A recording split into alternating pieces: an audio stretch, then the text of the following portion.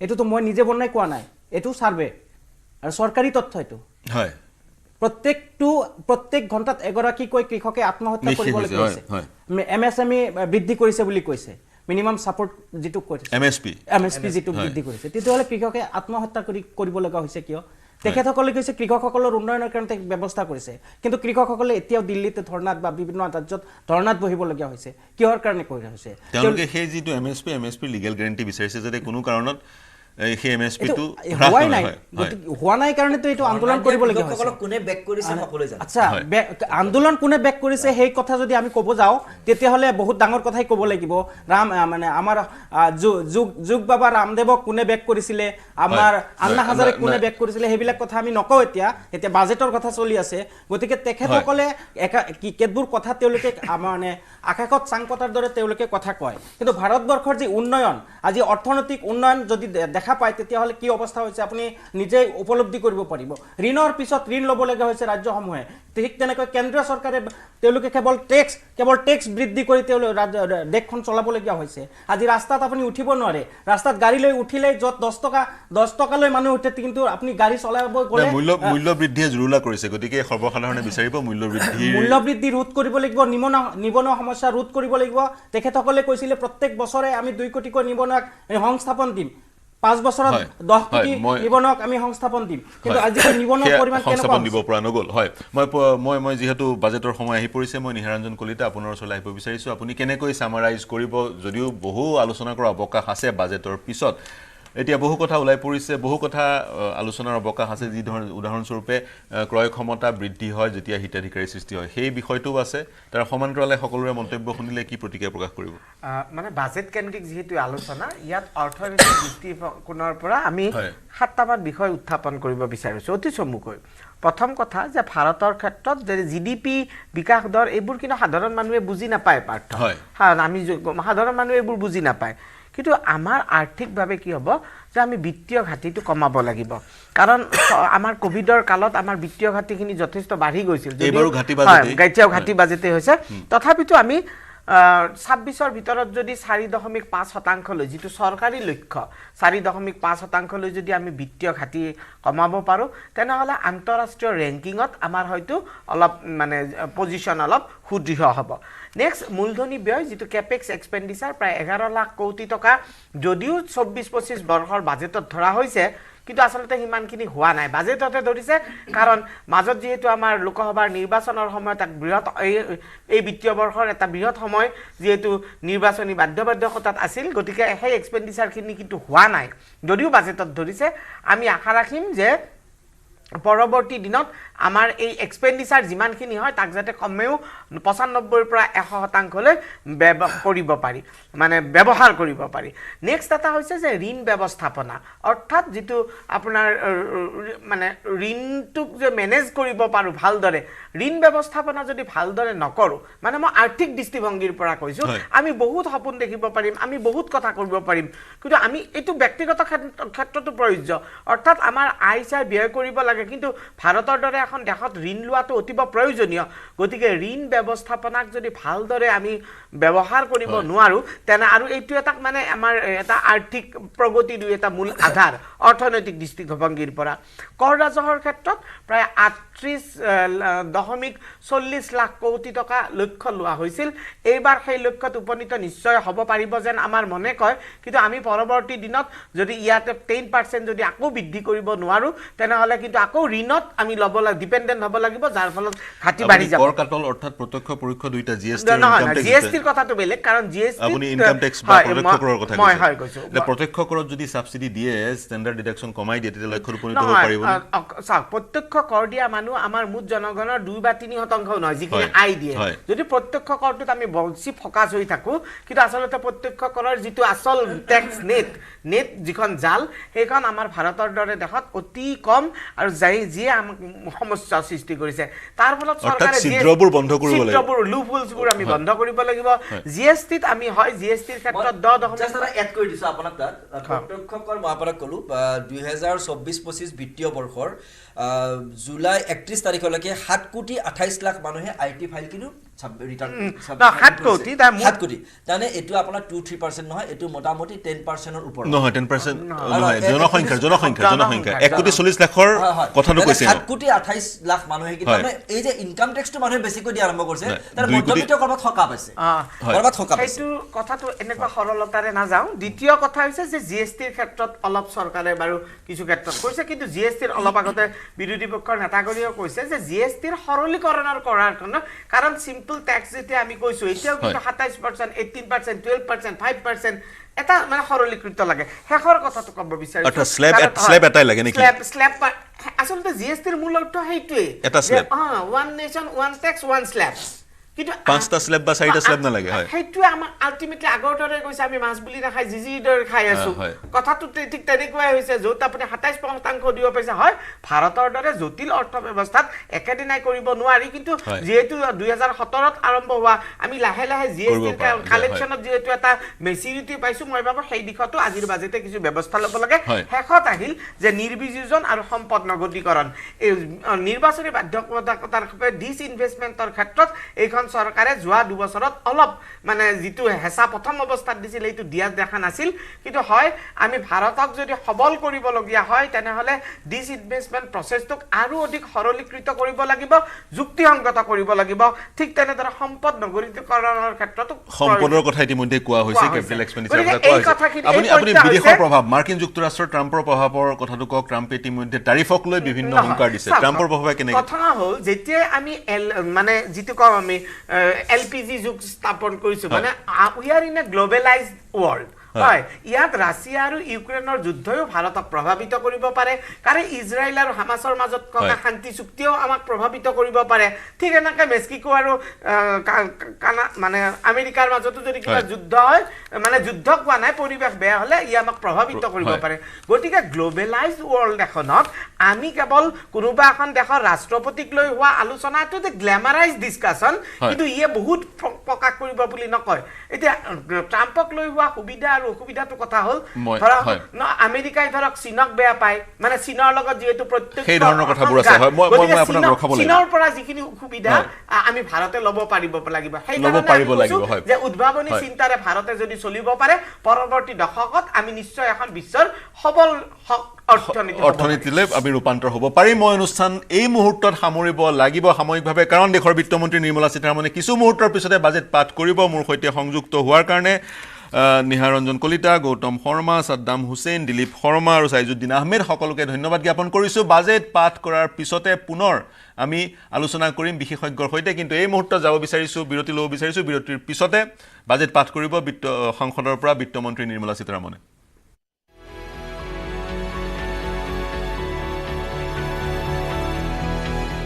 কোনটো কোনোবা এটা দেখুৱাচোন মাত্ৰ মাইথন ষ্টিল হে দিব ঠিক আছে নে স্ট্ৰং মানে মাইথন ষ্টিল ChatGPTক প্ৰত্যাহ্বান জনাই অসমীয়া যুৱকৰ নতুন টাইপিং ছফটৱেৰ এতিয়াৰে পৰা যিকোনো বিষয়ে অসমীয়াত লিখিবলৈ হলে মোবাইল অথবা কম্পিউটাৰত টাইপ নকৰিলেও হ'ব মুখেৰে কৈ গলেই স্বয়ংক্ৰিয়ভাৱে মোবাইল অথবা কম্পিউটাৰত হ'ব টাইপ অ আখৰ AI আমাৰ ভাষা আমাৰ প্ৰাণ আমাৰ ভাষা আমাৰ প্ৰাণ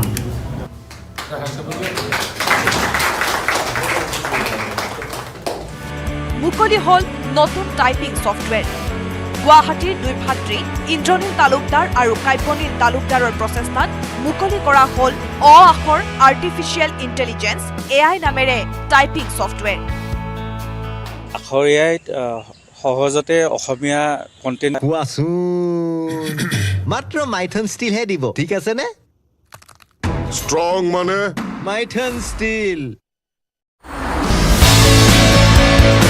ChatGPTক প্ৰত্যাহ্বান জনাই অসমীয়া যুৱকৰ নতুন টাইপিং ছফটৱেৰ এতিয়াৰে পৰা যিকোনো বিষয়ে অসমীয়াত লিখিবলৈ হলে মোবাইল অথবা কম্পিউটাৰত টাইপ নকৰিলেও হ'ব মুখেৰে কৈ গলেই স্বয়ংক্ৰিয়ভাৱে মোবাইল অথবা কম্পিউটাৰত হ'ব টাইপ অ আখৰ AI আমাৰ ভাষা আমাৰ প্ৰাণ আমাৰ ভাষা আমাৰ প্ৰাণ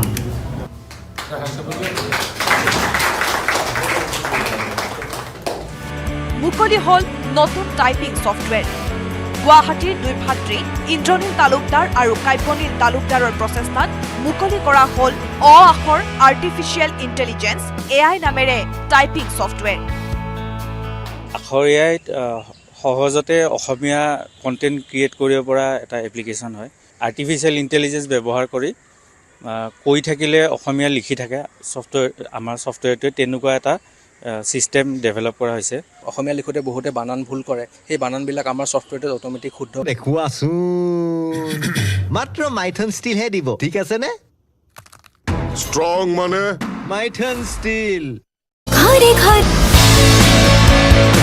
ChatGPTক প্ৰত্যাহ্বান জনাই অসমীয়া যুৱকৰ নতুন টাইপিং সফটওয়্যাৰ এতিয়াৰে পৰা যিকোনো বিষয়ে অসমীয়াত লিখিবলৈ হলে মোবাইল অথবা কম্পিউটাৰত টাইপ নকৰিলেও হ'ব মুখেৰে কৈ গলেই স্বয়ংক্ৰিয়ভাৱে মোবাইল অথবা কম্পিউটাৰত হ'ব টাইপ আখৰ AI আমাৰ ভাষা আমাৰ প্ৰাণ আমাৰ ভাষা আমাৰ প্ৰাণ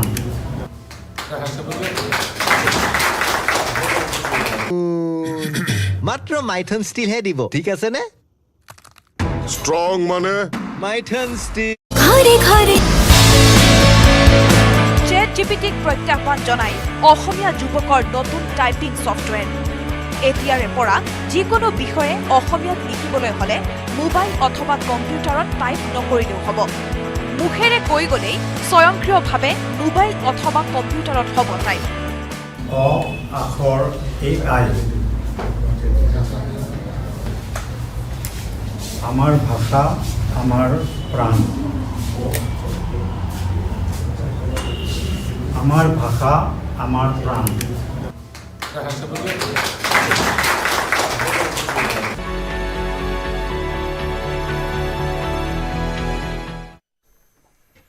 আজি কেন্দ্ৰীয় বাজেট দাখিল কৰিব বিত্তমন্ত্ৰী নিৰ্মলা সীতাৰমণে আৰু মাত্ৰ কেইটামান মুহূৰ্তৰ পিছতে সদনত নিৰ্মলা সীতাৰমণে দাখিল কৰিব 2025-26 বৰ্ষৰ কেন্দ্ৰীয় বাজেট লোকসভা অভিমুখে ইতিমধ্যে বিত্তীয় মন্ত্ৰণালয়ৰ পৰা ৰাওনা হৈছে হাতত বাজেট লৈ বিত্তমন্ত্ৰী নিৰ্মলা সীতাৰমণ সদনত মোদী চৰকাৰৰ এয়া তৃতীয় কাৰ্যকালৰ প্ৰথমখন পূৰ্ণাংগ বাজেট বিত্তমন্ত্ৰী হিচাপে নিৰ্মলা সীতাৰমণে ক্ৰমাগত অষ্টমবাৰৰ বাবে দাখিল কৰিব বাজেট কেন্দ্ৰীয় বাজেটত আমেৰিকাৰ আৰ্হিৰে কৰ্পোৰেটৰ কৰ হ্ৰাসৰ সম্ভাৱনা বিশ্বৰ ভূ ৰাজনৈতিক অনিশ্চয়তা আৰু ক্ৰমাগত 4 বছৰ অৰ্থনৈতিক বৃদ্ধিৰ হাৰ হ্ৰাস পোৱাৰ সময়তে কেন্দ্ৰীয় বিত্তমন্ত্ৰীগৰাকীয়ে দাখিল কৰিব বাজেট আমেৰিকাৰ ৰাষ্ট্ৰপতিৰ দায়িত্বভাৰ গ্ৰহণ কৰিয়েই ডোনাল্ড ট্ৰাম্পে গ্ৰহণ কৰা নীতিয়ে ভাৰতকে ধৰি অন্যান্য দেশলৈ অৰ্থনৈতিক অনিশ্চয়তা কঢ়িয়াই আনিছে আৰু এনে এক সময়ত নিৰ্মলা সীতাৰমণৰ বাজেটে দেশৰ অৰ্থনীতিৰ ক্ষেত্ৰত গুৰুত্বপূৰ্ণ ভূমিকা বহন কৰিব আজিৰ বাজেটত মধ্যবিত্তসকলৰ বাবে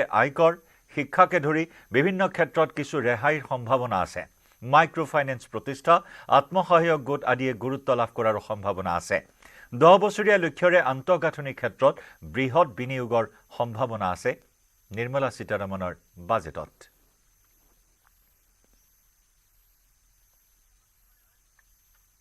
আৰু মাত্ৰ কেইটামান মুহূৰ্তৰ পিছতে সদনত নিৰ্মলা সীতাৰমণে দাখিল কৰিব 2025-26 বিত্তীয় বৰ্ষৰ সাধাৰণ কেন্দ্ৰীয় বাজেট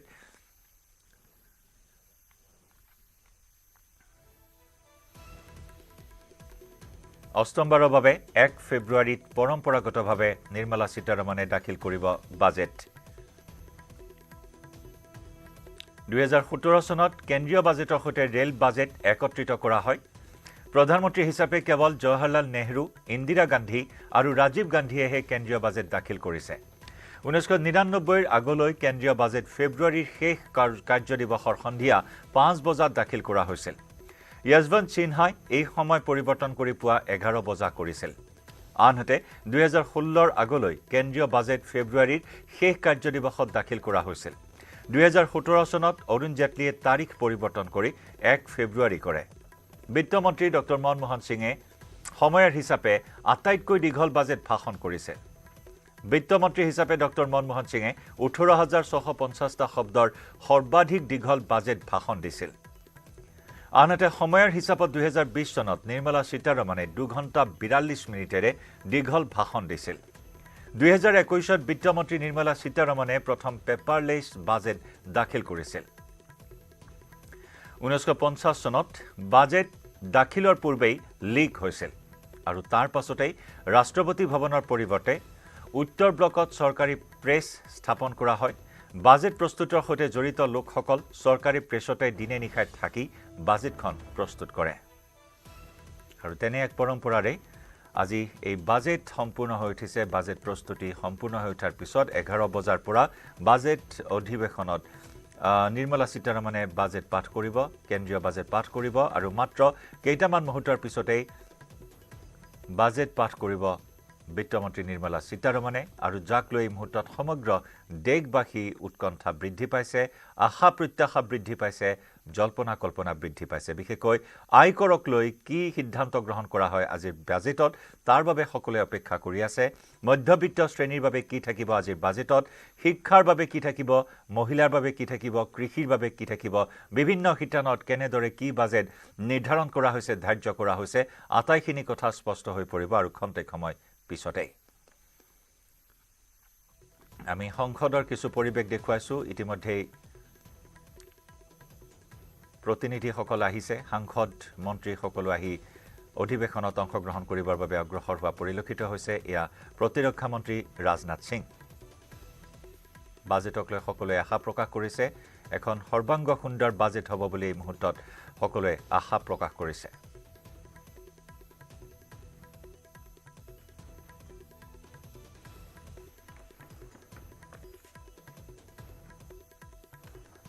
कुछ बढ़ते और टैक्सेस के लिए मैं ये सोचता हूँ कि केवल रिडक्शन इन टैक्सेस से कोई हर चीज़ हल हो जाएगी, वो नहीं है। रैशनलाइजेशन ज़रूर, पर टैक्स बेस को इंक्रीज करना चाहिए।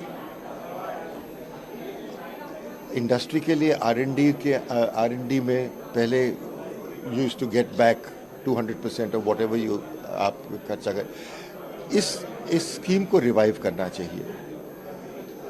और ईज ऑफ डूइंग बिजनेस है, कहाँ इंडस्ट्री कैसे ग्रोथ कर सकती है, इंफ्रास्ट्रक्चर में स्पेंड कर सकती है गवर्नमेंट, वो बहुत ज़रूरी है। मेरे ख्याल से ये हम सोच रहे थे।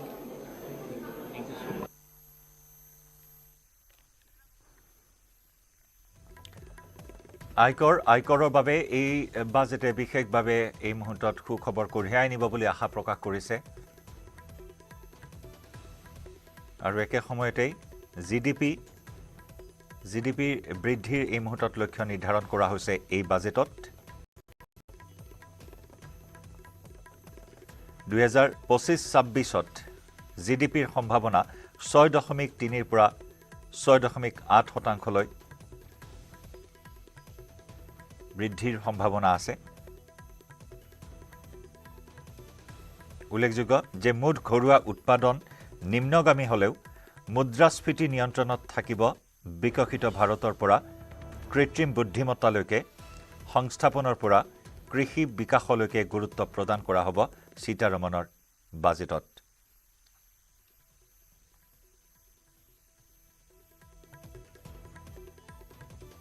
উল্লেখযোগ্য যে শুকুৰবাৰে ইতিমধ্যে অৰ্থনৈতিক সমীক্ষাও দাঙি ধৰে কেন্দ্ৰীয় বিত্তমন্ত্ৰী নিৰ্মলা সীতাৰমণে।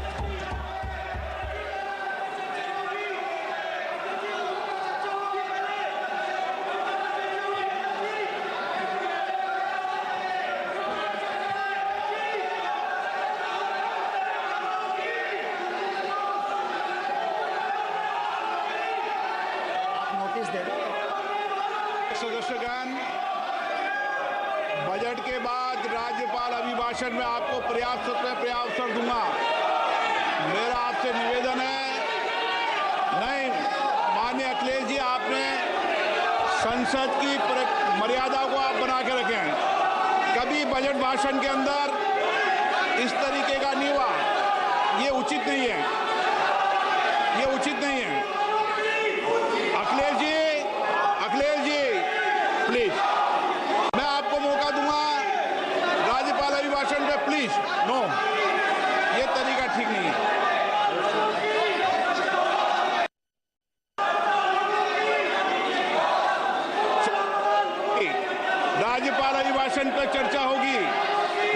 तरीका Honorable Speaker, I present the budget for 25-26. This budget continues our government's efforts to A. Accelerate growth, B. Secure inclusive development, C. Invigorate private sector investments, D. Uplift household sentiments, and E. Enhance spending power of India's rising middle class. Together, we embark on a journey to unlock our nation's tremendous potential for greater prosperity and global positioning under the leadership of Honorable Prime Minister Shri Narendra Modi.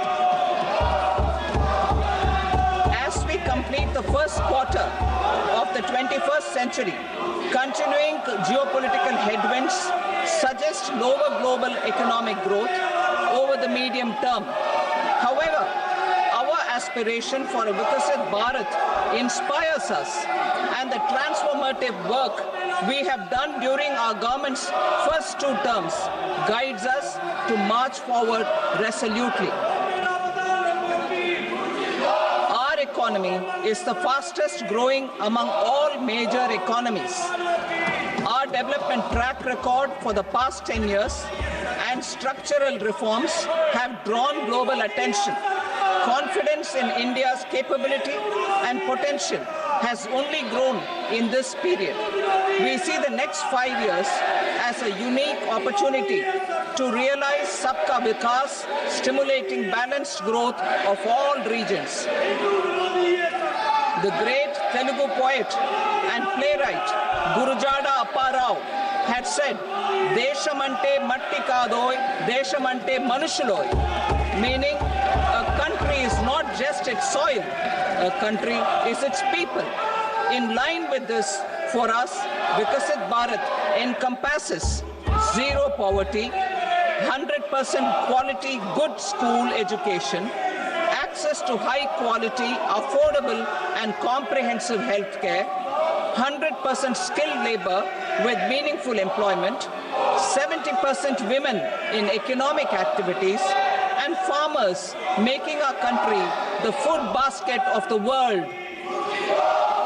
In this budget, the proposed development measures span 10 broad areas focusing on Garib, youth, Annadata and Nari, spurring agricultural growth and productivity, building rural prosperity and resilience, taking everyone together on an inclusive growth path, boosting manufacturing and furthering Make in India, supporting MSMEs, enabling employment-led development, investing in people, economy and innovation, securing energy supplies, promoting exports and nurturing innovation.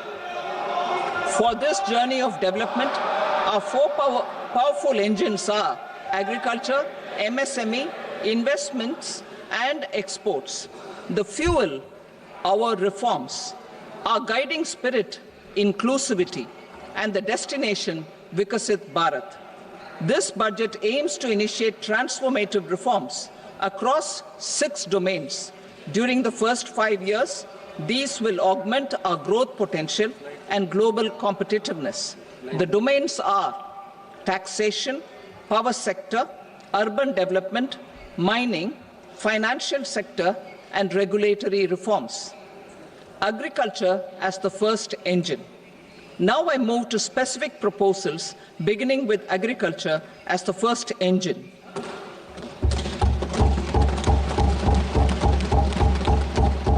Prime Minister Dhan Dhanya Krishi Yojana, developing agri-districts program. Motivated by the success of the aspirational district program, our government will undertake a Prime Minister Dhan Dhanya Krishi Yojana in partnership with states. Through the convergence of existing schemes and specialized measures, the program will cover 100 districts with low productivity, moderate crop intensity, and below average credit parameters. It aims to 1. Enhance agricultural productivity, 2. Adopt crop diversification and sustainable agricultural practices. 3. Augment post-harvest storage at the panchayat and block level. 4. Improve irrigation facilities. And 5. Facilitate availability of long-term and short-term credit. This program is likely to help 1.7 crore farmers. Building rural prosperity and resilience. A comprehensive multi-sectoral rural prosperity and resilience program will be launched in partnership with the states. This will address underemployment in agriculture through skilling, investment, technology, and invigorating the rural economy. The goal is to generate ample opportunities in rural areas so that migration is an option but not a necessity. The program will focus on rural women, young farmers, rural youth, marginal and small farmers, and landless families. The details are in Annexure A. Domestic best practices will be incorporated, and appropriate technical and financial assistance will be sought from multilateral development banks. In Phase 1, 100 developing agri-districts will be covered. Atmanirbharta in pulses. Our government is implementing the National Mission for Edible Oilseed for achieving Atmanirbharta in edible oils. Our farmers have the capability to grow enough for our needs and more. 10 years ago, we made concerted efforts and succeeded in achieving near self-sufficiency in pulses. Farmers responded to the need by increasing the cultivated area by 50%, and government arranged for procurement and remunerative prices. Since then, with rising incomes and better affordability, our consumption of pulses has increased significantly. Our government will now launch a 6-year mission for Atmanirbharta in pulses with a special focus on Tuar, Urad and Masoor. Details are in Annexure B.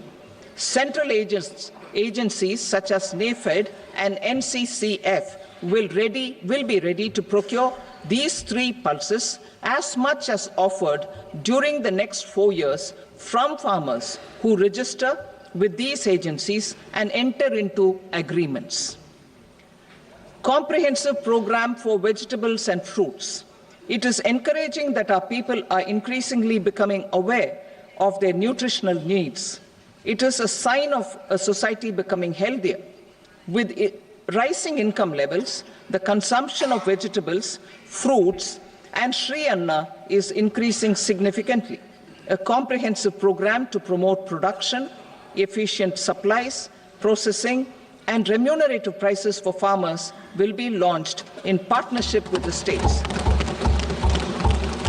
Appropriate institutional mechanisms for implementation and participation of farmer producer organizations and cooperatives will be set up. Makhana board in Bihar. For this, there is a special opportunity for the people of Bihar. A Makhana board will be established in the state to improve production, processing, value addition, and marketing of makhana. The people engaged in these activities will be organized into FPOs. The board will provide hand-holding and training support to makhana farmers and will also work to ensure they receive the benefits of all relevant government schemes. A national mission on high-yielding seeds will be launched, aimed at 1. Strengthening research ecosystem, 2. Targeted development and propagation of seeds with high yield, pest resistance, and climate resilience, and 3. Commercial availability of more than 100 seed varieties released since July 2024. India ranks second largest globally in fish production and aquaculture. Seafood exports are valued at 60,000 crore rupees. To unlock the untapped potential of the marine sector, our government will bring in an enabling framework for sustainable harnessing of fisheries from Indian exclusive economic zone and high seas, with a special focus on the Andaman and Nicobar and Lakshadweep Islands. For the benefit of lakhs of cotton growing farmers, I am pleased to announce a mission for cotton productivity. This 5-year mission will facilitate significant improvements in productivity and sustainability of cotton farming and promote extra long staple cotton varieties. The best of science and technology support will be provided to farmers. Aligned with our integrated 5F vision for the textile sector, this will help in increasing incomes of the farmers and ensure a steady supply of quality cotton for rejuvenating India's traditional textile sector.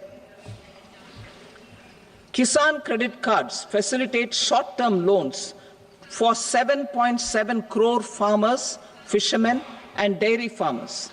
The loan limit under modified interest subvention scheme will be enhanced from 3 lakh rupees to 5 lakh rupees for loans taken through the KCC. For Atmanirbharta in urea production, our government had reopened 3 dormant urea plants in the eastern region. To further augment urea supply, a plant with annual capacity of 12.7 lakh metric tons will be set up at Namrup in Assam.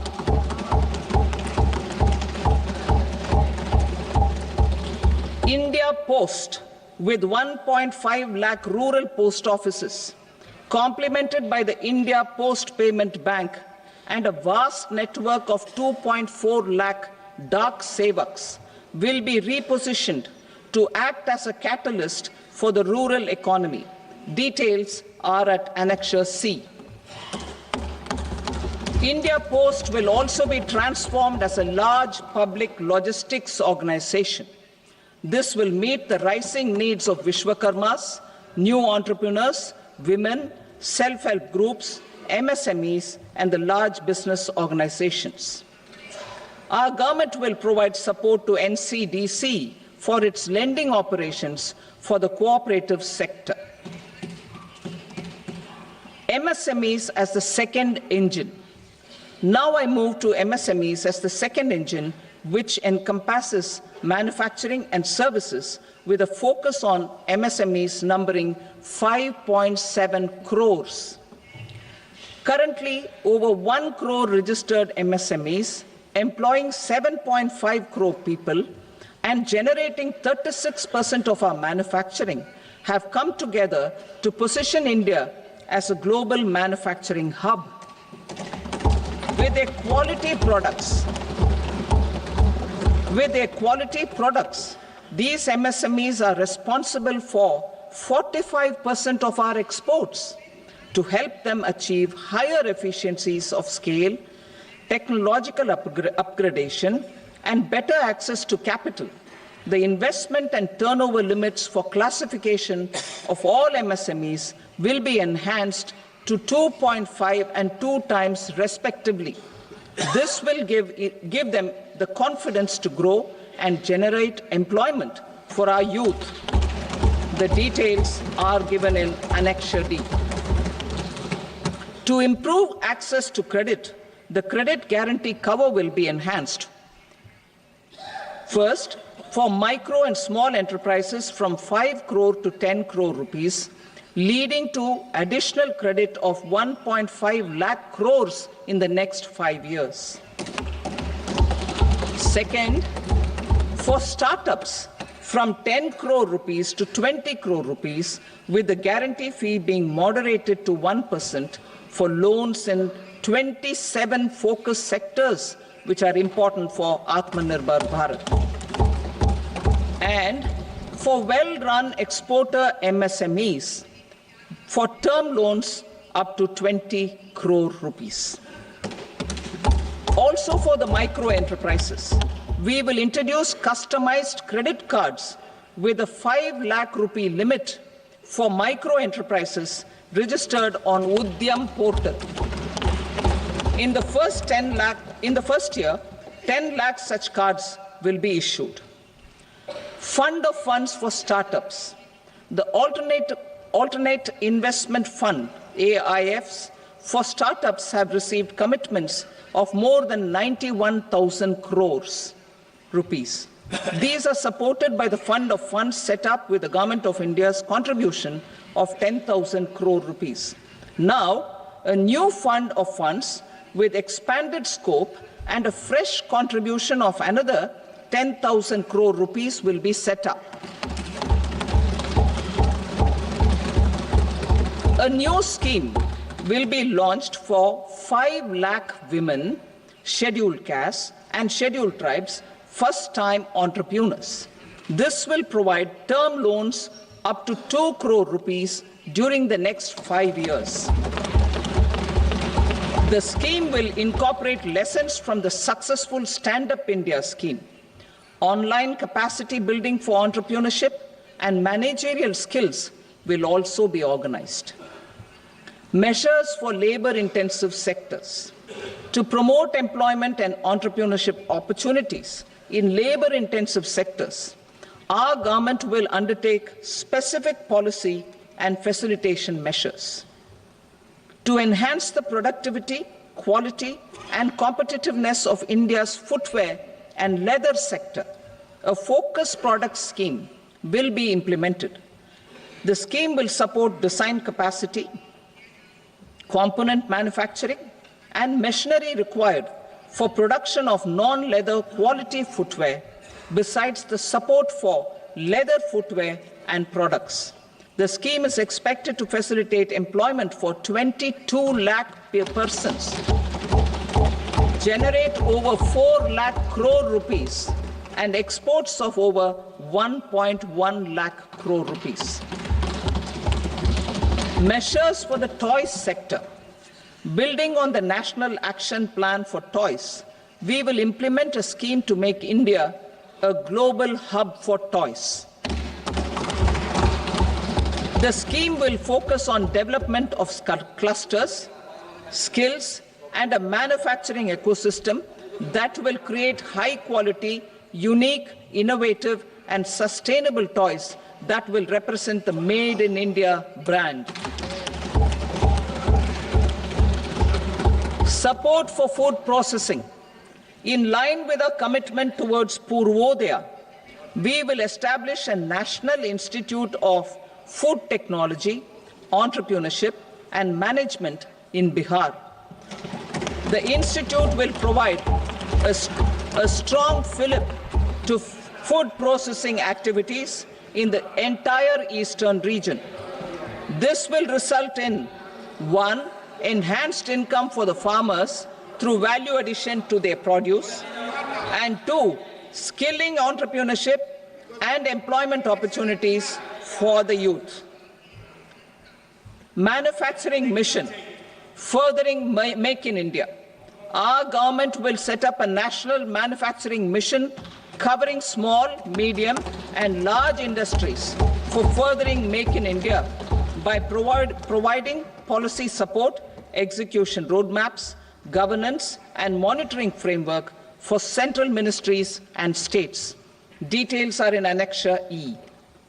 Given our commitment to climate-friendly development, the mission will also support clean tech manufacturing. This will aim to improve domestic value addition and build our ecosystem for solar PV cells, EV batteries, motors and controllers, electrolyzers, wind turbines, very high voltage transmission equipment, and grid-scale batteries. Investment as the third engine. Now I move to investment as the third engine, which encompasses investing in people, investing in the economy, and investing in innovation. Investing in people. Saksham Anganwadi and Poshan 2.0.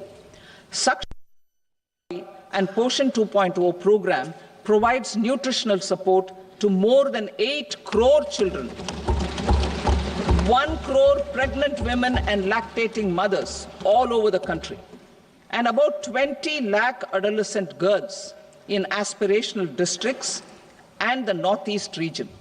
The cost norms for these nutritional support will be enhanced appropriately. Atal Tinkering Labs.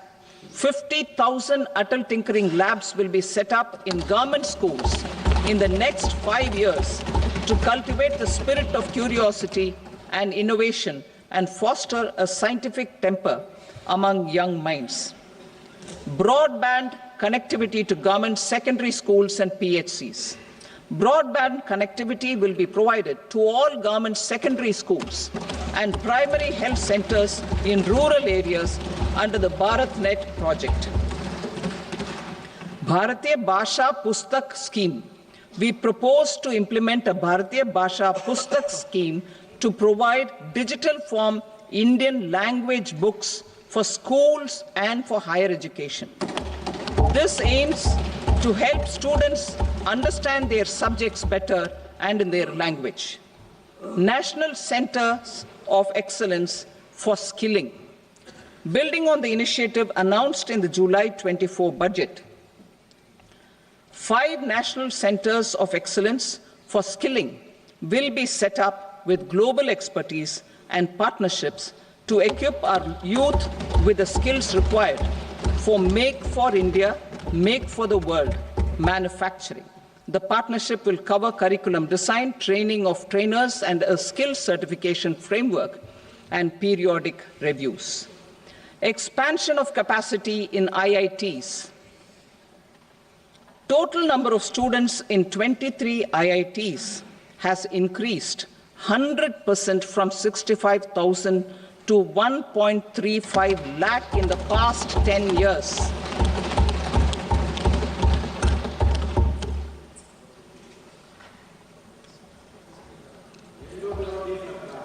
Additional infrastructure will be created in the 5 IITs started after 2014 to facilitate education for 6,500 more students.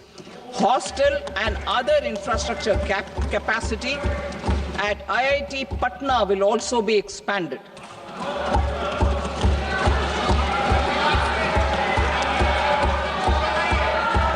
Center of Excellence.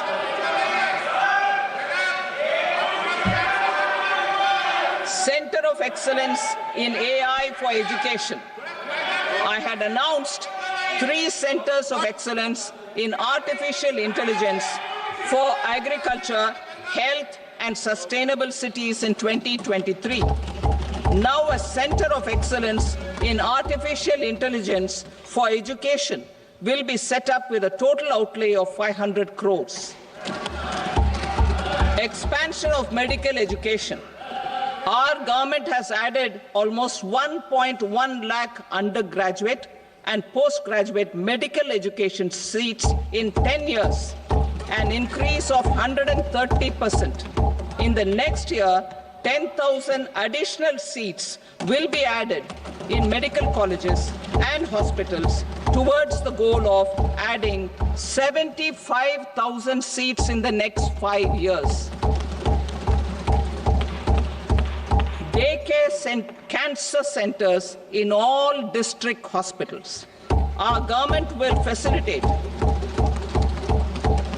setting up of daycare cancer centers in all district hospitals in the next 3 years. 200 centers will be established in 25-26 itself. कृत्रिम बुद्धिमत्ता संबंधी एक उत्कृष्टता केंद्र स्थापित किया जाएगा। चिकित्सा शिक्षा का विस्तार। हमारी सरकार ने 10 वर्षों में लगभग 1.1 लाख स्नातक और स्नातकोत्तर चिकित्सा शिक्षा सीटों को जोड़ा है और यह 130% की वृद्धि है।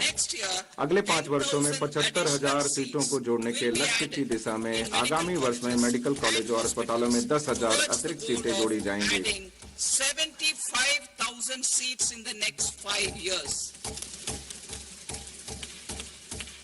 Daycare सभी जिला अस्पतालों में डे केयर कैंसर केंद्र स्थापित किए जाएंगे। हमारी सरकार अगले 3 वर्षों में सभी जिला अस्पतालों में डे केयर कैंसर केंद्रों को स्थापित करने की सुविधा प्रदान करेगी। वर्ष 2025-26 में 200 केंद्र स्थापित किए जाएंगे। शहरी आजीविका सुदृढ़ीकरण। हमारी सरकार शहरी गरीबों और कमजोर समूहों को सहायता प्रदान करने को प्राथमिकता देती आ रही है।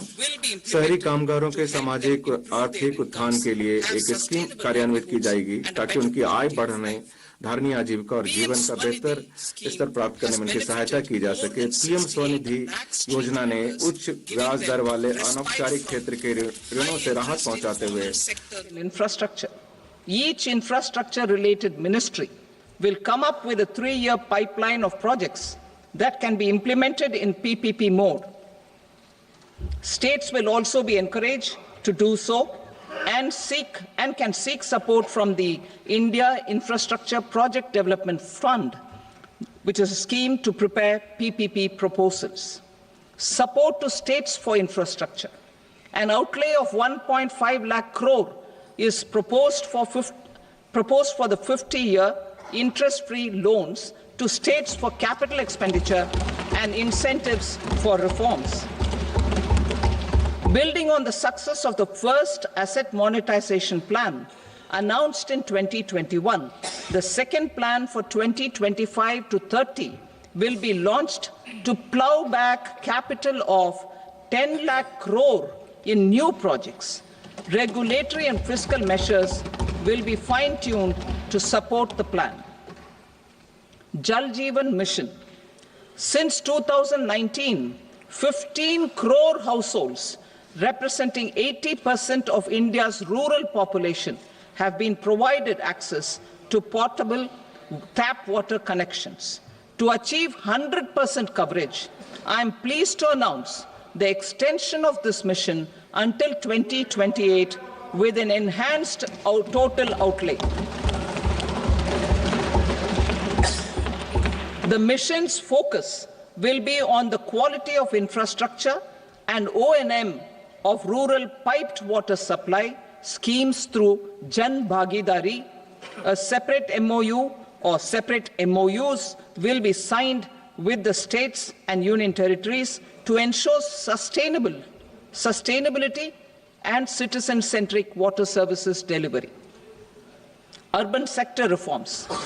Building on the July budget proposals, urban sector reforms related to governance, municipal services, urban land and planning will be incentivized.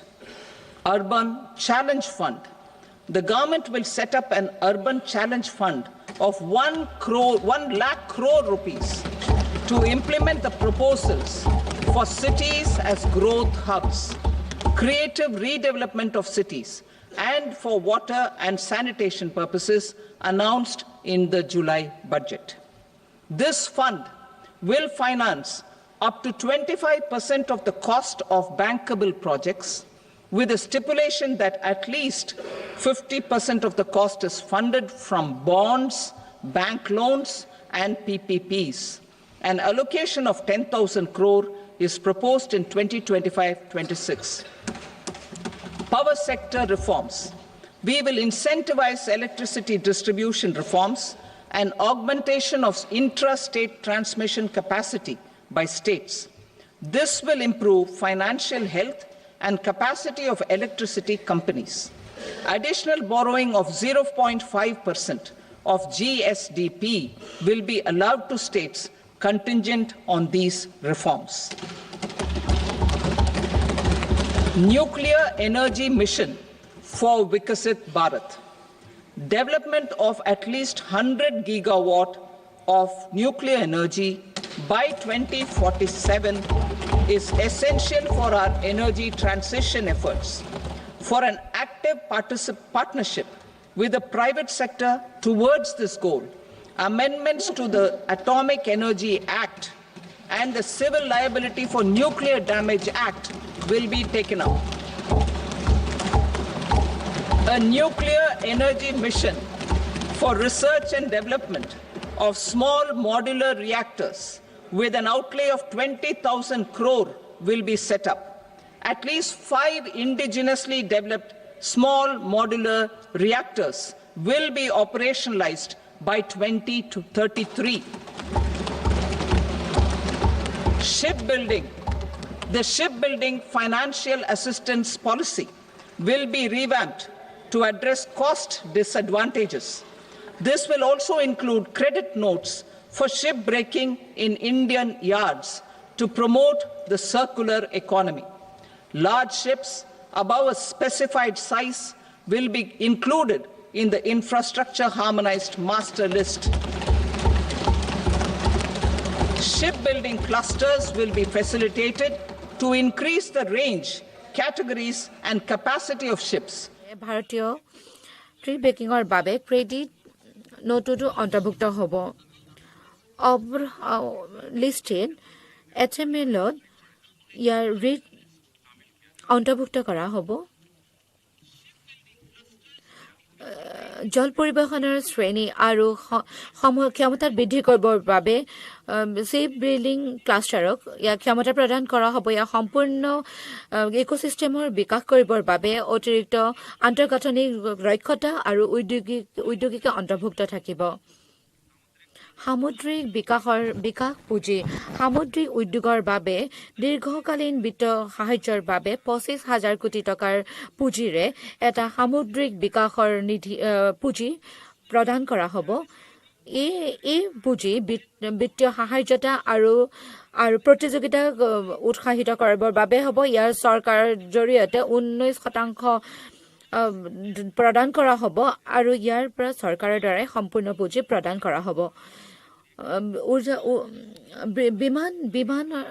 বিমান ক্ষেত্ৰে 1.5 মধ্যবৰ্গীয় লোকক যাত্ৰা কৰিবৰ বাবে তেওঁলোকৰ আশা সম্পূৰ্ণ কৰিবৰ বাবে সমৰ্থ কৰি তুলিছে। এই আঁচনিয়ে 18টা বিমানবন্দৰক জড়িত কৰিছে আৰু 19টা ৰাষ্ট্ৰক তেওঁলোকে ইয়াৰ লগত কাৰ্যকৰী কৰি তুলিছে। এই সম্বন্ধে উৎসাহিত হৈ এটা নতুন উৰা জাহাজৰ আঁচনি আৰম্ভ কৰা হ'ব আৰু ইয়াত বহুতো বিভিন্ন ক্ষেত্ৰৰ লগত বিমানৰ যোগাযোগ স্থাপন কৰা হ'ব আৰু ইয়াৰ জৰিয়তে যাত্ৰীসকলে বহুতো ইয়াৰ পৰা সুবিধা লাভ কৰিব আৰু উত্তৰ পূৰ্বৰ জিলাসমূহত হেলিপেড আৰু সৰু সৰু যি বিমানবন্দৰসমূহ সেইসমূহকো কাৰ্যকৰী কৰাত সহায় কৰিব। These will be in addition to the expansion of the capacity of Patna Airport and a brownfield airport in Beta. Western Kosi Canal project in Mithilanchal. Financial support will be provided for the Western Kosi Canal ERM project, benefiting a large number of farmers cultivating over 50,000 hectares of land in the Mithilanchal region of Bihar. Mining sector reforms, including those for minor minerals, will be encouraged through sharing of best practices and institutions of a state mining index. A policy for recovery of critical minerals from tailings will be brought out. Under the special window for affordable and mid-income housing, SWAMI, 50,000 dwelling units in stressed housing projects have been completed and keys handed over to home buyers. Another 40,000 units will be completed in 2025, further helping middle-class families who are paying EMIs on loans taken for apartments while also paying rent for their current dwellings. Building on this success, Swami Fund 2 will be established as a blended finance facility with contribution from the government, banks and private investors. This fund of 15,000 crore rupees will aim for expeditious completion of another 1 lakh units. PM Gati Shakti data for private sector. For furthering PPPs and assisting the private sector, in project planning, access to relevant data and maps from the PM Gati Shakti portal will be provided. Tourism for employment-led growth. Top 50 tourist destination sites in the country will be developed in partnership with states through a challenge mode. Land for building key infrastructure will have to be provided by the states. Hotels in these destinations will be included in the infrastructure harmonized list. The following measures will be taken for facilitating employment-led growth. Organizing intensive skill development programs for our youth, including in institutes of hospitality management. Providing mudra loans for homestays.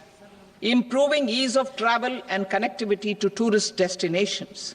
Providing performance-linked incentives to states for effective destination management, including tourist amenities, cleanliness, and marketing efforts. And introducing streamlined e-visa facilities along with visa fee waivers for certain tourist groups. Continuing with the emphasis on places of spiritual and religious significance in the July budget, there will be a special focus on destinations related to the life and times of Lord Buddha. Medical tourism and heal in India. Medical tourism and heal in India will be promoted in partnership with the private sector along with capacity building and easier visa norms. Investing in innovation. To implement private sector-driven research, development and innovation initiatives announced in the July budget, I am now allocating 20,000 crore rupees for this purpose. A deep tech fund of funds will also be explored to catalyze the next generation startups as a part of this initiative. In the next 5 years, under the PM Research Fellowship Scheme, we will provide 10,000 fellowships for technological research in IITs and IISc with enhanced financial support. The second gene bank with 10 lakh germplasm lines will be set up for future food and nutritional security. This will provide conservation support to both public and private sectors for genetic resources. We will start a national geospatial mission to develop foundational geospatial infrastructure and data. Using PM Gati Shakti, this mission will facilitate modernization of land records, urban planning, and design of infrastructure projects. A Gyan Bharatam mission for survey, documentation, and conservation of our manuscript heritage with academic institutions, museums, libraries, and private collectors will be undertaken to cover more than 1 crore manuscripts. We will set up a national digital repository of Indian knowledge systems for knowledge sharing. Now I move to exports as the fourth engine. We will set up an export promotion mission with sectoral and ministerial targets driven jointly by the Ministries of Commerce, MSME, and Finance. It will facilitate easy access to export credit, cross-border factoring support, support to MSMEs to tackle non-tariff measures in overseas markets. A digital public infrastructure, Bharat Trade Net, for international trade will be set up as a unified platform for trade documentation and financing solutions. This will complement the Unified Logistics Interface platform. The BTN will be aligned with international practices. Support will be provided to develop domestic manufacturing capacities for our economy's integration with global supply chains. Sectors will be identified based on objective criteria. Facilitation groups with participation of senior officers and industry representatives will be formed for select products and supply chains. Through this, there are huge opportunities related to Industry 4.0, which needs high skills and talent. Our youth have both. Our government will support the domestic electronic equipment industry to leverage this opportunity for the benefit of our youth. A national framework will be formulated as guidance to states for promoting global capability centers in emerging Tier 2 cities. This will suggest measures for enhancing availability of talent and infrastructure, building bylaw reforms, and mechanisms for collaboration with industry. Our government will facilitate upgradation of infrastructure and warehousing for air cargo, including high-value perishable horticultural produce. Cargo screening and customs protocol will be streamlined and made user-friendly. Reforms as the fuel. Over the past 10 years, our government has implemented several reforms for convenience of taxpayers, such as faceless assessment, 2, taxpayer charter, 3, faster returns, 4, almost 99% returns being on self-assessment, and 5, Vivad Se Vishwas scheme.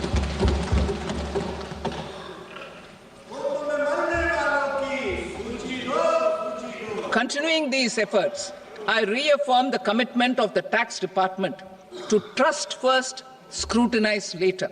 I also propose to introduce the new income tax bill next week. I will detail the indirect tax reforms and changes in direct taxes in Part B. Financial sector reforms. The FDI limit for the insurance sector will be raised from 74 to 100%. This enhanced limit will be available for those companies which invest the entire premium in India. The current guardrails and conditionalities associated with foreign investment will be reviewed and simplified. The services of India Post Payment Bank will be deepened and expanded in rural areas. NABFID will set up a partial credit enhancement facility for corporate bonds for infrastructure. Public sector banks will develop Grameen Credit Score Framework to serve the credit needs of SHG members and people in rural areas. A forum for regulatory coordination and development of pension products will be set up. To implement the earlier announcement on simplifying the KYC processes, the revamped Central KYC Registry will be rolled out in 2025. We will also implement a streamlined system for periodic updating. Requirements and procedures for speedy approval of company mergers will be rationalized. The scope for fast-track mergers will also be widened and the process made simpler. As proposed in the interim budget, we signed bilateral investment treaties with 2 countries in 2024 to encourage sustained foreign investment, and in the spirit of First Develop India, the current model BIT will be revamped and made more investor-friendly. In the last 10 years, in several aspects, including financial and non-financial, our government has demonstrated a steadfast commitment to ease of doing business. We are determined to ensure that our regulations must keep up with technological innovations and global policy developments. A light-touch regulatory framework based on principles and trust will unleash productivity and employment. Through this framework, we will update regulations that were made under old laws. To develop this modern, flexible, people-friendly, and trust-based regulatory framework appropriate for the 21st century, I propose 4 specific measures. A high-level committee for regulatory reforms will be set up for a review of all non-financial sector regulations, certifications, licenses, and permissions. The committee will be expected to make recommendations within a year. The objective is to strengthen trust-based economic governance and take transformational measures to enhance ease of doing business, especially in matters of inspection and compliances. States will be encouraged to join in this endeavor. An investment friendliness index of states will be launched in 2025 to further the spirit of competitive, cooperative federalism. Under the Financial Stability and Development Council, a mechanism will be set up to evaluate impact of the current financial regulations and subsidiary instructions. It will also formulate a framework to enhance their responsiveness and development of the financial sector. In the Jan Vishwas Act 2023, more than 180 legal provisions were decriminalized. Our government will now bring up the Jan Vishwas Bill 2.0 to decriminalize more than 100 provisions in various laws. I now move to fiscal policy. In the July budget, I had committed to staying the course for fiscal consolidation. Our endeavor will be to keep the fiscal deficit each year such that central government debt remains on a declining path as a percentage of the GDP. The roadmap for the next 6 years has been detailed in the FRBM statement. Revised estimates for 2024-25. The revised estimate of the total receipts other than borrowings is 31.47 lakh crore rupees, of which the net tax receipts are 25.57 lakh crore rupees. The revised estimate of the total expenditure is 47.16 lakh crore rupees, of which the capital expenditure is about 10.18 lakh crore rupees. The revised estimate of the fiscal deficit is 4.8% of the GDP. Budget estimates for 25-26. Coming to 25-26, the total receipts other than borrowings and total expenditure are estimated at 34.96 lakh crore rupees and 50.65 lakh crore rupees respectively. The net tax receipts are estimated at 28.37 lakh crore rupees. The fiscal deficit is estimated to be 4.4% of GDP. To finance the fiscal deficit, the net market borrowings from dated securities are estimated at 11.54 lakh crore. The balance financing is expected to come from small savings and other sources. The gross market borrowings are estimated at 14.82 lakh crore rupees. I will now move to Part B. Indirect taxes. My proposals relating to customs aim to rationalize tariff structure and address duty inversion. These will also support domestic manufacturing and value addition, promote exports, facilitate trade, and provide relief to common people. Rationalization of customs tariff structure for industrial goods. As a part of comprehensive review of customs rate structure announced in July 2024 budget, I propose to 1. Remove 7 tariff rates. This is over and above the 7 tariff rates removed in 23-24 budget.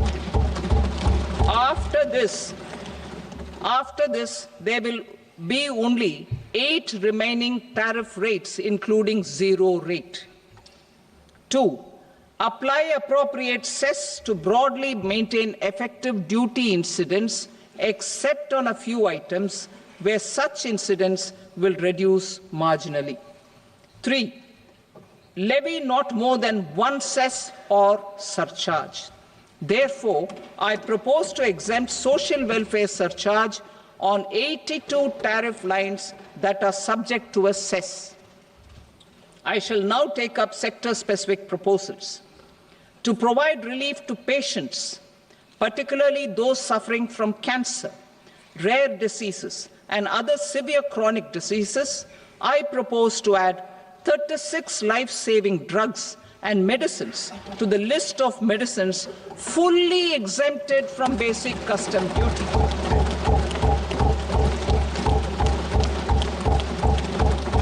I also propose to add 6 life-saving medicines to the list attracting concessional custom duty of 5%. Full exemption and concessional duty will also respectively apply on the bulk drugs for manufacture of the above. Specified drugs and medicines under patient assistance programs run by the pharmaceutical companies are fully exempt from BCD, provided the medicines are supplied free of cost to the patients. I propose to add 37 more medicines along with 13 new patient assistance programs. Support to domestic manufacturing and value addition. Critical minerals. In the July 2024 budget, I had fully exempted BCD on 25 critical minerals that are not domestically available. I had also reduced BCD of 2 other such minerals to provide a major fillip to their processing, especially by MSMEs. Now, I propose to fully exempt cobalt powder and waste, the scrap of lithium-ion battery, lead, zinc, and 12 more critical minerals. This will help secure their availability for manufacturing in India and promote more jobs for our youth. To promote domestic production of technical textile products such as agro-textiles, medical textiles, and geotextiles at competitive prices, I propose to add 2 more types of shuttle-less looms to the list of fully exempted textile machinery.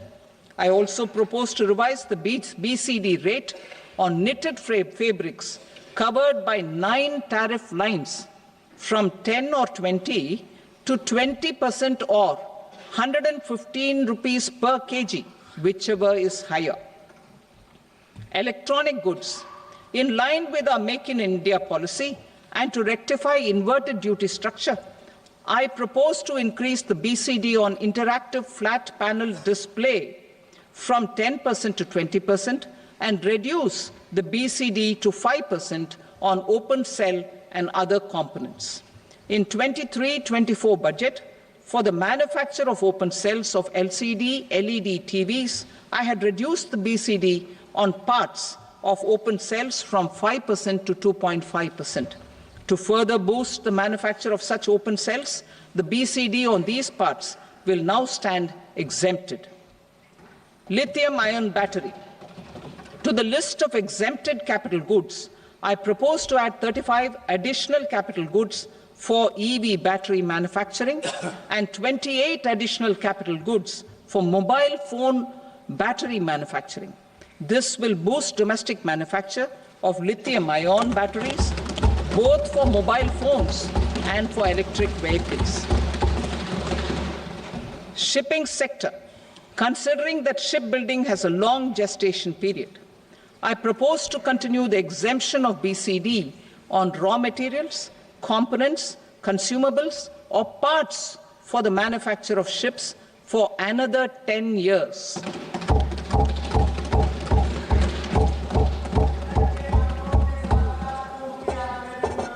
I also propose the same dispensation for shipbreaking to make it more competitive.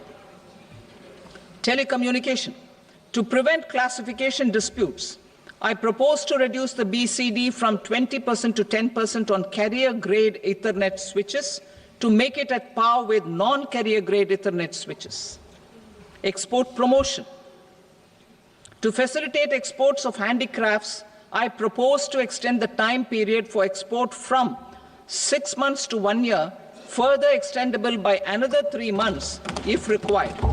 I also propose to add 9 items to the list of duty-free inputs. Leather sector. I propose to fully exempt BCD on wet blue leather to facilitate imports for domestic value addition and employment. I also propose to exempt crust leather from 20% export duty to facilitate exports by small tanners. Marine products. To enhance India's competitiveness in the global seafood market, I propose to reduce BCD from 30% to 5% on frozen fish paste, surimi, for manufacture and export of its analog products. I also propose to reduce BCD from 15% to 5% on fish hydrolysates for manufacture of fish and shrimp feed. In July 2024 budget, to promote development of domestic MROs for aircraft and ships, I had extended the time limit for export of foreign origin goods that were imported for repairs from 6 months to 1 year and further extendable by 1 year. I now propose to extend the same dispensation for railway goods. Time limit for provisional assessment. Presently, the Customs Act 1962 does not provide any time limit to finalize provisional assessments, leading to uncertainty and cost to trade. As a measure of promoting ease of doing business, I propose to fix a time limit of 2 years, extendable by a year, for finalizing the provisional assessment. I propose to introduce a new provision that will enable importers or exporters, after clearance of goods, to voluntarily declare material facts and pay duty with interest but without penalty. This will incentivize voluntary compliance. However, this will not apply in cases where department has already initiated audit or investigation proceedings. For industry to better plan their imports, I propose to extend the time limit for the end use of imported inputs in the relevant rules from 6 months to 1 year. This will provide operational flexibility in view of cost and uncertainty of supply. Further, such importers will now have to file only quarterly statements instead of a monthly statement.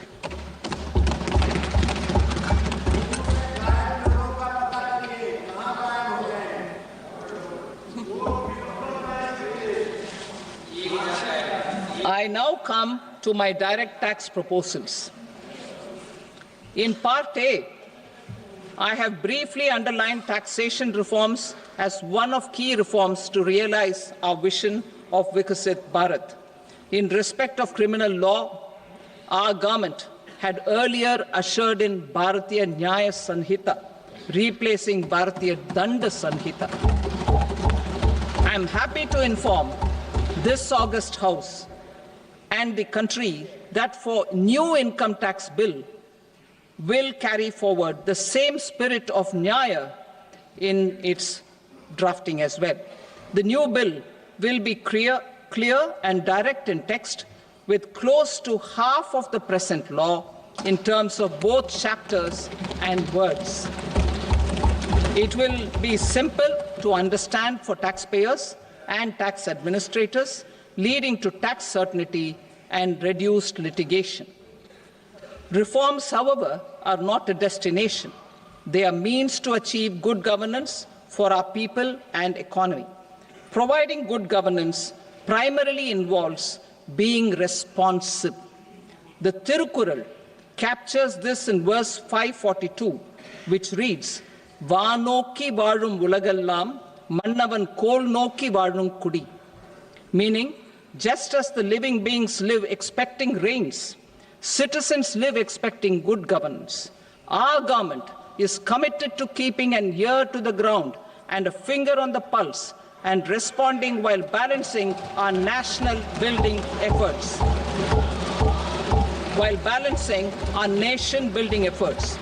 The following measures will detail just how our government will, under the guidance of PM Modi, has taken steps to understand and address. I repeat that sentence, sir. The following measures will detail just how our government, under the guidance of PM Modi, has taken steps to understand and address the needs voiced by our citizens. My tax proposals are guided by this spirit. The objectives of my proposals are as follows. Personal income tax reforms with special focus on middle class. Rationalization of TDS and TCS for easing difficulties. Encouraging voluntary compliance. Reducing compliance burden. Ease of doing business, employment and investment. I will come to my proposal on personal income tax towards the end. TDS and TCS, rationalization for easing difficulties. I propose to rationalize tax deduction at source, TDS, by reducing the number of rates and thresholds above which TDS is deducted. Further, threshold amounts for tax deduction will be increased for better clarity and uniformity. The limit for tax deduction on interest for senior citizens is being doubled from the present 50,000 rupees to 1 lakh rupees. Similarly, the annual limit of 2.40 lakh rupees for TDS on rent is being increased to 6 lakh rupees. This will reduce the number of transactions liable to TDS, thus benefiting small taxpayers receiving small payments. The threshold to collect tax at source, the TCS, on remittances under RBI's liberalized remittance scheme, the LRS, is proposed to be increased from 7 lakh to 10 lakhs. I also propose to remove TCS on remittances for education purposes, where such remittances is out of a loan taken from a specified financial institution. Both TDS and TCS are being applied on any transaction related to sale of goods. To prevent such compliance difficulties, I propose to omit the TCS. I also propose that the provisions of the higher TDS deduction will now apply only in non-PAN cases. In July 2024, the delay for payment of TDS up to the due date of filing statement was decriminalized. I propose to provide the same relaxation to TCS provisions as well. The government under the leadership of Prime Minister Modi believes in Sabka Saath, Sabka Vikas, Sabka Vishwas and Sabka Prayas. In line with this, we brought in updated return facility in 2022 for voluntary compliance by taxpayers who had omitted to report their correct income. Our trust in taxpayers was proved right. Nearly 90 lakh taxpayers voluntarily updated their incomes by paying additional tax. Taking this trust further, I now propose to extend the time limit to file updated returns for any assessment year from the current limit of 2 years to 4 years. I propose to reduce the compliance burden for small charitable trusts and institutions by increasing their period of registration from 5 years to 10 years. It is also proposed that disproportionate consequences do not arise for minor defaults such as incomplete applications filed by charitable entities. Presently, taxpayers can claim the annual value of self-occupied properties as nil only on the fulfillment of certain conditions. Considering the difficulties faced by taxpayers, it is proposed to allow the benefit of 2 such self-occupied properties without any condition. To streamline the process of transfer pricing and to provide an alternative to yearly examination, I propose to introduce a scheme for determining arm's length price of international transaction for a block period of 3 years. This will be in line with global best practices. With a view to reduce litigation and provide certainty in international taxation, the scope of safe harbor rules is being expanded. A number of senior and very senior citizens have very old national savings scheme accounts. As interest is no longer payable on such accounts, I propose to exempt withdrawals made from NSS by individuals on or after 29th August 2024. I am also proposing to allow similar treatment to NPS Vatsalya accounts as is available to normal NPS accounts subject to overall limits. In my speech in July 2024, I had promised that all processes, including giving effect to appellate orders, shall be digitalized and made paperless over the next 2 years. So I'm happy to announce that digitalization is being made operational now. In July 2024, we brought in the Vivad Se Vishwas scheme to resolve income tax disputes pending in appeal. The scheme has received a great response, with nearly 33,000 taxpayers having availed of the scheme to settle their disputes. I have a few proposals to promote investment and employment. It is proposed to provide a presumptive taxation regime for non-residents who provide services to a resident company that is establishing or operating an electronics manufacturing facility. I further propose to introduce a safe harbor for tax certainty for non-residents who store components for supply to specified electronics manufacturing units. Presently, the tonnage tax scheme is available only to sea-going ships. The benefits of existing tonnage tax scheme are proposed to be extended to inland vessels registered under the Indian Vessels Act 2021 to promote inland water transport in the country. Extension for incorporation of startups. We continue to support the Indian startup ecosystem. I propose to extend the period of incorporation by 5 years to allow the benefit available to startups which are incorporated before 1/4/2030. In order to attract and promote additional activities in the IFSC, I am inter alia proposing specific benefits to ship leasing units, insurance offices, and treasury centers of global companies which are set up in IFSC. Further, to claim benefits, the cutoff date for commencement in IFSC has also been extended by 5 years to 31/3/2030. Category 1 and Category 2 AIFs are undertaking investments in infrastructure and other such sectors. I propose to provide certainty of taxation to these entities on the gains from securities, to promote funding from sovereign wealth funds and pension funds to the infrastructure sector. I propose to extend the date of making an investment by 5 more years up to 31st March 2030.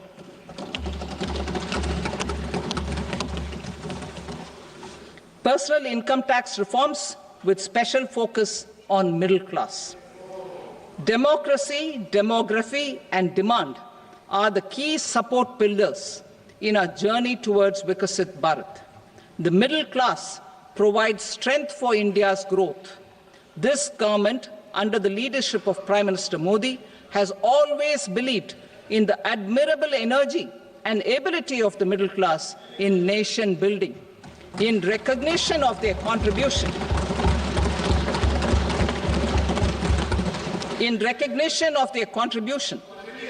we have periodically reduced their tax burden. Right after 2014, the nil tax slab was raised to 2.5 lakhs of rupees, which was further raised to 5 lakh rupees in 2019 and to 7 lakh rupees in 2023. This is reflective of our government's trust on the middle class taxpayers. I am now happy to announce that there will be no income tax payable up to income of 12 lakh rupees.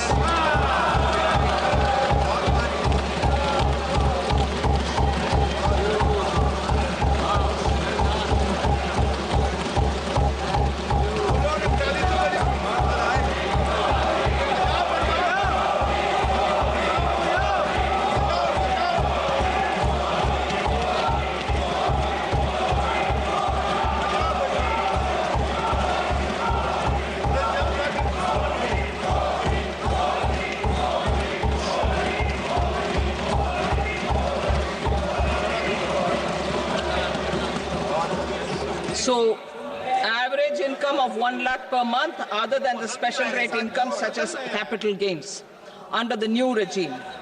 This limit will be 12.75 lakh for salaried taxpayers due to the standard deduction of 75,000. Slabs and rates are being changed across the board to benefit all taxpayers.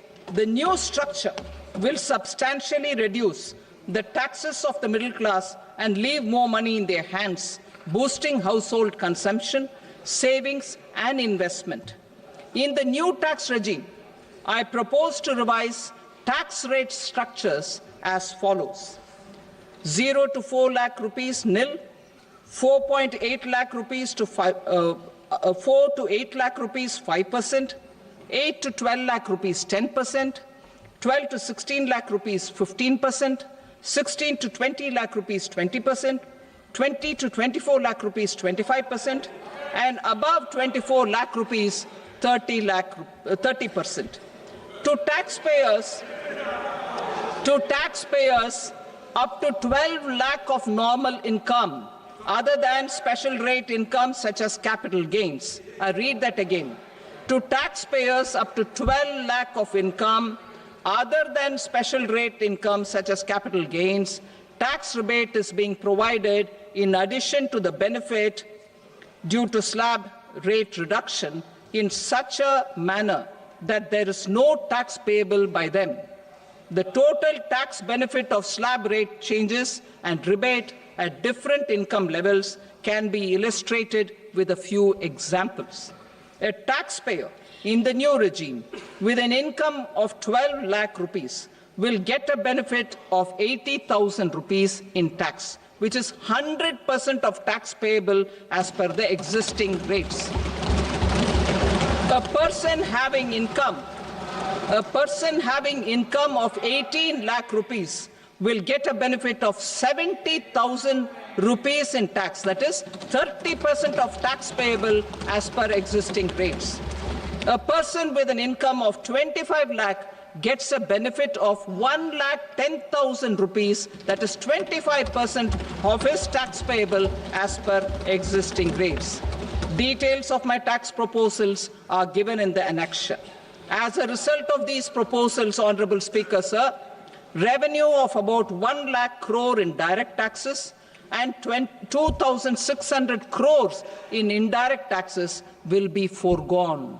Mr. Speaker, sir, with this, I commend the budget to this august House.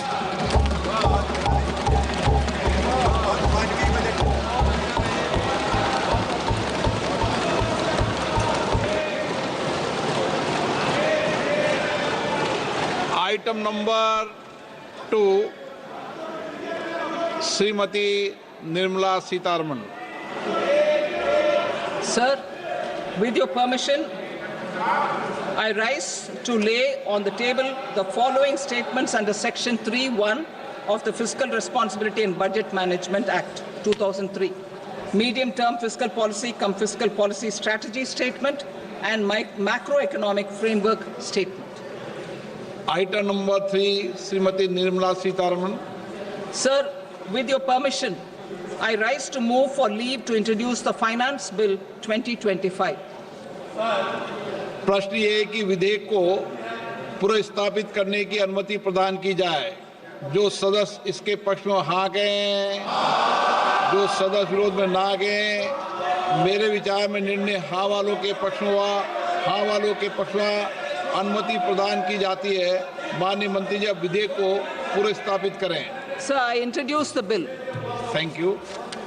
सभा की कार्रवाई सोमवार दिनांक 3 फरवरी 2025 को प्राप्त 11 बजे तक के लिए स्थगित की जाती है।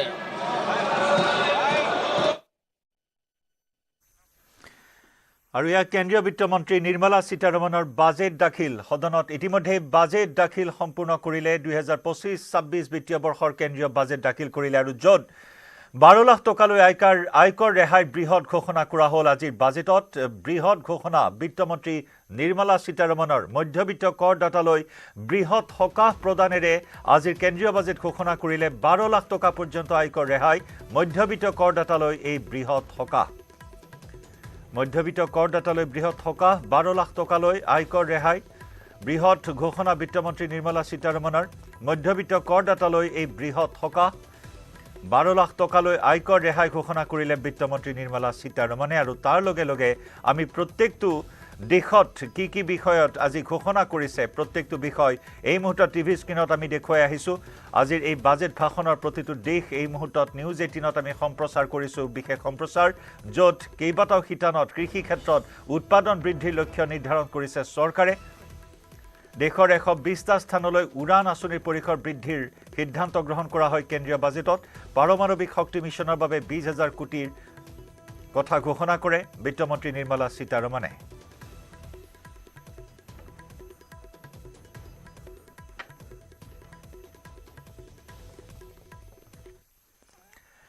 আৰু এইখিনি মুহূৰ্তত এই বিশেষ সম্প্ৰচাৰৰ পৰা বিদায় লৈছো। ধন্যবাদ। মাইথান ষ্টিল নহয়, ওচৰ চুবুৰীয়াসকলে লগাইছে। ষ্ট্ৰং মানে মাইথান ষ্টিল। ChatGPTক প্ৰত্যাহ্বান জনাই অসমীয়া যুৱকৰ নতুন টাইপিং ছফ্টৱেৰ। এতিয়াৰে পৰা যিকোনো বিষয়ে অসমীয়াত লিখিবলৈ হ'লে মোবাইল অথবা কম্পিউটাৰত টাইপ নকৰিলেও হ'ব। মুখেৰে কৈ গ'লেই স্বয়ংক্ৰিয়ভাৱে মোবাইল অথবা কম্পিউটাৰত হ'ব টাইপ। অ আখৰ AI আমাৰ ভাষা আমাৰ প্ৰাণ। আমাৰ ভাষা আমাৰ প্ৰাণ।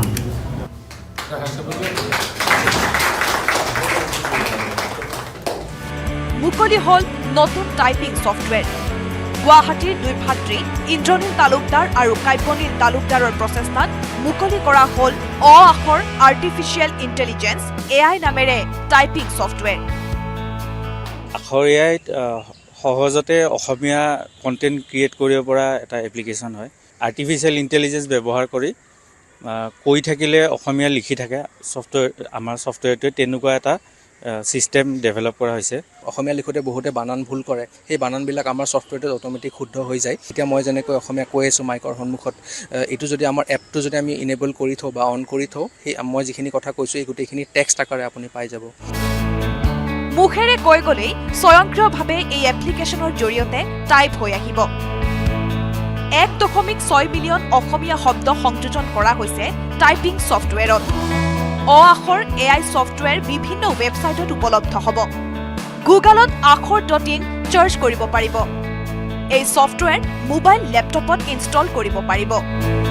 সমগ্ৰ বিশ্বতে আমাৰ ইউজাৰ্ছ আছে আৰু আমাৰ পেইড ইউজাৰ্ছো আছে। আচলতে এই এপ্লিকেশ্যন এটা ছাবস্ক্ৰিপশ্যন বেছড মডেলত চলে, অৰ্থাৎ মানুহে যদি কাৰোবাক এমাহত ওচৰ চুবুৰীয়াসকলে লগাইছে। ষ্ট্ৰং মানে মাইথান ষ্টিল।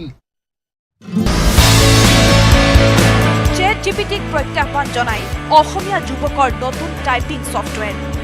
এতিয়াৰে পৰা যিকোনো বিষয়ে অসমীয়াত লিখিবলৈ হলে মোবাইল অথবা কম্পিউটাৰত টাইপ নকৰিলেও হ'ব মুখেৰে কৈ গলেই স্বয়ংক্ৰিয়ভাৱে মোবাইল অথবা কম্পিউটাৰত হ'ব টাইপ অ আখৰ AI আমাৰ ভাষা আমাৰ প্ৰাণ আমাৰ ভাষা আমাৰ প্ৰাণ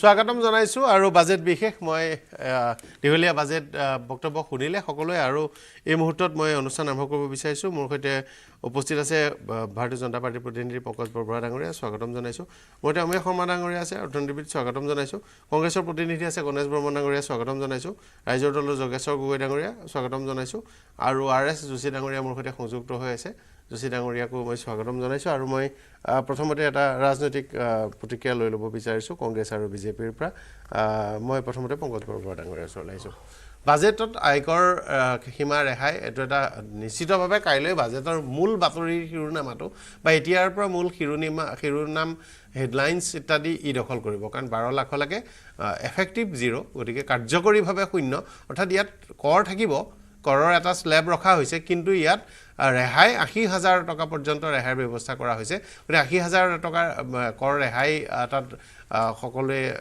যি আয়কৰ ফাইল কৰে ৰিটাৰ্ণ ফাইল কৰে ফাইল দাখিল কৰোঁতে তেওঁলোকে দাবী কৰিব পাৰিব ক্লেইম কৰিব পাৰিব আৰু 12 লাখ পৰ্যন্ত একো নিদিয়াকৈ আয়কৰ দিয়াত কোনো অসুবিধা নাথাকিব আৰু ওপৰৰ ফালেও যিহেতু কিছু কিছু হ্ৰাস কৰা হৈছে 30% আৰু 25% মান বৰ্তমানৰ যিটো আয়কৰ হাৰ তাতকৈ কমিব 25 লাখ পৰ্যন্ত আয় ক্ষেত্ৰত 25% আৰু 18 লাখ পৰ্যন্ত আয়ৰ ক্ষেত্ৰত 30% পৰ্যন্ত আয় কমি মানে আয়কৰ পৰিমাণ কমিব এই এটা ধাৰণা কৰা হৈছে বিত্তমন্ত্ৰীয়ে কৈছে যে এই যি সকাহ দিছে মধ্যবিত্তক সকাহ দিয়াৰ ফলত ডাইৰেক্ট টেক্সেছ অৰ্থাৎ আয়কৰ ৰূপে চৰকাৰৰ পোনপটীয়াকৈ ওলাই যাব 1 লাখ কোটি টকা আৰু পৰোক্ষ কৰ হিচাপে চৰকাৰৰ পৰা ওলাই যাব মানে চৰকাৰে নাপাব চৰকাৰে এটো টকা নাপোৱাৰ পৰা বঞ্চিত হ'ব 2 লাখ কোটি টকা অৰ্থাৎ 3 লাখ কোটি টকা চৰকাৰে কমকে পাব অৱশ্যে যোৱা সময়ছোৱাত প্ৰত্যক্ষ আৰু পৰোক্ষ কৰ দুইটাতে ভাৰতত অতি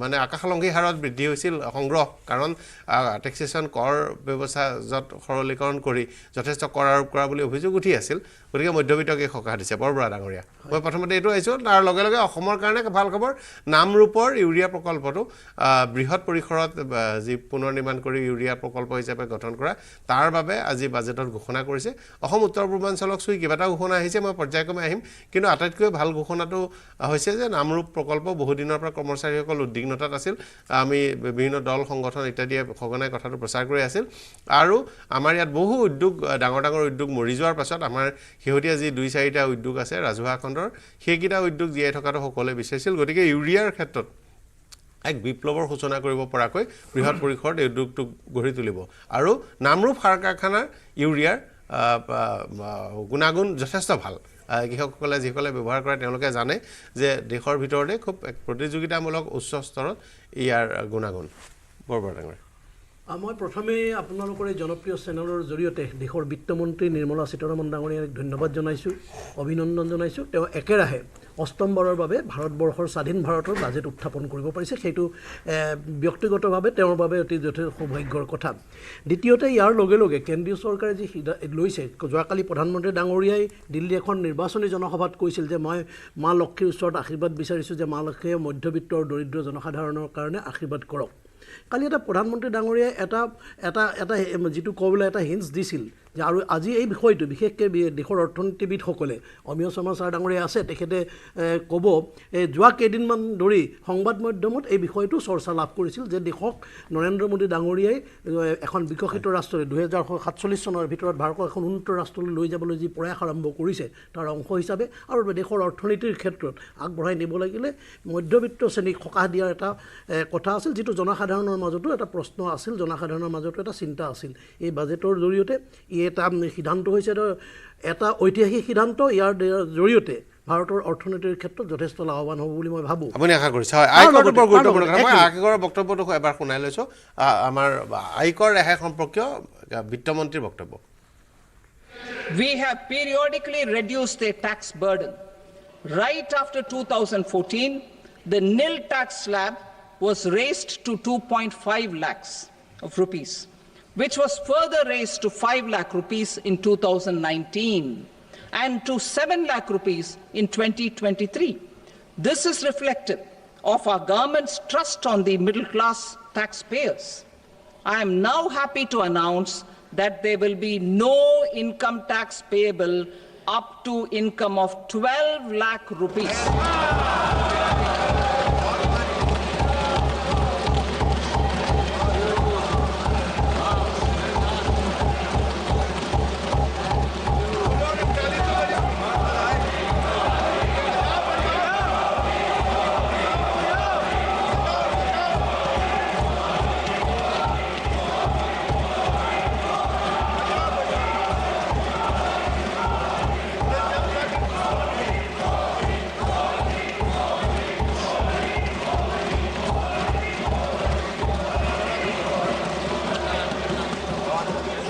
So, average income of 1 lakh per month, other than the special rate income such as capital gains, under the new regime, this limit will be 12.75 lakh for salaried taxpayers due to the standard deduction of 75,000.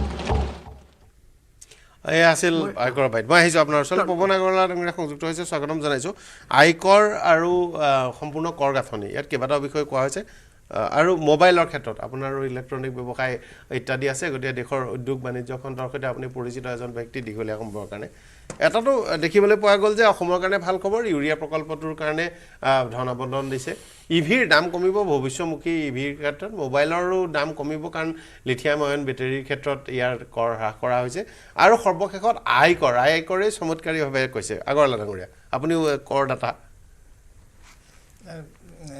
প্ৰথমতে মই আমাৰ BJP গভৰ্ণমেণ্টৰ বাজেটৰ কাৰণে ধন্যবাদ দিছোঁ আৰু এতিয়া analysis কৰিব লাগিব মানে আমি কওঁ 12 লাখ টকালৈ টেক্স কম আছে কিন্তু জিৰ' কৰিছে কিন্তু আগতো যোৱা বছৰ 2024 আপুনি কেলকুলেশ্যন কৰিলে গোটেই ডিডাকশ্যন ল'লে আপ টু 12 লাখ বহুত কম টেক্সে পৰে মেইন কথা হ'ল আমি মেক্সিমাম বস্তু কনজিউম কৰোঁ গাড়ী এখন কিনিলে 28% GST আপোনাৰ টিভি এটা কিনিলে 28% বাকী নাইবাৰিং ষ্টেটত আপোনাৰ 8% GST আজি এখন গাড়ী কিনিলে আপোনাৰ GST 28% আপোনাৰ income tax import duty 25% road tax 15% এখন গাড়ী যদি আপুনি 20 লাখ টকা কিনে আপুনি 12 লাখ টকা টেক্সে দিবলগীয়া হয় তো GST এফেক্টটো আহিব লাগিছিলে GST এফেক্টটো কম হৈছে ইনকাম টেক্সটো আপুনি যদি গোটেই টেক্স ডিডাকশ্যন লয় আপুনি ATG UTG ল'লে আপোনাৰ 12 লাখ টকালৈ টেক্সটো ইমান পৰে বেছি বেনিফিট নপৰে এতিয়া গোটেইখিনি কেলকুলেশ্যন কৰিলে ওলাই পৰিব মানে কিমান বেনিফিট হয় আমি ল'ব লাগিব হয় কংগ্ৰেছৰ প্ৰতিনিধিৰ ওচৰলৈ আহিছোঁ আপোনাৰ ওচৰলৈ আকৌ যাম হয় হয় এইখন বাজেট আমি একচুৱেলি এতিয়ালৈকে ভালকৈ এনালাইচিছ কৰিব পৰা নাই যদিও আমি শুনিলোঁ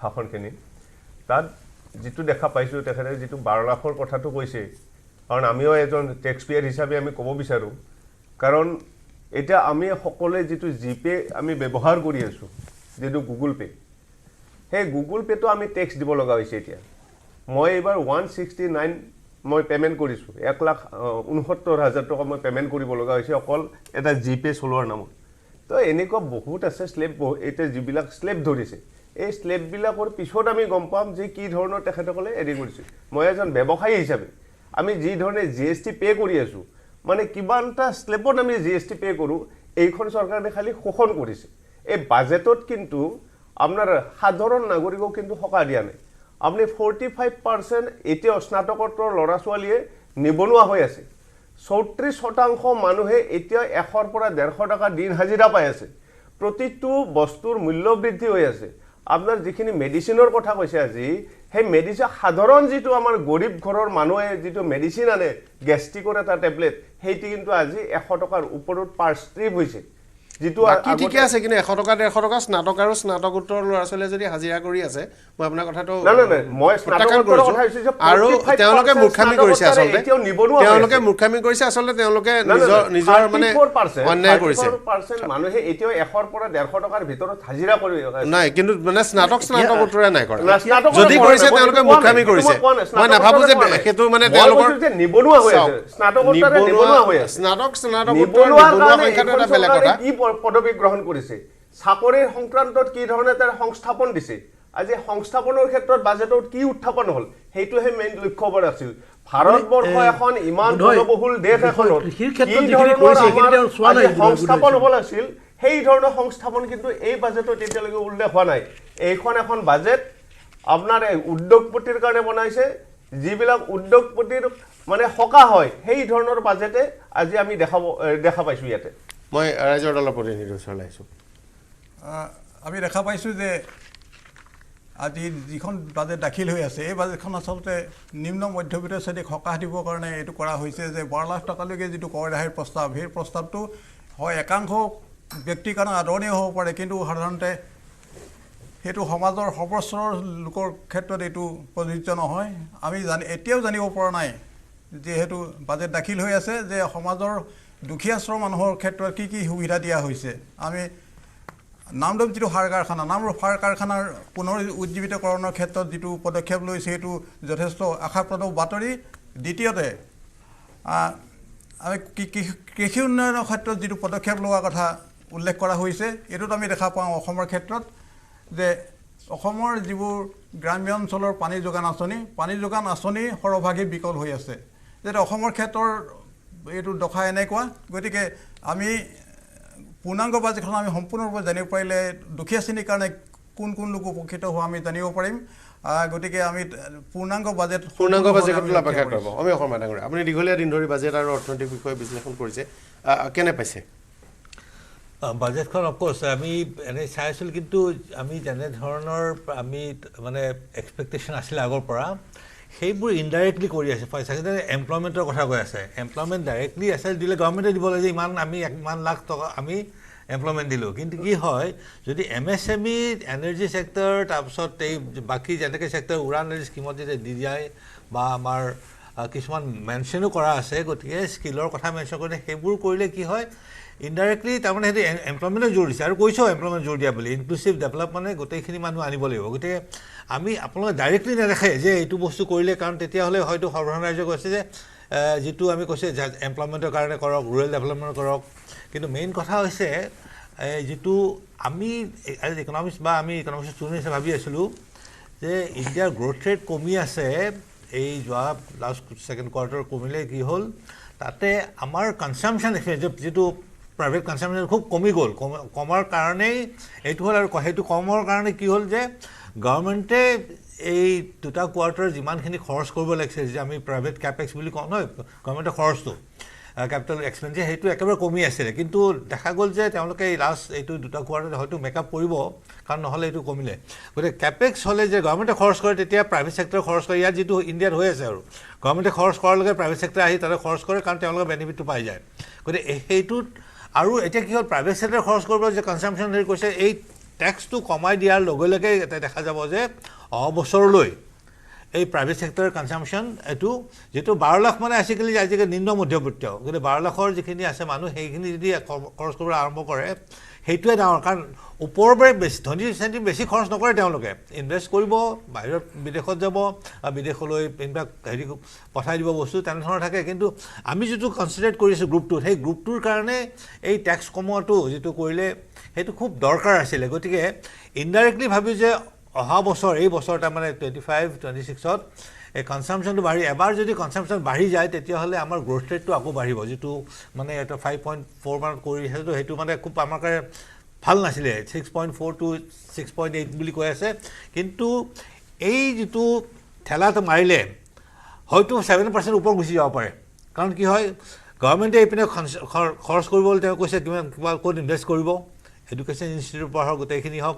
তাত ৰিফৰ্ম কমিশ্যন এটা কৰিছে এইটো খুব ভাল কথা যে আমি ৰিফৰ্ম যিটো কৰিছে তেতিয়াৰ পৰা ৰিফৰ্ম কৰা নাই কিন্তু আমি সকলোৱে কওঁ যে এইটো ৰিফৰ্ম কৰা এইটো কৰা কিন্তু এটা যে কমিশ্যন কৰি দিয়া হয় ৰিফৰ্মৰ কাৰণে তেতিয়াহ'লে গম পাম ক'ত কি লেকুনা আছিলে ক'ত মানে হেৰি আছিলে গতিকে সেইটো আমি এক্সপেক্ট কৰিছোঁ যে ৰিফৰ্মৰ কাৰণে কিবা কৰিব তেওঁলোকে ডিক্লেয়াৰ নকৰি পেলাই কি ক'লে যে আমি ইনফ্ৰাষ্ট্ৰাকচাৰ কৰি ৰিফৰ্মৰ ইনফ্ৰাষ্ট্ৰাকচাৰ কৰিলোঁ আমি পলিচিটো কৰিলোঁ ইয়াৰ পিছত আমি ৰাইজৰ পৰা বা সকলোৰে পৰা ছাজেশ্যন লৈ পেলাই ৰিফৰ্মত লাগি যাম গতিকে এই দুটা ষ্টেপ মই কৈছোঁ যে ভাল এগ্ৰিকালচাৰৰ তেওঁলোকে কৰিছে আৰু যিটো আমি সেই আগত এছপিৰেশ্যন ডিষ্ট্ৰিক্টৰ পৰা কৰিছিলে এতিয়া স্পেচিয়েল 100খন যিখন ডিষ্ট্ৰিক্ট কৰিব কৈছিলে আমিও জড়িত আছিলোঁ এছপিৰেশ্যন ডিষ্ট্ৰিক্টত ভাল প্ৰগ্ৰাম আছিলে কিন্তু এতিয়া যদি দেখা যায় যে সেইটো আৰু যদি লৈ যায় তেতিয়াহ'লে বোধহয় ভাল হ'ব আৰু বাকী IIT জানে নহয় IIT তেওঁলোকে মানে এই সিটবোৰ বঢ়াব হৈছে মেডিকেল কলেজৰ সিট আদি বঢ়াব হৈছে গতিকে ওভাৰঅল মোৰ ক'বলৈ 10,000 সিট মেডিকেল কলেজৰ যথেষ্ট ডাক্তৰৰ ভাৰতত বৰ নাটনি আছে অসমতো নাটনি আছে হয় সেইটো ডাক্তৰ বহুত লাগে তো আমাক এতিয়া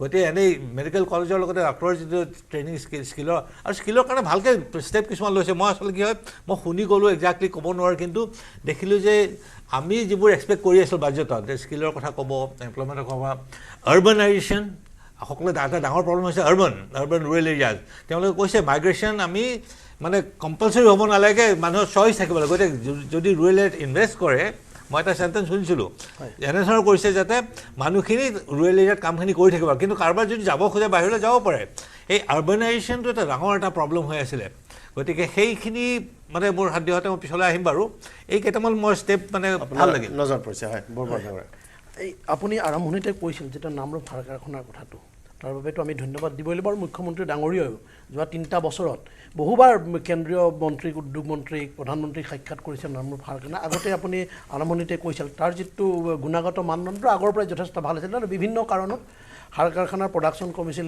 বিভিন্ন কাৰণ হৈছিল এতিয়া এইটো হোৱাৰ লগে লগে তাৰ আছে মেনেজমেণ্ট প্ৰব্লেম আৰু পুৰণা মেচিনাৰী বহুত আছিল ইনষ্টলেশ্যন বহুত পুৰণা হৈ গ'ল আগতে তাৰ কোৱালিটি যথেষ্ট ভাল আছিল এতিয়া সেইটো আকৌ যেতিয়া হ'ব নিশ্চয় এতিয়া কংগ্ৰেছৰ প্ৰতিনিধিয়ে কৈছে নিবনুৱা সমস্যাৰ কথা তেওঁলোকে হয়তো ভাবি থাকে যে চৰকাৰী চাকৰি দিলেই কিন্তু আজি নিৰ্মলা সীতাৰমণ ডাঙৰীয়াই প্ৰথমতে কৈছিল বিত্তীয় ভাষণত যে কৃষি ক্ষেত্ৰত দিয়াৰ যিটো দাদাই যিটো মাইগ্ৰেশ্যনৰ কথা কৈছে সেই গাঁৱৰ পৰা চহৰলৈ যেনেকৈ মানুহ গুচি আহিছে আৰু সেই তাতে যদি গাঁৱত ৰাখি কৃষি ক্ষেত্ৰত কৰাৰ ক্ষেত্ৰত আজি ইনভেষ্টমেণ্টৰ কথা আছে MSME ক্ষেত্ৰত তাৰ মুদ্ৰা লোনৰ কথাও তাৰে গোটেইখিনি কৈছে এতিয়া ডিটেইলছ তেওঁৰ যি 1.5 ঘণ্টাৰ প্ৰায় 2 ঘণ্টাৰ ভাষণটোত ডিটেইলছটো এনেক্সাৰখিনি গোটেইখিনি অধ্যয়ন কৰাৰ পিছতে ডিটেইলছ ক'ব পৰা যায় আৰু এইটোৱে ধাৰণা কৰিব পৰা যায় নিবনুৱা সমস্যা সমাধানৰ লগে লগে অৰ্থনীতিত মানুহৰ হাতলৈ আৰু কেনেকৈ টকা বেছিকৈ আহিব পাৰে মানুহৰ বজাৰলৈ কেনেকৈ পইচাটো যাব পাৰে তাৰ এটা ব্যৱস্থা এই বাজেটত কৰিবলৈ চেষ্টা কৰা হৈছে বুলি মোৰ অনুমান হয় হয় আগৰৱালা ডাঙৰীয়া মানে মই এজ এ বিজনেছমেন মই কওঁ মানে আমাৰ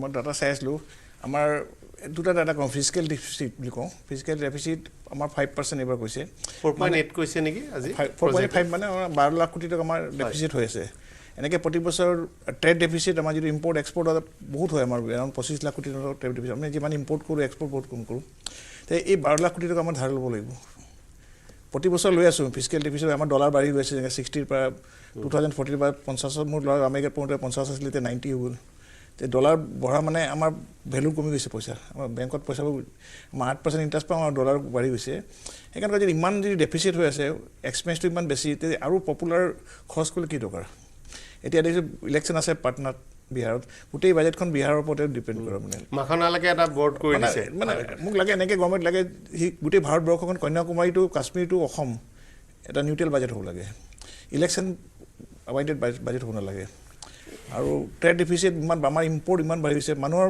মানে এম্পাৱাৰিং হ'ব লাগে গভৰ্ণমেণ্ট এতিয়া 5% মানুহে ইনকাম টেক্স দিয়ে 6% মানুহ 95% মানুহৰ এতিয়াও টেক্সৰ লেভেলত অহা নাই বাকী কাণ্ট্ৰিত 90% মানুহ টেক্স দিয়ে ৰেভিনিউ কালেকশ্যন নহয় আমি বাজেট যদি মোৰ ইনকামেই নাবাঢ়ে মই বাজেট কৰি কি লাভ হ'ব আমাৰ ট্ৰেড ডেফিচিট হৈ আছে ইমান আমাৰ ইম্পৰ্ট বহুত বাঢ়ি গৈছে এক্সপৰ্ট বহুত কমি গৈছে ইমান ইলেক্ট্ৰনিক্স আইটেম মোবাইলৰ পৰা ইলেক্ট্ৰনিক্স কাপোৰৰ পৰা গোটেইখিনি আমি চাইনাৰ পৰা আনি আছে সেইকাৰণে আমাৰ মানুহখিনি এম্পাৱাৰমেণ্টটো হোৱা নাই মানুহৰ গম পোৱা নাই যে আমাক ক্ৰিয়েট কৰিব লাগে চবৰ কনজিউমাৰ মাইণ্ডছেট আমি কিনি থাকিম কিন্তু কোনো মানুহৰ কনজিউম ক্ৰিয়েট কৰা চাইনাত চবেই কিবা নহয় কিবা ক্ৰিয়েট কৰে মেনুফেকচাৰিং কৰে চাইনা যে ছাৰপ্লাছ কাণ্ট্ৰি তেওঁলোকৰ এক্সপৰ্ট বেছি ইম্পৰ্ট কম আমাৰ ইম্পৰ্ট বেছি এক্সপৰ্ট কম যে আমি কিমান দিন ধাৰ লৈ থাকিম আমাৰ 30% আমাৰ ইনকাম গভৰ্ণমেণ্টে যিমান ৰেভিনিউ কালেকশ্যন কৰে 30% আমি সুদ দিওঁ আমি যদি চেলাৰী 50,000 পাওঁ 15,000 যদি কাবলিক দিবলগীয়া হয় আমাৰ বাজেট কি বনাম ঘৰত আমাৰ ইণ্টাৰেষ্ট ইমান 30% আমাৰ যিমান এডুকেশ্যন হেল্থ আৰু ডিফেন্সত যিমান খৰচ কৰোঁ তাতকৈ বেছি আমাৰ এক্সপেণ্ডিচাৰ ইন ইণ্টাৰেষ্ট আপুনি বাজেটত গুগলত চালে গম পাব কিমান এক্সপেণ্ডিচাৰ ইনকাম ইয়াত আমাৰ পপুলাৰ্ছ ক'ব লাগিব আমি বহুত ফ্ৰী দি আছোঁ যেতিয়া আমাৰ ছাৰপ্লাছেই নাই আমাৰ ডেফিচিট চলিছে আৰু ফ্ৰী দিবলৈ কি দৰকাৰ বস্তু আৰু আল্টিমেটলি নেক্সট গভৰ্ণমেণ্ট গুচি যাব বেলেগ গভৰ্ণমেণ্ট আহিব আল্টিমেটলি বুজাটো ধাৰটো আমাৰ তাত থাকিব সেইকাৰণে মই কওঁ যে এটলিষ্ট আমেৰিকা নিচিনা কাণ্ট্ৰিও ফ্ৰীত নিদিয়ে একো বস্তু ইমান ধনী দিয়ে একদম ছাৰপ্লাছ আমাৰ ইয়াত আকৌ ইমান আমেৰিকা এটা গতিলে গুচি গ'ল কিন্তু আমাৰ ভাৰতত এতিয়াও কিছুমান মানুহ আছে যাকটো আপুনি ছাপোৰ্ট কৰিবই লাগিব কিন্তু বেছি মানে বেছি দুখীয়া বুলি মৰিবলৈ এৰি দিব নোৱাৰি সেইটো কথা নহয় সেইটো কৰিব লাগিব কম সংখ্যক মানুহ কিন্তু মোৰ আপোনাৰ এই কথাটো যুক্তিটো আটাইতকৈ ডাঙৰ কথাটো হ'ল যে চৰকাৰে যেনেকৈ একদম বৃহৎ পৰিসৰত আঁচনিবোৰ চলাইছে সিমান নালাগে মানে পেচন হ'ব নালাগে যে মই 38 লাখ মানুহক আমুক দিম ডেফিচিটটো কমাব লাগিব মানে এতিয়া কথাটো এনেকুৱা হ'ব মই আপোনাৰ ওচৰলৈ আহিম আগৰলা ডাঙৰীয়া ডেফিচিটটো যদি 10 লাখ কোটি টকা এই বছৰ কমিছে 10 লাখ কোটি টকা আমি ক'ৰ পানিম যিটো শ্বৰ্টফল হৈছে ইনকাম সেইটো আমি বড়ো ক'ব লাগিব ক'ব বেলেগে আকৌ ইণ্টাৰেষ্টটো বাঢ়ি যাব মই যিমান পাৰোঁ স্মাৰ্ট বাজেট হ'ব লাগে য'ত আমাৰ ডেফিচিটটো কমাওঁ আমি ইনকাম বঢ়াওক ইনকাম টেক্স বঢ়াওক বা আমাৰ GST চেল বঢ়াওক মানুহৰ কনজিউম পাৱাৰ বাঢ়িব মানুহে যিমান কনজিউম কৰিব ইমান কিনিব আমেৰিকাত এটা মানুহ মিনিমাম আইফোন কিনে চবেই তাত এভাৰেজ আমাৰ ইয়াত মানুহৰ ইনকামটো বাঢ়িলে নিজে কনজিউম বেছি কৰিব কনজিউম বেছি কৰিলে ইনকাম বাঢ়িব গভৰ্ণমেণ্টৰ আমাৰো হয়তো সমস্যা আছে আমাৰ ফৰেন গুডছৰ প্ৰতি আপুনি ইলেক্ট্ৰনিক আইটেমছ বিদেশত নিৰ্মিত ইলেক্ট্ৰনিক আইটেমছ আপুনি মানে ভাৰততে কৰা বিদেশী কোম্পানীৰ আইটেমছ আপুনি নিজেও বিক্ৰী কৰে ইমানখিনি গতিকে আপুনি এইটো কথা জানে যে সেইবোৰ গুডছ আমি স্থানীয় কিছুমান আমি যুঁজখনৰ পৰা নাইকিয়া হৈ গ'ল আজি ছফ্ট ড্ৰিংকছৰ ক্ষেত্ৰত এটা সময়ত ভাৰতৰ বজাৰত ভাৰতৰ ছফ্ট ড্ৰিংকছেই আছিল এটা কথা হ'ল যে বাহিৰৰ কোম্পানীয়ে চমক লগাৰ প্ৰচাৰ চলাই আহিল ভাৰতৰ কোম্পানীবোৰ নাইকিয়া হৈ গ'ল ইলেক্ট্ৰনিক্সৰ ক্ষেত্ৰতো এটা সময়ত আমাৰ হোমগ্ৰোন যিবোৰ টিভি কোম্পানী আছিল অন্যান্য ইলেক্ট্ৰনিক গুডছ কোম্পানী আছিল সেই কোম্পানীবোৰে তিষ্ঠিব নোৱাৰিলে মানে সস্তাত যিটো পায় মানুহ নিকিনে আৰু তেওঁলোকেও সেই প্ৰতিযোগিতাত তিষ্ঠি থাকিব নোৱাৰিলে এভৰি ল'ৰা এটা জন্ম হওঁতে তাৰ মনত টেম থ'লে মই দেশৰ কাৰণে কি কণ্ট্ৰিবিউট কৰিম আমাৰ ইয়াত চবৰ মতে আমাৰ উই আৰ এক্সপেক্টিং গভৰ্ণমেণ্টে দি দিব গভৰ্ণমেণ্টে আমাক ক্ৰিয়েটৰ মাইণ্ডছেট হ'ব লাগে আমি কনজিউম মাইণ্ডছেট আমাক চব ফ্ৰীত পাই যাম এইটো পাই যাম মই আপোনাৰ ওচৰলৈ আহিম কংগ্ৰেছৰ বৰ্মন ডাঙৰীয়া হয় এই বাজেটখনত যদি ইমানে ভাল হ'লে হয় তেতিয়াহ'লে আপুনি এটা সাধাৰণ কথা আমাৰ যিটো সাধাৰণ শ্ৰেণীৰ মানুহবিলাক আমি এটা অনুমান কৰোঁ আপোনাৰ নিজৰ টকাটো যেতিয়া বেংকত থয় সেই বেংকৰ পৰা যেতিয়া আপুনি কেছ উইথড্ৰল কৰিব যায় তেতিয়া আপুনি চাব 10,250 rupees আপুনি মানে টেক্স দিব লাগে বেংকক মানে কেছ সিহঁতে কাটি দিয়ে আগত এনেকুৱা নাছিলে যে আমি নিজৰ টকাটো যেতিয়া বেংকৰ পৰা আমি উইথড্ৰ কৰিব লাগে কোনো ধৰণৰ আমি পে'মেণ্ট দিব নালাগে তাত এতিয়া আপুনি ATM চাৰ্জ দিব লাগিব একোটা বেংকত আপোনাৰ 5 টাইমছ যদি আমি কেছ ডিপজিট থওঁ তাৰ ওপৰখিনি আমি তাত ফাইন দিব লাগে মই আজি দুটা টাৰ্ম এক্সিছ বেংকত ডিপজিট থোৱাৰ কাৰণে মই প্ৰায় বছৰত প্ৰায় 30-40 হাজাৰ টকা মই ফাইন ভৰিছোঁ কেছ ডিপজিটৰ কাৰণে কাৰণ আমাৰ টকাটো আমি যেহেতু ট্ৰান্সপৰ্টিং লাইনত আছোঁ আমাৰ টকাটো কেছ আহে আমি কেছ টকাটোতো আমি বেংকত থ'ব লাগিব সেই টকাটো থোৱাৰ বিনিময়ত আমি টেক্স ভৰিব লগা হৈছে এইখন চৰকাৰৰ দিনত যে এইখন চৰকাৰে মানুহক কি ধৰণে মানসমাৰ দিছে কিন্তু মই যিমান দূৰ জানো যে আপুনি কাৰেণ্ট একাউণ্ট এটা খুলি ল'লে লিমিট আছে আপোনাৰ 5 টাইমছ আছে এটা ধৰি সেভিং একাউণ্টত কিন্তু কেছ হেণ্ডলিং চাৰ্জ বহুত বেছি আপুনি যদি লিমিটটো বঢ়াই লয় আপুনি যদি মেইনটেনেন্স লিমিটটো বঢ়াই লয় ধৰি লওক 3 লাখৰ আপুনি মেইনটেনেন্স কৰিব পাৰিব লাগিব আপোনাৰ কোৱাৰ্টাৰলি তেতিয়াহ'লে আপুনি তাৰ হেৰিটো বেছি পাব যদি আপনি ধৰি লওক 50,000 বা 25,000 এটা একাউণ্ট খুলি লয় লিমিট আপোনাৰ যদি মেইনটেনেন্সৰ তেতিয়া আপনি সেই সুবিধাটো নাপায় এই ধৰণৰ আমাৰ নিজৰ টকাটো আমি ডিপজিট থবটো লাগিব এখন চৰকাৰ বেলেগ আপোনাৰ সুবিধা নাই কেছ ট্ৰানজেকচন কৰিব নোৱাৰে চব ডিজিটেল কৰাইছে যেতিয়া আপনি নিজৰ টকাটো জমা থোৱাৰ কাৰণে এনেকুৱা টেক্স ভৰিব লগা হৈছে এইখন দেশত তেতিয়াহ'লে আপোনাৰ এই বাজেটে কি মানুহক সকাহ কিন্তু কেছ ট্ৰানজেকচনটো লাহে লাহে সিস্টেমটোৰ পৰা নাইকিয়া কৰিবলৈ মই আপোনাৰ ওচৰত আকৌ এবাৰ বাকী কিজন প্ৰতিনিধিও আছে হয় ৰাজ্যৰ দলৰ প্ৰতিনিধি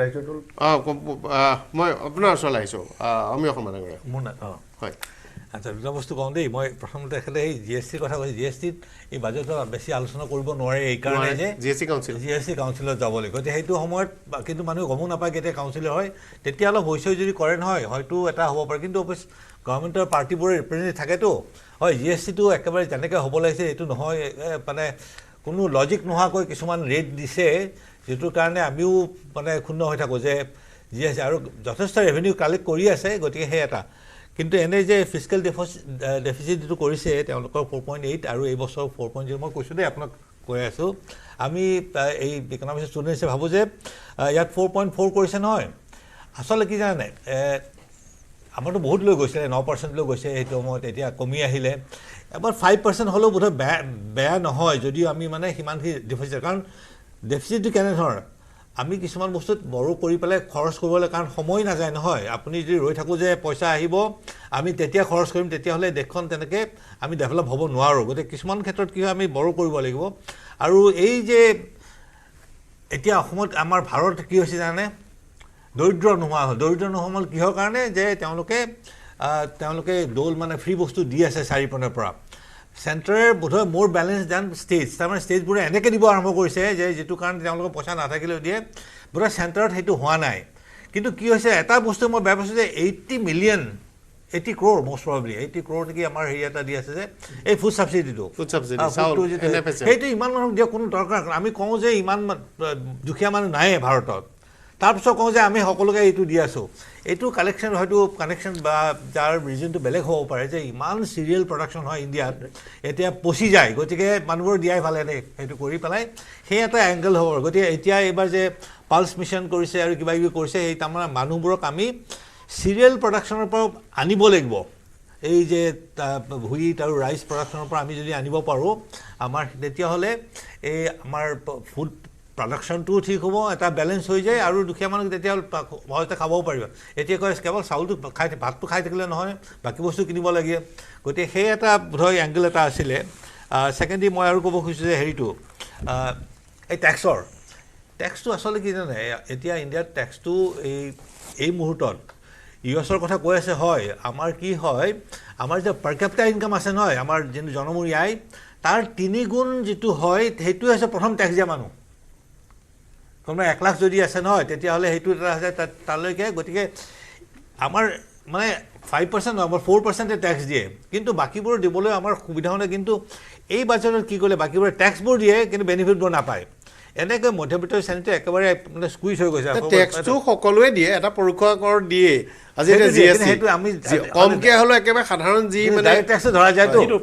ডাইৰেক্ট টেক্স ধৰা যায় আমি টেক্স বুলি কোৱা ডাইৰেক্ট টেক্স কাৰণ বাকী বস্তু কিনিলে চলি আছে হয়তো এইটো বস্তুত বেছি আছে আমি নিকিনো বোলে এইটো 28% আছে আৰু আপুনি যে লাক্সাৰী গাড়ী একদম ধনী শ্ৰেণীৰ কাৰণে আমি সদায় চাইছোঁ যে এই যে দুখীয়া শ্ৰেণী এটলিষ্ট 50% অফ পপুলেশ্যনৰ কাৰণে আমি যদি কিবাকৈ আনিব পাৰোঁ নহয় তেতিয়াহ'লে আমাৰ আই থিংক বোধহয় কাণ্ট্ৰিখন অলপ ইনক্লুচিভ ডেভেলপমেণ্ট হয় এতিয়া দুটা বস্তু আৰু এটা কওঁ এই বিহাৰ চিহাৰত দিছে যে এতিয়া চাউথ ইণ্ডিয়া বহুত ডেভেলপ চাউথ ইণ্ডিয়াত মানে চব বস্তু এতিয়া এনেধৰণৰ সিহঁতৰ বহুত ডেভেলপ কাণ্ট্ৰিৰ লগত কম্পেয়াৰ কৰিব পাৰি আৰু নৰ্থ ব্লকটো নৰ্থ ইণ্ডিয়াৰ আৰু আমাৰ নৰ্থ ইষ্ট এইবোৰ আমাৰ অৱস্থা নাই গতিকে কি হয় বাজেটখন যে ইনক্লুচিভ কৰিবৰ কাৰণে যদি ভাবোঁ যে চবতে একেধৰণে বিয়পাই দিবলৈ তেতিয়াহ'লে চাউথ ইণ্ডিয়া আৰু ধনী হৈ যাব গতিকে কি হয় বাজেটখনত এটা আমাৰ নৰ্থ আৰু ইষ্টাৰ্ণ চেণ্ট্ৰিক যদি হয় তাৰমানে আমি যদি মানুহখিনি যিমানখিনি নৰ্থৰ পিনে আৰু ইষ্টৰ পিনে ঠেলি দিব পাৰোঁ বস্তুবোৰ ইনষ্টিটিউশ্যনেই হওক ইণ্ডাষ্ট্ৰিয়ে হওক বা কোচি প্ৰজেক্ট হওক এনেধৰণৰ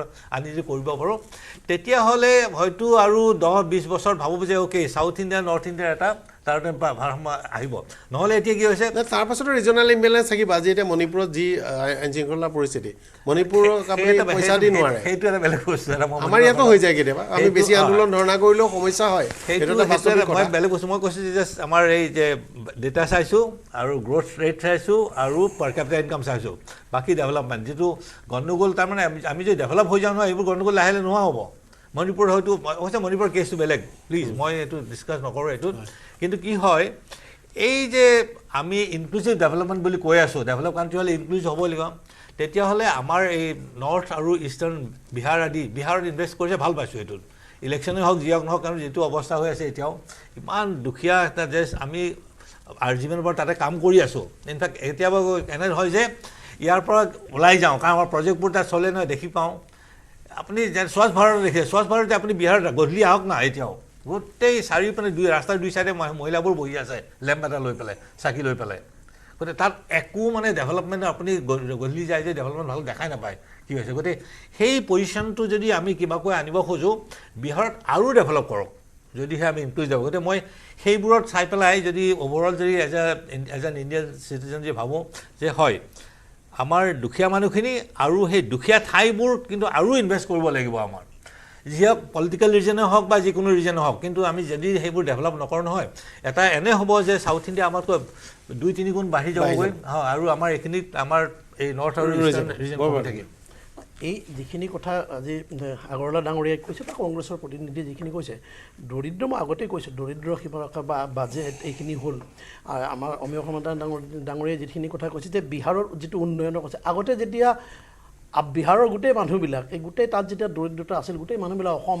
আজিও যিটো তেখেতে কৈছে দক্ষিণ ভাৰতলৈ গুচি গৈছে দক্ষিণ ভাৰতত কাম কৰিবলৈ যোৱা মানুহ বিহাৰ চিহাৰৰ পৰা বেছি মানুহ যায় আৰু যিটো আজিকালি কৈছে যে ফ্ৰী যিটো কৈছে শৰ্মা ডাঙৰীয়াই কৈছে যে ৰাইচ প্ৰডাকশ্যনটো ইমান বাঢ়িছে এতিয়া পাঞ্জাৱৰ কৃষক আন্দোলনত এতিয়া পাঞ্জাৱত আগতে বেলেগ বেলেগ খেতি কৰিছিল আজিকালি পাঞ্জাৱৰ কৃষকে যেতিয়া MSME পালে পাঞ্জাৱৰ কৃষকে খালি ধান আৰু ঘেঁহু খেতিতে গুৰুত্ব দিছে আৰু চৰকাৰে যিহেতু কিনিব লগা হৈছে কিনাৰ পাছত এতিয়া সেইকাৰণে ৰাইচ প্ৰডাকশ্যনটো বৃদ্ধি কৰাৰ কাৰণে FCIৰ জৰিয়তে হয়তো কৃষক দৰিদ্ৰ জনসাধাৰণক দিবলৈ যাওঁ দেশখন উন্নত হ'ব লাগিলে দৰিদ্ৰ সীমাৰেখাৰ তলৰ মানুহখিনিক উঠাই আনিব লাগিব যোৱা 10 বছৰত দেশত দৰিদ্ৰ যিটোকেইটা ডাটা আহিছে দৰিদ্ৰ সীমাৰেখাৰ যথেষ্ট সংখ্যক মানুহৰ সংখ্যা কমি আহিছে আৰু দেশখন আগবঢ়াই ল'বলৈ সকলো শ্ৰেণীৰ সমবিকাশ যিটো মোৰ প্ৰধানমন্ত্ৰী ডাঙৰীয়াই কৰিছে সবকা সাথ সবকা বিকাশ একেলগে কৰি আগবঢ়াই লৈ যাব লাগিব আৰু এইখিনি কৰিবলৈ যাওঁতে এই বাজেটত সেইখিনি সিদ্ধান্ত কৰিছে নিবনুৱা সমস্যা আগতেও মই কৈছোঁ নিবনুৱা সমস্যা সমাধানৰ ক্ষেত্ৰত MSME কৃষক সকলো ক্ষেত্ৰতেই সকলোখিনি একেলগে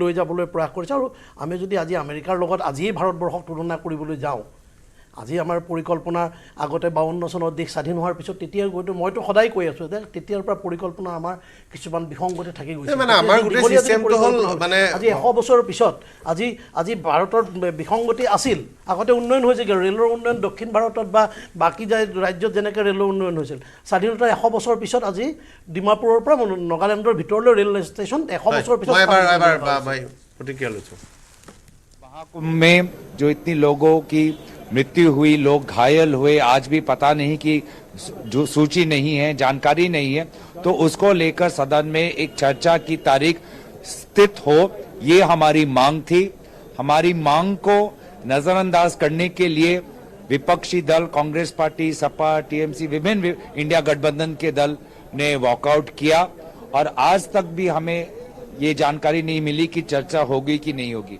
हम चर्चा के पक्ष में ताकि पूरा का पूरा सच्चाई देश के सामने आए दूसरी बात जहां तक बजट पे आए ये वही पुराना बजट है जो पिछले 10 सालों से हम सुनते आ रहे हैं जहां पर शब्दों के अलावा न गरीब को कुछ मिलता है न किसान को कुछ मिलता है न मध्यम वर्ग को कुछ मिलता है विभिन्न टैक्स के जो प्रपोजल्स आते हैं नतीजे आते हैं वो सिर्फ बड़े बड़े कंपनियों के मालिकों को फायदा दिलाता है और आज भी यही है बार बार सिर्फ किसानों और मध्यम वर्ग सिर्फ शब्दों के लिए ही है टैक्स में बार बार रिस्ट्रक्चरिंग पहले भी हुआ लेकिन मध्यम वर्ग को कोई राहत नहीं मिली GST जिस प्रकार से GST कभी इस पे GST कभी उस पे GST तो आज भी मुझे लगता है कि पिछले 10 सालों में जितने भी बजट है सबसे कमजोर बजट इस साल का बजट रहा है एकदम नॉन इवेंट है this budget is a non event sir लेकिन 12 लाख तक जो छूट दी है कमाई इसको बड़ी राहत देखिए कोई इसमें कोई साफ उन्होंने कोई डिटेल्स नहीं दिए हैं सारे उन्होंने कहा बाद में विवरण है सरकार का ये एक पुराना खेल है कि वो दिखाते एक है और जब आप बारीकी में जाते हैं तो देखते हैं कि इसमें कोई फायदा नहीं हुआ है तो ये एक वही परंपरा है एक ढोंग है एक जुमला है जब आप बारीकी में जाएंगे जो हमारी प्रेस कॉन्फ्रेंस आज शाम को 5 बजे होगी उसमें सारा कुछ स्पष्ट हो जाएगा এটা বিৰতি লৈছোঁ বিৰতিৰ পিছত উভতি আহিম চৰ্চা অব্যাহত থাকিব চুবুৰীয়াসকলে লগাইছে ষ্ট্ৰং মানে মাইথন ষ্টিল ChatGPTক প্ৰত্যাহ্বান জনাই অসমীয়া যুৱকৰ নতুন টাইপিং ছফটৱেৰ এতিয়াৰে পৰা যিকোনো বিষয়ে অসমীয়াত লিখিবলৈ হ'লে মোবাইল অথবা কম্পিউটাৰত টাইপ নকৰিলেও হ'ব মুখেৰে কৈ গ'লেই স্বয়ংক্ৰিয়ভাৱে মোবাইল অথবা কম্পিউটাৰত হ'ব টাইপ অ আখৰ AI আমাৰ ভাষা আমাৰ প্ৰাণ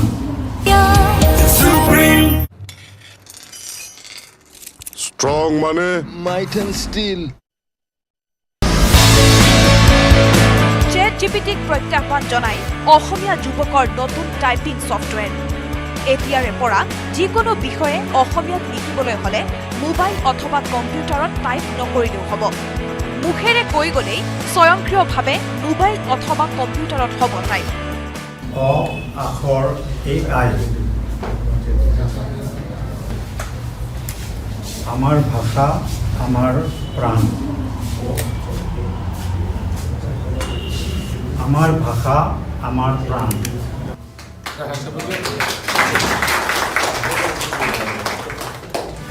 মুকলি হল নতুন টাইপিং ছফটৱেৰ গুৱাহাটীৰ দুই ভাতৃ ইন্দ্ৰনীল তালুকদাৰ আৰু কাব্যনীল তালুকদাৰৰ প্ৰচেষ্টাত মুকলি কৰা হল অ আখৰ আৰ্টিফিচিয়েল ইণ্টেলিজেন্স AI নামেৰে টাইপিং ছফটৱেৰ আখৰ AIত সহজতে অসমীয়া কণ্টেণ্ট ক্ৰিয়েট কৰিব পৰা এটা এপ্লিকেশ্যন হয় আৰ্টিফিচিয়েল ইণ্টেলিজেন্স ব্যৱহাৰ কৰি কৈ থাকিলে অসমীয়া লিখি থাকে ছফটৱেৰ আমাৰ ছফটৱেৰটোৱে তেনেকুৱা এটা সিস্টেম ডেভেলপ কৰা হৈছে অসমীয়া লিখোতে বহুতে বানান ভুল কৰে সেই বানানবিলাক আমাৰ ছফটৱেৰটোত অট'মেটিক শুদ্ধ হৈ যায় এতিয়া মই যেনেকৈ অসমীয়া কৈ আছোঁ মাইকৰ সন্মুখত এইটো যদি আমাৰ এপটো যদি আমি ইনেবল কৰি থওঁ বা অন কৰি থওঁ সেই মই যিখিনি কথা কৈছোঁ এই গোটেইখিনি টেক্সট আকাৰে আপুনি পাই যাব মুখেৰে কৈ গলেই স্বয়ংক্ৰিয়ভাৱে এই এপ্লিকেশ্যনৰ জৰিয়তে টাইপ হৈ আহিব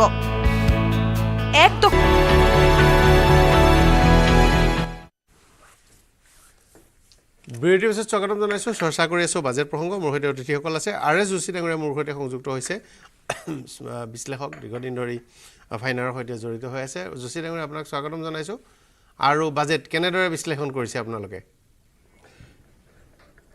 নমস্কাৰ বাজেটটো খুব ভাল হৈছে যদি please allow me to speak in English মানে this is a budget for Viksit Bharat government's response to Viksit Bharat how they are going to make the India Viksit developed so they have come out with a clear roadmap there is no ambiguity about how the government is going to make it and if you go through the budget see it started with agriculture. The agriculture happens to be the backbone of Indian economy. We have been the agrarian economy so far, and it concluded with middle class. And in between, FM touched upon other verticals of society, virtually cross section of society. I should say this is a very well-meaning budget. There is no rhetoric. No populist measure. And another good thing about the budget, this time government or finance minister has tried to bridge the gap between urban and rural. Rural economy has been given due impetus and rightly so. One thing I have also noticed that government is coming out with a direct tax bill. Now we are governed by Income Tax Act 1961. About 65-66 years old act, very difficult to understand, very difficult to comply with. Now government is coming out with the new tax code, that is very welcome step. And good thing about that middle class will be really will get benefited. Now the threshold limit is 12 lakhs rupees, and those who are the salary taxpayers. There will be no income tax up to 12,75,000. So I think this is the very calibrated approach by government and government's response to how they are going to achieve Viksit Bharat by 2047. আমাৰ সৈতে সংযুক্ত হৈ থাকক আগৰলা ডাঙৰীয়া এটা কথা ঠিক যে অসম উত্তৰ পূৰ্বাঞ্চলৰ কাৰণে বিশেষভাৱে এতিয়া উল্লেখ পোৱা নাই আমি নামৰূপ সাৰ কাৰখানাৰ বাহিৰে কিন্তু দুখন আঁচনিত আমাৰ উত্তৰ পূৰ্বাঞ্চলৰ কথা বিশেষভাৱে উল্লেখ কৰা আছে এখন হ'ল পোষণ আঁচনি যিখন শিশুৰ কাৰণে সেইখন পুনৰ দেশজুৰি বৃদ্ধি কৰা হৈছে উত্তৰ পূৰ্বাঞ্চলক বিশেষ গুৰুত্ব দিয়া আছে শিশুৰ পৰিপুষ্টি দ্বিতীয় হ'ল উড়ান আঁচনিখন অসমৰ কাৰণে উত্তৰ পূৰ্বাঞ্চলৰ কাৰণে হ'ব কাৰণ বৃহৎ পৰিসৰত নতুন এয়াৰপৰ্ট যি কৰা হৈছে উত্তৰ পূৰ্বাঞ্চলতে সৰু সৰু এয়াৰপৰ্ট হ'ব আৰু উত্তৰ পূৰ্বাঞ্চলত সেই বিমানবন্দৰসমূহৰ পৰা যাতায়াত সুচল হৈ পৰিব সেই দুটা নিশ্চিত বাকী সাধাৰণৰ পৰা কিন্তু সৰ্বশেষত আমাক লাগিব সাধাৰণ মানুহে কি পাইছে মোৰ কি সুবিধা হৈছে আপোনাৰ কি সুবিধা হৈছে বা গাঁৱৰ খেতিয়ক এজন ছাত্ৰ এজন সাধাৰণ পৰিয়ালৰ মানুহ এজনৰ কি সুবিধা হৈছে আগৰলা ডাঙৰীয়া চকুত পৰিছে না আপোনাৰ কিবা নাই মই প্ৰথমতে মই বেয়া পাইছোঁ যে মই কংগ্ৰেছৰ মানুহ নহয় এজন মোক মাতিছে ক'বৰ কাৰণে হয় মই কেতিয়া মই ৰেচনেল থিংকাৰ মই কেতিয়াও উইথ দ্য ফ্ল' নাযাওঁ মানে মই যিটো শুদ্ধ সেইটো কওঁ আৰু মই কোৱা নাই যে মই বিজেপি বেয়া মই বিজেপি চৰকাৰ ইমান ভাল চলাই আছে আজি মোদী গভৰ্ণমেণ্ট ভাল কিন্তু অলপ চলপ ক্ৰিটিচাইজ কৰিব লাগিব নহ'লে যদি আমি একেটা কথাকে ক্ৰিটিচাইজ কৰাৰ ফলত কামো হয় আমি এতিয়া অলপতে অসম চৰকাৰে কিবা এটা বস্তু সমালোচনা কৰিছোঁ তেওঁলোকে শুধৰাই ল'লে কংগ্ৰেছৰ বুলি কৈছে মই কংগ্ৰেছটো কেতিয়াও নহয় আৰু মই এজন ব্যৱসায়ী আৰু আমি ভাল টেক্স পে' কৰোঁ আৰু মই ডাটাখিনি খুব পঢ়োঁ মানে মই আমাৰ আপোনাৰ কংগ্ৰেছৰ বুলি কোৱা নাই কোৱা নিচিনা লাগিলে মোক ঠিক আছে মই কংগ্ৰেছৰ প্ৰতিনিধিক ক'বলৈ যদি কৈছোঁ মানে কি হৈছে মই সদায় ক্ৰিটিকেল থিংকাৰ আমি সদায় ভুলক ভুল কওঁ শুদ্ধ কওঁ সেইজন আগত নাচাওঁ আৰু অসম গভৰ্ণমেণ্টৰ আমাৰ হেমন্ত বিশ্ব শৰ্মাৰ পৰা যেতিয়াৰ পৰা আহিছে লাষ্ট 4 বছৰ দেখিছোঁ আমাৰ ৰিপ্ৰেজেণ্টেশ্যনটো চেণ্ট্ৰেল গভৰ্ণমেণ্ট ভেৰি ষ্ট্ৰং আৰু আমি বহুত বেনিফিট পাইছোঁ অসমত দেখিছোঁ অসমত চৰকাৰৰ পৰা পইচা ভালে আহিছে আগৰ চৰকাৰতকৈ এতিয়া আমি দেখিছোঁ আমাৰ relationship with the central government is very good আৰু সেই হিচাপে এইবাৰ বাজেটতো আমাৰ নামৰূপৰ কথা কৈছে আৰু বহুত আহি আছে আমাৰ অকল বাজেট নহয় ইয়াৰ আগতো আমাৰ বহুত আমাৰ চৰকাৰৰ পৰা আমাৰ প্ৰপ'জেল আহিছে কিন্তু কিছুমান ডাটা মই সদায় কওঁ যে আমাৰ মানে জানিব লাগে মানুহক যেনেকৈ আমি হেল্থত কিমান খৰচ কৰোঁ বাজেটত আমি GDP 3% খৰচ কৰোঁ হেল্থত এণ্ড 4% খৰচ কৰোঁ আমি এডুকেশ্যনত কিন্তু ডেভেলপ কাণ্ট্ৰি 20% কৰে GDP আমি 20 নালাগে 6% খৰচ কৰোঁ আমাৰ এডুকেশ্যনত ডাবল হৈ যাব কিন্তু আমাৰ 35% আমি ইণ্টাৰেষ্ট দিওঁ 35% আমি ইণ্টাৰেষ্ট দিওঁ আৰু টোটেল হেল্থত 3% 4% সেই 35% যদি ইণ্টাৰেষ্ট দিয়া নহয় তেতিয়া আমাৰ হেল্থত আমাক খৰচ কৰিব 15% এডুকেশ্যন সেইকাৰণে আমি কওঁ যে আমি চৰকাৰৰ পৰা ফ্ৰী ল'ব নালাগে আমাৰ চৰকাৰ ফ্ৰী দিছে নিজৰ ইনকাম কৰি দিয়া নাই ধাৰ লৈ দিছে সেইকাৰণে আমি ৰাইজে ল'ব নালাগে আমাৰ যিমান পাৰোঁ আমি নিজে ইনকাম কৰিম আৰু বাজেটত মই কোৱা মতে আমাৰ পাব্লিকক এটা এম্পাৱাৰমেণ্ট ষ্টেপ যাব লাগে everybody has responsibility for the country আমি চৰকাৰে আমাক কি দিব নহয় আমি চৰকাৰক কি দিম what will give to the country আমি বিচাৰ আমাৰ গভৰ্ণমেণ্টে কি দিব সেইটো বেছি হ'ল আমি what will give to the country আমি চবেই কি কৰিম আমি কিবা খেতি কৰিলোঁ কিবা চব্জি লগালোঁ কিবা কৰিলোঁ কিবা এটা যদি প্ৰডিউচ কৰোঁ এতিয়া আমি ভাবোঁ একো নালাগে চৰকাৰে দিব সেইকাৰণে মই কওঁ যে সেই মেছেজটো এম্পাৱাৰমেণ্ট মেছেজ লাগিব এতিয়া দেখিছোঁ মানুহ লাখ মানুহ পিলিগ্ৰিমেজ যায় 10 লাখ সময় কষ্ট আমাৰ কিমান টাইম লছ হৈ আছে মানুহৰ সময়বোৰ লছ হৈছে সেইটো যদি সময়টো কনভাৰ্ট কৰোঁ কিবা প্ৰডিউচ কৰোঁতে আমাৰ কিমান টকা দেশৰ ইকনমি বাঢ়িব সেইকাৰণে মই এটা কওঁ যে আমাৰ যিটো ইকনমিটি আমি বহুত ইণ্টাৰেষ্ট ৰেট বাঢ়িছে যোৱা বছৰ 30% আছিলে এতিয়া 33 হৈছে 40% হৈ গৈছে আমাৰ GDP ইণ্টাৰেষ্ট ৰেটটো বাঢ়ি গৈ আছে 2023 33% আছিলে আমাৰ ইণ্টাৰেষ্ট মই যদি 100 টকা দৰমহা পাওঁ 1 লাখ মই যদি 10,000 দৰমহা পাওঁ 4,000 টকা যদি মই কাবুলিকে দিবলগীয়া হয় তো মোৰ বাজেটটো বনাই কি ঘৰত লাভ হ'ব এই ইণ্টাৰেষ্ট ৰেটটো লাষ্ট 10 বছৰ চবেই চাইছে আমাৰ ইণ্টাৰেষ্ট ৰেট কিমান বাঢ়িছে যিমান ইণ্টাৰেষ্ট বাঢ়িব আমাৰ ডেভেলপমেণ্ট কমি যাব খৰচটো আৰু আমি ডিফেন্সত আমাৰ পশ্চিমীয়া দেশসমূহৰ সৈতে আমাৰ আৰু এটা সমস্যা আছে যিহেতু আমাৰ কাষতে পাকিস্তান আৰু চীন আছে ডিফেন্স বাজেটটো আমি বহুত বেছি খৰচ কৰিব লাগে এতিয়া বাংলাদেশত বহুত ৱেষ্টাৰ্ণ দেশৰ লগত তেওঁলোকৰ আন্তঃৰাষ্ট্ৰীয় সীমা ইমান মানে শান্তিপূৰ্ণ বা সৰু সুৰা আমাৰ নিচিনা এই বৃহৎ মানে মিছাইল লৈ যুদ্ধ জাহাজ লৈ ল'বলগীয়া নহয় ফলত তেওঁলোকৰ খৰচটো কম সেই পইচাটো বেলেগলৈ এডুকেশ্যনটো যদি খুব ভাল হয় আমাৰ ল'ৰাবোৰ খুব ভাল চাইণ্টিষ্ট হ'ব ইঞ্জিনিয়াৰ হ'ব এডুকেশ্যনটো যদি আমি দেখোঁ আমি যদি এডুকেশ্যনটো ল'ব প্ৰডিউচ নকৰে ভাল তেতিয়া পিছত কি হ'ব এডুকেশ্যনৰ খৰচটো আমাৰ বঢ়াব লাগে মোৰ মতে এডুকেশ্যনত আমাৰ এটলিষ্ট 8% কেতিয়াবা ভিজনো লাগে এতিয়া আপুনি প্ৰায় 8.5 কোটি টকা খৰচ কৰি চাইনাত দীপশিক সৰু এটা এণ্টাৰপ্ৰাইজে সৰু এটা ষ্টাৰ্টআপে কৰি দিলে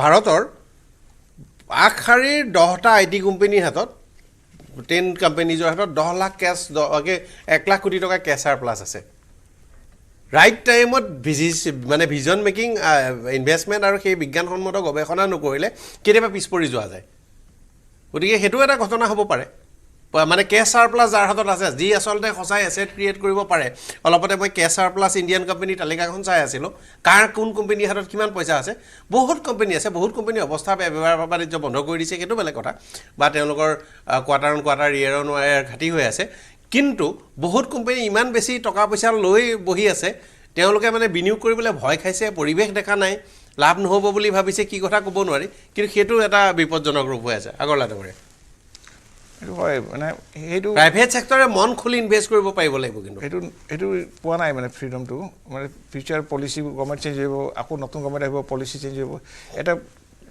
সেইটো ফিক্স নাই যে অহা বছৰ আহোঁতে আকৌ নেক্সট গভৰ্ণমেণ্ট আহিলে আকৌ নতুন ৰুল চেঞ্জ কৰিব চাইনাত কি আছে নহয় তেওঁলোকৰ এটা ষ্টেডি গভৰ্ণমেণ্ট আছে লাষ্ট 20 বছৰৰ পৰা সেইকাৰণে তাতে এটা ইনভেষ্টমেণ্টটো ভাল আৰু তাতে আৰু গভৰ্ণমেণ্টে পুৰা ছাপোৰ্ট কৰে তাতে যিমান ডাঙৰ ডাঙৰ কোম্পানী আছে আপুনি চব মোবাইল কোম্পানীবোৰ আছে অপ' ভিভ' ইনিচিয়েটিভ 5 বছৰ গভৰ্ণমেণ্টে পুৰা ছাপোৰ্ট কৰে তাতে আমাৰ ইয়াত ছাপোৰ্ট কৰোঁ তেওঁলোকে ইণ্ডাষ্ট্ৰীবোৰ ছাপোৰ্ট কৰে ইণ্ডাষ্ট্ৰী ভাৰতীয় আকৌ জনতাৰ এটা কথা আছে আমাৰ জনতা সামান্যভাৱে আমি এণ্টি কেপিটেলিষ্ট ভাৰতৰ সামগ্ৰিকভাৱে যদি চাই আজি যদি কাইলৈ এটা অসমতে ডাঙৰ কোম্পানী আহে অকল জাগিৰোডত দেখিবলৈ পোৱা গ'ল টাটা ছেমি কণ্ডাক্টৰলৈ ৰতন টাটা আছিল জীয়াই টাটা কাৰণে কৰা হোৱা নাই ভাৰতত কাইলৈ যিকোনো এনি বিগ কোম্পানী আহক কিবা শক্তিশালী প্ৰতিৰোধ হ'বই মানে অসমত আহিলে এই সমগ্ৰ ভাৰতত এইটো এটা নেচাৰ আছে সেইটো কাৰণেও ভয় খায় নেকি আজি ডিপছিক যিটো আহিছে চাৰ্ট জিপিটি বা আপোনাৰ চবক হিলাই দিছে নিশ্চয় গভৰ্ণমেণ্টৰ পুৰা ছাপোৰ্ট আছে গভৰ্ণমেণ্ট পিছত থাকে তাত পিছত থাকে আৰু গভৰ্ণমেণ্টে পুৰা ইনভেষ্ট কৰে মানে পুৰা ৱৰ্ল্ডক হিলাব কাৰণে কিন্তু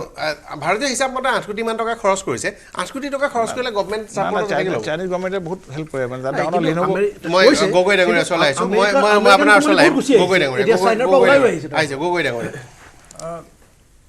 যিটো মধ্যম বৰ্গ কৰ ৰেহাই যিটো আঁচনি আছে এই আঁচনিটোৱে আচলতে এক শ্ৰেণী মানুহক যদিও সহায় কৰিব আচলতে ই দেশৰ ৰাজকোষক এক মাধমাৰ মাৰিব গতিকে আমি যদিও ঘাটি বাজেট ইচ্ছা কৰোঁ কিন্তু এই আঁচনিয়ে কৰ ৰেহাই আঁচনিয়ে আমাক চৰকাৰখনকে ক্ষতিগ্ৰস্ত কৰিব কাৰণ ইয়াৰ দ্বাৰা যিটো সৰ্বসাধাৰণ মানুহ কেতিয়াও উপকৃত হ'ব নোৱাৰে যি শ্ৰেণী মানুহ সাধাৰণতে চলি থাকিব পাৰে মধ্যম বৰ্গৰ শ্ৰেণী সেই শ্ৰেণী মানুহক তেনেকুৱা এটা সুবিধা দিব লগা নাছিল আমি এটাই কথা বুজি পাইছোঁ যে হিতাধিকাৰী আঁচনিৰ নিচিনা তেনেকুৱা এটা ধৰণৰ চিন্তা কৰি হয়তো নিৰ্বাচন কেন্দ্ৰিক কিবা এটা চিন্তা কৰি চৰকাৰে হয়তো এনেকুৱা ধৰণৰ ভাবিব পাৰে আমি SC যিখিনি মহিলা আছে সেই মহিলাখিনিক বিভিন্ন আঁচনিৰ দ্বাৰা সহায় কৰাটো আমি বিচাৰোঁ কিন্তু এইটো আমি ধনী শ্ৰেণী আচলতে বা যিখিনি মানুহ মধ্যম বৰ্গৰ শ্ৰেণী কাৰণে কিন্তু আজি মহিলাৰ কাৰণে ধৰিছে 5 লাখ SC মহিলা ST SCৰ বাবে নতুন আঁচনি কৰিছে 5 লাখ মহিলা আৰু অকল মহিলাৰ কাৰণে সেইটো কৰিছে মানে একদম কেৱল মহিলা আৰু কেৱল ST আচলতে স্কিম আছে আপোনাৰ হয়তো চকুত পৰা নাই কিন্তু 5 লাখ কম পাৰিলে 5 লাখটো 10 লাখ 15 লাখ হ'ব লাগে কাৰণ আমাৰ দেশত আকৌ ST পপুলেশ্যনৰ সাইজো বেছি মই যোশী ডাঙৰীয়া ওচৰলৈ আহিছোঁ যোশী ডাঙৰীয়াক মই বিদায় দিম যোশী ডাঙৰীয়া সৰ্বশেষ আপোনাৰ আটাইতকৈ ভাল আমাৰ অসমৰ মানুহে সুযোগ ল'ব পৰা বা অসমৰ উত্তৰ পূৰ্বাঞ্চলৰ মানুহৰ ভাল হ'ব পৰা কোনকেইটা বিষয় আপুনি দেখিছে মোক চাইছোঁ মানে তাৰ কোনো এনেকুৱা স্পেচিফিক উল্লেখ নাই দুবাৰ এইটো নৰ্থ ইষ্টত উল্লেখ কৰা হৈছে বাট মোক এইটো বুজিব লাগে এইটো ইউনিয়ন বাজেট এইটো নাম ল'লে কোনো লাভ নাই যদি বেলেগ বেলেগ মিনিষ্ট্ৰীত এলোকেশ্যন বঢ়িছে or we are able to get more fund for our state etu bhal kotha and more we have the very good competent government so overall size of the budget have gone up so I expect all things be it health education social cause we will have lot of money for all the good cause and our chief minister jane keneka money mane taka to lobo lage center pora so I'm very much optimistic মানে এটো খুব ভাল budget ধন্যবাদ জনাইছো অসম নাগৰিক এটা কথা ঠিক যে মই দীঘলীয়া দিন ধৰি বাজেট সাংবাদিক হিচাপে তো বাজেট চাব লাগে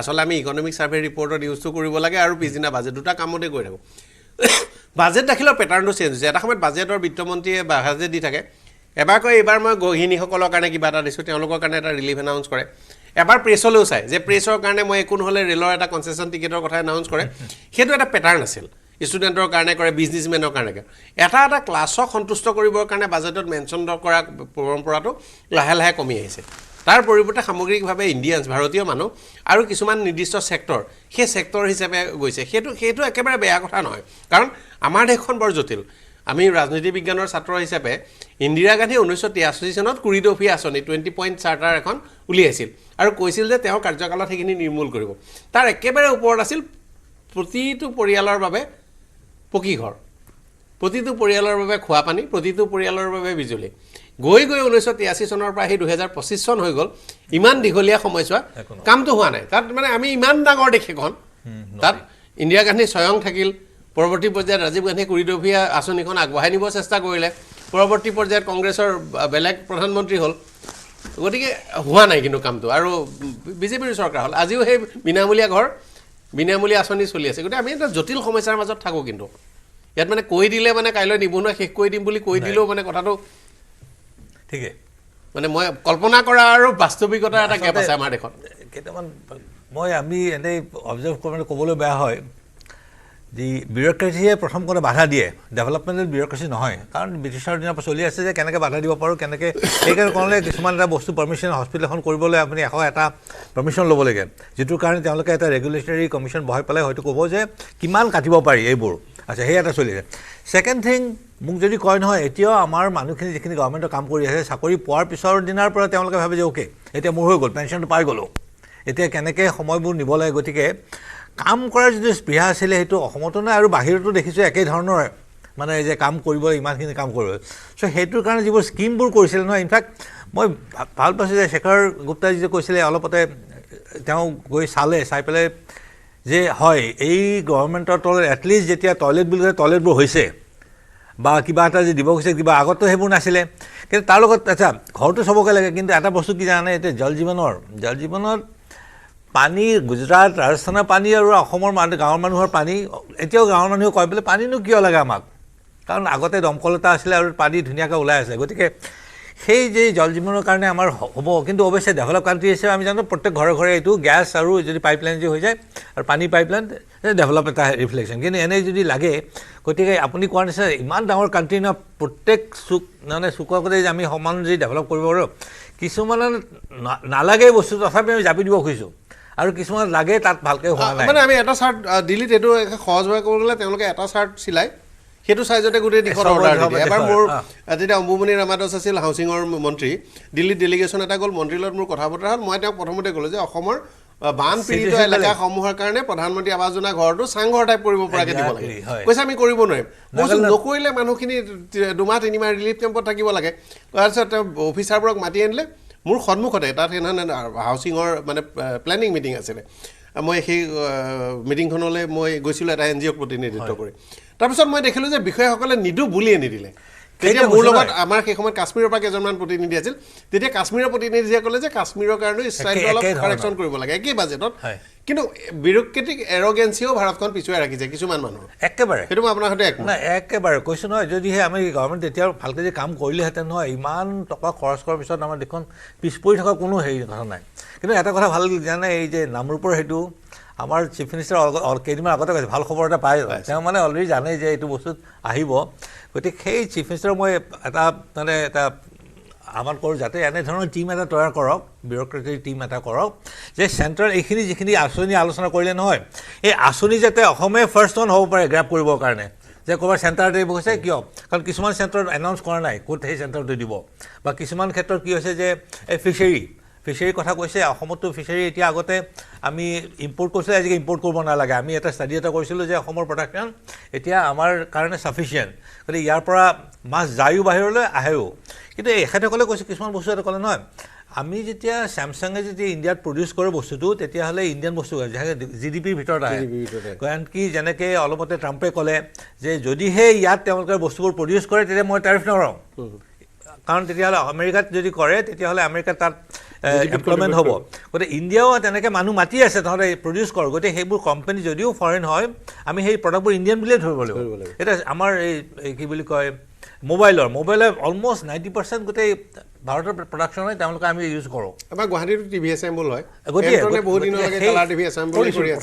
সেইকাৰণে এতিয়া আচলতে আমি সেই GNP GDP ডিফাৰেঞ্চ যে আমাৰ গ্ৰছ নেশ্যনেল মানে চিটিজেনে প্ৰডিউচ কৰিছে ভিতৰত গতিকে আমি এতিয়া সেইকাৰণে GDPত আজিকালি চব GDPৰ বুজাওঁ যে এই কাণ্ট্ৰি বাউণ্ডেৰীৰ ভিতৰত কি কি প্ৰডিউচ হৈ আছে সেইটোৱে আমি লাগে আমাক কাৰণ বাহিৰত যদি কৰিছে আইফোন বিক্ৰী হৈ আছে 1 লাখ কোটি টকা অতিক্ৰম কৰিছে সেইটো আমাৰ GDPত ৰিফ্লেক্ট হৈছে এটা সেমিকণ্ডাক্টৰ প্ৰডাকশ্যন হোৱাৰ লগে লগে আৰু কেনেকৈ আনিব বহুত আহি যাব সেইটো কেনেকৈ ইণ্ডিয়াত আনিব সেই কাৰণে এটা স্কিলত কৰে নহয় আমাৰ স্কিল ডেভেলপমেণ্ট অলপ বেলেগ ধৰণৰ হ'ব লাগিব যে চেমচাঙত কোন কাম কৰা মানুহ আহি পেলাই সিহঁতক কোম্পানী মাতি আনি কিছুমান ট্ৰেইন কৰিবলৈ যাতে নেক্সট যাতে চেমচাং ইউনিটে চাকৰি পাব পাৰে যেটোত আমাৰ এতিয়া যে এই গ্লোবেল আমাৰ সামিট এটা হ'ব ইনভেষ্টমেণ্ট সামিট যে গৈছে তাতে সেইকাৰণে আশা কৰোঁ যে সেই কোম্পানীবোৰ অহাৰ আগতে আমি এনেধৰণৰ স্কিলিং কৰোঁ মানুহখিনি যাতে সিহঁতৰ কোম্পানী এষ্টাব্লিছ কৰাৰ লগে লগে জাপানীজ বা কোৰিয়ান অহাৰ লগে লগে আমাৰ সেইটো আৰু সিহঁতৰ এডুকেশ্যন সাংঘাতিক ভাল মোৰ আৰু চেক্টৰবোৰ যিসকলৰ নিয়োগৰ সম্ভাৱনা আছে বিৰাট অৰ্গেনাইজ ধৰক আমাৰ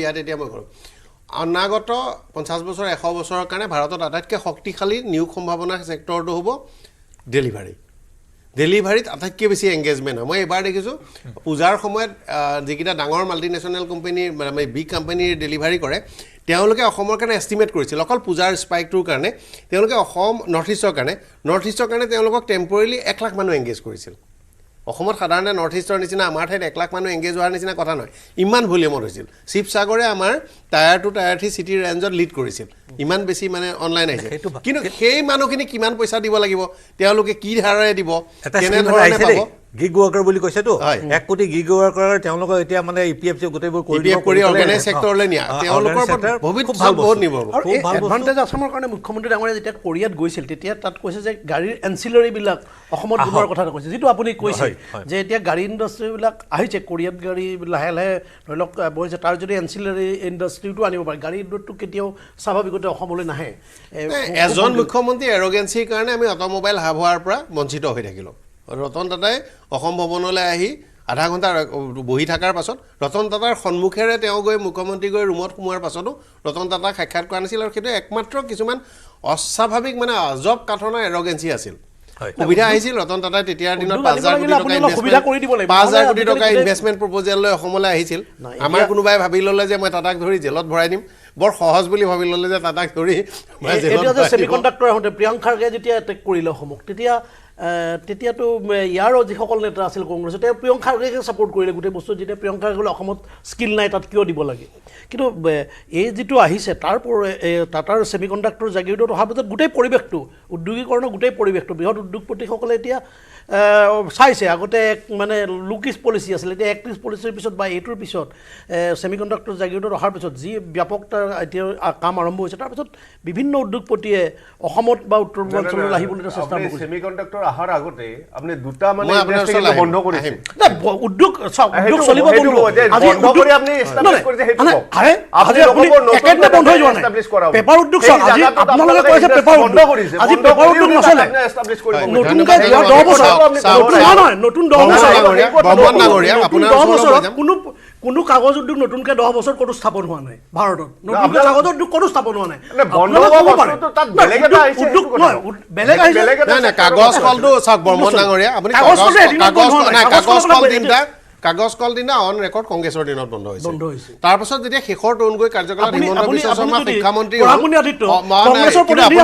আপুনি পইণ্টটো নাজানে কিন্তু মই এইটো কথা কৈ দিছোঁ কাগজ কলটো মই ষ্টৰিটো কওঁ কাগজ কল টন গৈ চৰকাৰ দিনত বন্ধ হৈছে শেষ টাইমত বন্ধ হৈছে হিমন্ত বিশ্ব শৰ্মা শিক্ষামন্ত্ৰী আছিল হিমন্ত বিশ্ব শৰ্মাক তৰুণ গগৈয়ে পঠাইছিল যে এইটো ৰিভাইভ কৰিব পাৰি নেকি তেওঁ 100 কোটি টকা এডভান্স দি দিছিল যে মই কাগজ কিনিম আপোনালোকে মিলটো চলাওক তেওঁলোকে কাগজ কলৰ মেনেজমেণ্টে অসম চৰকাৰক প্ৰবঞ্চনা কৰি 100 কোটি কাগজ হয় আপোনালোকে আজি আমাৰ পৰা ডেলিভাৰী লওক নহলে আমি বেলেগক বেছি দিম বুলি কৈ বেলেগক বেছি দিলে সেই বছৰ অসমত টেক্সটবুক প্ৰিন্টিং আহি পেলাই জুলাই মাহ পাইছিল আৰু তাৰ পাছত সেই যে কাৰবাৰটো কৰিলে অসম চৰকাৰে ছাপোৰ্ট নকৰা হৈ গ'ল আৰু মিলটো কলাপছ কৰিলে RS গান্ধীৰ নিচিনা মানুহে কৈছিল মই জীয়াই থকা লাগে এই মিলটো চলিব নিদো কংগ্ৰেছ চৰকাৰ দিনত কৈছিল পেপাৰ মিলৰ কাৰণে পেপাৰ মিলটো বন্ধ হৈ যোৱাৰ কাৰণে আপুনি এটা ডেট চাই পিছত ৰিভাইভেলত মেচিনটো সুইচ অফ কৰা হেতুত মাত্ৰ এটা চৰকাৰ কৰাৰ কথা নহয় পৰ্যায়ক্ৰমে হিমন্ত বিশ্ব শৰ্মাৰ দায়িত্ব ল'ব লাগিব সৰ্বানন্দ সোণোৱালেও ল'ব লাগিব তৰুণ গগৈও ল'ব লাগিব আগৰ চৰকাৰেও ল'ব লাগিব এতিয়া যোগী ঘোষা পেপাৰ মিলটোতো আৰু সৰ্বানন্দ সোণোৱাল বা হিমন্ত বিশ্ব শৰ্মাৰ দিনত বন্ধ হোৱা নাই 5 গ্ৰামটোতো বন্ধ হোৱা নাই আৰু কামপুৰ চেনিকলটো আমাৰ সমবায় কল গোলাঘাটৰ খুটা কল চিনটেক্স নাথকুচি এপল মিল এইবোৰ এটা সিস্টেমেটিক সৰকাৰীভাৱে এনেকুৱা এটা ধাৰণা দিয়া হৈছে সেইখিনি অধ্যয়ন কৰিব আছে যে ইমান ডেভেলপ হৈছে একো ডেভেলপমেন্ট নহয় এটুকু ডেভেলপমেন্ট গভৰ্ণমেণ্টৰ পলিচি অন ৰেকৰ্ড স্বাধীনতা 70 বছৰৰ পিছত সুন্দৰ সুঠাম বাজেট এখন স্বাধীনতা 70 বছৰৰ পিছত এই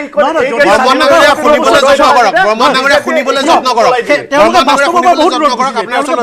স্বাধীনতা 70 বছৰৰ পিছত দেশৰ প্ৰধানমন্ত্ৰী যদি শৌচাগাৰ নিৰ্মাণৰ কথা চিন্তা কৰিব লাগে সেইখন দেশত তেওঁ স্বাধীনতা 75 আপোনাৰ বেজিৰো ইণ্ডাষ্ট্ৰী নাছিল কিন্তু গোটেই আমাৰ অৰ্থনীতি আমাৰ গোটেই বাজেটৰ কৃষিৰ পৰা উদ্যোগলৈ গুচি গৈছে ডাঙৰ ডাঙৰ উদ্যোগ স্থাপন কৰিছে য'ত উদ্যোগ স্থাপন কৰিছে য'ত উদ্যোগ স্থাপন কৰিছে সেই উদ্যোগবিলাক ক'ত আছে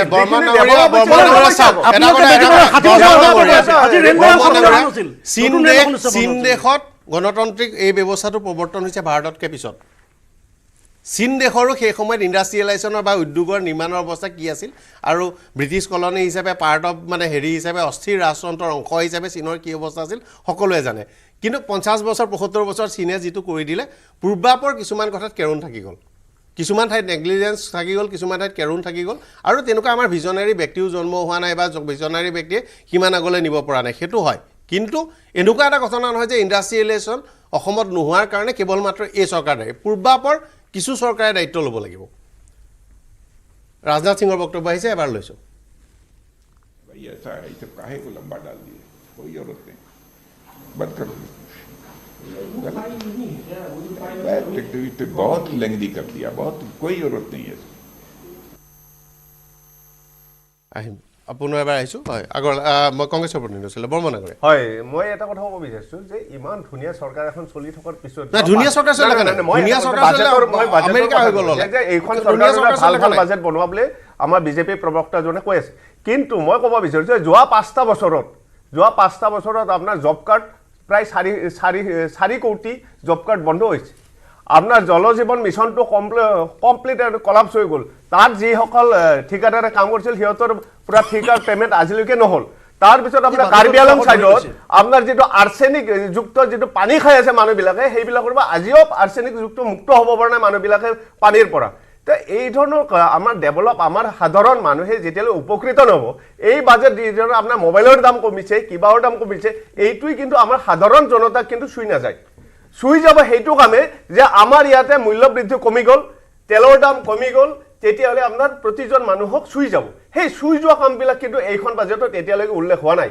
যেটো 12 লাখ টাকালৈকে যেটো কথা কৈ আছে 12 লাখ টাকাৰ আপুনি কালিলৈকে যেতিয়া এনালাইসিস কৰি সম্পূৰ্ণ পাব যিসকলে টেক্স পে কৰে তেখেতসকলে ভালকৈ জানিব যিসকলৰ সিএ আছে তেখেতসকলে জানিব যে এইখনৰ উপকৃত আমি হৈছুনে হোৱা নাই এনে এটা ফটককৈ এটা আমি ভাষণ এটা শুনিলো আজি যেটো পালো কিন্তু অহাকালি যেতিয়া আমি এইখনক আমি এনালাইসিস কৰি আমাৰ যিসকলে অভিজ্ঞ মানুহসকলে যেতিয়া এনালাইজ কৰিব তেতিয়া আমি গম পাব যে এইখনৰ উপকৃত আমি হৈছো এইখন ভাৰত চৰকাৰ আৰু এইখন আমি ভাৰত দেশৰ নাগৰিক আমাৰ এইখন পাকিস্তান এইবোৰ সিৰিয়া লেবানন নহয় আমাৰ পাৰ্লিয়ামেন্টত কোনোবাই কৈ দিয়া কথা এটা তাত বিউৰোক্ৰেটিক এটা পলিচি থাকিব পাৰে যে এই প্ৰক্ৰিয়া আৰু এই প্ৰক্ৰিয়া কিন্তু সেই কামটো মিছা কেতিয়াও হ'ব নোৱাৰে আমাৰ দেশৰ পাৰ্লিয়ামেন্টত বাজেট যদিও কংগ্ৰেছে আজি বাজেট বৰ্জন কৰিলে কুম্ভমেলাৰ কাৰণে মোৰ বোধে কুম্ভমেলাৰ কাৰণে আন এটা সময়ত কংগ্ৰেছে বাজেট বৰ্জন কৰিব লাগিছিল মানে সংসদ বৰ্জন কৰিব লাগিছিল বাজেটখন বৰ্জন কৰিব নালাগে কাৰণ বাজেটখন দেশৰ বৰ্জন আৰু কংগ্ৰেছে ভাল পাওক বা বেয়াই পাওক বা বিৰোধীয়ে ভালেই পাওক বা বেয়াই পাওক যিহেতু চৰকাৰ গঠন হৈ আছে এই চৰকাৰখনৰ বাজেটেৰে মাজত ভাঙি নগ'লে বছৰটো চলিব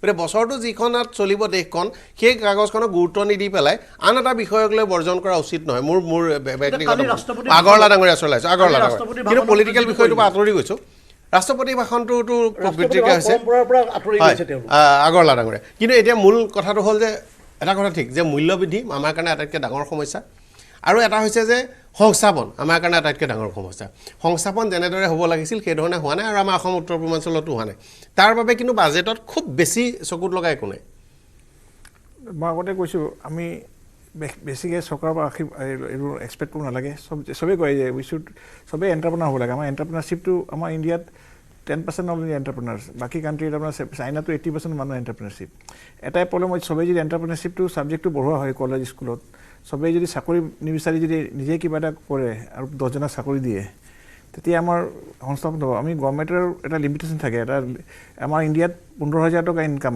এভাৰেজ ইনকাম মান্থলি 15,000 1,80,000 টকা আমাৰ ইনকাম আমাৰ কাষতে বেংককত 1 লাখ টকা মান্থলি ইনকাম টুৰিজিমৰ কাৰণে সেইকাৰণে আমাৰ ইনকাম ৰিচোৰ্চটো কম ট্ৰেড ডেফিচিটটো চব ফিজিকেল ডেফিচিট চব গভৰ্ণমেণ্টে চাব লাগিব আমাৰ ইণ্টাৰেষ্ট ৰেট আমি 30% আমি ইণ্টাৰেষ্টটো দিব লাগিব এইটো কমাব নোৱাৰিব 30% আমাৰ ইনকামৰ 35% আমি ইণ্টাৰেষ্ট দিব লাগিব সেইটো হিচাপে বিজেপি চৰকাৰে ভাল কৰিছে আৰু এই লিমিটেড ৰিচোৰ্চৰ মাজত যিখিনি এবাৰ দিছে বাজেটত মই সুখী আৰু বিজেপি গভৰ্ণমেণ্ট অহাৰ পিছত ইণ্ডিয়াৰ ইমেজটো বাঢ়িছে আমাৰ কেতিয়াবা এনেকুৱা কাৰণে আমি যিবোৰ কথা কওঁ তাৰমানে কেতিয়াবা আমি হিচাপ নিকাচ কৰোঁতে অলপ ভুল কৰোঁ মোৰ হিচাপত দুটা কোম্পানী অসমত দেউলীয়া হ'ব অলপ দিনৰ পিছত হ'লেও এটা তাৰেতো দেউলীয়া হোৱাৰ একদম পূৰ্ণ সম্ভাৱনা আছে আমাৰ পেট্ৰকেমিকেল লিমিটেডৰ আভ্যন্তৰীণ খবৰ হয়তো ৰাজহুৱা হ'বলৈ আৰু 2 বছৰ বা 3 বছৰ অপেক্ষা কৰিব লাগিব আৰু বিত্তীয়ভাৱে ডিষ্ট্ৰেছত আছে নুমলীগড় এবাৰ ভাৰত পেট্ৰলিয়ামে কিনি ল'লে এবাৰ অসম চৰকাৰে কিনি লৈছে অসম চৰকাৰে মাজে মাজে কেপিটেল ইনফিউজনৰ নামত মূলধন খটুৱাই তেওঁলোকক মানে এটা অক্সিজেন দি থাকিবলগীয়া হৈছে জীয়াই থাকিবৰ কাৰণে তেওঁলোকে স্পষ্টীকৰণ দিলোঁ আচল কাহিনীটো সেইটো গতিকে এতিয়া মই এই ৰেফাৰেঞ্চটো এইটো কাৰণে দিছিলোঁ যে ভাৰত আমাৰ যি পেট্ৰকেমিকেল আছে পেট্ৰকেমিকেল লিমিটেডটোত আমাৰ সম্পূৰ্ণৰূপে খৰচ হ'ল 4,500 5,000 কোটি টকা এমপ্লয়মেণ্ট পালে 15 হয় থলুৱা পালে 137 জন মানে 200 জন মান হয় ফলত কি হ'ল 5,000 এনচিলাৰী ইণ্ডাষ্ট্ৰী হ'ব লাগিছিল সেইটো নহ'ল কিন্তু 4,500 কোটি টকা যদি 1 কোটি টকাকৈ 4,500 ভাল এণ্টাৰপ্ৰেনৰ ইউথক দি দিলে হ'লে আপুনি গেছ ক্ৰেকাৰৰ কথা কৈছে ভাই পেট্ৰকেমিকেল সৰি গেছ কেকাৰ মুখমা কৰিব গতিকে সেইটো এটা হ'ল আমি তাৰ পৰা এতিয়া নাফথা ওলাল হ'লে আমি পেৰাফিন এইবোৰ আমি সম্পূৰ্ণ উদ্যোগ কৰাৰ কথা আছিল কিন্তু 1 কোটি টকাকৈ দিলে নিশ্চিতভাৱে 4,500 এমপ্লয়মেণ্ট হ'লে সেইটোতকৈ বেছি কিন্তু এনে আমি সেইটোত এটা বেলেঞ্চো থাকিব লাগিব যে লাৰ্জ স্কেল ইণ্ডাষ্ট্ৰী আমাক লাগিব নালাগে আৰু আমি মাইক্ৰ' SME এইবোৰত আমি কিমান প্ৰমোট কৰিম আৰু কটেজ ইণ্ডাষ্ট্ৰী আমি আজি মহাত্মা গান্ধীৰ দিনৰ পৰা আমাৰ কটেজ ইণ্ডাষ্ট্ৰী বৰ গুৰুত্ব আছিল কটেজটোক আমি মাইক্ৰ' বুলি কৈ আছোঁ কিন্তু পুৰণা কটেজৰ ফৰ্মেটটো দি ভাল আছিল আগৰলা ডাঙৰীয়া মই এটা কওঁ যে পৃথিৱীখন গ্ল'বেল ভিলেজ হৈ গৈছে এতিয়া মানে আপুনি চব বস্তু ইম্পৰ্ট কৰিব পাৰে এতিয়া পৃথিৱীখন আপুনি কোনো বস্তু ৰেষ্ট্ৰিকশ্যন নাই লাষ্ট এতিয়া এগ্ৰিমেণ্ট হৈছে আপোনাৰ এইটো গোটেই ৱৰ্ল্ডৰ WTO এগ্ৰিমেণ্ট এতিয়া আমি যদি কৰ্পৰেট ৱৰ্ল্ড ক্লাছ প্ৰডাক্ট নবনাওঁ বা আমাৰ গভৰ্ণমেণ্ট ইণ্ডাষ্ট্ৰী হওক এইটো কৰ্পৰেট ষ্টাইলত চলিব লাগিব অলপ মানে আপোনাৰ এফিচিয়েঞ্চিটো ভাল হ'ব লাগিব কিন্তু সেইকাৰণে বন্ধ হোৱাৰ কাৰণে আমি আমাৰো বিজনেছ বহুত বন্ধ হয় if you don't have efficiency in the organisation leadership ভাল নহয় আমাৰো কোম্পানী আমাৰ নিচিনা কোম্পানী মোৰ লগৰ 10 জন ল'ৰা আছিলে একেলগে আৰম্ভ কৰিছিলোঁ 10 জনৰ 9জন বন্ধ হৈ গ'ল আৰু মই বহুত আগবাঢ়িলোঁ ডেট ইজ লিডাৰশ্বিপ আপুনি যদি লিডাৰে ভাল হয় লিডাৰৰ কাৰণে দেশ আগবাঢ়ে লিডাৰৰ কাৰণে দেশ ডাউন হয় we have to select good leader আজি ভাল লিডাৰৰ কাৰণে দেশখন আগবাঢ়ে এটা ভাল কোম্পানীৰ লিডাৰ ষ্টিভ জব আহি গোটেই এপ'ল ক'ত লৈ গ'ল ট্ৰিলিয়ন বেলেগ লিডাৰ হ'লে সেইকাৰণে আমি selecting the leader also very good leader is very important আৰু মই আজি মোৰ লিডাৰশ্বিপৰ কাৰণে আজি আমাৰ কোম্পানীটো বহুত আগবাঢ়িলে মোৰ লগৰ কিছুমান কোম্পানী নাইকিয়া বনাম অলপ চলপ মানে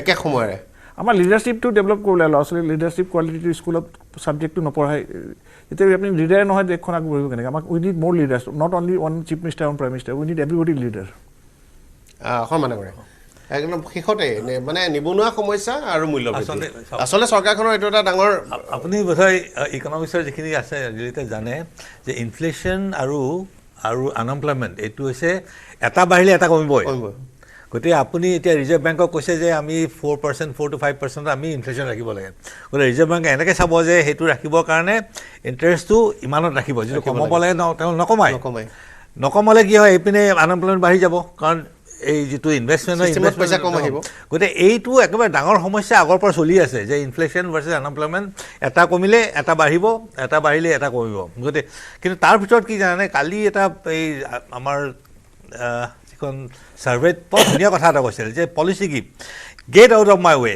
তাৰমানে বিজনেছবোৰ আমাৰ বিজনেছ কৰিব দিয়ক আমাৰ আগত আপোনালোকে ভেটা নিদিব যেটো মই ক'লে এই যে আমাৰ ৰেগুলেশ্যন ৰেগুলেটৰী অথৰিটি আমাৰ বিউৰ'ক্ৰেচি সেইখিনি কৈছে যে গভৰ্ণমেণ্টে আমাক ইণ্টাৰভিউ কৰিব নালাগে আমি কৰি যাম গতিকে আজি কৰ্পৰেট ছেক্টৰ বেয়া পাব নালাগে কাৰণ যদি একো যদি দিয়া নাই তেওঁলোকে কৰি যোৱা কাম এমপ্লয়মেণ্ট বা যেনেকৈ কৰিব আৰু ইমান আপুনি যিটো কৈছে প্ৰফিট তেওঁলোকে কৈছে যে আমি প্ৰফিটখিনি ইনভেষ্ট কৰা নাই এইকাৰণে যে আমাৰ কনজাম্পশ্যন ডাউন হৈ আছে আমাৰ বস্তু ডিমাণ্ড নাই বস্তু কিনিবলৈ গতিকে এইবাৰ কৈছে ঠিক আছে এতিয়া ডিমাণ্ড দিছোঁ নহয় আমাৰ যদি যিখিনি টেক্স ব্ৰেক পালে সেইখিনি মানুহে যে খৰচ কৰে গতিকে তেওঁলোকে ইনভেষ্ট কৰি আৰু বহুতে কৈ আছে যে আমাৰ মুখ্যমন্ত্ৰী এটা প্ৰতিক্ৰিয়া আহিছে কমাই কৰিব লৈ লওঁ ঠিক আছে এতিয়া ডিব্ৰুগড়ৰ নামৰূপত প্ৰায় 14,000-15,000 কোটি টকাৰে সাৰ কাৰখানা নিৰ্মাণ হ'ব ৰাজ্য চৰকাৰে তাৰ 40% পুঁজি ব্যয় কৰিব কেন্দ্ৰীয় চৰকাৰে 60% পুঁজি ব্যয় কৰিব ছেমি কণ্ডাক্টৰৰ পিছত ফাৰ্টিলাইজাৰ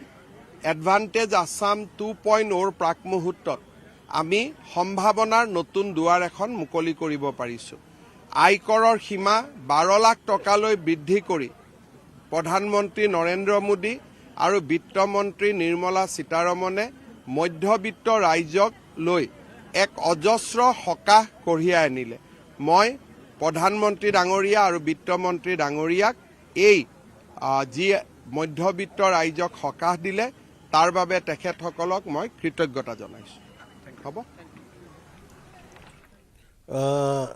অৱশ্যে সংখ্যাটো ডাঙৰ শুনিবলৈ ভাল লগা বৰ ডাঙৰীয়া আমি এক লাইন মই কৈ আছিলোঁ আচলতে চাওক এইটো যিহেতু আমাক বাজেটত ইমান পইচা ধাৰ্য কৰিছে স্কিমবোৰ দিয়া আছে এতিয়া স্কিমবোৰৰ পৰা আমি এডভান্টেজ কেনে লওঁ হয়তো এনেধৰণৰ মহাৰাষ্ট্ৰ গুজৰাট তেওঁলোকে টিম এটা আছে যে জানে যে স্কিমৰ পৰা পইচাটো কেনে আনি কাৰণ আমি যেতিয়া দিল্লীত যাওঁ কিছুমান ডিপাৰ্টমেণ্ট যে আসাম কেলে ইতনা পইচা হে খৰচ नहीं हो रहा है तर নৰ্থ ইষ্টৰ কাৰণে ইমান পইচা আছে স্কিমবোৰ দিয়ে আৰু লৈ যায় অৱশ্যে আমি যেহেতু এনজিঅ'ৰ পৰা যাওঁ গতিকে আমি গভৰ্ণমেণ্টৰ থ্ৰুৱে গ'লে সেই পইচা পাওঁ কিন্তু সেইটো এটা লম্বা প্ৰচেছ কিন্তু যদি আমাৰ চিফ মিনিষ্টাৰৰ তলত এটা যে গ্ৰুপ এটা থাকে এডভাইজাৰী গ্ৰুপ বা কিবা তেওঁলোকে ৰিটায়াৰ্ড ব্যুৰ'ক্ৰেটে লগ লৈ পেলাই যে এতিয়া আমি বহি পেলাই এই বাজেটখন এনালাইজ কৰি ক'ৰ পৰা কি স্কিমত পইচা আনিব পাৰি একদম ইণ্টিগ্ৰেটেড ৱে এটা ধুনীয়াকৈ বহি পেলাই যদি আৰম্ভ কৰি দিওঁ তেতিয়াহ'লে এই বাজেটৰ পৰা নৰ্থ ইষ্ট আৰু অসম যথেষ্ট মুনাফা ল'ব পাৰিব নহ'লে আকৌ হ'ব যে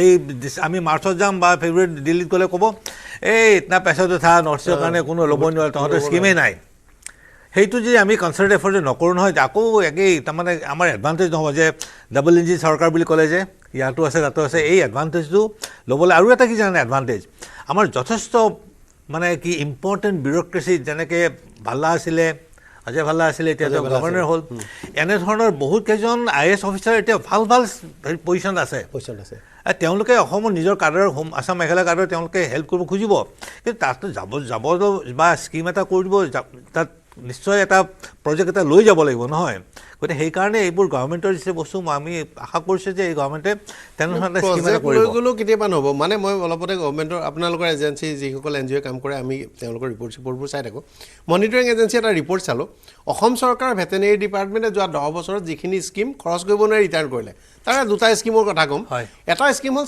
চৰকাৰে 100% গ্ৰাণ্ট দিছে অসমীয়া এজন যুৱকে 5খন জিলাত 100জনী মেগী ছাগলী কিনিব লাগে ব্ৰিডাৰ ভাল কিনিব লাগে ব্ৰিডিং এখন ফাৰ্ম কৰিব লাগে তাত তেওঁৰ কোনো খৰচ হয় অসম চৰকাৰৰ খৰচ নাই 100% গ্ৰাণ্ট সেই পইচাটো উভতি গুচি গ'ল আৰু ক'লে যে আমি এণ্টাৰপ্ৰেনিয়ৰ তেনেকুৱা পোৱা নাই তাৰমানে অসমতে এনেকুৱা ধৰণৰ আজব কথা কৈ থাকে কেতিয়াবা আমি চৰকাৰসমূহকো গালি পাৰোঁ চৰকাৰৰো দুখ আছে ব্যুৰ'ক্ৰেচিৰো দুখ আছে আৰু মন্ত্ৰীসকলৰ দুখ আছে তেওঁলোকৰ মনিটৰিং নাই আজি এগ্ৰিকালচাৰ ডিপাৰ্টমেণ্টত অলপতে কি কয় চৰকাৰে এখন আঁচনি আনিছে চেণ্ট্ৰেল গভৰ্ণমেণ্টৰ কোনোবাই বনাইছে অফিচাৰে কেতিয়াবা বা আমাৰ অফিচাৰে বনাইছে এটা মানে পিগাৰী এতিয়া সকলোৱে পিগাৰীৰ কথা কৈছে CMA পিগাৰীৰ কথা কৈছে বিদেশৰ পৰা আহিব আমিও আন্দোলন কৰি আছোঁ পিগাৰী ছেট কনষ্ট্ৰাকশ্যনৰ কাৰণে সাধাৰণতে পিগাৰীটো পাকা লাগিব পাৰ স্কোৱাৰ ফুট ৰেট ধৰিছে 100 টকা মই কৈছোঁ যে যিজন বিষয়াই এখন বনাইছে তেওঁ প্ৰথমটো সাধাৰণভাৱে ক'ব পাৰি যে তেওঁ জধামূৰ্খ কাৰণ 100 টকা স্কোৱাৰ ফিটত খেৰ বাঁহৰে ঘৰ এটা বনাব নোৱাৰে কিন্তু সেইখন চেণ্ট্ৰেল গভৰ্ণমেণ্টৰ পৰা পাছ হৈ আহিছে স্কিম মই দেখি পেলাই তৎক্ষণাতে মিনিষ্টাৰকে ফোন কৰি ক'লোঁ যে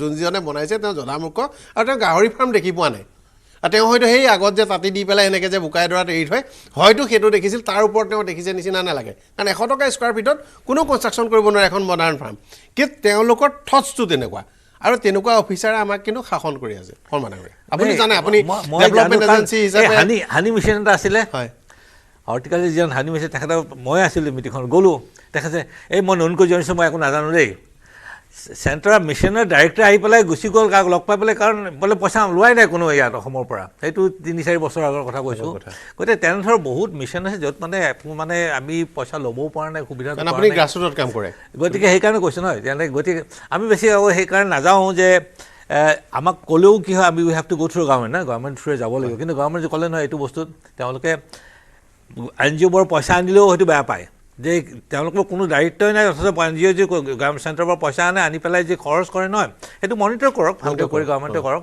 কিন্তু সেইটো মানে আমাৰ এই ডিপাৰ্টমেণ্টৰ পৰা পাছ হৈ যোৱাটো বৰ টান আমি কৈছিলোঁ যে এইটো ডিপাৰ্টমেণ্টে কেনেকৈ পাছ হ'ব পাছ নকৰে নহয় গতিকে এইবোৰ চলি আছে যিকোনো এজন সন্দেহযুক্ত NGOয়ে যেতিয়া কাম কৰে তেতিয়া তেওঁলোকৰ আপত্তি নাই কিন্তু RGVNে নিজকে ব্ৰেণ্ড হিচাপে এষ্টাব্লিছ কৰাৰ পিছত আপোনালোকে কৰিলে কি আপত্তি হয় বুজি নাপাওঁ কিন্তু আৰু এটা কৈছোঁ দেই এবাৰ মই সেই এটা কমিশ্যনত থাকোঁতে আমি কৈছিলোঁ যে অসমত কিছুমান নিজৰ আমাৰ ঘৰুৱা ইণ্ডাষ্ট্ৰি আছে ঘৰুৱা কৰ্পৰেশ্যন ঘৰুৱা NGO আছে যিকেইটা ভাল কৰি আছে নহয় ষ্টেট গভৰ্ণমেণ্টে তেওঁলোকক আৰু ভাল কৰক কাৰণ লোকেল মানুহে হেৰি পাবতো গতিকে ছাপ'জ কোনোবাই ফৰ এক্সাম্পল মই SRD একা বা অভিজিত বৰুৱাহঁতৰ কথা ক'ম ভালকৈ কৰি আছে আৰু অলপ ইম্প্ৰুভ কৰক যাতে তেওঁলোকে কাৰণ ইয়াত যিখিনি ল'ব থলুৱা আৰু তেওঁলোকে এবাৰ যিহেতু এছেম্বলি হৈছে এতিয়া মানে ৰিস্ক নাই সেইবোৰ ইনভেষ্ট কৰাত কিন্তু তেতিয়া কি হয় আমাৰ ইণ্ডিয়ানটো আমি যে মেণ্টেলিটি হয় কিন্তু আমাৰ ইণ্ডাষ্ট্ৰি পুছ কৰা দূৰৰ কথা মোৰ মনত আছে অভিজিত বৰুৱা নাম কোৱাৰ কাৰণে কওঁ এনেকুৱা এদিন বাজেট ডিছকাশ্যনত আজিৰ পৰা 15 বছৰমানৰ আগতে বাজেট ডিছকাশ্যনৰ শ্ব' কাৰণে অভিজিত বৰুৱা ডাঙৰীয়াক মাতিলোঁ কথা বতৰা পাতিলোঁ তেখেতে তেতিয়া মোক ক'লে যে মই আৰু ইণ্ডাষ্ট্ৰি বন্ধ কৰিব লাগিব অক্সিজেনটো মই কিয় বোলে মোৰ ইমান বেছি ইলেক্ট্ৰিচিটি ক্ৰাইচিছ হৈছে তেওঁ কৈছে মোৰ দুটা জেনেৰেটৰ আছিল গুৱাহাটীত দুইটা ডিজেল ডিজি সেট জ্বলি গ'ল আৰু কৈছে এতিয়া কাৰেণ্ট নাই তে মই আৰু নোৱাৰো তোতে গুৱাহাটীত তেওঁৰ যেটো এয়াৰ প্ৰডাক্ট আছিলে তেতিয়া মই তেওঁ ক'লো গভৰ্ণমেণ্টে এখন মনে মনে স্কিম আনি থৈছিল এটা পাৰ্টিকুলাৰ কোম্পানী সহায় কৰিবৰ কাৰণে অসম চৰকাৰে যে সেই কোম্পানীটোৱে যদি এপিডিচিএলৰ পাৱাৰ হাউচটোৰ পৰা যদি নিজাকৈ ডেডিকেটেড লাইনটো বনাই আনে আৰু 1 কোটি টকা যদি সিকিউৰিটি ডিপজিট দিয়ে তেনেহ'লে আনইণ্টাৰাপ্টেড পাৱাৰ দিব মই ক'লো এই স্কিমখন আপুনি জানেনে বোলে নাই গম নাপাব মই তেতিয়া ক'লো যে আমুক কোম্পানীটোৰ কাৰণে এখন নটিফিকেশ্যন উলিয়াই থোৱা আছে তেওঁ ক'লে যে এতিয়াতো মোৰ গুৱাহাটী প্লেণ্টলৈ নোৱাৰিব কিন্তু সেই সময়তে মই তেওঁক ক'লো যে মোৰ ঘৰ চামগুৰিত তেওঁ ক'লে চামগুৰিত এপিডিচিএলৰ পাৱাৰ হাউচটোৰ কাষতে বহুত খালী মাটি পৰি আছে আৰু মানুহে কম দামত বেছি আছে আপুনি কিনি লওক এই অক্সিজেন প্লেণ্টটো যিটো এবাৰ নৰ্থ ইষ্টত অক্সিজেন কোভিডৰ সময়ত ক্ৰাইচিছ নহ'ল সেইটো সেই চামগুৰিত থকা সেই প্লেণ্টটো সেই মালিকখিনিত কিনিলে কিন্তু ইণ্ডাষ্ট্ৰীৰ কাৰণে কেতিয়াবা কি হয় চিলেক্টিভ এপ্ৰ'চ গভৰ্ণমেণ্টৰ থাকে গভৰ্ণমেণ্টৰ স্কিম আছে মই জানো কিন্তু মই এতিয়া কোম্পানীটোৰ নামটো নকওঁ এটা গুটকা কোম্পানীৰ কাৰণে মনে মনে অৰ্ডাৰটো উলিয়াই পেলাই কৰি দিছিল সেই অৰ্ডাৰ যিকোনোৱে বেনিফিট ল'ব পাৰে আৰু 2 নম্বৰ কথা হ'ল যে এই যে পাৱাৰ ক্ৰাইচিছ সেই পাৱাৰ ক্ৰাইচিছে এনেকুৱা ইণ্ডাষ্ট্ৰী কিছুমান কেতিয়াবা মাৰি দিয়ে এতিয়া ভাল হৈছে পাৱাৰ এতিয়া অলপ ভাল হ'ব এতিয়াতো দিনত মানে দিনৰ পাৱাৰ আৰু ছাপ্লাই ভাল হ'ব ৰাতি অলপ বিপদজনক হ'ব কিন্তু সোলাৰ কৰি যদি সোলাৰ বা ৰাতিলে অকণমান দিগদাৰ হ'ব কাৰণ সোলাৰত মানে ভূটানৰ লগত যিটো হেৰি কৰি আছে ন হাইডেলৰ সেইটোত হয়তো আশা কৰে কিন্তু তথাপিও এই ডিমাণ্ডবোৰ থাকে কিন্তু মই কৈছোঁ তথাপিও চলি আছে তেওঁলোকে কমাৰ্চিয়েলটো নিদিয়ে এইটো প্ৰাইভেটটো দিয়ে মই এটা বিৰতি লৈছোঁ বিৰতি পিছত উভতি এইটো মাইথান ষ্টিল নহয় ওচৰ চুবুৰীয়াসকলে লগাইছে ষ্ট্ৰং মানে মাইথান ষ্টিল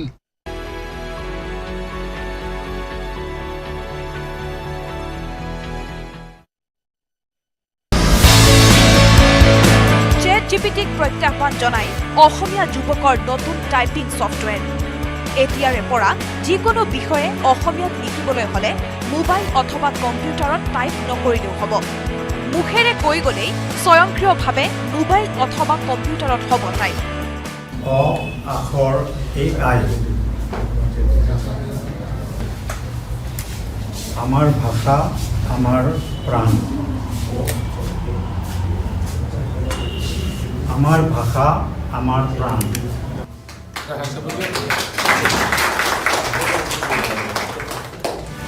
মুকলি হ'ল নতুন টাইপিং ছফটৱেৰ গুৱাহাটীৰ 2 ভাতৃ ইন্দ্ৰনীল তালুকদাৰ আৰু কাব্যনীল তালুকদাৰৰ প্ৰচেষ্টাত মুকলি কৰা হ'ল অ আখৰ আৰ্টিফিচিয়েল ইণ্টেলিজেন্স AI নামেৰে টাইপিং ছফটৱেৰ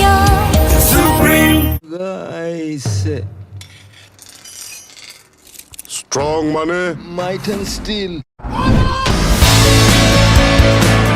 জিপিটিক প্ৰত্যাহ্বান জনাই অসমীয়া যুৱকৰ নতুন টাইপিং ছফটৱেৰ এতিয়াৰে পৰা যিকোনো বিষয়ে অসমীয়াত লিখিবলৈ হ'লে মোবাইল অথবা কম্পিউটাৰত টাইপ নকৰিলেও হ'ব মুখেৰে কৈ গ'লেই স্বয়ংক্ৰিয়ভাৱে মোবাইল অথবা কম্পিউটাৰত হ'ব টাইপ অ আখৰ AI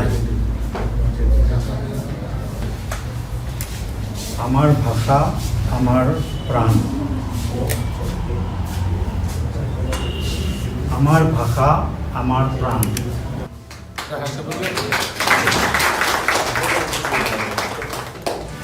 মুকলি হ'ল নতুন টাইপিং ছফটৱেৰ গুৱাহাটীৰ 2 ভাতৃ ইন্দ্ৰনীল তালুকদাৰ আৰু কাব্যনীল তালুকদাৰৰ প্ৰচেষ্টাত মুকলি কৰা হ'ল অ আখৰ আৰ্টিফিচিয়েল ইণ্টেলিজেন্স AI নামেৰে টাইপিং ছফটৱেৰ আখৰ AIত সহজতে অসমীয়া কণ্টেণ্ট ক্ৰিয়েট কৰিব পৰা এটা এপ্লিকেশ্যন হয় আৰ্টিফিচিয়েল ইণ্টেলিজেন্স ব্যৱহাৰ কৰি কৈ থাকিলে অসমীয়া লিখি থাকে ছফটৱেৰ আমাৰ ছফটৱেৰটোৱে তেনেকুৱা এটা সিস্টেম ডেভেলপ কৰা হৈছে অসমীয়া লিখোতে বহুতে বানান ভুল কৰে সেই বানানবিলাক আমাৰ ছফটৱেৰটোত অট'মেটিক শুদ্ধ হৈ যায় এতিয়া মই যেনেকৈ অসমীয়া কৈ আছোঁ মাইকৰ সন্মুখত এইটো যদি আমাৰ এপটো যদি আমি ইনেবল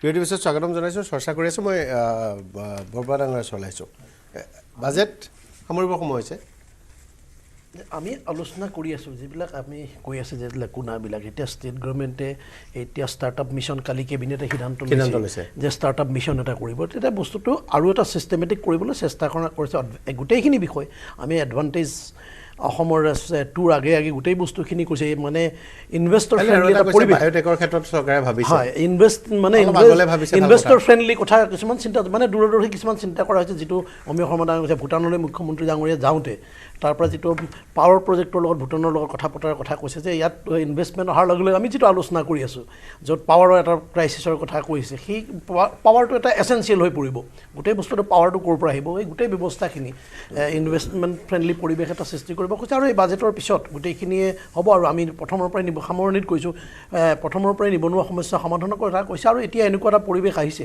আপুনি আৰু চৰকাৰী চাকৰি দি নিযুক্তি দি নিবনুৱা সমস্যা সমাধানে নতুন নতুন এভিনিউ সৃষ্টি কৰিব লাগিব আৰু চৰকাৰে এইটো কৃষিৰ ক্ষেত্ৰতো কৈছে আৰু যিটো কৈছে আমাৰ ভাৰতৰ কৃষি বেলেগ কথা অসম চৰকাৰে কিন্তু বিষয়াসকলৰ বুদ্ধিমতে অসম চৰকাৰ চলিলে নহ'ব ইয়াত দুটা কাম প্ৰথমতে কৰিব লাগিব এটা হ'ল এগ্ৰিকালচাৰ প্ৰডাক্টছ বিক্ৰীৰ ক্ষেত্ৰত যিখিনি মিডলমেন আছে তেওঁলোকক বুলডোজ কৰিব লাগিব আৰু বিক্ৰী বিপণন ব্যৱস্থাটো সংস্কাৰ কৰিব লাগিব যদিনালৈকে এই যে আমাৰ বাল্য বিবাহত হালে হালে উঠাইছে সেই টাইপত যোনদিনালৈকে মিডলমেনকেইটা নুঠায় অসমত এগ্ৰিকালচাৰ ছেক্টৰৰ কথা কোনো মন্ত্ৰীয়ে বিত্তমন্ত্ৰীয়ে কোনোবাই ভাষণ দি এক নম্বৰ মই প্ৰথম কৈছোঁ কথা আছে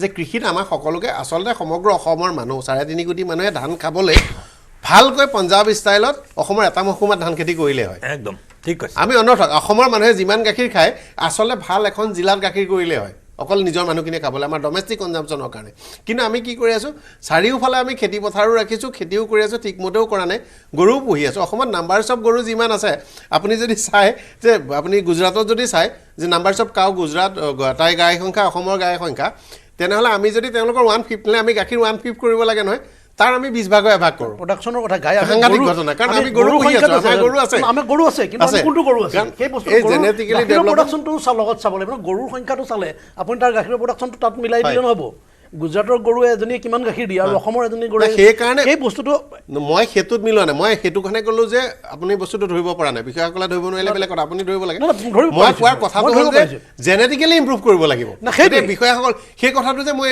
এতিয়া আজিলৈকে আমি ক'বলগীয়া আছে অতদিনৰ পৰা কি কৰি আছিল আগৰৱালা ডাঙৰীয়া মই এটা কোন লাষ্টত মানে গভৰ্ণমেণ্ট ইজ পলিচি মেকাৰ আমি ৰাইজে এক্সিকিউট কৰিব লাগিব আমি গভৰ্ণমেণ্ট এক্সিকিউটিভ নহয় সেইকাৰণে বাজেটটো চবেই বুজিব লাগে বাজেটটো দেশৰ হয় চবেই জানিব লাগে 95% মানুহ গৈ নাপায় বাজেটটো কি নাই আৰু এডুকেশ্যনটো ভুল হোৱা মানে আমাৰ ভুল আমি এটা কৈছোঁ নকয় ৰাইজে নখ জোকাৰিলে নৈ বৈ সেইকাৰণে আমি ৰাইজে চবেই যদি দেশ গভৰ্ণমেণ্টক ছাপোৰ্ট কৰোঁ তেতিয়াহে গভৰ্ণমেণ্ট আগবাঢ়িব সেইটোৱে মই কেতিয়াবা বিৰোধী কৰিব লাগিব না বিৰোধী কথা নাই ৰাইজ মানে চব হৈ গ'ল মানে একদম সব কথা আমি যদি আমাৰ চৰকাৰে বিশেষকৈ মানে সমালোচনা আমি গ্ৰহণ কৰিছোঁ আৰু বিভিন্ন ক্ষেত্ৰত বিৰোধ নকৰিলে নহ'ব সমৰ্থনো কৰে যিখিনি চৰকাৰে ভাল খুচি আৰু যিখিনি আমাৰ সমালোচনা কৰে কিন্তু যিবোৰ বেয়া হয় আৰু যিবোৰ শুধৰণিৰ প্ৰয়োজন আছে বা আৰু অলপ সমালোচনা আমি সদায় গ্ৰহণ কৰোঁ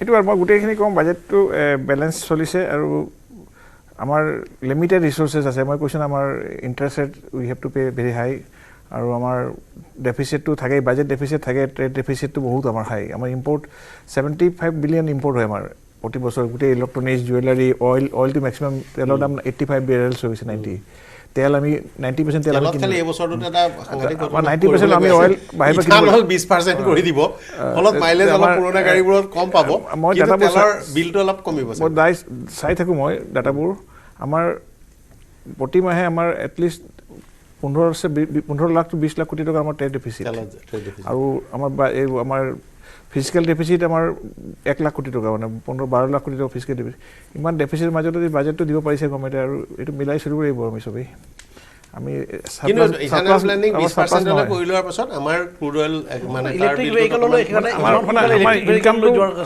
মানুহৰ ইনকামটো বহুত কম আমাৰ ইণ্ডিয়াৰ পাৰ কেপিটা ইনকাম ইজ 18,000 পাৰ মান্থ য'ত ধনী দেশত 3 লাখ টকা 4 লাখ টকা আমাৰতো 18,000 বহুত কম অসমতো তাৰ কাষতে বেংককতে 1 লাখ প্ৰায় 9,000 পৰা 11-12,000 টকা ভিতৰতো জিলা আছে জিলা হিচাপে ইনকামটো নেভাৰে চবৰ এভাৰেজ তেতিয়া দেশখনৰ জিডিপি বাঢ়িব জিডিপি বাঢ়িলে 22,000 মানলৈকে যায় অসমত মান্থলি ভাল জিলাকে এখন মানতো 9,500-8,000 যায় ইণ্ডিয়াৰ 18,000 গগৈ নগৰীয়া স্যাৰ বাজেটৰ নিয়োগ যিটো ব্যৱস্থা আছে ভাৰতৰ নিয়োগ ব্যৱস্থাৰ ক্ষেত্ৰত গুৰুত্বপূৰ্ণ দিশ উল্লেখ কৰিছে আচলতে আমি এটা কথা ক'ব পাৰোঁ যে বিজেপি চৰকাৰে শাসনলৈ আহিয়ে কৈছিল যে আমি বছৰত 2 কোটি চাকৰি দিম গতিকে কাৰ্যক্ষেত্ৰত দেখা পালোঁ যে বিজেপি চৰকাৰে নিয়োগ ক্ষেত্ৰত কিছু কাম কৰিছে যদিও আচলতে বিজেপি চৰকাৰৰ যিটো আন্তঃগাঁথনি নিয়োগৰ ক্ষেত্ৰত যিটো আন্তঃগাঁথনি তৈয়াৰ কৰাৰ যিটো পদ্ধতি এই পদ্ধতিটো সঠিক নহয় যাৰ কাৰণে বিজেপি চৰকাৰে লক্ষ্যত উপনীত হ'ব পৰা নাই আমি আশা কৰোঁ এই বাজেটত যিটো নিয়োগ ব্যৱস্থাটোত যে চৰকাৰে অধিক গুৰুত্ব দিব হয় কংগ্ৰেছৰ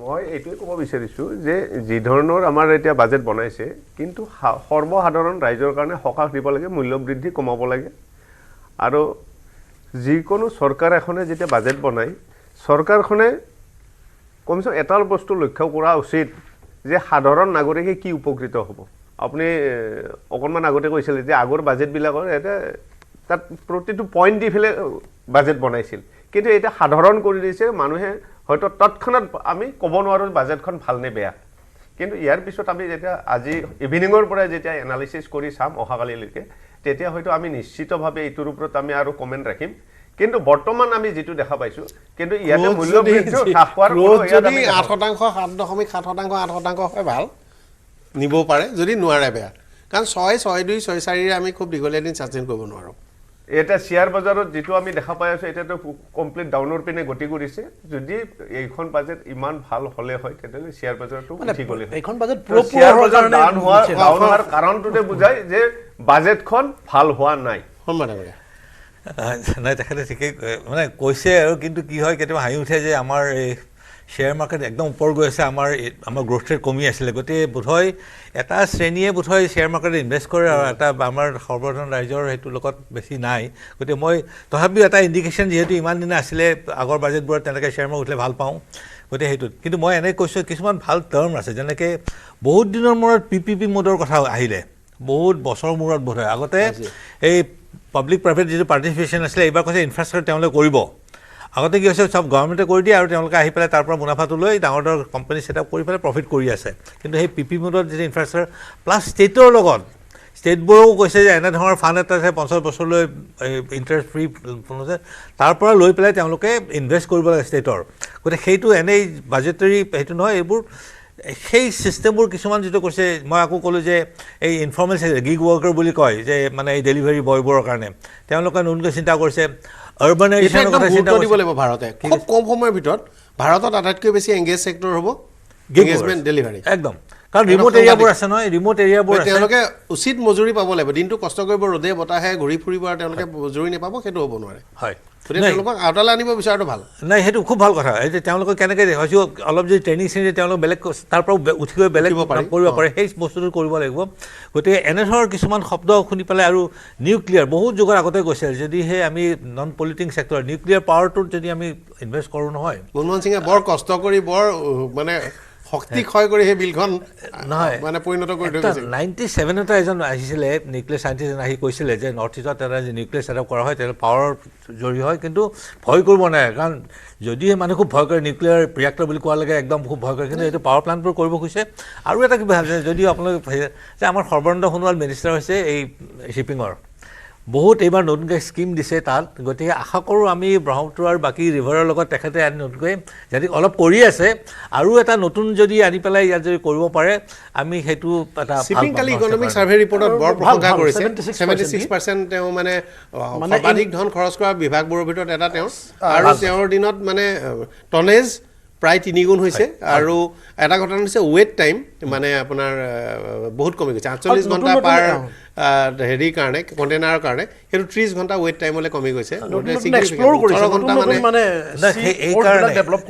এইটোৱে যে বাংলাদেশ যদিও আমাৰ আনফ্ৰেণ্ডলি হয় আকৌ বেছি হয় তেতিয়াহ'লে কিন্তু আমাৰ ইণ্ট্ৰা আছাম মানে অসম আৰু বাকী নৰ্থ ইষ্টৰ লৈ পেলাই ইয়াতেই লাইন যদি তেওঁলোকে যদি ভালকৈ কৰিব পাৰে নহয় এই জাহাজৰ চলাচল আৰু তাত গুডছ মুভমেণ্ট যদি কৰে তেতিয়াহ'লে বোধহয় আমি এটা ধুনীয়া বেনিফিট পাম যোগী ঘোপা অসমৰ কাৰণে লজিষ্টিক হাব হিচাপে এটা বৈপ্লৱিক হ'ব হয় কিন্তু শেহতীয়াকৈ যিটো ডেভেলপমেণ্ট দেখা গৈছে যোগী ঘোপাক অসম উত্তৰ পূৰ্বাঞ্চলে ব্যৱহাৰ কৰিবৰ কাৰণে আমি সাজু হৈ উঠা নাই মানসিকভাৱে সাজু হৈ উঠিছে আনএক্সপেক্টেড কোৱাৰ্টাৰৰ পৰা ভূটানে যোগী ঘোপাৰ পৰা ইমান সুবিধা ল'ব অকল্পনীয়ভাৱে যিটো মানে আমি নিজে কিন্তু সিমানখিনি আমি ল'ব পাৰিম নে নোৱাৰিম নাজানো কিন্তু যোগী ঘোপাই ভৱিষ্যতৰ কাৰণে বাংলাদেশৰ সহযোগত যেহেতু আমাৰ চুক্তি অনুসৰি আমি বাংলাদেশী জাহাজকে ভাড়া দিব লাগিব বাংলাদেশী ৱৰ্কাৰেহে কৰিব গতিকে বাংলাদেশৰো বেনিফিট হ'ব কিন্তু যোগীঘোপাই এটা গেম চেঞ্জিং ৰোল এটা প্লে কৰিব কিন্তু আমি সাজু হৈছোঁ নাই অসম হিচাপে আৰু উত্তৰ পূৰ্বাঞ্চল হিচাপে সেইটোত কিন্তু মোৰ এটা সন্দেহ আছে কাৰণ এটা সময়ত আমি মিজোৰামৰ পৰা আমি ম্যানমাৰ হৈ যিটো প্ৰজেক্ট মাল্টিমডেল প্ৰজেক্ট কালাদান ৰিভাৰত নদীত কৰিলোঁ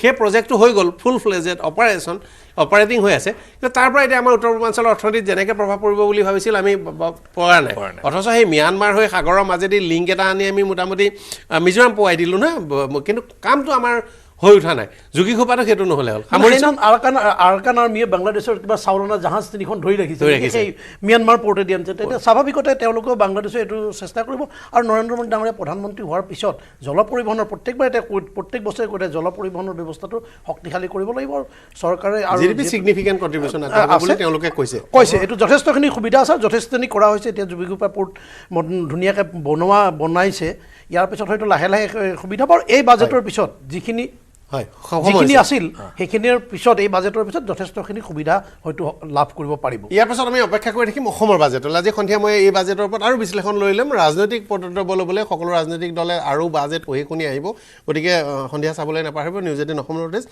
কালি অসম চৰকাৰে 3-4টা কিন্তু বৰ ভাল মানে তেওঁলোকে ইণ্ডিকেশ্যন দিছে অসমৰ বাজেটৰ বিষয়ে আমি যিহেতু কথা পাতিব পাৰোঁ মই ব্যক্তিগতভাৱে ভাল পাওঁ বহু কথা বহুত দিনৰ পৰা মই শ্ব' ইত্যাদি কৰি কৈ থাকোঁ ইউনিকোডৰ স্বীকৃতিটো কালি প্ৰথমবাৰৰ বাবে এফাৰ্মেটৰী আমাৰ মুখ্যমন্ত্ৰী হিমন্ত বিশ্ব শৰ্মাই ক'লে যে ইউনিকোডৰ স্বীকৃতিটো কৰি আনিম নিচিনা মানে সেই জোৰটো দেখিবলৈ পোৱা গ'ল মই সেই কথাটো ভাল হৈছে আৰু সেই কথাটোৰ বাবে চৰকাৰে প্ৰক্ৰিয়া আৰম্ভ কৰিবৰ কাৰণে খা খৰচৰ কথা আছে কমিটি বনাব লাগিব বাজেটতে এনাউন্স কৰে নে আগতে কৰে বেলেগ কথা কেইবাটাও ডাঙৰ কোম্পানী আহিব এই কথাটো প্ৰায় খাটাং হৈ গৈছে আনকি ভাৰতৰ পাব্লিক ছেক্টৰ আমি নাম নজনা 2-3টা কোম্পানীৰ লগতে নাম জনা ডাঙৰ কোম্পানী দুটামানো আহিব ডিফেন্স কৰিডৰৰ নামত ভাৰত ইলেক্ট্ৰনিক্স লিমিটেড বা তেনেকুৱা ধৰণৰ ভেল ইত্যাদি কোম্পানীও আহিব বুলি শুনা গৈছে মানে তেওঁলোকে মাটি অধিগ্ৰহণ আৰম্ভ কৰিছে সৰ্বশেষ কালি যিখন বায়'টেকনলজি ক্ষেত্ৰত যিখন তেওঁলোকে আঁচনি আনিছে সেইখন আৰু ষ্টাৰ্টআপ হ'বৰ কাৰণে ভাল হয় কিন্তু এটা কথা ষ্টাৰ্টআপৰ কাৰণে কাইলৈ 10,000 কোটি টকা দিব কিন্তু আমাৰ যদি কোনো ষ্টাৰ্টআপ নোখোলে আৰু পইচাকেইটা লৈ যদি বাইক কিনি গাড়ী কিনি টিভি কিনি আমি যদি ঘূৰি ফুৰোঁ তেতিয়া নহ'ব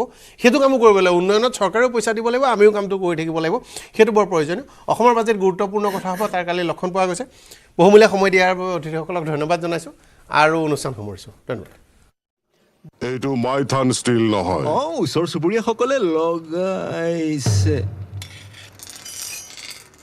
ষ্ট্ৰং মানে মাইথান ষ্টিল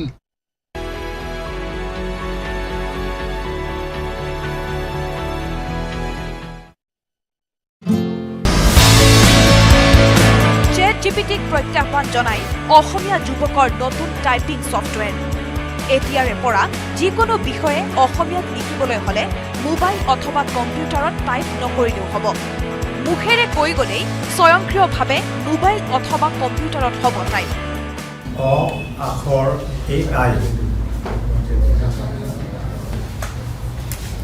আমাৰ ভাষা আমাৰ প্ৰাণ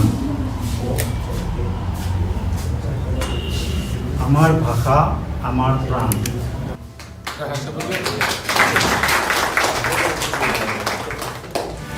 মুকলি হ'ল নতুন টাইপিং ছফ্টৱেৰ গুৱাহাটীৰ ওচৰ চুবুৰীয়াসকলে লগাইছে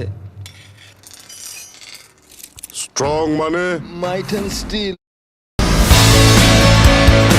ChatGPTক প্ৰত্যাহ্বান জনাই অসমীয়া যুৱকৰ নতুন টাইপিং ছফ্টৱেৰ এতিয়াৰে পৰা যিকোনো বিষয়ে অসমীয়াত লিখিবলৈ হ'লে মোবাইল অথবা কম্পিউটাৰত টাইপ নকৰিলেও হ'ব মুখেৰে কৈ গ'লেই স্বয়ংক্ৰিয়ভাৱে মোবাইল অথবা কম্পিউটাৰত হ'ব টাইপ অ আখৰ AI আমাৰ ভাষা আমাৰ প্ৰাণ আমাৰ ভাষা আমাৰ প্ৰাণ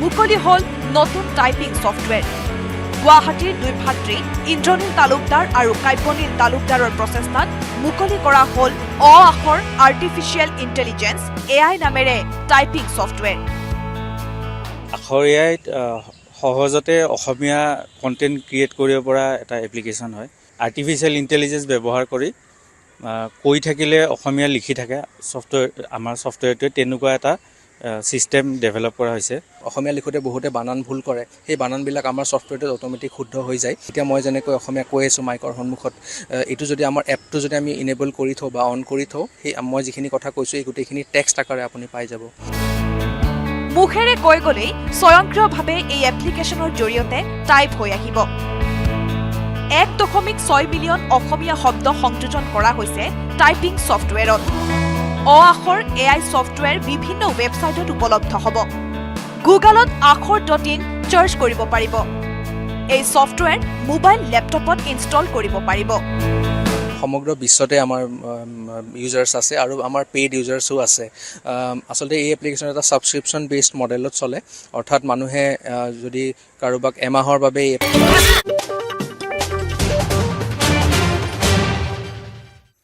দ্ৰুত সংবাদলৈ স্বাগতম জনাইছোঁ ষ্টুডিঅ'ত মই সৌৰভ গাৰ্গ 12 লাখ টকালৈ আয়কৰ ৰেহাই বছৰি 12,75,000 টকা আয় কৰা লোকে দিব নালাগে কৰ পূৰ্বে এই সীমা আছিল 7 লাখ টকা কেন্দ্ৰীয় বিত্তমন্ত্ৰীয়ে দাখিল কৰা বাজেটত গুৰুত্বপূৰ্ণ ঘোষণা আয়কৰ ৰিটাৰ্ণৰ সময় 2 বছৰৰ পৰা 4 বছৰলৈ বৃদ্ধি 4 পৰা 8 লাখ টকালৈ কৰ 5%, 8 পৰা 12 লাখ টকালৈ কৰ 10%, 12 পৰা 16 লাখ টকালৈ কৰ 15%, 16 পৰা 20 লাখ টকালৈ 20%, 20 পৰা 24 লাখ টকালৈ 25%, 24 লাখৰ ওপৰত আয়কৰ 30%।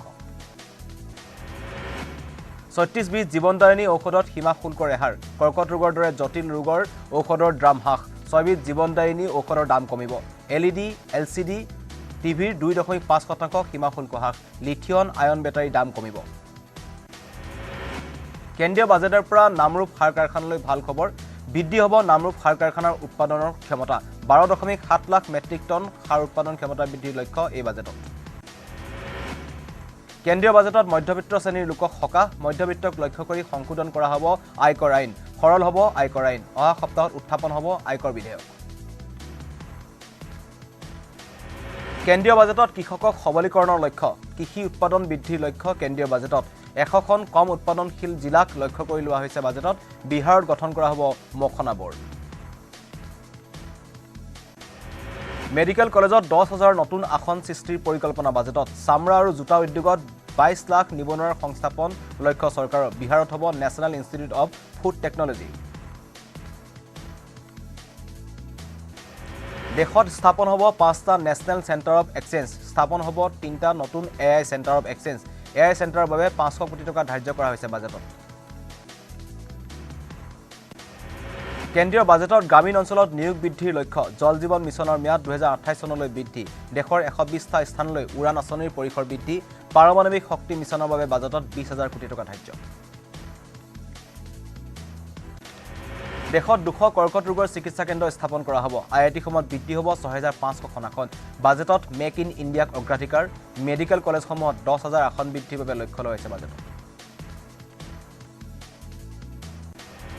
PM ধন ধান কৃষি আঁচনিৰ শুভাৰম্ভ 7 কোটি 70 লাখ কৃষকলৈ কিষাণ ক্ৰেডিট কাৰ্ডৰ সুবিধা MSMEৰ বাবে 5 কোটিৰ পৰা 10 কোটিলৈ ঋণ বৃদ্ধি দুগ্ধ আৰু মৎস্য উৎপাদনৰ বাবে 5 লাখ টকা ঋণৰ ব্যৱস্থা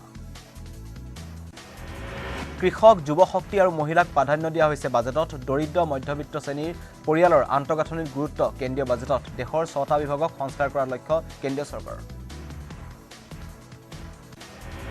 চিকিৎসা শিক্ষাত 5 বছৰত 75,000 আসন বৃদ্ধিৰ লক্ষ্য 5 লাখ মহিলা SC ST বাবে নতুন আঁচনি প্ৰতিটো পৰিয়ালক বিশুদ্ধ খোৱা পানী যোগানৰ লক্ষ্য 2047 চনৰ ভিতৰত 1000 গিগাবাইট পাৰমাণৱিক শক্তিৰ লক্ষ্য ভাৰতৰ ষ্টাৰ্টআপৰ বাবে বৃহৎ আঁচনি ঘোষণা কেন্দ্ৰ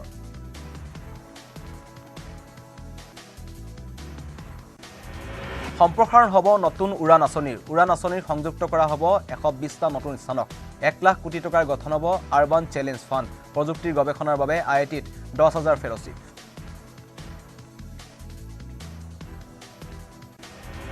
MSMEত চৰকাৰৰ বিনিয়োগ 2.5 গুণ বৃদ্ধিৰ লক্ষ্য দেশৰ 7.5 কোটি লোক জড়িত হৈ আছে MSMEত দেশৰ উৎপাদন 36% বৃদ্ধি MSMEৰ বাজেটত MSMEক বিশেষ প্ৰাধান্য কেন্দ্ৰীয় চৰকাৰৰ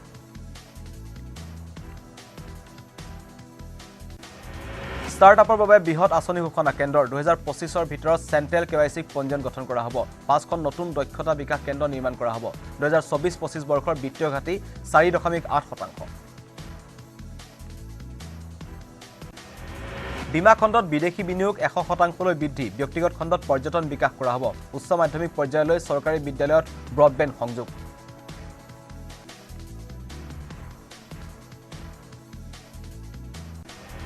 দেশজুৰি আতংকৰ সৃষ্টি কৰা সংক্ৰামক ৰোগ জিবিএছত অসমত প্ৰথমগৰাকী ৰোগীৰ মৃত্যু মৃত কিশোৰীগৰাকীৰ নাম হৈছে আফিয়া জিনাত 21 জানুৱাৰীৰ পৰা কিশোৰীগৰাকী চিকিৎসাধীন হৈ আছিল মহানগৰীৰ প্ৰতীক্ষা হস্পিটেলত হ্ৰাস পালে বাণিজ্যিক ৰন্ধন গেছৰ দাম প্ৰতিটো বাণিজ্যিক এলপিজি চিলিণ্ডাৰত 7 টকাকৈ হ্ৰাস শনিবাৰৰ পৰা কাৰ্যকাৰী বাণিজ্যিক এলপিজি চিলিণ্ডাৰ নতুন নিৰিখ দিল্লীত বাণিজ্যিক এলপিজি চিলিণ্ডাৰৰ দাম 1797 টকা মৰিগাঁৱৰ মৈৰাবাৰীত নাবালিকাক ধৰ্ষণ পলাতক অৱস্থাত লম্পট আব্দুল জলিল ভুক্তভোগী পৰিয়ালৰ এজাহাৰৰ ভিত্তিত লম্পটটোৰ খণ্ডাত আৰক্ষী অভিযান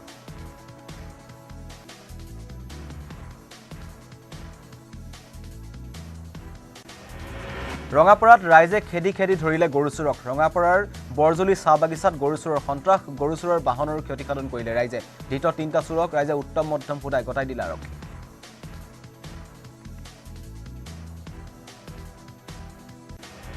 হাজোৰ বৰগাঁৱৰ মা মনসা মন্দিৰত চুৰৰ লুটপাট মন্দিৰৰ মূল দুৱাৰৰ তলা ভাঙি চুৰে লৈ গ'ল 1.5 লক্ষাধিক টকা লগতে মূল্যৱান কাঁহ পিতলৰ বাচন বৰ্তন চুৰৰ অনুসন্ধানত হাজোৰ আৰক্ষী তদন্ত অব্যাহত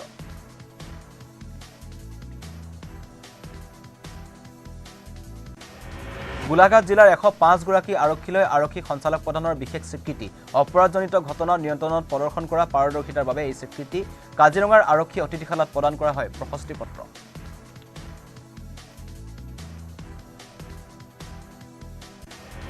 মহানগৰীৰ প্ৰাগজ্যোতিষপুৰ চিকিৎসা মহাবিদ্যালয় বৰ্হি বিভাগ মুকলি মুখ্যমন্ত্ৰীয়ে মুকলি কৰিলে চিকিৎসালয়খনৰ বৰ্হি বিভাগ বৰ্তমান চিকিৎসালয়খনত মেডিচিন সাৰ্জাৰী শিশু পশুটোকে ধৰি উপলব্ধ হৈছে 4টা বিভাগ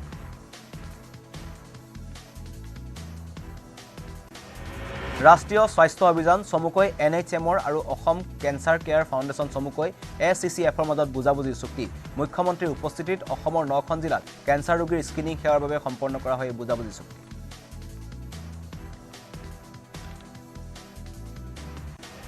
শনিবাৰৰ পৰা আৰম্ভ কেন্সাৰ ৰোগীৰ স্ক্ৰিনিং প্ৰক্ৰিয়াত 1 লাখ ৰোগীক সামৰি লোৱাৰ লক্ষ্য স্বাস্থ্য বিভাগৰ ৰোগীসকলৰ সুবিধাৰ বাবে HRMS পৰ্টেল মুকলি কৰিলে মুখ্যমন্ত্ৰীয়ে অনুষ্ঠানত স্বাস্থ্যমন্ত্ৰী অশোক সিংগালৰ অংশগ্ৰহণ কৃষ্ণাইত ৰাষ্ট্ৰীয় ঘাইপথ নিৰ্মাণকাৰী সংস্থাৰ বিৰুদ্ধে ক্ষোভিত ৰাইজ উত্তেজিত লোকে জবাবদিহি কৰিলে ৰাষ্ট্ৰীয় ঘাইপথ নিৰ্মাণৰ প্ৰতিষ্ঠানৰ বিষয়ববীয়াক গোৱালপাৰাত মৰণফাণ্ডত পৰিণত হৈছে 17 নং ৰাষ্ট্ৰীয় ঘাইপথ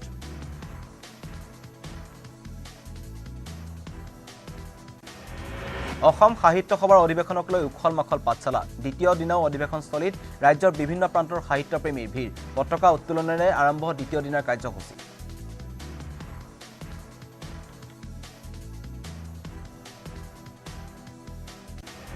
মুখ্যমন্ত্ৰীৰ বিৰুদ্ধে ক্ষুব্ধ গোৱালপাৰা জিলা গাহৰি পালক সংস্থা থাইলেণ্ডৰ কোম্পানীৰ অসমত গাহৰি ব্যৱসায় সন্দৰ্ভত মুখ্যমন্ত্ৰীয়ে পৰস্পৰ বিৰোধী স্থিতি লোৱাৰ অভিযোগ থলুৱা গাহৰি পালকসকলৰ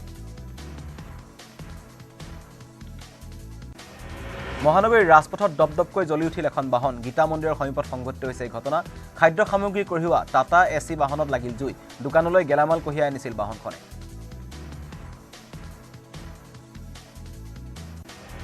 মৰিয়নিত পথ দুৰ্ঘটনাক লৈ উত্তপ্ত পৰিস্থিতি পথ অৱৰোধ কৰি শতাধিক ৰাইজে ৰাজপথ উত্তাল কৰি তোলে পৰিৱেশ যোৰহাট মৰিয়নি পথৰ মূৰমূৰীয়াত তীব্ৰবেগী ট্ৰাকৰ খুন্দাত নিহত এগৰাকী মহিলা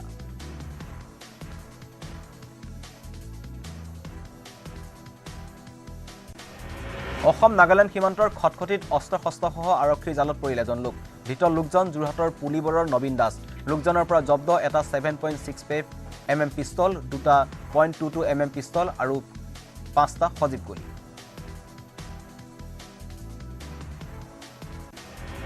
কপিলী নৈৰ ওপৰত নিৰ্মিত জাগিৰোড মৰিগাঁও সংযোগী দলং মুকলি অনুষ্ঠানত মুখ্যমন্ত্ৰী ডক্টৰ হিমন্ত বিশ্ব শৰ্মাৰ উল্লেখ উপস্থিত থাকে মাত্ৰ 14 মাহতে নিৰ্মাণ কৰি তোলা হৈছে এই দলংখন কেন্দ্ৰীয় চৰকাৰে প্ৰায় 80 কোটি টকা ব্যয়েৰে নিৰ্মাণ কৰিছে দলংখন দক্ষিণ হালমৰাত ড্ৰাগছসহ গ্ৰেপ্তাৰ 3 সৰবৰাহকাৰী জিলাখনৰ বাজবালা ফেটচেৰী অঞ্চলত আৰক্ষীৰ ড্ৰাগছ বিৰোধী অভিযান ধৃত সৰবৰাহকাৰী জাহানুৰ ৰহমান আকন্দ মনোৱাৰ হুছেইন মুল্লা আৰু নুৰ ৰেজ্জাক বাক্সাৰ নৈত অবৈধ খনন বন মাফিয়াৰ বাক্সাৰ আলগাৰজাৰ আৰু নিউ জুলুকি মৰা পাগলাদিয়াৰ নৈত এক্সকেভেটৰ আৰু ফকলেনেৰে দিনে নিশাই চলাইছে অবৈধ খনন ঘটনাক লৈ নিৰুদ্দেশ নিৰ্বিকাৰ বন বিভাগ চতিয়াৰ দক্ষিণাঞ্চলত বাঘৰ আতংকক লৈ তৎপৰ হৈছে বন বিভাগ বাঘৰ গতিবিধি নিৰীক্ষণৰ বাবে বন বিভাগে স্থাপন কৰিছে কেমেৰা 4টাকৈ স্থানত স্থাপন কৰা হ'ল 4টা কেমেৰা হাজোৰ বাগটাৰ ভল্লাবৰীত স্থাপন হ'ব অত্যাধুনিক কেন্দ্ৰীয় কাৰাগাৰ নিৰ্মাণ হ'বলগীয়া অঞ্চলটোৰ আন্তঃগাঁথনিৰ কামৰ শুভাৰম্ভণি কৰিলে বিধায়ক ভৱেশ কলিতাই কাৰ্যসূচীত উপস্থিত থাকে কেইবাখনো গাঁৱৰ ৰাইজ ৰঙাপাৰাত যাত্ৰীবাহী ৰেলৰ পৰা বৃহৎ পৰিমাণৰ গাঞ্জা জব্দ ৰঙাপাৰা ৰেলৱে সুৰক্ষা বাহিনীয়ে জব্দ কৰে 25 কেজি 900 গ্ৰাম ওজনৰ গাঞ্জা জব্দকৃত গাঞ্জাখিনিৰ মূল্য 2,60,000 টকা গৌৰৱ গগৈক উভতি ধৰিলে বিজেপি বিধায়ক ভৱেশ কলিতাই বিজেপিয়ে 10 বছৰত কৰা কামৰ ব্যাখ্যা দিবলৈ 10 মাহ সময় লাগে বুলি মন্তব্য ভৱেশ কলিতাৰ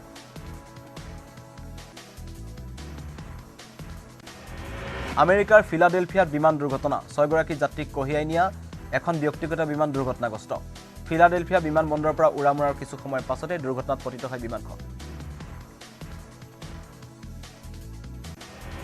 আৱাসিক এলেকাত খহি পৰিল দুৰ্ঘটনাগ্ৰস্ত বিমানখন দুৰ্ঘটনাত একাধিক লোক হতাহত হোৱাৰ আশংকা কৰা হৈছে বিমান দুৰ্ঘটনাৰ পাছতে সৃষ্টি হোৱা অগ্নিকাণ্ডই কেইবাটাও বাসগৃহৰ ক্ষতি সাধন কৰে ফিলাডেলফিয়াৰ ৰুজভেল মলৰ ওচৰত সংঘটিত হৈছে এই ভয়ংকৰ বিমান দুৰ্ঘটনা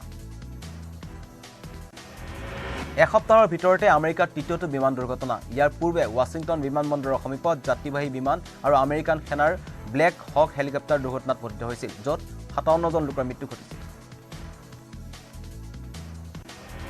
আগৰতলাৰ মেট্ৰ' বজাৰ শ্বপিং মল আৰু আয়াৰটাম বিল্ডিঙত ভয়ংকৰ অগ্নিকাণ্ড মেট্ৰ' বজাৰ এচিৰ পৰা সংঘটিত হৈ অগ্নিকাণ্ড অগ্নি নিৰ্বাপক বাহিনীয়ে নিৰ্বাপন কৰে জুই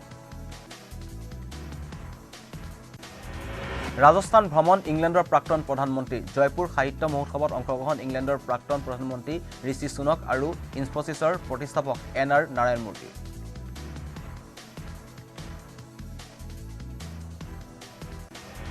গোৱালপাৰাৰ বিদ্যালয় আৰু মহাবিদ্যালয়সমূহত সৰস্বতী পূজাৰ প্ৰস্তুতি সৰস্বতী পূজাক কেন্দ্ৰ কৰি উখল মাখল পৰিৱেশৰ সৃষ্টি হৈছে গোৱালপাৰা চহৰৰ শিক্ষানুষ্ঠানসমূহত পূজাৰ প্ৰস্তুতিত ব্যস্ত ছাত্ৰ ছাত্ৰী আৰু শিক্ষকসকল শিৱসাগৰৰ শিক্ষানুষ্ঠানসমূহত সৰস্বতী পূজাৰ প্ৰস্তুতি বিশেষকৈ অতি ব্যস্ত হৈ পৰিছে শিৱসাগৰ উমা শিল্পালয়ৰ মৃৎশিল্পীসকলে অন্তিম পৰশ দিছে সৰস্বতীৰ প্ৰতিমাত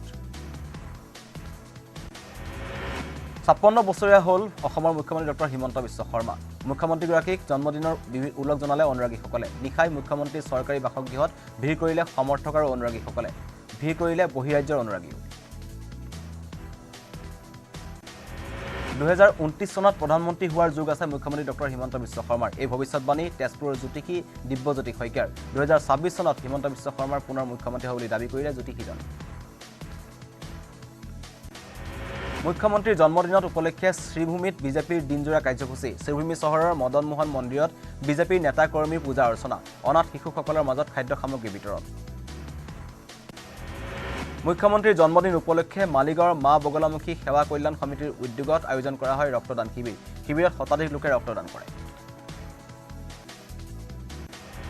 মুখ্যমন্ত্ৰী ডক্টৰ হিমন্ত বিশ্ব শৰ্মাৰ জন্মদিন উপলক্ষে বৰপেটা সত্ৰত শৰাই আগবঢ়াই আশীষ বিচাৰিলে বিজেপি কাৰ্যকৰ্তাই বৰপেটা সত্ৰত শৰাই আগবঢ়াই মুখ্যমন্ত্ৰীৰ মংগল কামনা কৰিলে বিজেপি কাৰ্যকৰ্তাসকলে মুখ্যমন্ত্ৰী ডক্টৰ হিমন্ত বিশ্ব শৰ্মাৰ জন্মদিন উপলক্ষে উদালগুৰি জিলাৰ ননৈ চুফৰাং সমষ্টিত সৰ্বধৰ্মীয় প্ৰাৰ্থনা কৰাৰ লগতে সদৌ অসম ভিত্তিত হিমন্ত বিশ্ব শৰ্মাৰ চিত্ৰ অংকন কৰাৰ প্ৰতিযোগিতা অনুষ্ঠিত কৰা হয় মুখ্যমন্ত্ৰীৰ জন্মদিনত উপলক্ষে শিৱসাগৰত বিশেষ কাৰ্যসূচী পুৱাই শিৱসাগৰ শিৱদৌলত দিখৌপৰীয়া সন্মিলিত যুৱ সংঘৰ বিষয়ববীয়া তথা সদস্যসকলে শৰাই আগবঢ়াই বন্তি প্ৰজ্বলন কৰি মুখ্যমন্ত্ৰীৰ সুস্বাস্থ্যৰ দীৰ্ঘায়ু কামনা কৰে মুখ্যমন্ত্ৰীৰ জন্মদিন উপলক্ষে মাজুলীৰ বিধায়ক ভুৱন গামৰ বিশেষ কাৰ্যসূচী বিধায়কজনে 20 জন বিশেষভাৱে সক্ষম লোকক প্ৰদান কৰে হুইল চেয়াৰ মাজুলীৰ 20খন পঞ্চায়তৰ 20 জন বিশেষভাৱে সক্ষম লোকক প্ৰদান কৰা হৈছে হুইল চেয়াৰ বৰপেটা সত্ৰত চিকিৎসা কক্ষ উদ্বোধন বৈষ্ণৱ ভকতসকলৰ স্বাস্থ্য সুৰক্ষাৰ বিশেষ পদক্ষেপ বৰপেটা মেডিকেল কলেজ কৰ্তৃপক্ষৰ উদ্যোগত মুকলি কৰা হয় চিকিৎসা কক্ষ মহানগৰীৰ কাহিলিপাৰাৰ ভাউৰী দেৱী চেৰাউগী শ্ৰৱণ বাধাগ্ৰস্ত চৰকাৰী উচ্চতৰ মাধ্যমিক বিদ্যালয়ত শিক্ষামন্ত্ৰীৰ বিশেষ কাৰ্যসূচী বিদ্যালয়খনৰ ছাত্ৰ ছাত্ৰীসকলৰ মাজত কিতাপ পত্ৰ বিতৰণ কৰে শিক্ষামন্ত্ৰী ডক্টৰ ৰণোজ পেগুৱে মুখ্যমন্ত্ৰীৰ জন্মদিনত বামুণী বৰগছ উপহাৰ দিলে বিধায়কে খুমটা বিধায়ক মৃণাল শইকীয়াই আগবঢ়ালে এই বিশেষ উপহাৰ বামুণী বৰগছক সাহসৰ প্ৰতীক হিচাপে অভিহিত কৰি মুখ্যমন্ত্ৰীক বটবৃক্ষ হৈ অসমবাসীক সদায় সাথ দি থাকিব বুলি মন্তব্য কৰে বিধায়কজনে বাক্সাৰ মানসত ঝুমুৰ বিশ্বালয়ৰ আখৰা বাক্সাত ঝুমুৰ নৃত্যৰ দুদিনীয়া কৰ্মশালা 24 ফেব্ৰুৱাৰীত সৰুসজাইত হ'বলগীয়া ঝুমুৰ বিশাল অনুষ্ঠানত অংশ ল'ব 64গৰাকী যুৱক যুৱতী দৰঙৰ দলগাঁৱত ঝুমুৰৰ বিশ্ব অভিলেখৰ আখৰা অসম চৰকাৰৰ সাংস্কৃতিক পৰিক্ৰমা বিভাগৰ উদ্যোগত দলগাঁৱৰ ঝুমুৰ নৃত্যৰ প্ৰশিক্ষণ কাৰ্যসূচী প্ৰশিক্ষণত অংশ লোৱা শতাধিক ছাত্ৰ ছাত্ৰীৰ পৰা নিৰ্বাচিত কৰা হ'ব 70গৰাকী ছাত্ৰ ছাত্ৰী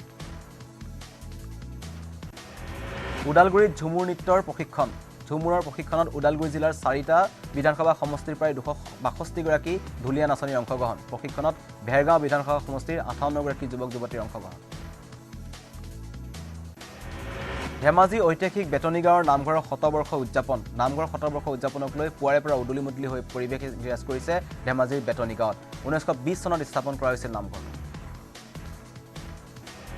পত্নীৰ চাকৰি জীৱনৰ অৱসৰ দিনা স্বামীৰ গ্ৰন্থোন্মোচন প্ৰকাশ পালে গহপুৰৰ ব্ৰহ্মজান চিলাপথাৰ নিবাসী অৱসৰপ্ৰাপ্ত শিক্ষক কবি সাহিত্যিক অভিনেতা সাংস্কৃতিক কৰ্মী তৰুণ বৰুৱাৰ সপ্তমখন গ্ৰন্থ ইতিহাসৰ জলঙাৰে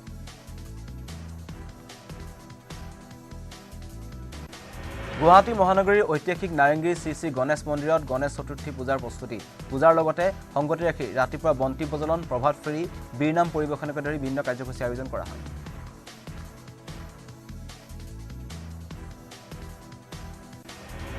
ৰূপৈহাটৰ ছাইদৰিয়াত ভয়ংকৰ পথ দুৰ্ঘটনা তীব্ৰবেগী বেলুন বাহনৰ খুন্দাত থিতাতে নিহত এজন পথাচাৰী নিহত লোকজন কৰৈগুৰিৰ আলী আকবৰ মৌলানা দুৰ্ঘটনা সংঘটিত কৰি বাহনসহ চালকৰ পলায়ন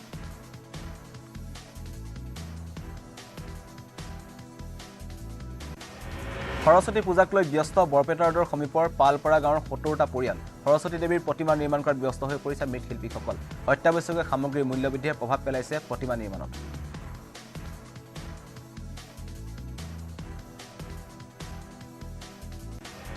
কেন্দ্ৰীয় বাজেটক লৈ প্ৰতিক্ৰিয়া সমাজবাদী পাৰ্টীৰ মুৰব্বী অখিলেশ যাদৱৰ বাজেটৰ তথ্যতকৈ মহাকুম্ভত ভয়াৱহতাত মৃত্যু হোৱা লোকৰ তথ্যই অধিক গুৰুত্বপূৰ্ণ বুলি মন্তব্য কৰিলে প্ৰাক্তন মুখ্যমন্ত্ৰীজনে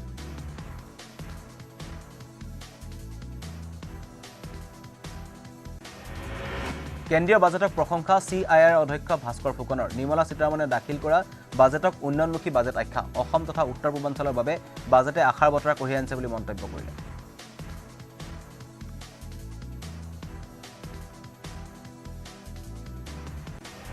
কেন্দ্ৰীয় বাজেটক লৈ প্ৰতিক্ৰিয়া CIR প্ৰাক্তন অধ্যক্ষ অভিজিত বৰুৱাৰ এবাৰ বাজেটখন বহুত ভাল বুলি মন্তব্য আয়কৰৰ ক্ষেত্ৰত বিশেষ গুৰুত্ব দিছে বাজেটে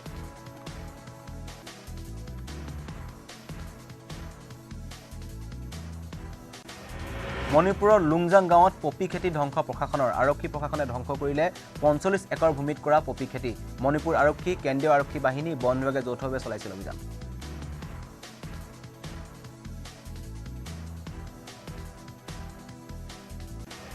মহানগৰীৰ বাথৌপুৰীত স্থিত বড়ো সাহিত্য সভা ভৱনত UBPFৰ প্ৰথম বাৰ্ষিক অধিৱেশন দুদিনীয়া সূচীৰে অনুষ্ঠিত হৈছে অধিৱেশনত সমবেত হ'ব ভিন্ন প্ৰান্তত থকা বড়ো লোকসকল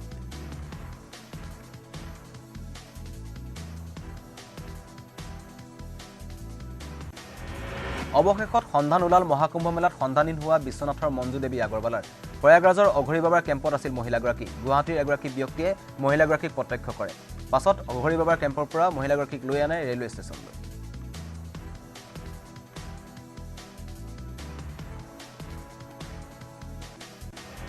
ঢেকিয়াজুলিত সমষ্টি পৰ্যায়ৰ ঝুমুৰ নৃত্যৰ বাবে চলিছে প্ৰশিক্ষণ ঢেকিয়াজুলিৰ ভূতপৰা ষ্টেডিয়ামত 128 গৰাকী নাচনীক দিয়া হৈছে প্ৰশিক্ষণ 24 ফেব্ৰুৱাৰীত গুৱাহাটীৰ সৰুসজাই ষ্টেডিয়ামত 8000 নাচনীয়ে প্ৰদৰ্শন কৰিব ঝুমুৰ নৃত্য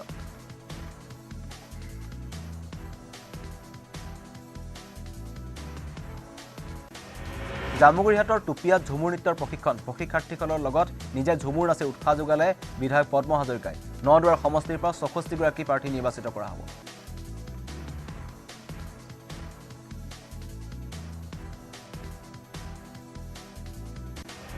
বোকাখাটত অনুষ্ঠিত হৈ থকা ঝুমুৰি বিনন্দনী 2025 শীৰ্ষক কাৰ্যসূচীত মন্ত্ৰী অতুল বৰাৰ অংশগ্ৰহণ বোকাখাটত ৰাজহুৱা খেলপথাৰত মন্ত্ৰীগৰাকীয়ে মাদল বজাই ঝুমুৰ নৃত্য কৰি প্ৰশিক্ষণ লৈ থকা নাচনীসকলক উৎসাহ যোগায়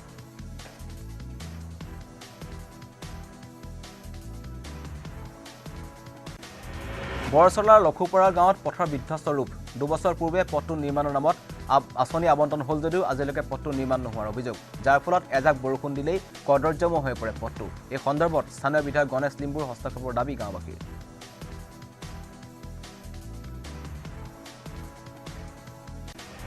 গোৱালপাৰাৰ বালিজানা গাঁও পঞ্চায়তৰ অন্তৰ্গত আমবাৰীৰ পৰা বৰ্মনপাৰা হৈ সামগুৰিলৈ যোৱা পথটো নিৰ্মাণৰ বাবে 3 লাখ টকা আবণ্টন ঠিকাদাৰ প্ৰবীণ নাথে 1 কিলোমিটাৰ পথটো নিৰ্মাণ কৰাৰ পৰিৱৰ্তে মাত্ৰ 300 মিটাৰ কাম কৰি সমস্ত ধন আত্মসাৎ কৰাৰ অভিযোগ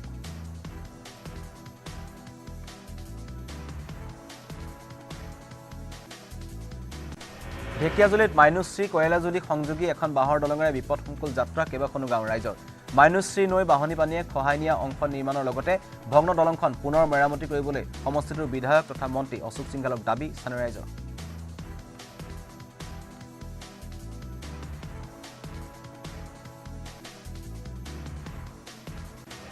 মাজুলীৰ লবাক চাপৰি বৰুৱা চাপৰিত দুটাকৈ বাঘৰ আতংক বিগত 3 দিন ধৰি বাঘে অঞ্চলটোত সন্ত্ৰাস চলাইছে দুটাকৈ মহ এটা ঘোঁৰা দুটা গৰু এটা গাহৰিক আক্ৰমণ কৰিছে বাঘে ৰাতুল বৰা নামৰ লোকজনৰ দুটা মহ খালে এই বাঘে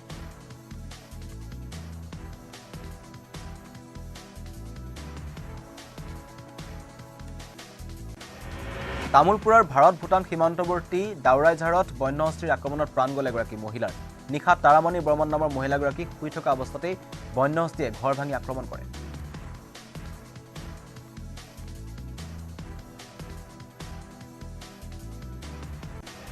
কুম্ভ মেলালৈ যোৱা অসম তথা উত্তৰ পূৰ্বাঞ্চলৰ তীৰ্থযাত্ৰীৰ চৰম দুৰ্দশা মৌনী অমাৱস্যাৰ স্নানৰ পাছত উভতনি যাত্ৰাৰ বাবে দুদিন ধৰি প্ৰয়াগৰাজৰ ৰেল ষ্টেচন দেখিবলৈ পোৱা গৈছে যাত্ৰীৰ অভাৱনীয় ভিৰ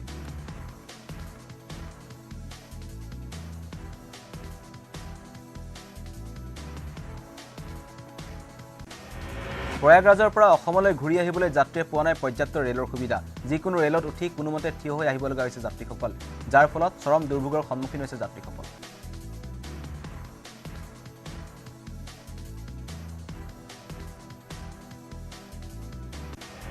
মাজুলীত সদৌ অসম কোচ ৰাজবংশী ছাত্ৰ সন্থাৰ মাজুলী জিলা সমিতিৰ 6ষ্ঠ দ্বিবাৰ্ষিক অধিৱেশন বৃহস্পতিবাৰৰ পৰা দুদিনীয়াকৈ মাজুলীৰ ফুলনি মধ্য মিলন সংঘত অনুষ্ঠিত হৈছে এই অধিৱেশন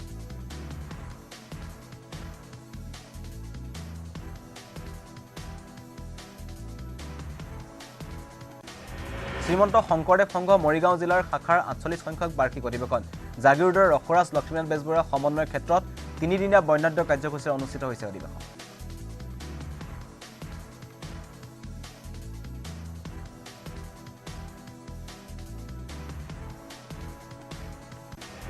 গুৱাহাটীৰ মঠঘৰীয়াৰ পূব জোনাকী নগৰৰ নৱনিৰ্মিত শ্ৰী শ্ৰী হৰি মন্দিৰ প্ৰৱেশৰ শুভাৰম্ভ অনুষ্ঠান এই অনুষ্ঠানৰ লগত সংগতি ৰাখি আজি শুক্ৰবাৰৰ পৰা দুদিনীয়াকৈ হৰি মন্দিৰ প্ৰৱেশৰ শুভ অনুষ্ঠানৰ আয়োজন কৰা হয়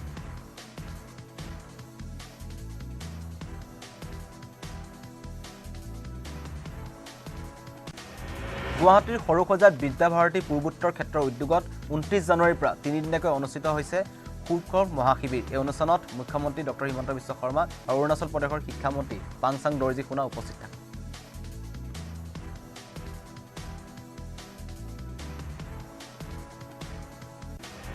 শোণিতপুৰ ৰঙাপাৰাত ভক্তপ্ৰাণ ৰাইজৰ কলহ যাত্ৰা ৰঙাপাৰাৰ সাৰ্বজনীন বালাজী মন্দিৰৰ পৰা বিশাল কলহ যাত্ৰা বাহিৰ কৰা হয় এই কলহ যাত্ৰাৰ পাছতেই মন্দিৰত 24 ঘণ্টীয়া অষ্টযজ্ঞৰ আয়োজন কৰা হয়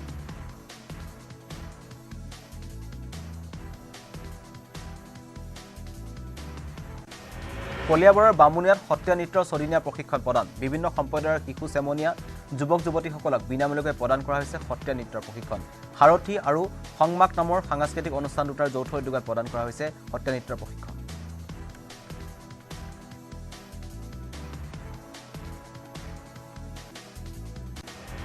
বিশ্বনাথত উপস্থিত অৰুণাচল প্ৰদেশৰ গেলিঙৰ পৰা দুঃসাহসিক ৰিভাৰ ৰাফটিং অভিযান আৰম্ভ কৰা দলটো National Institute of Mountaineering and Advantage স্পৰ্টছৰ চমুকৈ নিমাছৰ উদ্যোগত ব্ৰহ্মপুত্ৰ নদীয়েদি হাতেৰে নৌকা চলাই আহিছে দলটোৱে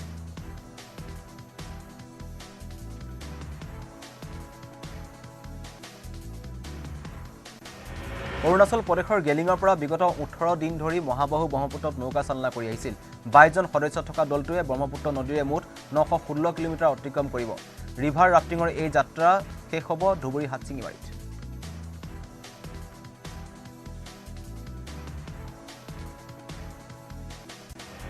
আইআইটি গুৱাহাটীত অনুষ্ঠিত হৈছে মডেল ইউনাইটেড নেশ্যনৰ 6ম সংস্কৰণ 31 জানুৱাৰীৰ পৰা 2 ফেব্ৰুৱাৰীলৈ অনুষ্ঠিত হ'ব ইউনাইটেড নেশ্যনেছ আলচাৰিংগাৰ অধীনত অনুষ্ঠিত অনুষ্ঠানত দেশৰ বিভিন্ন প্ৰান্তৰ পৰা অহা 100 জন ছাত্ৰ ছাত্ৰীয়ে প্ৰতিনিধিত্ব কৰিছে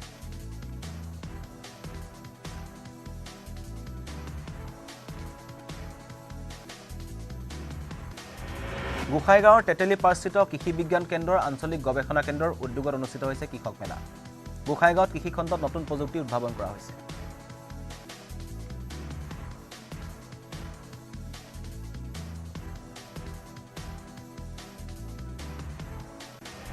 বিটিচিৰ পৰিষদীয় নিৰ্বাচনক লৈ তৎপৰ হৈছে বিপিএফ ৩ নং শ্ৰীৰামপুৰ পৰিষদীয় সমষ্টিৰ প্ৰাৰ্থিত্ব বিচাৰি আবেদন পত্ৰ দাখিল কৰিলে শ্ৰীৰামপুৰ ব্লক কমিটিৰ সভাপতি মুকছাক ৰহমানে বিশাল শোভাযাত্ৰা বাহিৰ কৰি দাখিল কৰিলে আবেদন পত্ৰ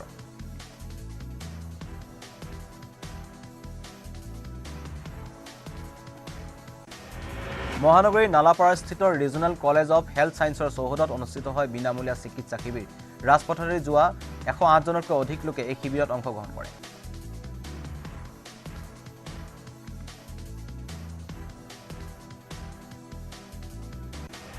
তেজপুৰত জোনাকীৰ বাকৰিত অভিনৱ প্ৰতিবাদ ৰূপপুৰৰ জ্যোতিপ্ৰসাদ আগৰৱালৰ সপোনৰ জোনাকী ছবিগৃহ সংৰক্ষণ আৰু পুনৰ নিৰ্মাণৰ দাবীত এই প্ৰতিবাদ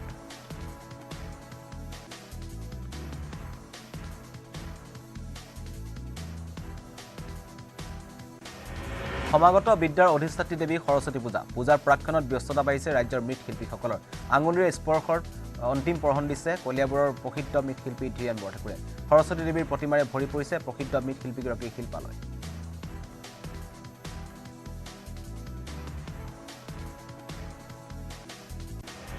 বিদ্যাৰ অধিষ্ঠাত্ৰী দেৱী সৰস্বতী পূজাক লৈ মৃৎশিল্পীসকলৰ মাজত ব্যস্ততা কলাইগাঁৱৰ মা লক্ষ্মী শিল্পালয়ত বিজয় কৃষ্ণপালে শতাধিক সৰস্বতী মূৰ্তি নিৰ্মাণ কৰিছে প্ৰতিটো মূৰ্তিৰ দাম আকাৰ অনুযায়ী 1000 টকাৰ পৰা 10000 টকালৈ নিৰ্ধাৰণ কৰিছে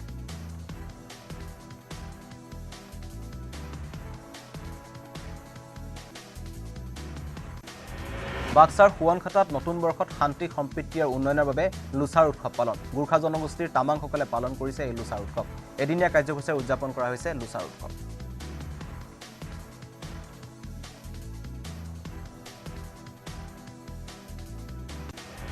জনপ্ৰিয় কণ্ঠশিল্পী মৰ্মিতা মিত্ৰৰ প্ৰথম অসমীয়া গীত মুকলি শুকুৰবাৰে দিছপুৰ প্ৰেছ ক্লাবত মুকলি কৰা হয় মৰ্মিতা মিত্ৰৰ চকুলৈ চোৱানা শীৰ্ষক গীতটি জনপ্ৰিয় কণ্ঠশিল্পীগৰাকীৰ মিউজিকেল অফিচিয়েল ইউটিউবত উপলব্ধ হ'ব গীতটো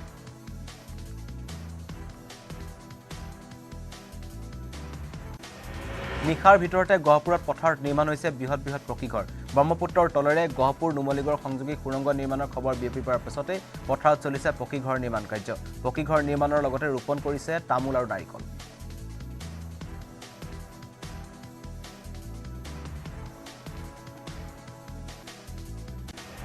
দ্ৰুতগতিত আগবাঢ়িছে গহপুৰ নুমলীগড় সংযোগী সুৰংগ নিৰ্মাণৰ কাম দুটা আন্তঃৰাষ্ট্ৰীয় কোম্পানীয়ে নিৰ্মাণ কৰিবলগীয়া 15 কিলোমিটাৰ দৈৰ্ঘ্যৰ সুৰংগ নিৰ্মাণ স্পৰ্শ কৰিব গহপুৰৰ 11খন গাঁও নুমলীগড়ৰ 7খন গাঁও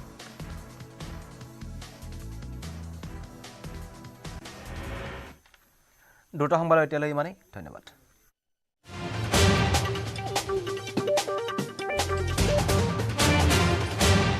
এইটো মাইথান ষ্টিল নহয় ওচৰ চুবুৰীয়াসকলে লগাইছে ষ্ট্ৰং মানে Maithan steel Weather report presented by Sunrise.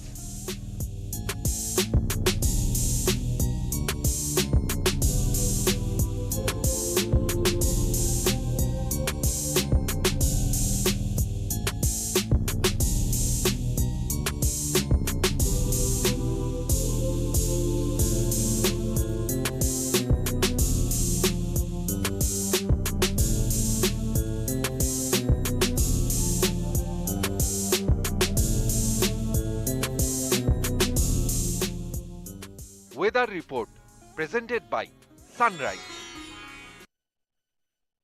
চুবুৰীয়াসকলে লগাইছে ষ্ট্ৰং মানে মাইথান ষ্টিল ChatGPTক প্ৰত্যাহ্বান জনাই অসমীয়া যুৱকৰ নতুন টাইপিং ছফটৱেৰ এতিয়াৰে পৰা যিকোনো বিষয়ে অসমীয়াত লিখিবলৈ হলে মোবাইল অথবা কম্পিউটাৰত টাইপ নকৰিলেও হ'ব মুখেৰে কৈ গলেই স্বয়ংক্ৰিয়ভাৱে মোবাইল অথবা কম্পিউটাৰত হ'ব টাইপ অ আখৰ AI আমাৰ ভাষা আমাৰ প্ৰাণ আমাৰ ভাষা আমাৰ প্ৰাণ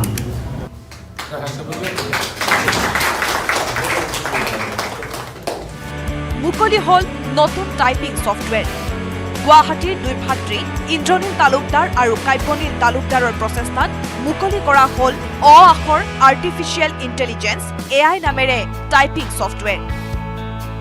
আখৰ AIত সহজতে অসমীয়া কণ্টেণ্ট ক্ৰিয়েট কৰিব পৰা এটা এপ্লিকেশ্যন হয়। আৰ্টিফিচিয়েল ইণ্টেলিজেন্স ব্যৱহাৰ কৰি মাইথান ষ্টিল নহয় ওচৰ চুবুৰীয়াসকলে লগাইছে ষ্ট্ৰং মানে Maithan steel. Weather report presented by Sunrise.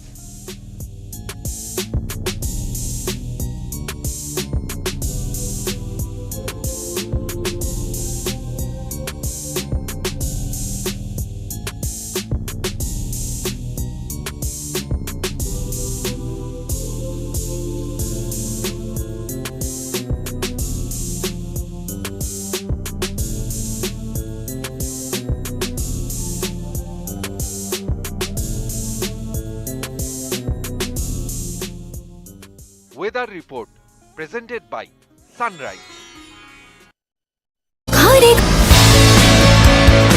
ChatGPTক প্ৰত্যাহ্বান জনাই অসমীয়া যুৱকৰ নতুন টাইপিং ছফ্টৱেৰ। এতিয়াৰে পৰা যিকোনো বিষয়ে অসমীয়াত লিখিবলৈ হ'লে মোবাইল অথবা কম্পিউটাৰত টাইপ নকৰিলেও হ'ব। মুখেৰে কৈ গ'লেই স্বয়ংক্ৰিয়ভাৱে মোবাইল অথবা কম্পিউটাৰত হ'ব টাইপ। আখৰ AI আমাৰ ভাষা আমাৰ প্ৰাণ। আমাৰ ভাষা আমাৰ প্ৰাণ।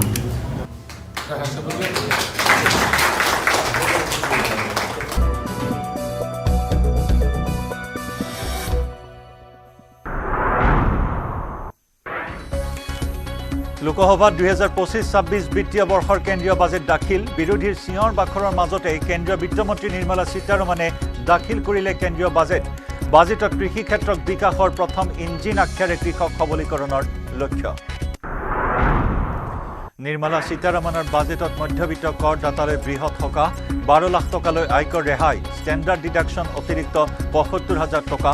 বছৰি 12,75,000 টকা পৰ্যন্ত উপাৰ্জন কৰা লোকে দিব নালাগে আয়কৰ। নামৰূপৰ সাৰ কাৰখানালৈ ভাল খবৰ। নামৰূপৰ সাৰ কাৰখানাৰ উৎপাদন ক্ষমতা 12.7 লাখ মেট্ৰিক টনলৈ বৃদ্ধিৰ লক্ষ্য। নামৰূপ সাৰ কাৰখানাত ইউৰিয়াক লৈ বিশেষ প্ৰকল্পৰ প্ৰস্তাৱ। নিৰ্মলা সীতাৰমণৰ বাজেটত চিকিৎসা খণ্ডলৈ বহুকেইটা প্ৰস্তাৱ। 36টা জীৱনদায়িনী ঔষধৰ আমদানি শুল্ক প্ৰত্যাহাৰ। অন্য 6টা জীৱনদায়িনী ঔষধতো হ্ৰাস কৰা হৈছে আমদানি শুল্ক। 3 বছৰত দেশৰ প্ৰতিখন জিলাতে হ'ব কেঞ্চাৰ হাস্পতাল। মুখ্যমন্ত্ৰী হিমন্ত বিশ্ব শৰ্মাৰ আজি উপজা দিন। জন্মদিনৰ শুভেচ্ছা দিবলৈ নিশা মুখ্যমন্ত্ৰীৰ চৰকাৰী বাসগৃহত সমৰ্থক তথা অনুৰাগীৰ ভিৰ। বহিৰাজ্যৰ পৰা অহা অনুৰাগীয়ে মুখ্যমন্ত্ৰীক দিলে বিশেষ উপহাৰ। অসম সাহিত্য সভাৰ পাঠশালা অধিৱেশনৰ আজি দ্বিতীয় দিন। ভট্টদেৱ ক্ষেত্ৰত অনুষ্ঠিত হৈছে অসম সাহিত্য সভাৰ 77তম দ্বিবাৰ্ষিক অধিৱেশন। আজি মূল পতাকাবেদীত উত্তোলন হ'ব 77খন পতাকা। দ্বিতীয় পতাকাবেদীত একেলগে উত্তোলিত হ'ল 108খন পতাকা।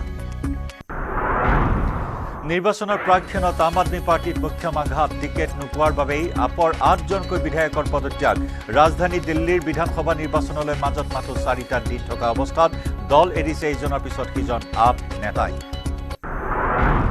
আমেৰিকাৰ ফিলাডেলফিয়াত পুনৰ বিমান দুৰ্ঘটনা। শুকুৰবাৰে নিশা 6গৰাকী যাত্ৰী কঢ়িয়াই নিয়া এখন ব্যক্তিগত বিমান দুৰ্ঘটনাগ্ৰস্ত। ফিলাডেলফিয়া বিমানবন্দৰৰ পৰা উৰা মৰাৰ কিছু সময়ৰ পাছতেই দুৰ্ঘটনাত পতিত হয় বিমানখন। বিমানখন ফিলাডেলফিয়াৰ পৰা স্প্ৰিংফিল্ড ব্ৰেনছন ৰাষ্ট্ৰীয় বিমানবন্দৰলৈ গৈ আছিল। উত্তৰাখণ্ডৰ ৰাষ্ট্ৰীয় ক্ৰীড়াত অসমৰ নৱাগত খেলুৱৈৰ সফলতা। সাঁতোৰত অসমৰ শুভ্ৰাণ অশ্বিনী প্ৰিয়দৰ্শিনীৰ ৰূপৰ পদক লাভ। ভাৰোত্তোলনত দিতিমণি সোণোৱালৰ ৰূপৰ পদক লাভ।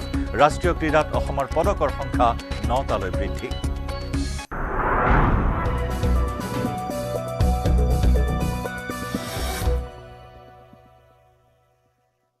নমস্কাৰ, আপুনি চাই আছে গাঁও চহৰ জিলাৰ খবৰ। মই জয়ন্ত মাধৱ গোস্বামী। 12 লাখ টকালৈ আয়কৰ ৰেহাই।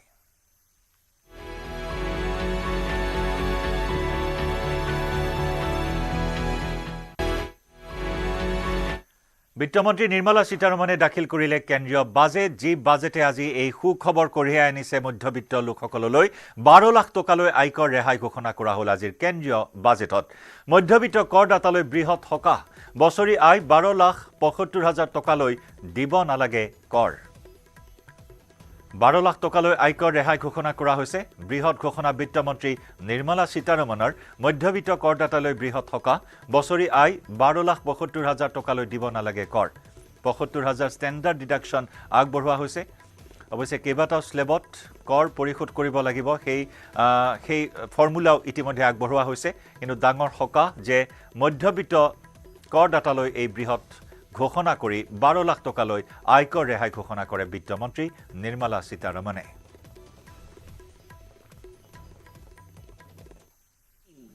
and to 7 lakh rupees in 2023. This is reflective of our government's trust on the middle class taxpayers. I am now happy to announce that there will be no income tax payable up to income of 12 lakh rupees.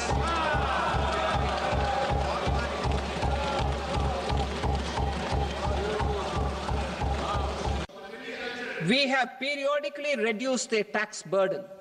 Right after 2014, the nil tax slab was raised to 2.5 lakhs of rupees, which was further raised to 5 lakh rupees in 2019 and to 7 lakh rupees in 2023. This is reflective of our government's trust on the middle class taxpayers. I am now happy to announce that there will be no income tax payable up to income of 12 lakh rupees.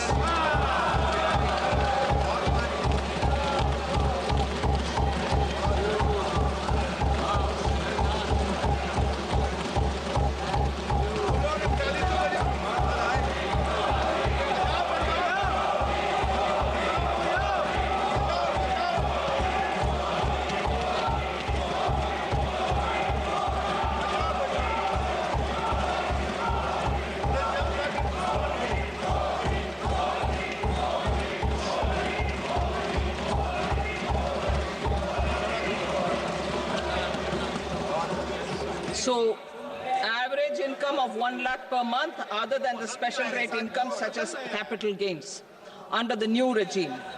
This limit will be 12.75 lakh for salaried taxpayers due to the standard deduction of 75,000.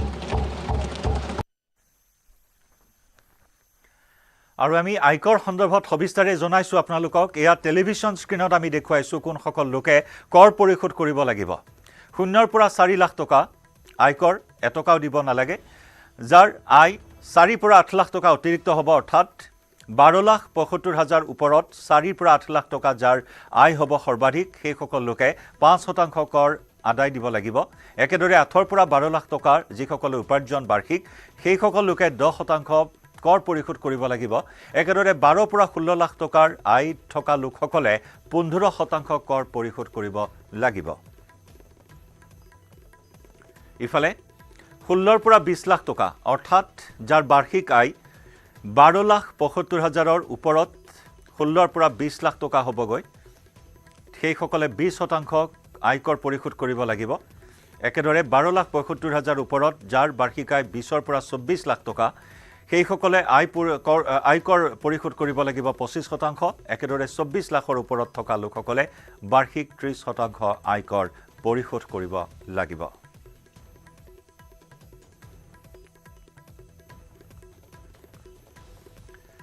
ইফালে নামৰূপৰ সাৰ কাৰখানালৈ ভাল খবৰ বৃদ্ধি হ'ব নামৰূপৰ সাৰ কাৰখানাৰ উৎপাদন ক্ষমতা 12.7 লাখ মেট্ৰিক টন সাৰ উৎপাদনৰ ক্ষমতা বৃদ্ধিৰ লক্ষ্য নামৰূপ সাৰ কাৰখানাত ইউৰিয়াক লৈ বিশেষ প্ৰকল্প বৃদ্ধি হ'ব নামৰূপৰ সাৰ কাৰখানাৰ উৎপাদন ক্ষমতা আজি কেন্দ্ৰীয় বাজেটত এই কথা ঘোষণা কৰে বিত্তমন্ত্ৰী নিৰ্মলা সীতাৰমণে Nirbharta in urea production. Our government had reopened 3 dormant urea plants in the eastern region. To further augment urea supply, a plant with annual capacity of 12.7 lakh metric tons will be set up at Namrup in Assam. ইফালে বাজেটত সাৰ কাৰখানাক লৈ বিত্তমন্ত্ৰীয়ে কৰা ঘোষণাৰ পিছতেই নামৰূপত উৎসৱমুখৰ পৰিৱেশ 2006 চনতে আধাৰশিলা স্থাপন হোৱা সাৰ কাৰখানাৰ চতুৰ্থ গোটটো দীৰ্ঘদিন ধৰি স্থবিৰ হৈ থকাৰ পিছত কেন্দ্ৰীয় বিত্তমন্ত্ৰীৰ ঘোষণাৰ পিছতে কঢ়িয়াই আছে আশাৰ বতৰা বাজেটত ঘোষণা কৰা অনুসৰি নামৰূপ সাৰ কাৰখানাৰ উৎপাদন ক্ষমতা 12.7 লাখ মেট্ৰিক টন বৃদ্ধি কৰাৰ লক্ষ্য বাজেটত কেন্দ্ৰীয় মন্ত্ৰীৰ ঘোষণাৰ পিছতেই প্ৰতিক্ৰিয়া প্ৰকাশ কৰিলে ইউনিয়ন ফাৰ্টিলাইজাৰ শ্ৰমিক ইউনিয়ন ফাৰ্টিলাইজাৰ ওয়াৰ্কাৰ্ছ ইউনিয়ন আৰু ফাৰ্টিলাইজাৰ ইণ্ডিপেণ্ডেণ্ট ইউনিয়নৰ লগতে আছুৱে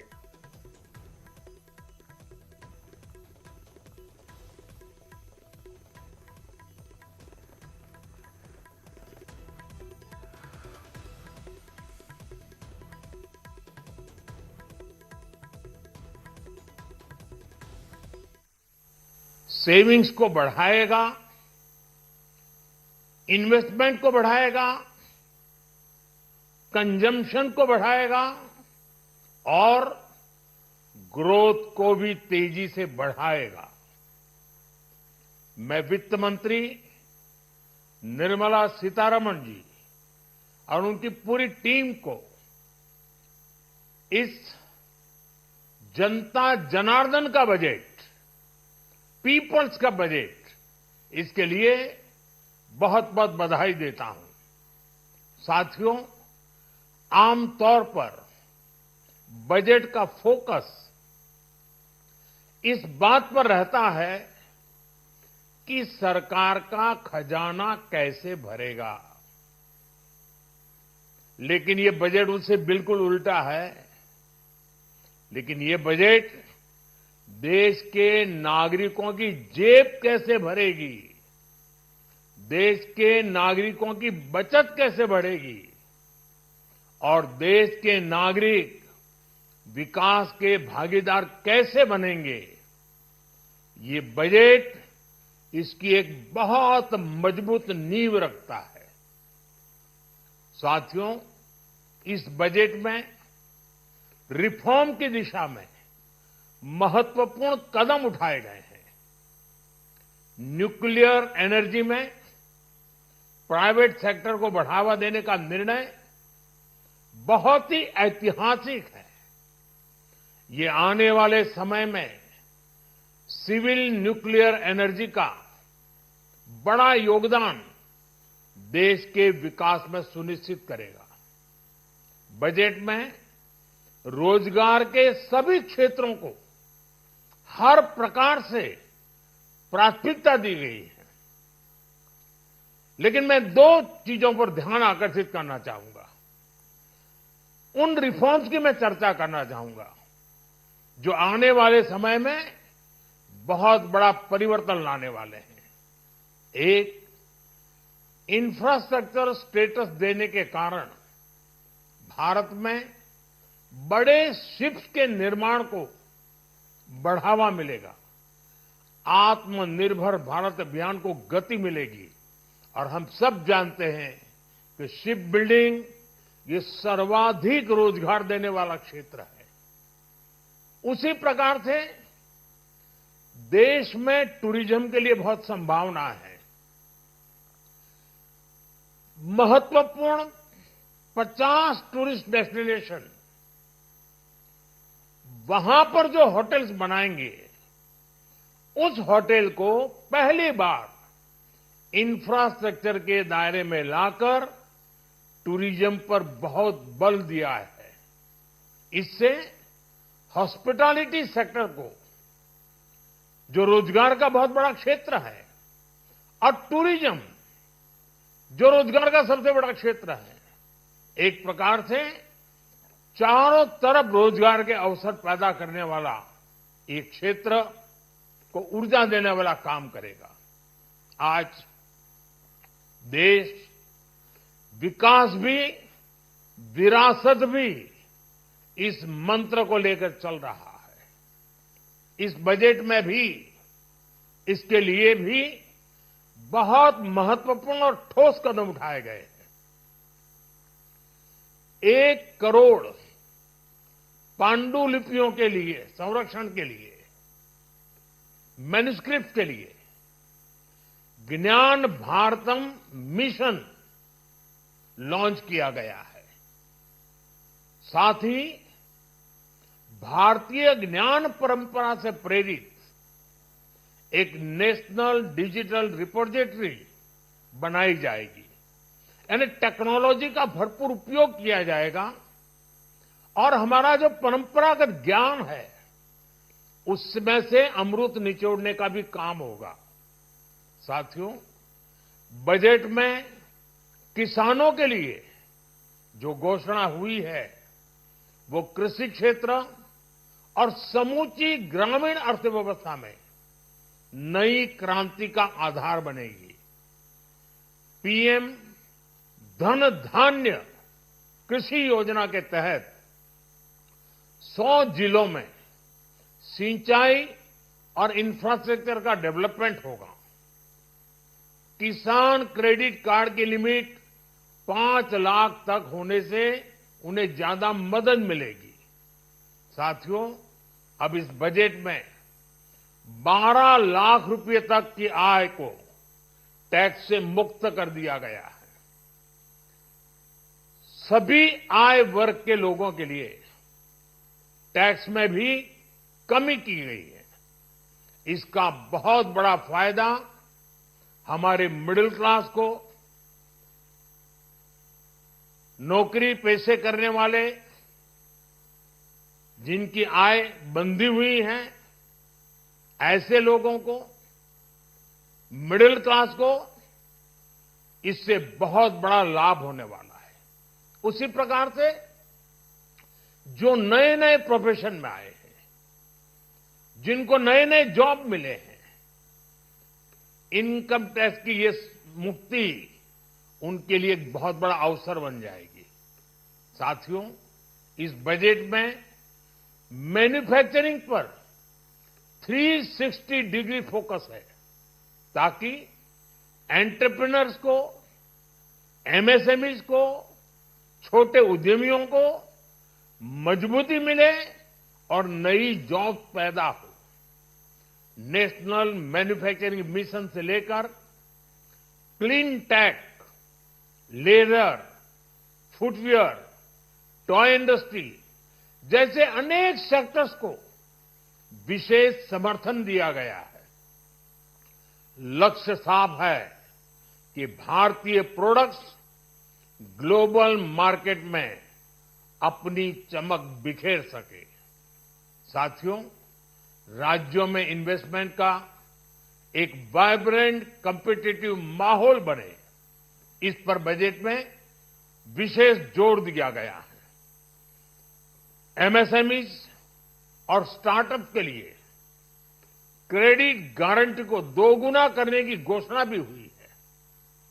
देश के एससी, एसटी और महिला जो नए उद्यमी बनना चाहते हैं उनको 2 करोड़ रुपए तक के लोन की योजना भी लाई गई है और वो भी बिना गारंटी।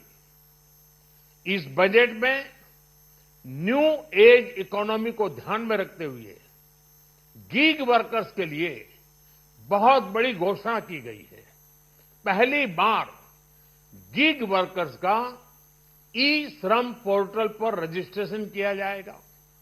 इसके बाद इन साथियों को स्वास्थ्य सेवा और दूसरी सोशल सिक्योरिटी स्कीम्स का लाभ मिलेगा। ये डिग्निटी ऑफ लेबर, इसके प्रति श्रम एव जयते के प्रति सरकार के कमिटमेंट को दर्शाता है। रेगुलेटरी रिफॉर्म से लेकर फाइनेंशियल रिफॉर्म्स, जन विश्वास 2.0 जैसे कदमों से मिनिमम गवर्नमेंट और ट्रस्ट बेस्ड गवर्नेंस के हमारे कमिटमेंट को और बल मिलेगा। साथियों, ये बजट न केवल देश की वर्तमान आवश्यकताओं को ध्यान में रखता है बल्कि हमें भविष्य की तैयारी करने में भी मदद करता है। स्टार्टअप के लिए deep tech fund, geospatial mission और न्यूक्लियर एनर्जी मिशन ऐसे ही महत्वपूर्ण कदम है। मैं सभी देशवासियों को एक बार फिर इस ऐतिहासिक पीपल्स बजट की बधाई देता हूं और फिर एक बार वित्त मंत्री जी को भी बहुत बहुत बधाई देता हूं। बहुत बहुत धन्यवाद।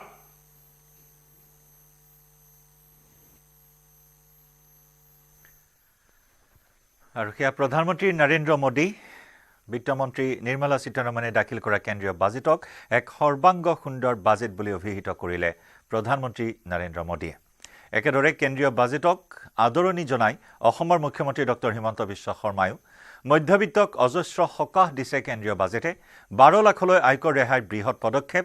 প্ৰধানমন্ত্ৰী আৰু বিত্তমন্ত্ৰীক ধন্যবাদ জনাই অসমৰ মুখ্যমন্ত্ৰী ডক্টৰ হিমন্ত বিশ্ব শৰ্মাই।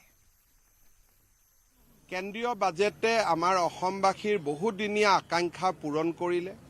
ডিব্ৰুগড়ক দ্বিতীয় ৰাজধানীৰ কথা আমি ঘোষণা কৰিছিলোঁ।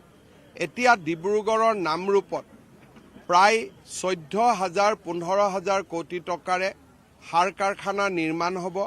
ৰাজ্য চৰকাৰে তাৰ 40% পুঁজি ব্যয় কৰিব, কেন্দ্ৰীয় চৰকাৰে 60% পুঁজি ব্যয় কৰিব। ছেমি কণ্ডাক্টৰৰ পিছত ফাৰ্টিলাইজাৰ এডভান্টেজ আছাম 2.0 প্ৰাক মুহূৰ্তত আমি সম্ভাৱনাৰ নতুন দুৱাৰ এখন মুকলি কৰিব পাৰিছোঁ। আয়কৰৰ সীমা 12 লাখ টকালৈ বৃদ্ধি কৰি প্ৰধানমন্ত্ৰী নৰেন্দ্ৰ মোদী আৰু বিত্তমন্ত্ৰী নিৰ্মলা সীতাৰমণে মধ্যবিত্ত ৰাইজক লৈ এক অজস্ৰ সকাহ কঢ়িয়াই আনিলে।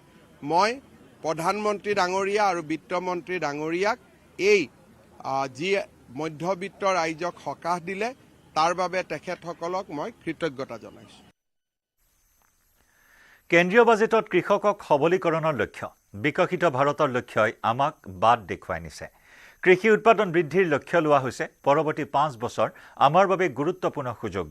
100খন কম উৎপাদনশীল জিলাক লক্ষ্য কৰি লোৱা হৈছে। বিহাৰত মখনা বোৰ্ড গঠন কৰা হ'ব। বিহাৰক লৈ বাজেটত বিশেষ উল্লেখ। কৃষি আত্মনিৰ্ভৰশীলতাক বাজেটত গুৰুত্ব প্ৰদান কৰা হৈছে। কৃষক যুৱক মহিলাৰ বাবে বাজেটত ভাল খবৰ। কৃষি ক্ষেত্ৰ হৈছে বিকাশৰ প্ৰথমটো engine. Prime Minister Dhan Dhanya Krishi Yojana, developing agri-districts program. Motivated by the success of the aspirational district program, our government will undertake a Prime Minister Dhan Dhanya Krishi Yojana in partnership with states. Through the convergence of existing schemes and specialized measures, the program will cover 100 districts with low productivity, moderate crop intensity, and below average credit parameters. It aims to 1. Enhance agricultural productivity, 2. Adopt crop diversification and sustainable agricultural practices, 3. Augment post-harvest storage at the panchayat and block level, 4. Improve irrigation facilities, and 5. Facilitate availability of long-term and short-term credit. This program is likely to help 1.7 crore farmers. Building rural prosperity and resilience. A comprehensive multi-sectoral rural prosperity and resilience program will be launched in partnership with the states. This will address underemployment in agriculture through skilling, investment, technology, and invigorating the rural economy. The goal is to generate ample opportunities in rural areas so that migration is an option but not a necessity. The program will focus on rural women, young farmers, rural youth, marginal and small farmers, and landless families. The details are in Annexure A. Our government will now launch a 6-year mission for Atmanirbharta in pulses, with a special focus on Tuar, Urad, and Masoor. Details are in Annexure B. Central agencies such as NAFED and NCCF will be ready to procure these 3 pulses as much as offered during the next 4 years from farmers who register with these agencies and enter into agreements. Comprehensive program for vegetables and fruits. It is encouraging that our people are increasingly becoming aware of their nutritional needs. It is a sign of a society becoming healthier. With rising income levels, the consumption of vegetables, fruits, and Sri Anna is increasing significantly. A comprehensive program to promote production, efficient supplies, processing, and remunerative prices for farmers will be launched in partnership with the states. Appropriate institutional mechanisms for implementation and participation of farmer producer organizations and cooperatives will be set up. বাজেটত 5.7 কোটি MSME লৈ বিশেষ নজৰ দেশৰ 7.5 কোটি লোক জড়িত হৈ আছে MSMEত দেশৰ উৎপাদনৰ 36% উৎপাদন MSMEৰ MSMEত চৰকাৰৰ বিনিয়োগ 2.5 গুণ বৃদ্ধিৰ লক্ষ্য MSMEৰ বাবে 5 কোটিৰ পৰা 10 কোটিলৈ বৃদ্ধি কৰা হৈছে ঋণৰ পৰিমাণ MSMEs as the second engine. Now I move to MSMEs as the second engine, which encompasses manufacturing and services with a focus on MSMEs numbering 5.7 crores. Currently, over 1 crore registered MSMEs, employing 7.5 crore people and generating 36% of our manufacturing, have come together to position India as a global manufacturing hub. With their quality products, these MSMEs are responsible for 45% of our exports. To help them achieve higher efficiencies of scale, technological upgradation, and better access to capital, the investment and turnover limits for classification of all MSMEs will be enhanced to 2.5 and 2 times respectively. This will give them the confidence to grow and generate employment for our youth. The details are given in Annexure D. To improve access to credit, the credit guarantee cover will be enhanced. First, for micro and small enterprises from 5 crore to 10 crore rupees, leading to additional credit of 1.5 lakh crores in the next 5 years.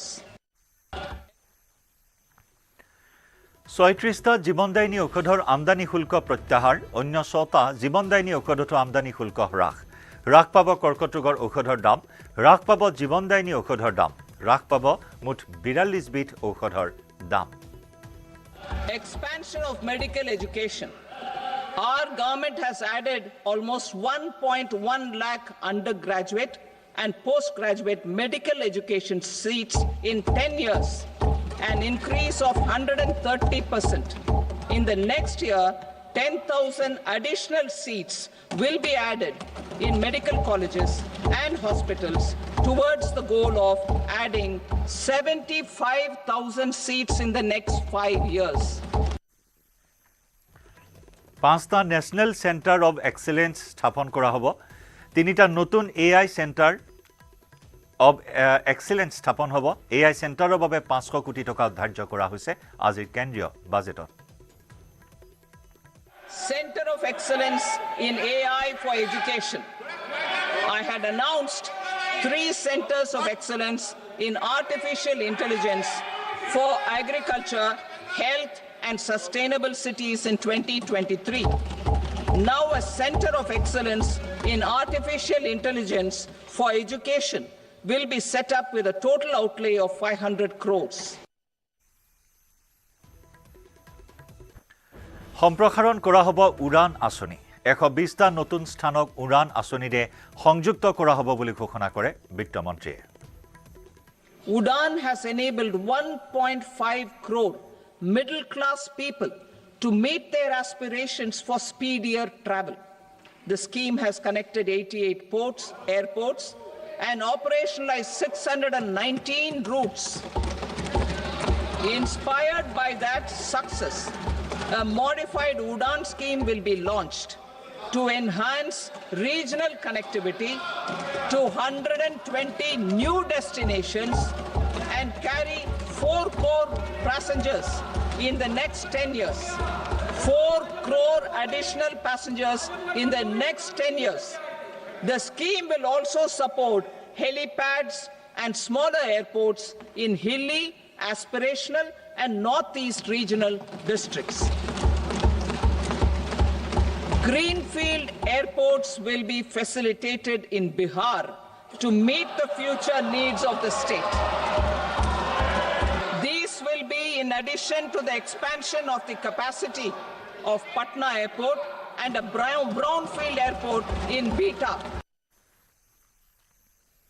প্ৰয়াগৰাজত মহাকুম্ভৰ মাজত অনুষ্ঠিত হৈছে চৰাই উৎসৱ 1 আৰু 2 ফেব্ৰুৱাৰীত মহাকুম্ভ মেলাস্থলীত চৰাই উৎসৱ মহাকুম্ভৰ আয়োজনস্থলীত বছৰৰ এই সময়ছোৱাত পৰিভ্ৰমী চৰাই ভৰি পৰে প্ৰায় 90 বিধ পৰিভ্ৰমী চৰাইৰ কল কাকলিয়ে ত্ৰিবেণী সংগম এতিয়া মুখৰিত কৰি তুলিছে পৰিভ্ৰমী চৰাইৰ চাবলৈ এই চোৱা সময়ত প্ৰয়াগৰাজত দেশী বিদেশী বহু পৰ্যটকে ভিৰ কৰে এইবাৰ মহাকুম্ভ মেলাৰ মাজতে এয়া চৰাই মহোৎসৱলৈ বহু প্ৰকৃতি প্ৰেমীৰ আগমন ঘটা পৰিলক্ষিত হৈছে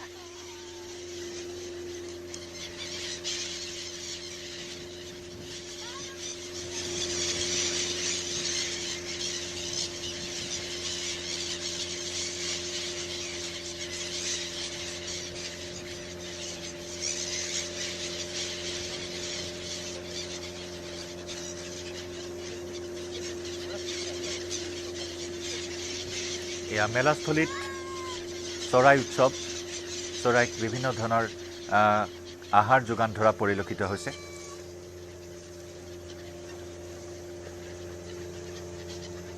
প্ৰায় 90 বিধ প্ৰজাতিৰ পৰিভ্ৰমীৰ পক্ষীৰে এতিয়া নান্দনিক পৰিৱেশে বিৰাজ কৰিছে মহাকুম্ভ মেলাস্থলীত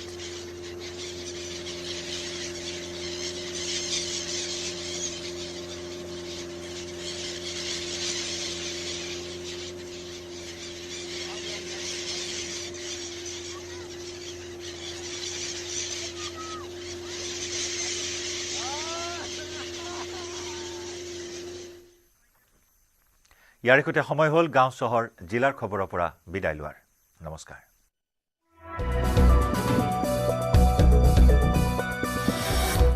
এইটো মাইথান ষ্টিল নহয় ওচৰ চুবুৰীয়া সকলে লগাইছে ষ্ট্ৰং মানে Maithan steel Weather report presented by Sunrise.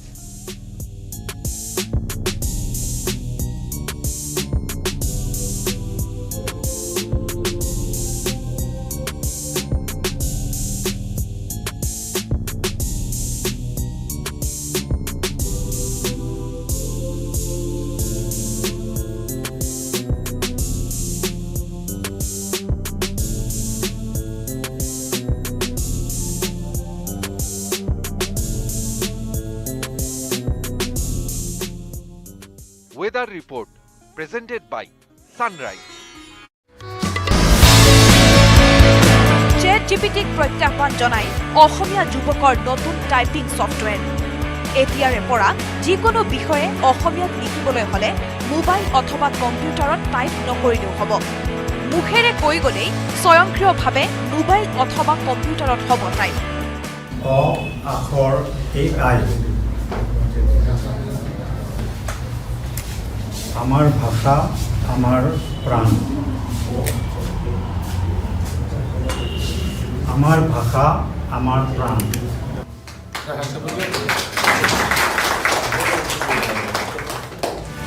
মুকলি হল নতুন টাইপিং ছফটৱেৰ গুৱাহাটীৰ দুই ভাতৃ ইন্দ্ৰনীল তালুকদাৰ আৰু কাব্যনীল তালুকদাৰৰ প্ৰচেষ্টাত মুকলি কৰা হল অ আখৰ আৰ্টিফিচিয়েল ইণ্টেলিজেন্স AI নামেৰে টাইপিং ছফটৱেৰ আখৰীয়াত সহজতে অসমীয়া কন্টেন্ট ক্ৰিয়েট কৰিব পৰা এটা এপ্লিকেশন হয় আৰ্টিফিচিয়েল ইন্টেলিজেন্স ব্যৱহাৰ কৰি কৈ ষ্টিল নহয় ওচৰ চুবুৰীয়া সকলে লগাইছে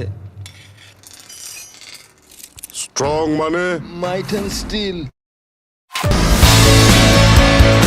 ChatGPT প্ৰত্যাহ্বান জনাই অসমীয়া যুৱকৰ নতুন টাইপিং ছফটৱেৰ এতিয়াৰে পৰা যিকোনো বিষয়ে অসমীয়াত লিখিবলৈ হলে মোবাইল অথবা কম্পিউটাৰত টাইপ নকৰিলেও হ'ব মুখেৰে কৈ গলেই স্বয়ংক্ৰিয়ভাৱে মোবাইল অথবা কম্পিউটাৰত হ'ব টাইপ অ আখৰ AI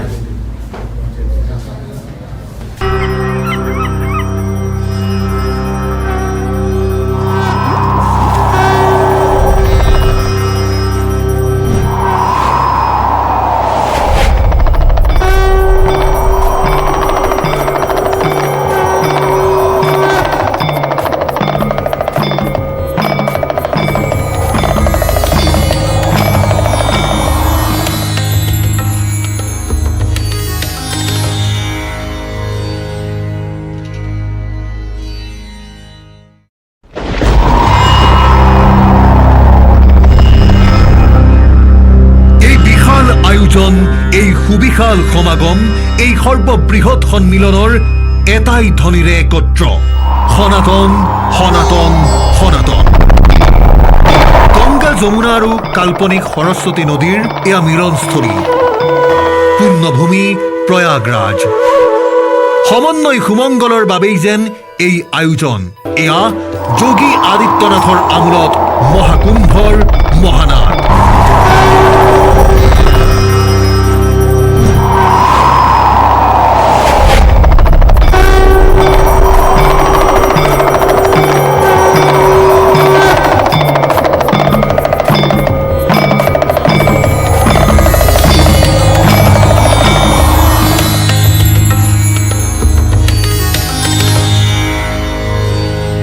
হিন্দু সনাতনীৰ এয়া মহা মহোৎসৱ।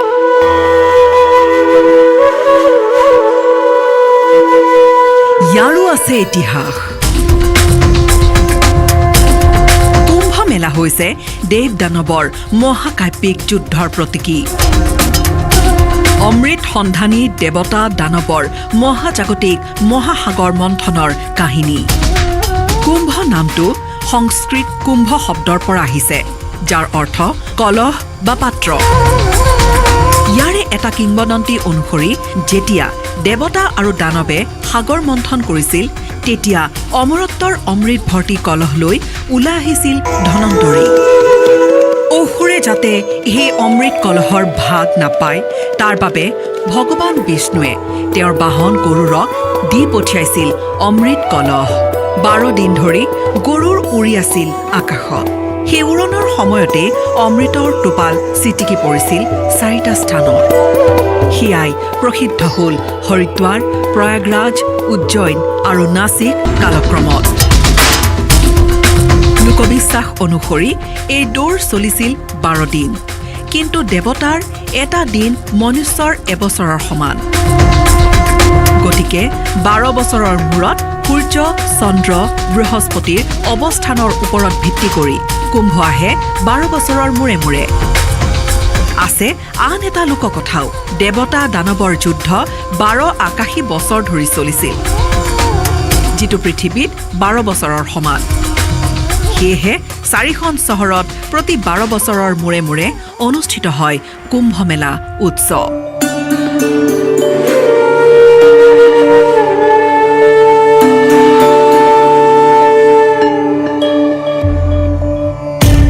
এইবাৰ কুম্ভ মেলাক কোৱা হৈছে মহাকুম্ভ। এয়াও 144 বছৰীয়া পৰিক্ৰমাত মিলি অহা এক প্ৰক্ৰিয়া। স্বাধীন ভাৰতৰ এয়াই প্ৰথম মহাকুম্ভ। প্ৰয়াগৰাজৰ পুণ্যভূমিত এয়া মহা আড়ম্বৰৰ পৰিৱেশ। কুম্ভ আয়োজিত হয় পৃথক পৃথক স্থানত। জ্যোতিষীৰ গণনাৰ ওপৰত ভিত্তি কৰি কৰা হয় আয়োজন। যেতিয়া সূৰ্য মেঘ ৰাশিত আৰু বৃহস্পতি থাকে কুম্ভ ৰাশিত, হৰিদ্বাৰত তেতিয়া পতা হয় কুম্ভ মেলা। যেতিয়া বৃহস্পতি প্ৰৱেশ কৰে সিংহ ৰাশিত, তেতিয়া নাছিকত হয় কুম্ভ মেলা। যেতিয়া সূৰ্য মেঘ ৰাশিত আৰু বৃহস্পতি সিংহ ৰাশিত, তেতিয়া উজ্জয়নত হয় কুম্ভ মেলা। এতিয়া সূৰ্য আছে মকৰ ৰাশিত, বৃহস্পতিৰ স্থান বৃষত, সেয়ে প্ৰয়াগৰাজত আয়োজিত হৈছে মহাকুম্ভ। মহাকুম্ভৰ মহামেলাত আধ্যাত্মিক অনুষ্ঠানৰ বাবে একত্ৰিত ধৰ্মীয় তপস্বী, সাধু, সন্ত মহন্তৰ বিশাল শৃংখল। हमारे साथ इस वक्त खड़ेश्वरी बाबा मौजूद हैं, जो खड़े होकर तपस्या भी कर रहे हैं और जन जन को आशीर्वाद भी दे रहे हैं।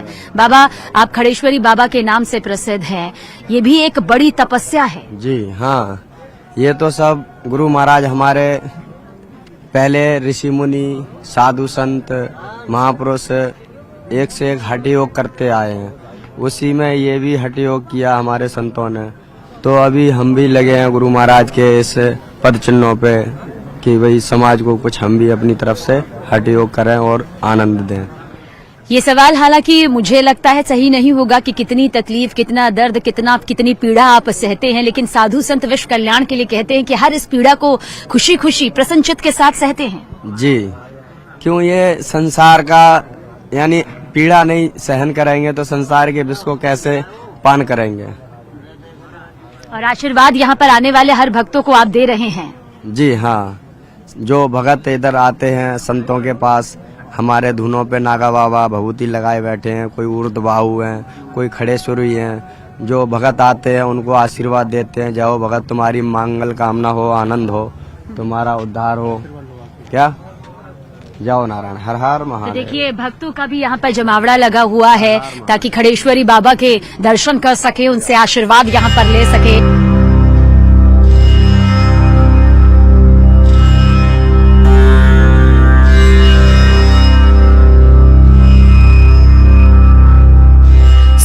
জানুৱাৰীত প্ৰথম অমৃত স্নান সম্পন্ন হৈছে। প্ৰায় 2 কোটি লোকে ত্ৰিবেণী সংগমত স্নান গ্ৰহণ কৰিছে।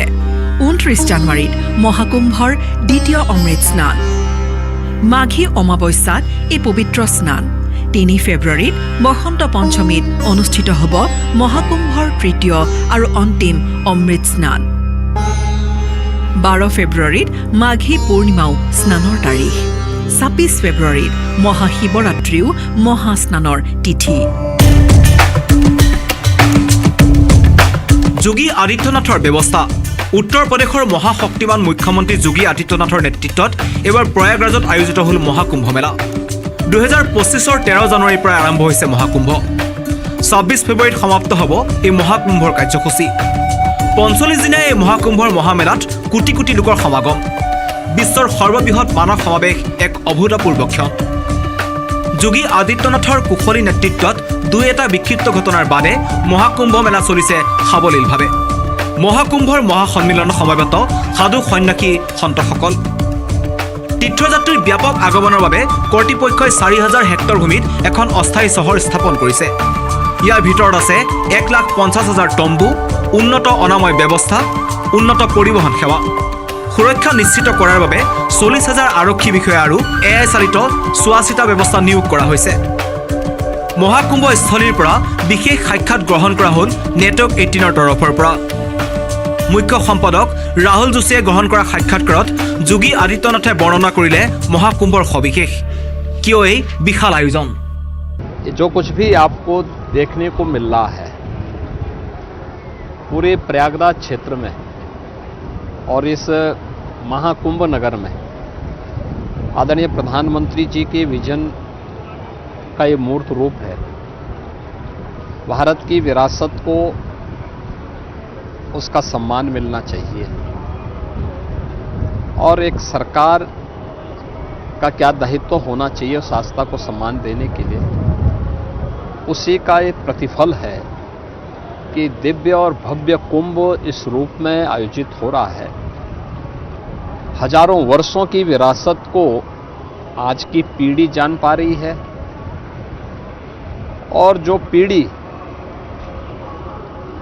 काफी उम्रदराज हो चुकी है उस पीढ़ी को भारत की इस पुरातन गौरव को अपनी अगली पीढ़ी को देने में भी गौरव की अनुभूति होगी कि हमारी विरासत अब सुरक्षित है और इसी भव्य और दिव्य रूप में आगे बढ़ेगी। यह दृश्य सनातन धर्म का वह दिव्य और भव्य स्वरूप है जिसका आज आप यहाँ अवलोकन कर रहे हैं, जिसके लिए हमारा सनातन धर्म जाना जाता था। भारत की ऋषि परंपरा ने कुंभ का आयोजन इसी भव्य और दिव्य तरीके से भारत की आध्यात्मिक और सांस्कृतिक विरासत को आगे बढ़ाने के लिए इस प्रकार के आयोजनों का शुभारंभ किया था। और ये तो प्रयागराज की धरती है। माँ गंगा, यमुना और सरस्वती की इस त्रिवेणी में कोटि कोटि श्रद्धालु आकर के पूज्य संतों के सानिध्य में स्नान करके पुण्य का भागीदार बनता है। এয়া যেন কোনো মেলাৰ পৰিৱেশ নহয়, এয়া এখন চহৰ। 4,000 হেক্টৰ ভূমিত অস্থায়ী চহৰ নিৰ্মাণ কৰি দিলে যোগী চৰকাৰে। সুবিশাল পাৰ্কিং, সুদৃশ্য পৰিৱেশ আৰু সুনিপুণ কাৰুকাৰ্যৰে ভৰপূৰ প্ৰয়াগৰাজ। ইতিমধ্যে যোগী চৰকাৰে প্ৰয়াগৰাজৰ মহাকুম্ভৰ স্থানক নতুন জিলা হিচাপে ঘোষণা কৰিছে। আকাশ মাৰ্গৰ পৰা এখন সুবিশাল নগৰ যেন দেখা মহাকুম্ভস্থলীৰ সমগ্ৰ বাতাবৰণত আছে পৰিশীলিত ৰূপ। অতিথিক আদৰ আৰু অভ্যৰ্থনাৰ চলি আছে মহাকুম্ভ গ্ৰামত। ভক্তৰ সুবিধাৰ্থে নিৰ্মাণ কৰা টেণ্ট চিটিত অনেক সুবিধা সমৃদ্ধ শিবিৰ। এই শিবিৰসমূহৰ ব্যৱস্থা কৰিছে IRCTCয়ে। প্ৰয়াগৰাজৰ অৰাইল অঞ্চলৰ নাইনিৰ 25 নম্বৰ ছেক্টৰত এই বিলাসী টেণ্ট চিটি মহাকুম্ভগ্ৰাম। ত্ৰিবেণী সংগমৰ পৰা প্ৰায় 3.5 কিলোমিটাৰ দূৰত গংগাৰ পাৰত অৱস্থিত এই মহাকুম্ভগ্ৰাম। এই গ্ৰামৰ শিবিৰত উপলব্ধ বিলাসী টেণ্ট, বিধে বিধে শিবিৰৰ বিধে বিধে নিৰিখ। পুৱা দুপৰীয়া আৰু নিশাৰ আহাৰ পোৱা যায় টেণ্টত। ছিংগল আৰু ডাবল ছুপাৰ ডিলাক্স ৰুমৰ ভাড়া 18,000 টকা। ভিলা যদি লয় তেন্তে ভৰিব লাগিব 20,000 টকা। অতিৰিক্ত ছুপাৰ ডিলাক্স বিচনা পাব 5,000 টকাত। ভিলা সুবিধাযুক্ত বিচনা লাগিলে দিব লাগিব 7,000 টকা। ছুপাৰ ডিলাক্স আৰু ভিলা টেণ্টত পাব অনেক সুবিধা। আছে ব্যক্তিগত বাথৰুম, গৰম নৰম পানীৰ সুবিধা। ভিলাত থাকিব আৰামী চকী আৰু টেলিভিছনৰ সুবিধা। जीवन को जीने का और जीवन के सफर को तय करने का हर किसी का अपना अपना अंदाज होता है और महाकुंभ में भी कुछ ऐसे ही अंदाज देखने को मिल रहे हैं, जिनमें से खास अंदाज लेकर हम सामने आए हैं। गाड़ी वाले बाबा इस वक्त हमारे साथ में मौजूद है। गाड़ी वाले बाबा हम इसलिए कह रहे हैं क्योंकि महाकुंभ का ये पूरा सफर जो है वो अपनी इसी गाड़ी के जरिए तय कर रहे हैं। बाबा, सफर भी तय करते हैं, तपस्या भी करते हैं? जी, सफर भी तय करता हूँ और गाड़ी में बैठा रहता हूँ। कहीं भी भोजन प्रसादी बनाना है तो अपनी गाड़ी में से भोजन बनाता हूँ और गाड़ी में ही रहता हूँ। बाबा, कब से ये सफर आपका शुरू हुआ है और कब तक ये यूं ही आगे चलता रहेगा? अब हमको तो पूरा इंडिया भ्रमण करना है, चलती रहेगी गाड़ी, उसका कोई निश्चय नहीं है। अच्छा, आप कहीं पर और रहते नहीं, आप कह रहे हैं यही आपका मकान है, यही आपका संसार है अभी? यही हमारा भ्रमण है, यही हमारा मकान है, यही हमारा विमान है।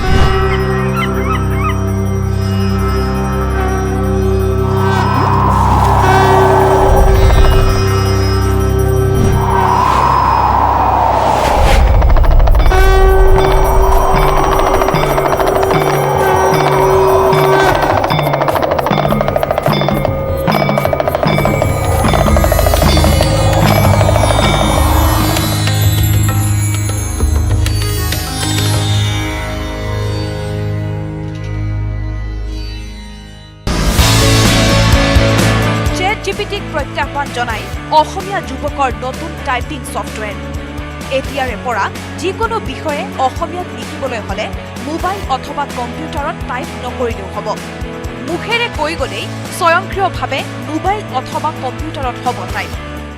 অ আখৰ AI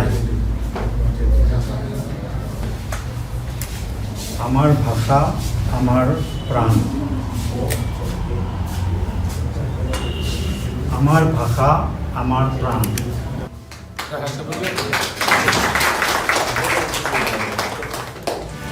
মুকলি হল নতুন টাইপিং ছফ্টৱেৰ। গুৱাহাটীৰ 2 ভাতৃ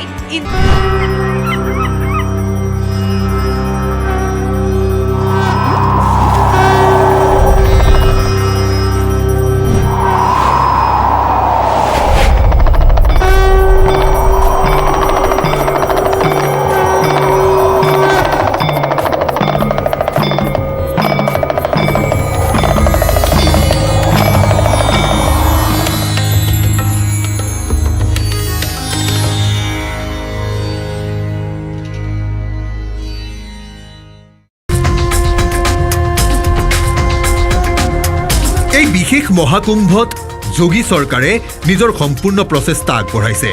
জাতি ধৰ্ম বৰ্ণ নিৰ্বিশেষে আদৰণি জনাইছে যোগী চৰকাৰে।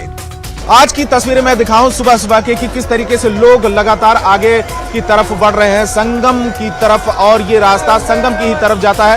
यहाँ से थोड़ी दूर पे ही संगम नोज है और लगातार श्रद्धालुओं का जो तांता है वो टूटने का नाम नहीं ले रहा है, जोश भी है।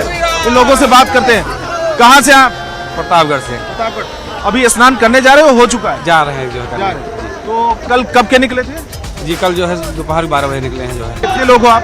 जी हम लोग जो है 11 लोग हैं। 11 लोग। जी। भीड़ कैसी? भीड़ बहुत जबरदस्त है सर, भीड़ बहुत जबरदस्त है। आस्था का संगम है, आस्था का संगम है। हर हर महादेव। ये देखिए भीड़ एक बार तस्वीरों में कि लगातार हर हर महादेव जय जय गंगे ये यहाँ पर गूंज रहा है। संगम के आसपास का जो इलाका, महाकुंभ का क्षेत्र, और बड़ी संख्या में श्रद्धालु लगातार पहुंच रहे हैं।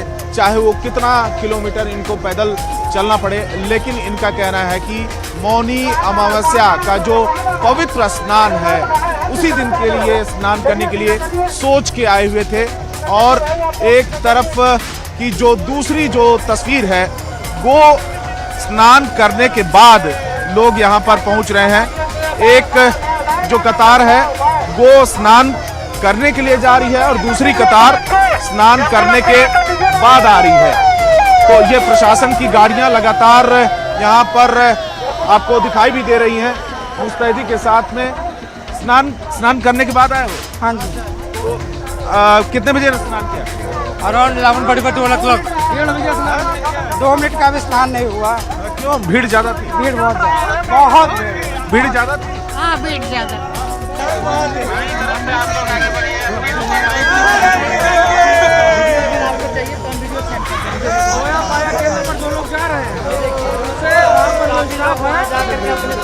यशपाल जी महाराज हैं हमारे साथ में बातचीत करने के लिए।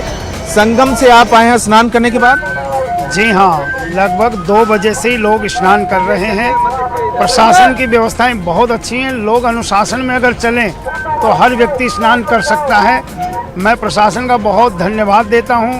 जो व्यवस्थाएं करी गई हैं, मतलब अनुमान से बहुत ज़्यादा अच्छी व्यवस्थाएं हैं। भीड़ कैसी है संगम नोज पे? भीड़ तो अनुमान से भी अधिक है। जी, माघ के महीने की जो मौनी अमावस्या आती है इसमें सरस्वती जी का प्रादुर्भाव होता है। जो किला है अक्षय वट के नीचे जो कुआं है उस कुएं से सरस्वती जी निकलती हैं और जो सरस्वती जी जमुना जी के साथ में जाके गंगा जी से मिल जाती हैं, तब ये त्रिवेणी बनती हैं। तीनों का संगम होता है, इसीलिए मौनी अमावस्या का विशेष स्नान हो जाता है और ये अमृत स्नान कहलाया गया है। इसीलिए ज्यादा लोग आ रहे हैं। जी हाँ, इसी वजह से ज्यादा लोग आ रहे हैं इसमें। ठीक है। मौनी अमावस्या का खास जो ये एक पवित्र स्नान होता है और यही वजह है कि जो लोग एक बार स्नान करके जा चुके हैं वो लोग भी पहुंच रहे हैं। ऐसे लोगों की बड़ी संख्या है, इसीलिए इतनी ज्यादा यहाँ पर भीड़ देखने को मिल रही है। যোগীৰ আমোলত চলি থকা মহাকুম্ভক কেন্দ্ৰ কৰি বিশ্বজুৰি বিভিন্ন চৰ্চা। এই মহাকুম্ভৰে সবিশেষ আৰু যোগী আদিত্যনাথ চৰকাৰৰ ব্যৱস্থাৱলীৰ বুজ ল'বলৈ কুম্ভমেলাত উপস্থিত হৈছিল আমাৰ সাংবাদিকৰ দল। 25 জানুৱাৰী শনিবাৰে দেশজুৰি সম্প্ৰচাৰ হয় মুখ্যমন্ত্ৰী যোগীৰ মহা এক্সক্লুচিভ সাক্ষাৎকাৰ। এই সাক্ষাৎকাৰত কুম্ভমেলাকে ধৰি দেশৰ কেইবাটাও সামাজিক ৰাজনৈতিক বিষয়ত মন্তব্য কৰে যোগী আদিত্যনাথে।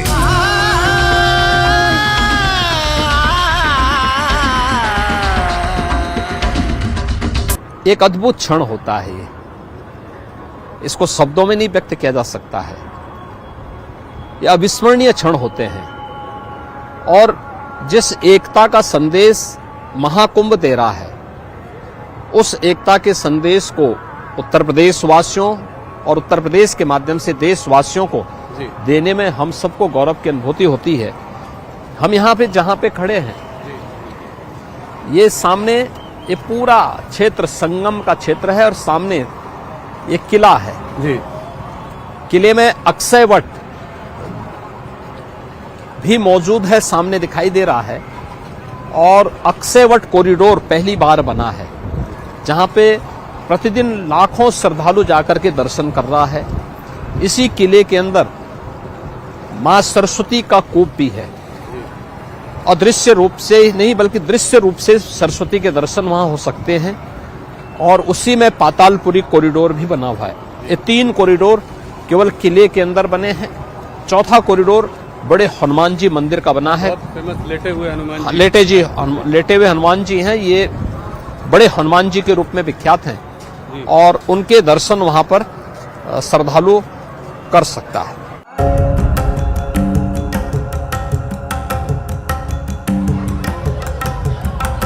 মহাকুম্ভত মৌনী অমাৱস্যাৰ দিনটোত অমৃত স্নান কৰিবৰ বাবে ভিৰ কৰিলেহি কোটি কোটি ভক্তই। পিছে কি হয় এই মৌনী অমাৱস্যা?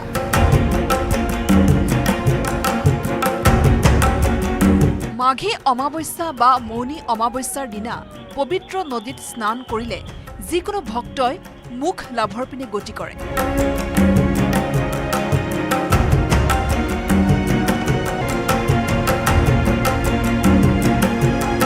সিদ্ধি যুগ হৈছে অতি শুভ যুগ। এই যুগত ভগৱান শিৱক পূজা কৰিলে ভক্তৰ প্ৰতিটো মনোকামনা পূৰণ হয় বুলি জনবিশ্বাস আছে।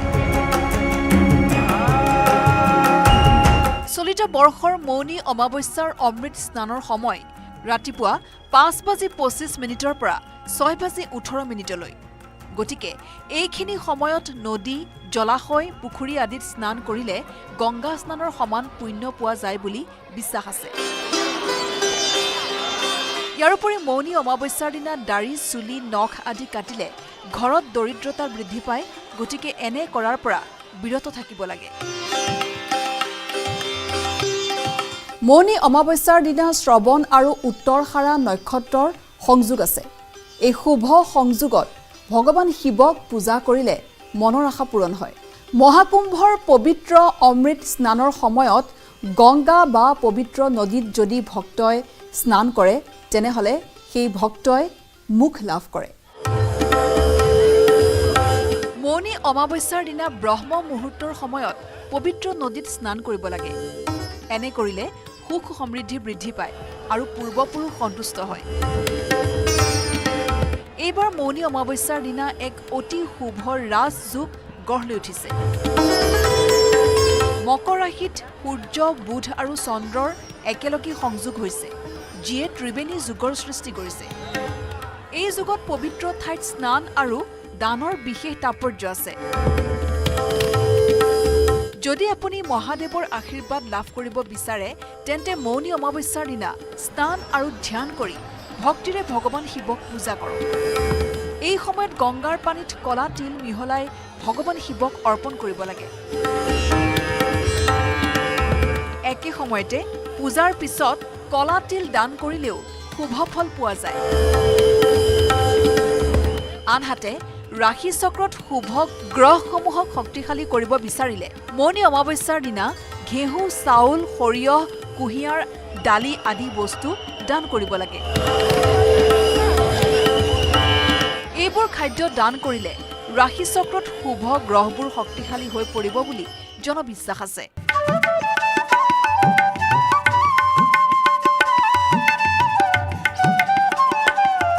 মহাকুম্ভত অমৃত স্নানৰ বিশেষ তাৎপৰ্য শাস্ত্ৰত উল্লেখ আছে। সেয়েহে এই বিশেষ দিনটোত উত্তৰ প্ৰদেশৰ প্ৰয়াগৰাজত অনুষ্ঠিত মহাকুম্ভত অমৃত স্নান কৰিবলৈ দেশৰ কোটি কোটি ভক্তই ভিৰ কৰিলে।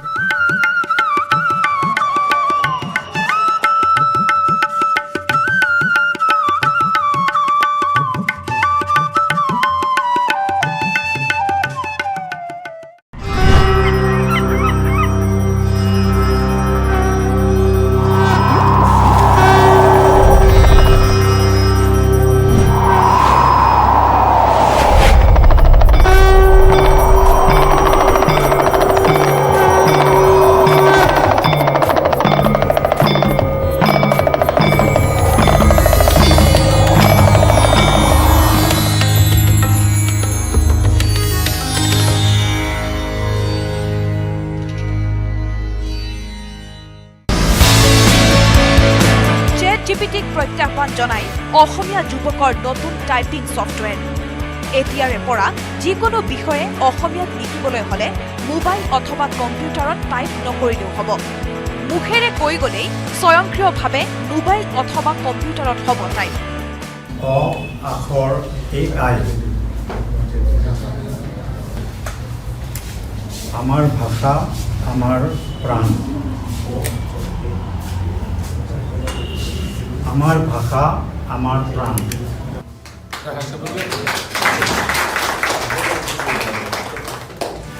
মুকলি হল নতুন টাইপিং ছফ্টৱেৰ। গুৱাহাটীৰ দুই ভাতৃ ইন্দ্ৰনীল তালুকদাৰ আৰু কাব্যনীল তালুকদাৰৰ প্ৰচেষ্টাত মুকলি কৰা হল অ আখৰ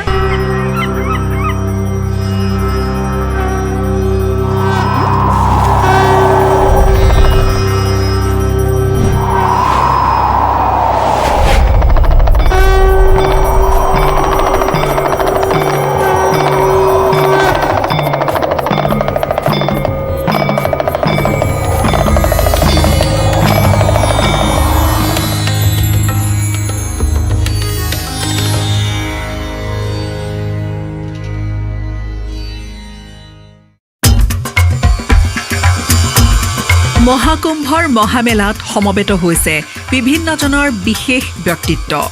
ৰাজনীতিৰ পৰা আৰম্ভ কৰি সংস্কৃতিলৈ, ক্ৰীড়া ক্ষেত্ৰৰ পৰা ভিন্ন স্তৰৰ বিভিন্ন ক্ষেত্ৰৰ লোকলৈ এই সমাৱেশ। এইবাৰ অন্যতম চৰ্চিত ব্যক্তি এপলৰ সহ প্ৰতিষ্ঠাপক ষ্টিভ জবছৰ পত্নী লৰেন পাৱেল। মনত অযুত আশালৈ মহাকুম্ভ মেলালৈ আহিছিল লৰেন পাৱেল। ঈশ্বৰৰ আশীৰ্বাদত মহাকুম্ভ মেলালৈ অহাৰ সৌভাগ্য হৈছিল বুলি সংবাদ মাধ্যমৰ আগত ব্যক্ত কৰিছিল লৰেন পাৱেলে। গেৰুৱা বসন পৰিধান কৰি মহাকুম্ভ মেলাত হিন্দু ধৰ্মীয় ৰীতি নীতি পালন কৰি থকা লৰেনৰ ছবি বিশ্বৰ সংবাদ মাধ্যমত। তাতেই প্ৰতিফলিত হৈছে হিন্দু ধৰ্মৰ প্ৰতি লৰেনৰ থকা বিশ্বাস আস্থা।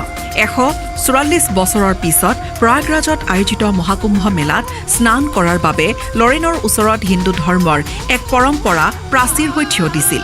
নিয়ম অনুসৰি কেৱল হিন্দু লোকেহে স্নান কৰিব পাৰে মহাকুম্ভ মেলাত।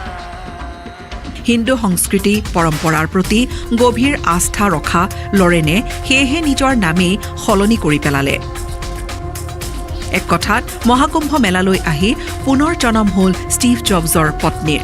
61 বছৰ বয়সত হিন্দু ধৰ্ম গ্ৰহণ কৰি লৰেন হৈ পৰিল কমলা। কিন্তু আধৰুৱা হৈ ৰ'ল কমলাৰ কামনা। মহাকুম্ভত অমৃত স্নান কৰিব নোৱাৰিলে ষ্টিভ জবছৰ পত্নী লৰেন পাৱেলে ওৰফে কমলাই। এলাৰ্জিৰ বাবে অসুস্থ হৈ পৰাৰ ফলত স্নান কৰিব নোৱাৰিলে এপলৰ সহ প্ৰতিষ্ঠাপক ষ্টিভ জবছৰ পত্নীয়ে। যি খবৰে স্বাভাৱিকতে লৰেনৰ সমান্তৰালভাৱে দুখিত কৰিছে জবছ অনুৰাগী। যোগীৰ প্ৰয়াগৰাজলৈ 27 জানুৱাৰী পুৱাবেলাই উপস্থিত হ'ল দেশৰ গৃহমন্ত্ৰী অমিত শ্বাহ। ত্ৰিবেণী সংগমত স্নান কৰাৰ উদ্দেশ্য আগত ৰাখি উপস্থিত হৈছিল অমিত শ্বাহ। যোগী আদিত্যনাথৰ আমন্ত্ৰণৰ প্ৰতি সঁহাৰি জনাই উপস্থিত হ'ল অমিত শ্বাহ।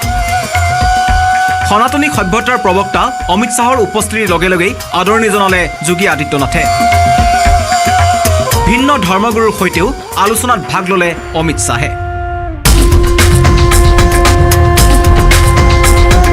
মহাকুম্ভৰ মহামেলা ধুমধামেৰে চলি আছে পুণ্যভূমি প্ৰয়াগৰাজত। ভিন্ন সাধু সন্তৰে ভৰপূৰ মহাকুম্ভত বিভিন্নজন চৰ্চালৈ আহিছে। তাৰে অন্যতম IIT বাবা ওৰফে অভয় সিং। সেই অভয় সিং বহিষ্কাৰ হ'ল আখাড়াৰ পৰা। बहुत अच्छे तरीके से आप बात कर रहे हैं, हमें लग रहा है कि आप पढ़े लिखे बहुत हैं। हाँ, IIT बॉम्बे से पढ़ा हुआ ना जी। IIT बॉम्बे से एरोस्पेस इंजीनियरिंग किया ना मैंने। IIT मुंबई से? हाँ। Aerospace engineering? हाँ। तो इस अवस्था में कैसे प्राप्त हुए? ये अवस्था तो सबसे बेस्ट अवस्था है। ज्ञान के पीछे चलते जाओ कहाँ जाओगे, यहीं पे आओगे। रहने वाले कहाँ के थे आप? हरियाणा, मतलब जन्म स्थान हरियाणा है, रही तो बहुत जगह पे है। जैसे मुंबई में भी IIT बॉम्बे में थे, 4 साल वहाँ पे पढ़ाई की, फिर वहाँ से MDes किया, फिर मैं फोटोग्राफी इन सब में चला गया, आर्ट्स में, इंजीनियरिंग से 3 इडियट्स की तरह। अच्छा, तो जब आपने एरोस्पेस इंजीनियरिंग में पढ़ाई की उसके बाद कहीं नौकरी भी किया? कोचिंग में पढ़ाया ना मैंने, फिजिक्स पढ़ाया 1 साल। जो कोचिंग में इसलिए पढ़ाया जो कि वो मैं फोटोग्राफी में काम करना चाहता था, वो बिना डिग्री के कोई काम दे ही नहीं रहा था। तो 1 साल वो कोचिंग में पढ़ा के उसका एक एंट्रेंस होता है अलग से, फिर वो क्लियर करके फिर से वो मास्टर्स इन डिज़ाइन डिग्री है ना, ये डिज़ाइन में होता है, interaction design, visual communication, product design, animation, ये सब चीज़ें। तो वो सब चीज़ें सीखी पहले। फिर वो ऐसे हुआ ना, तुम जिंदगी का मतलब ढूंढते जाओगे। तो पहले जिंदगी का मतलब, जैसे मैं इंजीनियरिंग टाइम पे भी फिलोसफी के कोर्सेज लेता था, ये पोस्ट मॉडर्निज्म, सोक्रेटिस, प्लेटो, ये सब भाई क्या बोल रहे हैं। समझने के लिए ना कि मीनिंग ऑफ लाइफ है क्या, करना क्या है। तो समझ में आया मीनिंग ऑफ लाइफ? तो उस टाइम पे समझ में आया कि अच्छा पैशन मीनिंग ऑफ लाइफ है। तो मैं चलो फोटोग्राफी करेंगे भाई, घूमेंगे, ड्रीम लाइफ जिएंगे, हर जगह जाएंगे, अपना पैसे भी आएंगे, मजे भी करेंगे, सब दुनिया ही दुनिया। तो पैसा कमाया? हाँ, पैसा तो मैं वैसे भी कमा ही सकता था, पर वो फोटोग्राफी वाला पैशन उसको पूरा किया मैंने। मतलब ट्रैवल फोटोग्राफी, ट्रैवल फोटोग्राफर था ना मैं। इसके पहले कहाँ रहते हैं? इससे पहले काशी था मैं, 1.5 महीने के आसपास। कितने साल से बनारस में है? नहीं 1.5 महीने से था, उससे पहले 3-4 महीने ऋषिकेश था, उससे पहले फिर मैंने पदयात्रा किया था 2000 किलोमीटर के आसपास ना। मनाली से चलना शुरू किया था पहले, रोज चलता था 20 किलोमीटर, पूरा चारों धाम किए, फिर ऋषिकेश आया। ये आपकी ये इस अवस्था की यात्रा कहाँ से शुरू हुई? ये वही है ना, तुम वहाँ पे जाओ ढूंढा, वहाँ पे नहीं मिला, फिर फोटोग्राफी किया, फिर वो भी नहीं मिला, फिर वो सोच गया यार क्यों घूम रहा है तू, घूमे जा रहा है, कोई है ही नहीं तेरा, अपना अकेला ही जा रहा है, जुलिया में जी रहा है, कुछ पता ही नहीं तुझे। फिर मैं सब छोड़ के धर्मशाला चला गया, फिर वहाँ पे मैंने बेसिक चीज़ें सीखी। मेरा खाना बनाना तो आता ही नहीं है, दुनिया में इतनी सारी चीज़ें सीख ली, अभी ये तो बेसिक चीज़ें समझ में नहीं आती तेरे को कि खाना कैसे बनता है। तो समझो थोड़ा स्टिल लाइक माइंड को ना कि हाँ छोटी छोटी चीज़ों पे ध्यान दो, जिंदगी की रोजमर्रा की एक एक चीज़ है जो तुम कर रहे हो। त्रिवेणी সংগমত দেখা গ'ল বক্সাৰ মেৰী কমক। পবিত্ৰ স্নান গ্ৰহণ কৰি দেখুৱালে বক্সিঙৰো ভংগীমা। মহাকুম্ভত অংশ লৈ ব্যক্ত কৰিলে মনৰ অনুভৱ। I'm so glad that I am here to be a part of this Kumbh Mela because of Hitesh ji. He is my business partner, and I'm glad to be here, of course, for Kumbh Mela. Okay, and arrangement कैसे है? Arrangement इतना बढ़िया है तो मैं I don't have any words. Okay, people are crazy for this Kumbh Mela. মহাকুম্ভৰ ভিন্ন ক্ষেত্ৰত উপস্থিত আমাৰ সাংবাদিক। মহামিলন ভূমিৰ পৰা আমাৰ সাংবাদিকে বিভিন্ন সময়ত যুগুত কৰা প্ৰতিবেদন এই মুহূৰ্তত আপোনালোকলৈ। মই দেখুৱাইছোঁ এগৰাকী নাগা বাবা, জোনা আখাৰাৰ তেওঁ নাগা বাবা, বাবা শ্ৰী সন্ধ্যাগিৰি। তেওঁ বৰ্তমান স্নান কৰি আহিছে আৰু তেওঁলোকৰ লগত যি তেওঁলোকৰ জোনা আখাৰাৰ সকলোৱে স্নান কৰি আহিছিলে। আৰু মই পুনৰ জানিবলৈ চেষ্টা কৰিম। बाबा जी नमस्कार, News18 असम नॉर्थ की तरफ से। बहुत बढ़िया स्नान हो रहा है, कर खाओ सभी। अमृत बरस रहा नहीं, सवेरी बरसा नहीं अमृत बरस रहा। चलो स्नान करो सभी। चलो और ये जो आप लोग का स्नान किया, बढ़िया स्नान हुआ, बहुत भीड़ हो रही है, बहुत भीड़ हो, बहुत आनंद आया। लोग हो गया, बहुत ज्यादा तादाद से ज्यादा लोग आए हैं आज, बड़ा आनंद आया। हम तो भीड़ में दब गए। हाँ जी, जूनागढ़ जंगली बाबा। महाकुंभ की इस महाधरती पर किस तरह से अद्भुत, अलौकिक, अविश्वसनीय रंग यहाँ पर साधु संतों के जरिए निकल रहे हैं, वो अपने आप में देखिए दिव्य नजर आ रहे हैं। कड़ी तपस्या, वो श्रद्धा, महादेव का नारा, जय श्री राम का नारा गुंजयमान यहाँ पर हो रहा है। प्रभु आपसे जानना चाहेंगे, महाकुंभ की धरती पर पूरे विश्व की निगाहें। महाकुंभ की बहुत बहुत आप सबको हार्दिक बधाई हो। महाकुंभ की धरती पर करोड़ों लोग आकर डुबकी लगा रहे हैं और अपने आप को कृतार्थ कर रहे हैं, तो आपको बहुत बहुत महाकुंभ की हार्दिक बधाई। देखो पूरा मेला कितना भरा हुआ है। आदरणीय पूजनीय सभी संत महापुरुष अपने अपने शिविरों में, कोई राम कथा, कोई भागवत कथा, कोई वेदांत का ज्ञान दे रहा, कहीं यज्ञ चल रहा है, और जितने भी यहाँ पर श्रद्धालु जन आ रहे हैं सभी संतों के दर्शन करके कृतार्थ हो रहे हैं। त्रिवेणी संगम में डुबकी लगाकर सर्व पापों से, तापों से मुक्ति पा रहे हैं। और आज सबसे पावन भूमि प्रयागराज विश्व कल्याण का संदेश आप सभी साधु संतों के जरिए, आप सभी पुण्य आत्माओं के जरिए दे रहे हैं। जी, मैं श्री पंचायती महानिर्वाणी अखाड़ा का महामंडलेश्वर स्वामी दिव्यानंद पुरी पठानकोट पंजाब से सभी जितने भी यहाँ पर श्रद्धावान आ रहे हैं और घर में बैठकर जितने भी इस महाकुंभ नगरी का नजारा देख रहे हैं, संतों के दर्शन कर रहे हैं, उन सबको बहुत बहुत हार्दिक शुभकामनाएं देता हूँ। और सब लोग जो महाकुंभ में नहीं आ सकते वो अपने अपने घरों में बैठकर भजन सिमरन करे, गंगा मैया का ध्यान करें। सनातन धर्म की मजबूती के लिए क्या आपको लगता है, आज की पीढ़ी के लिए क्या संदेश है? तो देखिए यही है, हर हर महादेव के नारे के साथ में, जय श्री राम के नारे के साथ में पावन भूमि गुंजन मान इस वक्त हो रही है। और ये बातचीत हमारे साथ इन्होंने की है। कहा जा सकता है कि यही है प्रयागराज, यही है महाकुंभ, यही है वो सफर जो इस वक्त करोड़ों दर्शक हमारे साथ तय कर रहे हैं महाकुंभ की धरती से। बड़े फेमस बाबा यहाँ ब्लॉगिंग कर रहे हैं, डिजिटल बाबा के नाम से मशहूर हैं, और क्या शानदार रिपोर्टिंग करते हैं। हम लोग भी इनको देखकर बड़े प्रभावित हो रहे हैं। देखिए अभी बातचीत ये कर ही रहे हैं। महाराज जी आप बातचीत कर रहे हैं, नमो नारायण, कैसे हैं? नमो नारायण, बहुत अच्छा हूँ, बहुत खुश हूँ। मेरा नाम आलोक शुक्ला है और मैं News 18 नेटवर्क का रिपोर्टर हूँ। जानता हूँ आपको। हाँ सारे प्रोग्राम्स जो आते हैं टीवी पे उसमें दिखाई देते हैं कि कौन क्या परफॉर्म कर रहा है, कौन क्या प्रस्तुत कर रहा है। अच्छा जी जी, काफी हाईटेक लगते हैं आप। समय के साथ अगर आप अपने आप को अपग्रेड नहीं करते हैं, अपने आप को ढालते नहीं हैं, तो बहुत पीछे छूट जाते हैं। ये दौर डिजिटल दौर है, जहां पर अगर आप कोई बात पहुंचाना चाहते हैं लोगों के बीच में, तो आपको बहुत बहुत साउंड होना पड़ेगा, कैसे टेक्नोलॉजी का इस्तेमाल करना है, कैसे चीज़ों को लोगों के सामने प्रस्तुत करना है। जी महाराज जी, कब ये दिमाग में आया आपके कि मतलब हमको इस तरह का काम करना है, इस तरह की बात करनी है? और बुरा भी लोग मान जाते हैं कि कौन से बाबा हैं जो मोबाइल लेके टहल रहे हैं। कहने के लिए चाहे कोई कुछ भी कहे, मुझे लगता है मेरा काम करने का जो उद्देश्य है, उसके पीछे जो भावनाएं हैं, वो यदि ठीक हैं तो आज नहीं तो कल हमें लोग पहचानेंगे। और हर व्यक्ति के कार्य को समझने वाले सब कोई नहीं होते हैं। कुछ लोग हमें समझेंगे, कुछ लोग दूसरे को समझेंगे।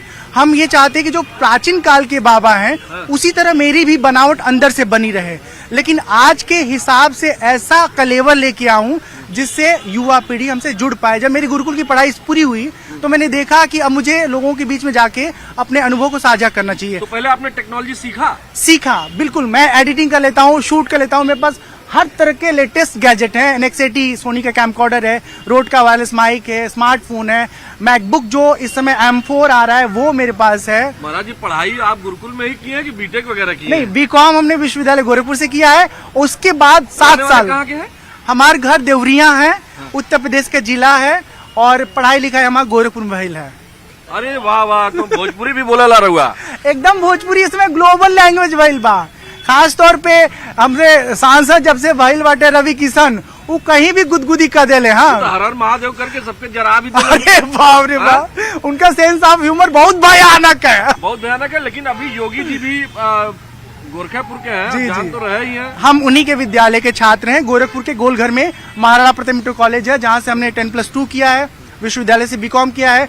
NCC का जब हम कैडेट रहे तो गोरखनाथ मंदिर में खिचड़ी के दौरान हम ड्यूटी करने जाते थे। तो उस समय देखे थे बाबा बहुत इजी अवेलेबल होते थे, सब भक्तों से मिलते थे, बातचीत करते थे, सुख दुख का सुनवाई करते थे, लेकिन बाबा गुस्सा बहुत करते थे। अभी हम देख रहे थे महाराज जी कि जब आप बतिया रहे थे ना, बातचीत कर रहे थे, तो चूंकि अब हम भी भोजपुरी बोल लेते हैं और बतियाना या बात करना अब हमारे जो हिंदी के दर्शक हैं वो भी समझ जाए, इसलिए बात करना भी हम कह रहे हैं। अभी पीछे देख रहे थे कुछ लोग हंस भी रहे थे, तो बुरा नहीं लगता? क्या बुरा लगना है, हमें मालूम है हम क्या हैं। अगर कोई हम पे हंसी कर रहा है, हम पे हंस रहा है, तो ये उनकी समझ है कि वो हमें नहीं समझ पा रहे हैं। बिल्कुल। ये बात कहते हुए थोड़ा सा चेहरे पे भाव भंगिमा आपकी बदली, थोड़ा गुस्सा हल्का सा आया। गुस्सा क्या है ना, अभी उतने बड़े कलाकार हम बन नहीं पाए हैं। अंदर वाले को छुपा के बाहर एकदम खुश मिजाज वाला जो अभिव्यक्ति वो कर पाए, अभी नेचुरल है, और मैं चाहता हूँ नेचुरल ही रहूं। बिल्कुल रियलिस्टिक जो इमेज है ना, देखिए मेरे पास ना कोई दंड है, ना कमंडल है, ना मेरे पास कोई मैनेजर है, ना कोई हमारा टीम वर्क है। 15 साल से हम आध्यात्मिक जीवन में जी रहे हैं। मैनेजर भी रखते हैं क्या? जितने लोग फेमस हैं उनमें से शायद 1% के पास सोशल मीडिया मार्केटिंग का टीम नहीं होगा, कोई मैनेजर नहीं होगा, सबके पास होगा। हाँ, माने यहाँ जो बाबा लोग आए हुए सबके पास सोशल मीडिया की टीम है। अरे भाई, हम तो देखे थे जो पेशवाई निकला था, सब रथे पे बैठ बैठ के मोबाइल चलाते, क्यों माला जपत हमें बहुत कम नजर आई। हाँ, कोई व्हाट्सएप देख रहा होगा, कोई व्हाट्सएप का फेसबुक का नोटिफिकेशन देख रहा होगा। हाँ। लेकिन हम देख रहे हैं कि हमको भारतेंदु जी की पंक्तियां याद आ गई। जब आप गुस्सा हो रहे हैं ना, जब आपके अंदर थोड़ी तलखी आ रही है, तो आप अपने मातृभाषा में चले जा रहे हैं। और इसीलिए भारतेंदु जी ने कहा है कि अंग्रेजी पढ़ के यद्यपि सब गुण होत प्रवीण, पै निज भाषा ज्ञान के रहत हीन के हीन। और अगले दोहे में कहते हैं कि पढ़ो लिखो को जतन करी, भाषा विविध प्रकार, पै जबहु कुछ सोची हो निज भाषा अनुसार। तो अपने जो माई के जो बोली है आपकी अपनी भाषा में ही होगी। हाँ। आप अंग्रेजी चाहे कितना पढ़िए, कितने भी वैदुष्य संपन्न हो जाइए, लेकिन जब आप अपने सूक्ष्म विचार में जाएंगे तो आपका हिंदी या आपकी भाषा अगर संस्कृत है या भोजपुरी है या बंगाली है, गुजराती, वही भाषा में आप विचार करेंगे।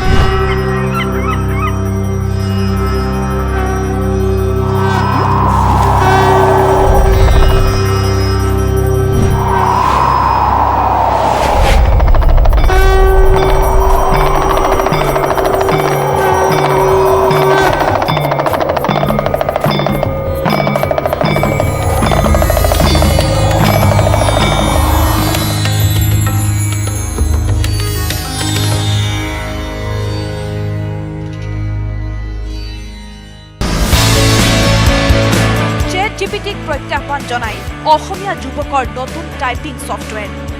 এতিয়াৰে পৰা যিকোনো বিষয়ে অসমীয়াত লিখিবলৈ হ'লে মোবাইল অথবা কম্পিউটাৰত টাইপ নকৰিলেও হ'ব। মুখেৰে কৈ গ'লেই স্বয়ংক্ৰিয়ভাৱে মোবাইল অথবা কম্পিউটাৰত হ'ব টাইপ। অ আখৰ AI আমাৰ ভাষা আমাৰ প্ৰাণ। আমাৰ ভাষা আমাৰ প্ৰাণ।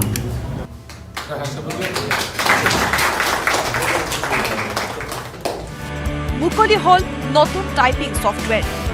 গুৱাহাটীৰ দুই ভাতৃ ইন্দ্ৰনীল তালুকদাৰ আৰু কাব্যনীল তালুকদাৰৰ প্ৰচেষ্টাত মুকলি কৰা হল আখৰ আৰ্টিফিচিয়েল ইণ্টেলিজেন্স AI নামেৰে টাইপিং ছফ্টৱেৰ। আখৰ AIত সহজতে অসমীয়া কণ্টেণ্ট ক্ৰিয়েট কৰিব পৰা এটা এপ্লিকেশ্যন হয়। আৰ্টিফিচিয়েল ইণ্টেলিজেন্স ব্যৱহাৰ কৰি কৈ থাকিলে অসমীয়া লিখি থাকে ছফ্টৱেৰ। আমাৰ ছফ্টৱেৰটোৱে তেনেকুৱা এটা চিষ্টেম ডেভেলপ কৰা হৈছে। অসমীয়া লিখোঁতে বহুতে বানান ভুল কৰে, সেই বানানবিলাক আমাৰ ছফ্টৱেৰটোত অট'মেটিক শুদ্ধ হৈ যায়। এতিয়া মই যেনেকৈ অসমীয়া কৈ আছোঁ মাইকৰ সন্মুখত, এইটো যদি আমাৰ এপটো যদি আমি ইনেবল কৰি থওঁ বা অন কৰি থওঁ, সেই মই যিখিনি কথা কৈছোঁ এই গোটেইখিনি টেক্সট আকাৰে আপুনি পাই যাব। মুখেৰে কৈ গ'লেই স্বয়ংক্ৰিয়ভাৱে এই এপ্লিকেশ্যনৰ জৰিয়তে টাইপ হৈ আহিব। 1.6 মিলিয়ন অসমীয়া শব্দ সংযোজন কৰা হৈছে টাইপিং।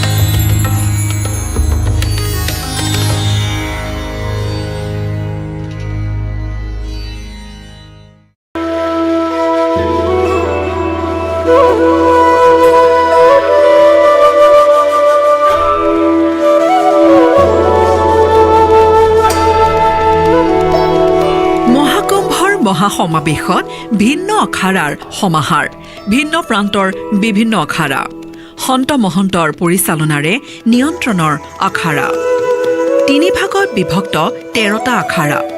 মহাকুম্ভৰ মহামেলা চলি আছে।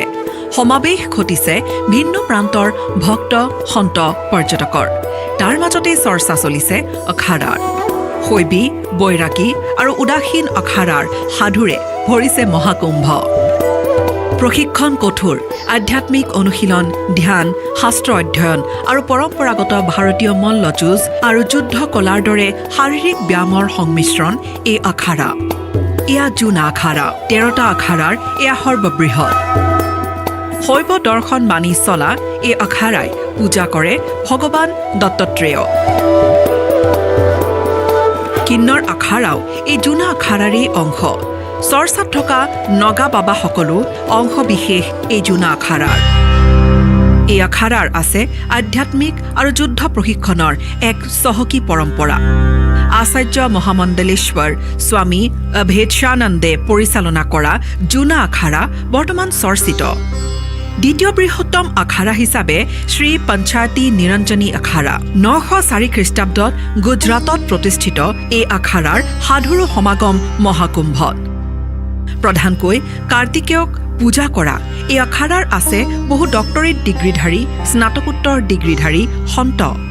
প্ৰয়াগৰাজৰ অন্যতম মহানিৰ্বাণী আখাৰাও অন্যতম এই মহাকুম্ভত।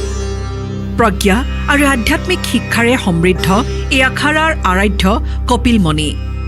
কুম্ভ মেলাৰ পবিত্ৰ সমাৱেশ আৰু অনুষ্ঠানত অংশগ্ৰহণ কৰা কিন্নৰ আখাৰা হৈছে এক অনন্য আৰু সৰ্বাংগীন আধ্যাত্মিক সম্প্ৰদায়।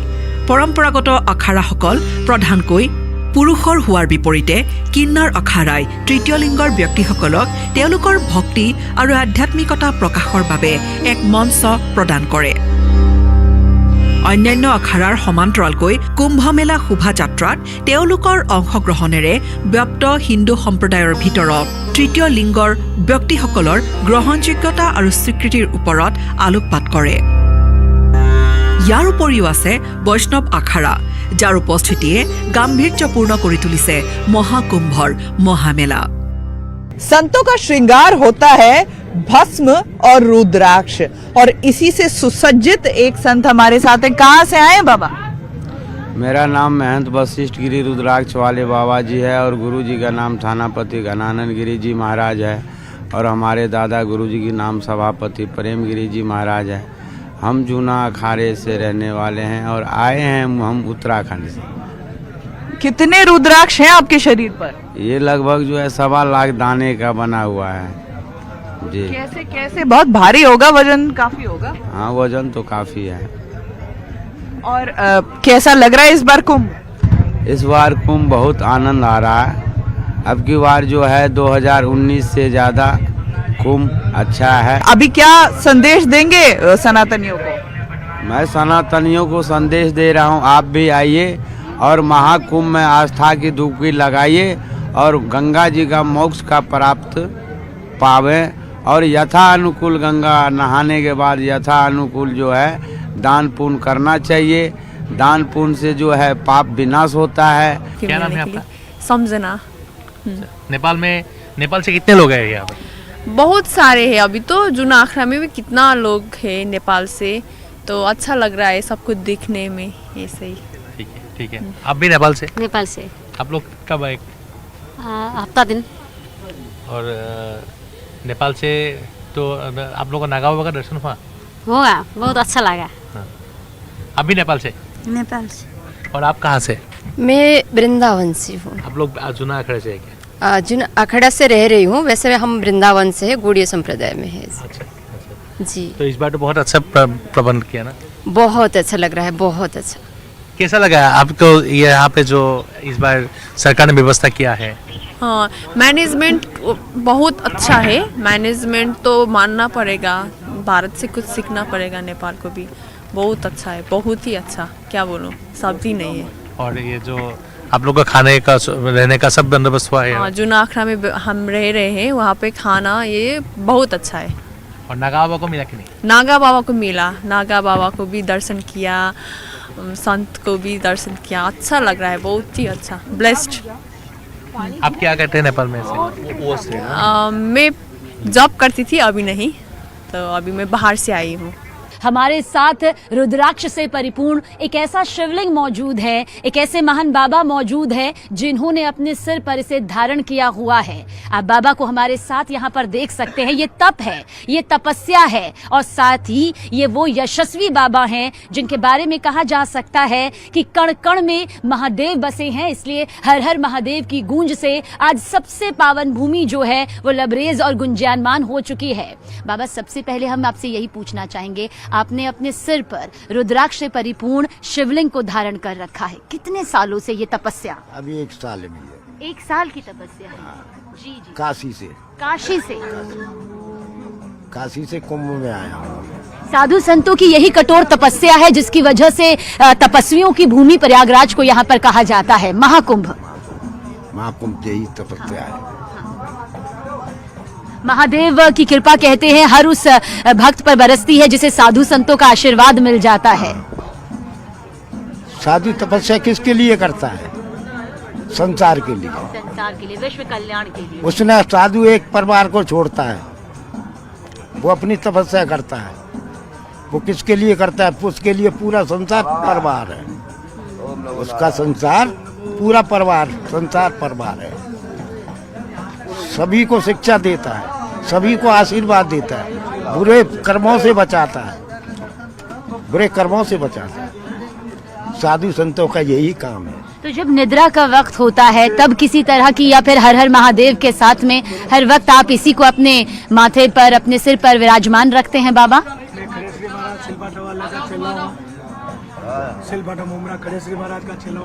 देखिए, आप इस यज्ञ भूमि को भी यहाँ पर देख सकते हैं। आशीर्वाद न्यूज 18 इंडिया के जरिए करोड़ों दर्शक जो हैं इस वक्त ले सकते हैं क्योंकि प्रयागराज महाकुंभ इस वक्त जारी है। और बाबा, हम आपसे यही जानना चाहते थे, कुछ और क्रियाओं में कभी आपको कुछ तरह की समस्या, कभी निद्रा क्रिया में या फिर हर हर महादेव के नाम के साथ सब आसान? मैं तो उसके अर्पण हो गया जी। मैंने तो सब कुछ, शरीर भी उसी को दे दिया, अपने पास कुछ नहीं। विश्व कल्याण। देखिए, एक साधु संत जब तपस्या करते हैं तो विश्व कल्याण यहाँ पर सामने आता है। न सिर्फ अपना कल्याण, न सिर्फ आत्मा की शुद्धि, मोक्ष की प्राप्ति, बल्कि विश्व अग्रसर हो विकास की तरफ, मोक्ष की तरफ, आत्मा की शुद्धि की तरफ, यही मकसद यहाँ पर नजर आता है। देश विदेश से भी लोग आ रहे हैं, अगर उनको अच्छी व्यवस्था अपन देंगे, देश विदेश में अच्छा मैसेज पहुंचेगा तो अपने भारत का नाम और बड़ाई होगी। तो ये सब साधु संदेश में लगे, तपस्या करने में लगे, कोई कई प्रकार से, कोई कई प्रकार से, है ना। तो हम तो देश के और आप लोगों के लिए, धर्म के लिए भजन कर रहे हैं, तब कर रहे हैं नंगे भूखे में। कुछ चीज़ का लोग लालच नहीं है। ये भी आप सब कुछ ले सकते हैं कि हम नागा साधु हैं। अपना भारत देश महान है, इसमें इसी एक से एक ऋषि मुनि डटे हैं, जो चाहें वो कर सकते हैं। आजकल क्या बोली की ज़रूरत नहीं है, गोली की ज़रूरत, एक गोली की ज़रूरत नहीं है, बोली की ज़रूरत है। साधु संत जो कह दिए वो हो जाएगा। रामायण में लिखा है कि मोर वचन पर जाए फीका, संत वचन पत्थर का लीका। अगर जो संत बोल दें वो आज है, निश्चित है। मन संत तपस्या करे, वो करें। आप कितने साल की उम्र में नागा बाबा बने?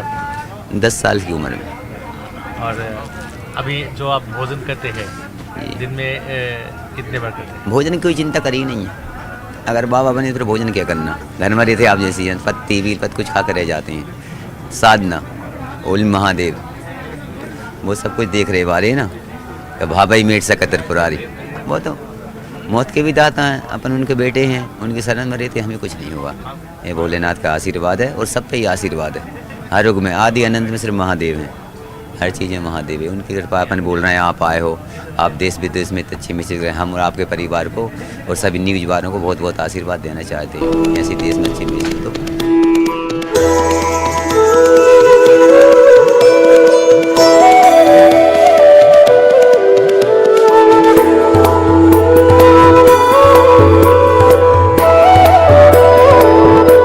মহাকুম্ভই এইবাৰ ভংগ কৰিছে পূৰ্বৰ সকলো অভিলেখ। সমগ্ৰ দেশৰ লগতে আমেৰিকা, ৰাছিয়া, ইজৰাইল, দক্ষিণ আফ্ৰিকা আদি বহু দেশৰ নাগৰিকে গংগাত কৰিলে অমৃত স্নান। মহাকুম্ভৰ প্ৰতি আস্থা প্ৰদৰ্শন কৰি ইজৰাইলৰ বিজয় কামনাৰে গংগাত স্নান কৰিলে ইছাক নামৰ এগৰাকী ইজৰাইলী প্ৰতিৰক্ষা বাহিনীৰ জোৱানে। অষ্ট্ৰিয়াৰ বান্ধৱীৰ সৈতে ভাৰত ভ্ৰমণ কৰিলে ইছাকে। It was a very special experience, once in a lifetime, like my friend said here. You can just feel the spirituality and like holiness around, and we really enjoyed it. Seeing the sadhu and seeing the Naga Babas and their followers, having a dip in the water, the holy Ganga water. I just feel I'm smiling, you know. And although India and Israel is a very good friend. Yeah. A lot of Israelis here, and we love India, and we love the Indians coming to Israel. And we're all together against terrorism. Yes. No terrorism, only peace and love, you know. এইদৰে খ্ৰীষ্টধৰ্মী হ'লেও মহাদেৱক আৰাধনা কৰে ৰাছিয়াৰ আন্যা আৰু Natalia নামৰ দুগৰাকী Russian যুৱতীয়ে। সেয়ে নাগা বাবাক সেৱা কৰি গংগাত ডুব মাৰিলে দুয়োগৰাকী Russian বান্ধৱীয়ে। Great festival. Me going special in I'm Goa, Russia, to Russia. And you belongs to Hindu religion. What? You are Hindu. Hindu. Yeah. Yes. No. But Shiva, all God. Okay. Shiva is your God. Om Namah Shivaya. Yeah. What do you want to say? He's not. About Shiva and Hindu religion. Good festival, I think. I am very happy and stay here. Okay. And you don't know English? What do you want to know? You believe in Shiva? Yes. Shiva follow me this place. Magic away. It was magic away. And I know very great people like Akash Maharaja. It's my brother. Our brother. It's very magic. It's very magic. কেৱল এয়াই নহয়, দেশৰ পৰিধি পাৰ কৰি বিদেশৰ ভক্তৰে ভৰি পৰিছে প্ৰয়াগৰাজ। এয়া সনাতনৰ প্ৰতি আকৰ্ষণ, এয়া সভ্যতাৰ প্ৰতি বিশ্বাস। প্ৰয়াগৰাজৰ পুণ্যভূমিত এইবাৰ নিৰ্মাণ কৰা হৈছে নামঘৰৰ মণিকূট আৰু ৰাঙলী চৰা। সেই নামঘৰৰ মণিকূটত গুৰু আসন প্ৰতিষ্ঠা কৰাৰ উদ্দেশ্যেৰেই উত্তৰ কমলাবাৰী সত্ৰৰ পৰা আৰম্ভ হৈছিল এক যাত্ৰা 18 জানুৱাৰীত শ্ৰীমন্ত শংকৰদেৱ কলাক্ষেত্ৰৰ পৰা আৰম্ভ হোৱা যাত্ৰা 20 জানুৱাৰীত সামৰণি পৰিল প্ৰয়াগৰাজত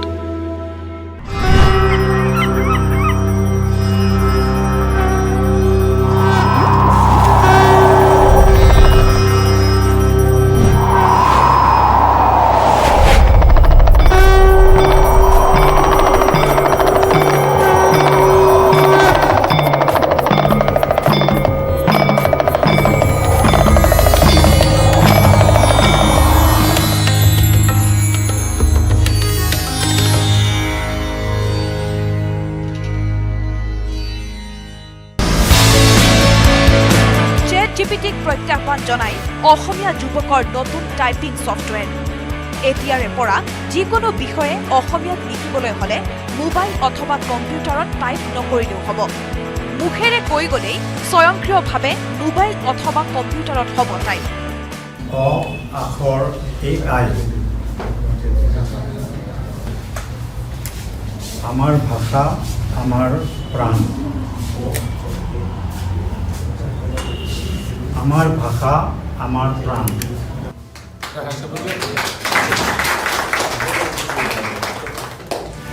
মুকলি হল নতুন টাইপিং ছফটৱেৰ গুৱাহাটীৰ দুই ভাতৃ ইন্দ্ৰনীল তালুকদাৰ আৰু কাব্যনীল তালুকদাৰৰ প্ৰচেষ্টাত মুকলি কৰা হল অ আখৰ আৰ্টিফিচিয়েল ইণ্টেলিজেন্স AI নামেৰে টাইপিং ছফটৱেৰ আখৰ AI সহজতে অসমীয়া কন্টেন্ট ক্ৰিয়েট কৰিব পৰা এটা এপ্লিকেশ্যন হয় আৰ্টিফিচিয়েল ইণ্টেলিজেন্স ব্যৱহাৰ কৰি কৈ থাকিলে অসমীয়া লিখি থাকে ছফটৱেৰ আমাৰ ছফটৱেৰটোৱে তেনেকুৱা এটা সিস্টেম ডেভেলপ কৰা হৈছে অসমীয়া লিখোতে বহুতে বানান ভুল কৰে সেই বানানবিলাক আমাৰ ছফটৱেৰটোত অটোমেটিক শুদ্ধ হৈ যায় এতিয়া মই যেনেকৈ অসমীয়া কৈ আছোঁ মাইকৰ সন্মুখত এইটো যদি আমাৰ এপটো যদি আমি ইনেবল কৰি থওঁ বা অন কৰি থওঁ সেই মই যিখিনি কথা কৈছোঁ এই গোটেইখিনি টেক্সট আকাৰে আপুনি পাই যাব মুখেৰে কৈ গলেই স্বয়ংক্ৰিয়ভাৱে এই এপ্লিকেশ্যনৰ জৰিয়তে টাইপ হৈ আহিব 1.6 মিলিয়ন অসমীয়া শব্দ সংযোজন কৰা হৈছে টাইপিং ছফটৱেৰত অ আখৰ AI ছফটৱেৰ বিভিন্ন ৱেবছাইটত উপলব্ধ হ'ব গুগলত আখৰ.in চাৰ্চ কৰিব পাৰিব এই ছফটৱেৰ মোবাইল লেপটপত ইনষ্টল কৰিব পাৰিব সমগ্ৰ বিশ্বতে আমাৰ ইউজাৰ্ছ আছে আৰু আমাৰ পেইড ইউজাৰ্ছো আছে আচলতে এই এপ্লিকেশ্যন এটা ছাবস্ক্ৰিপশ্যন বেছড মডেলত চলে অৰ্থাৎ মানুহে যদি কাৰোবাক এমাহৰ বাবে এই এপ্লিকেশ্যনটো লাগে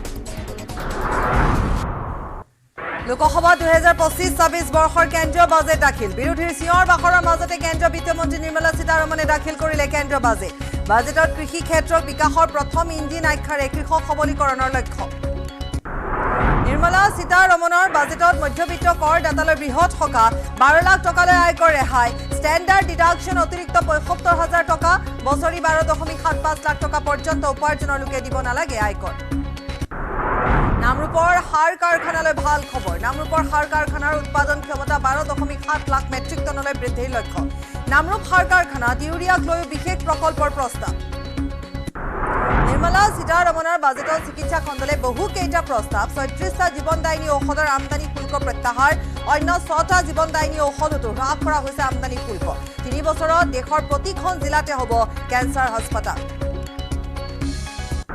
মুখ্যমন্ত্ৰী হিমন্ত বিশ্ব শৰ্মাৰ আজি উপজাতি জন্মদিনৰ শুভেচ্ছা দিবলৈ নিশা মুখ্যমন্ত্ৰীৰ চৰকাৰী বাসগৃহত সমৰ্থক তথা অনুৰাগীৰ ভিৰ বহিৰাজ্যৰ পৰা অহা অনুৰাগীয়ে মুখ্যমন্ত্ৰীক দিলে বিশেষ উপহাৰ অসম সাহিত্য সভাৰ পাঠশালা অধিৱেশনৰ আজি দ্বিতীয় দিন সত্যদেৱ ক্ষেত্ৰত অনুষ্ঠিত হৈছে অসম সাহিত্য সভাৰ ৭৭তম দ্বিবাৰ্ষিক অধিৱেশন আজি মূল পতাকা বেদীত উত্তোলন হ'ব ৭৭খন পতাকা দ্বিতীয় পতাকা বেদীত একেলগে উত্তোলন হ'ব 108খন পতাকা নিৰ্বাচনৰ প্ৰাক্ষণত আম আদমি পাৰ্টিত মুখ্য আঘাত টিকেট নোপোৱাৰ বাবে আপৰ 8জনকৈ বিধায়কৰ পদত্যাগ ৰাজধানী দিল্লীৰ বিধানসভা নিৰ্বাচনলৈ মাজত মাথো 4টা দিন থকা অৱস্থাত দল এৰিছে ইজনৰ পিছত সিজন আপ নেতাই আমেৰিকাৰ ফিলাডেলফিয়াত পুনৰ বিমান দুৰ্ঘটনা শুকুৰবাৰে নিশা 6গৰাকী যাত্ৰী কঢ়িয়াই নিয়া এখন ব্যক্তিগত বিমান দুৰ্ঘটনাগ্ৰস্ত ফিলাডেলফিয়া বিমানবন্দৰৰ পৰা উৰা মৰাৰ কিছু সময় পাছতে দুৰ্ঘটনাত পতিত হয় বিমানখন ফিলাডেলফিয়াৰ পৰা স্প্ৰিংফিল্ড ব্ৰেনছন ৰাষ্ট্ৰীয় বিমানবন্দৰলৈ গৈ আছিল উত্তৰাখণ্ডৰ ৰাষ্ট্ৰীয় ক্ৰীড়াত অসমৰ নৱাগত খেলুৱৈৰ সফলতা সাঁতোৰত অসমৰ শুভ্ৰা নশ্বিনী প্ৰিয়দৰ্শিনী ৰূপৰ পদক ভাৰোত্তোলনত দিতিমণি সোণোৱালৰ ৰূপৰ পদক লাভ ৰাষ্ট্ৰীয় ক্ৰীড়াত অসমৰ পদকৰ সংখ্যা 9টালৈ বৃদ্ধি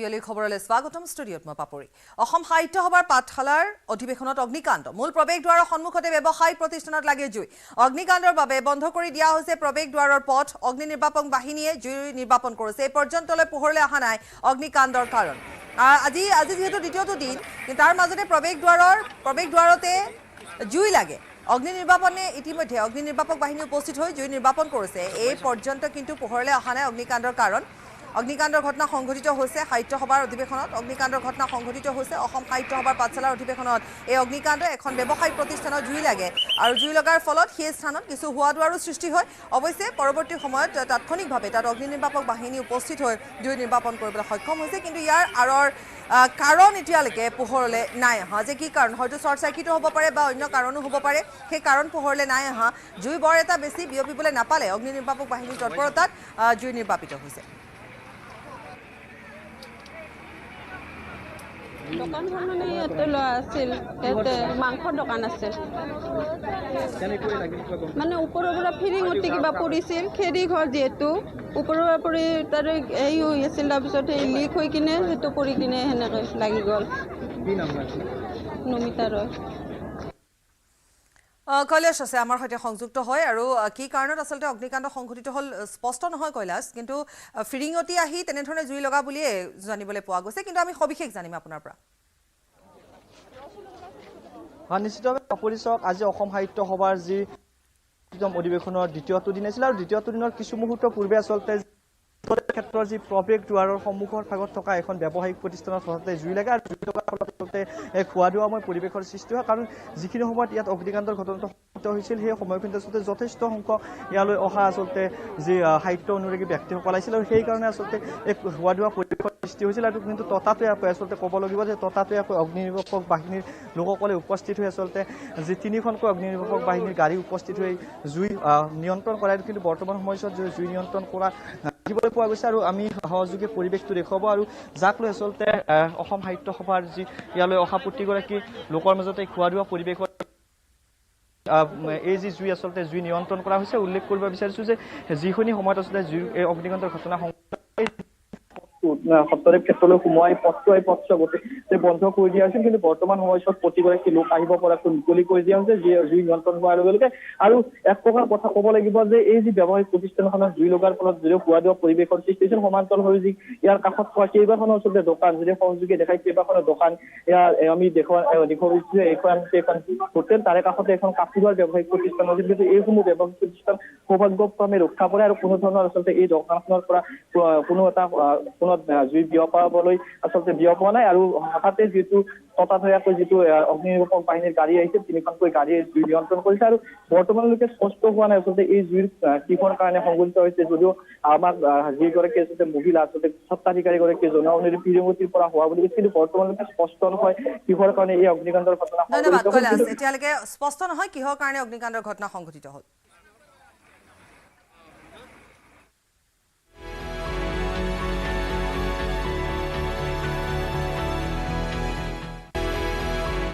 $12 লাখ টকালৈ আয়কৰ ৰেহাই দিয়া হৈছে আজি যেহেতু 2025-26 বৰ্ষৰ বিত্তীয় বাজেট দাখিল কৰা হ'ল আৰু তাত বিশেষভাৱে কেইটামান গুৰুত্বপূৰ্ণ দিশ আছিল আৰু সেয়া হৈছে যে 12 লাখ টকালৈকে আয়কৰ ৰেহাই দিয়া হৈছে এই ঘোষণা বিত্তমন্ত্ৰী নিৰ্মলা সীতাৰমণৰ মধ্যবিত্ত কৰদাতালৈ বৃহৎ সকাহ বছৰি আয় 12.75 লাখ টকালৈ দিব নালাগে এতিয়া কৰ 12 লাখ টকা যদি বছৰি আয় তেতিয়াহ'লে আপুনি আৰু টেক্স দিব নালাগে আয়কৰ দিব নালাগে বৃহৎ ৰেহাই বৃহৎ ঘোষণা বিত্তমন্ত্ৰী নিৰ্মলা সীতাৰমণৰ আজি বাজেট দাখিলৰ সময়ছোৱাত যিকেইটা ঘোষণা কৰিছিল তাৰ ভিতৰত অন্যতম ঘোষণা We have periodically reduced the tax burden. Right after 2014, the nil tax slab was raised to 2.5 lakhs of rupees, which was further raised to 5 lakh rupees in 2019 and to 7 lakh rupees in 2023. This is reflective of our government's trust on the middle class taxpayers, I am now happy to announce that there will be no income tax payable up to income of 12 lakh rupees.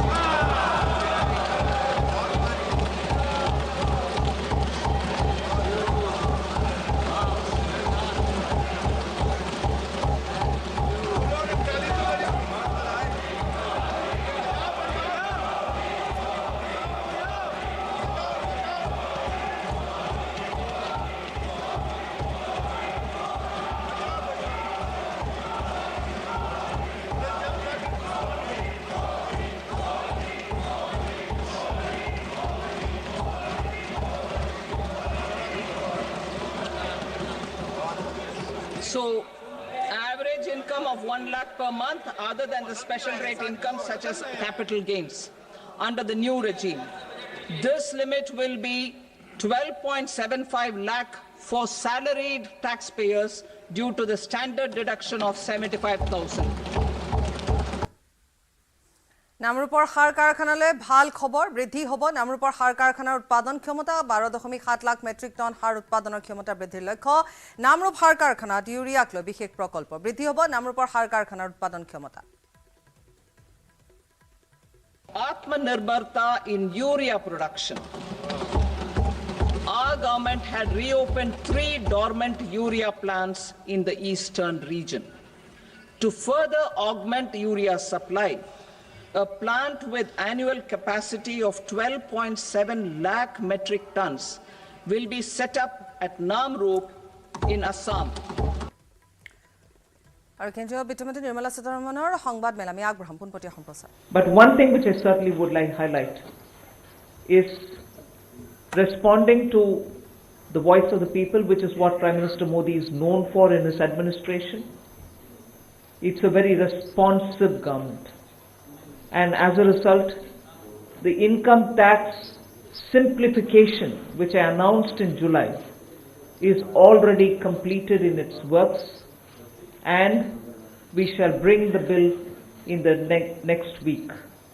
So the income tax simplification, about which in July budget I have gone in detail to say, the work is completed within 6 months is what I said. Within 6 months we've brought the bill. It will be coming into the parliament next week. So if we are talking of reform, inclusive of taxation, the work is done. This budget also speaks about rationalization in customs. Tariffs are being brought down, tariffs are being simplified, and also the basket which consisted of so many different tariffs for so many different commodities are now reduced. 8 were taken off earlier, 8 has been taken off now. So whatever remains now, 7 I think remains, and that is all about India's tariff picture. So the usual narrative which goes on, saying is India being too heavy on tariffs? No, you find that we've drastically reduced and also simplified. So this budget has so many things for all of us to talk about. The more important thing about agriculture, which performed very well during COVID and which has contributed to India's food security, the proposals which are mentioned in this budget actually talk about everything to do with beach to bazaar, literally from the stage of seeds, hybrid seeds, climate resilient seeds, seeds which can give greater output, seeds which are going to be high yielding, all this together to the final point of India becoming the world's food basket. That's the definition I put in when I was talking about Vikasit Bharat.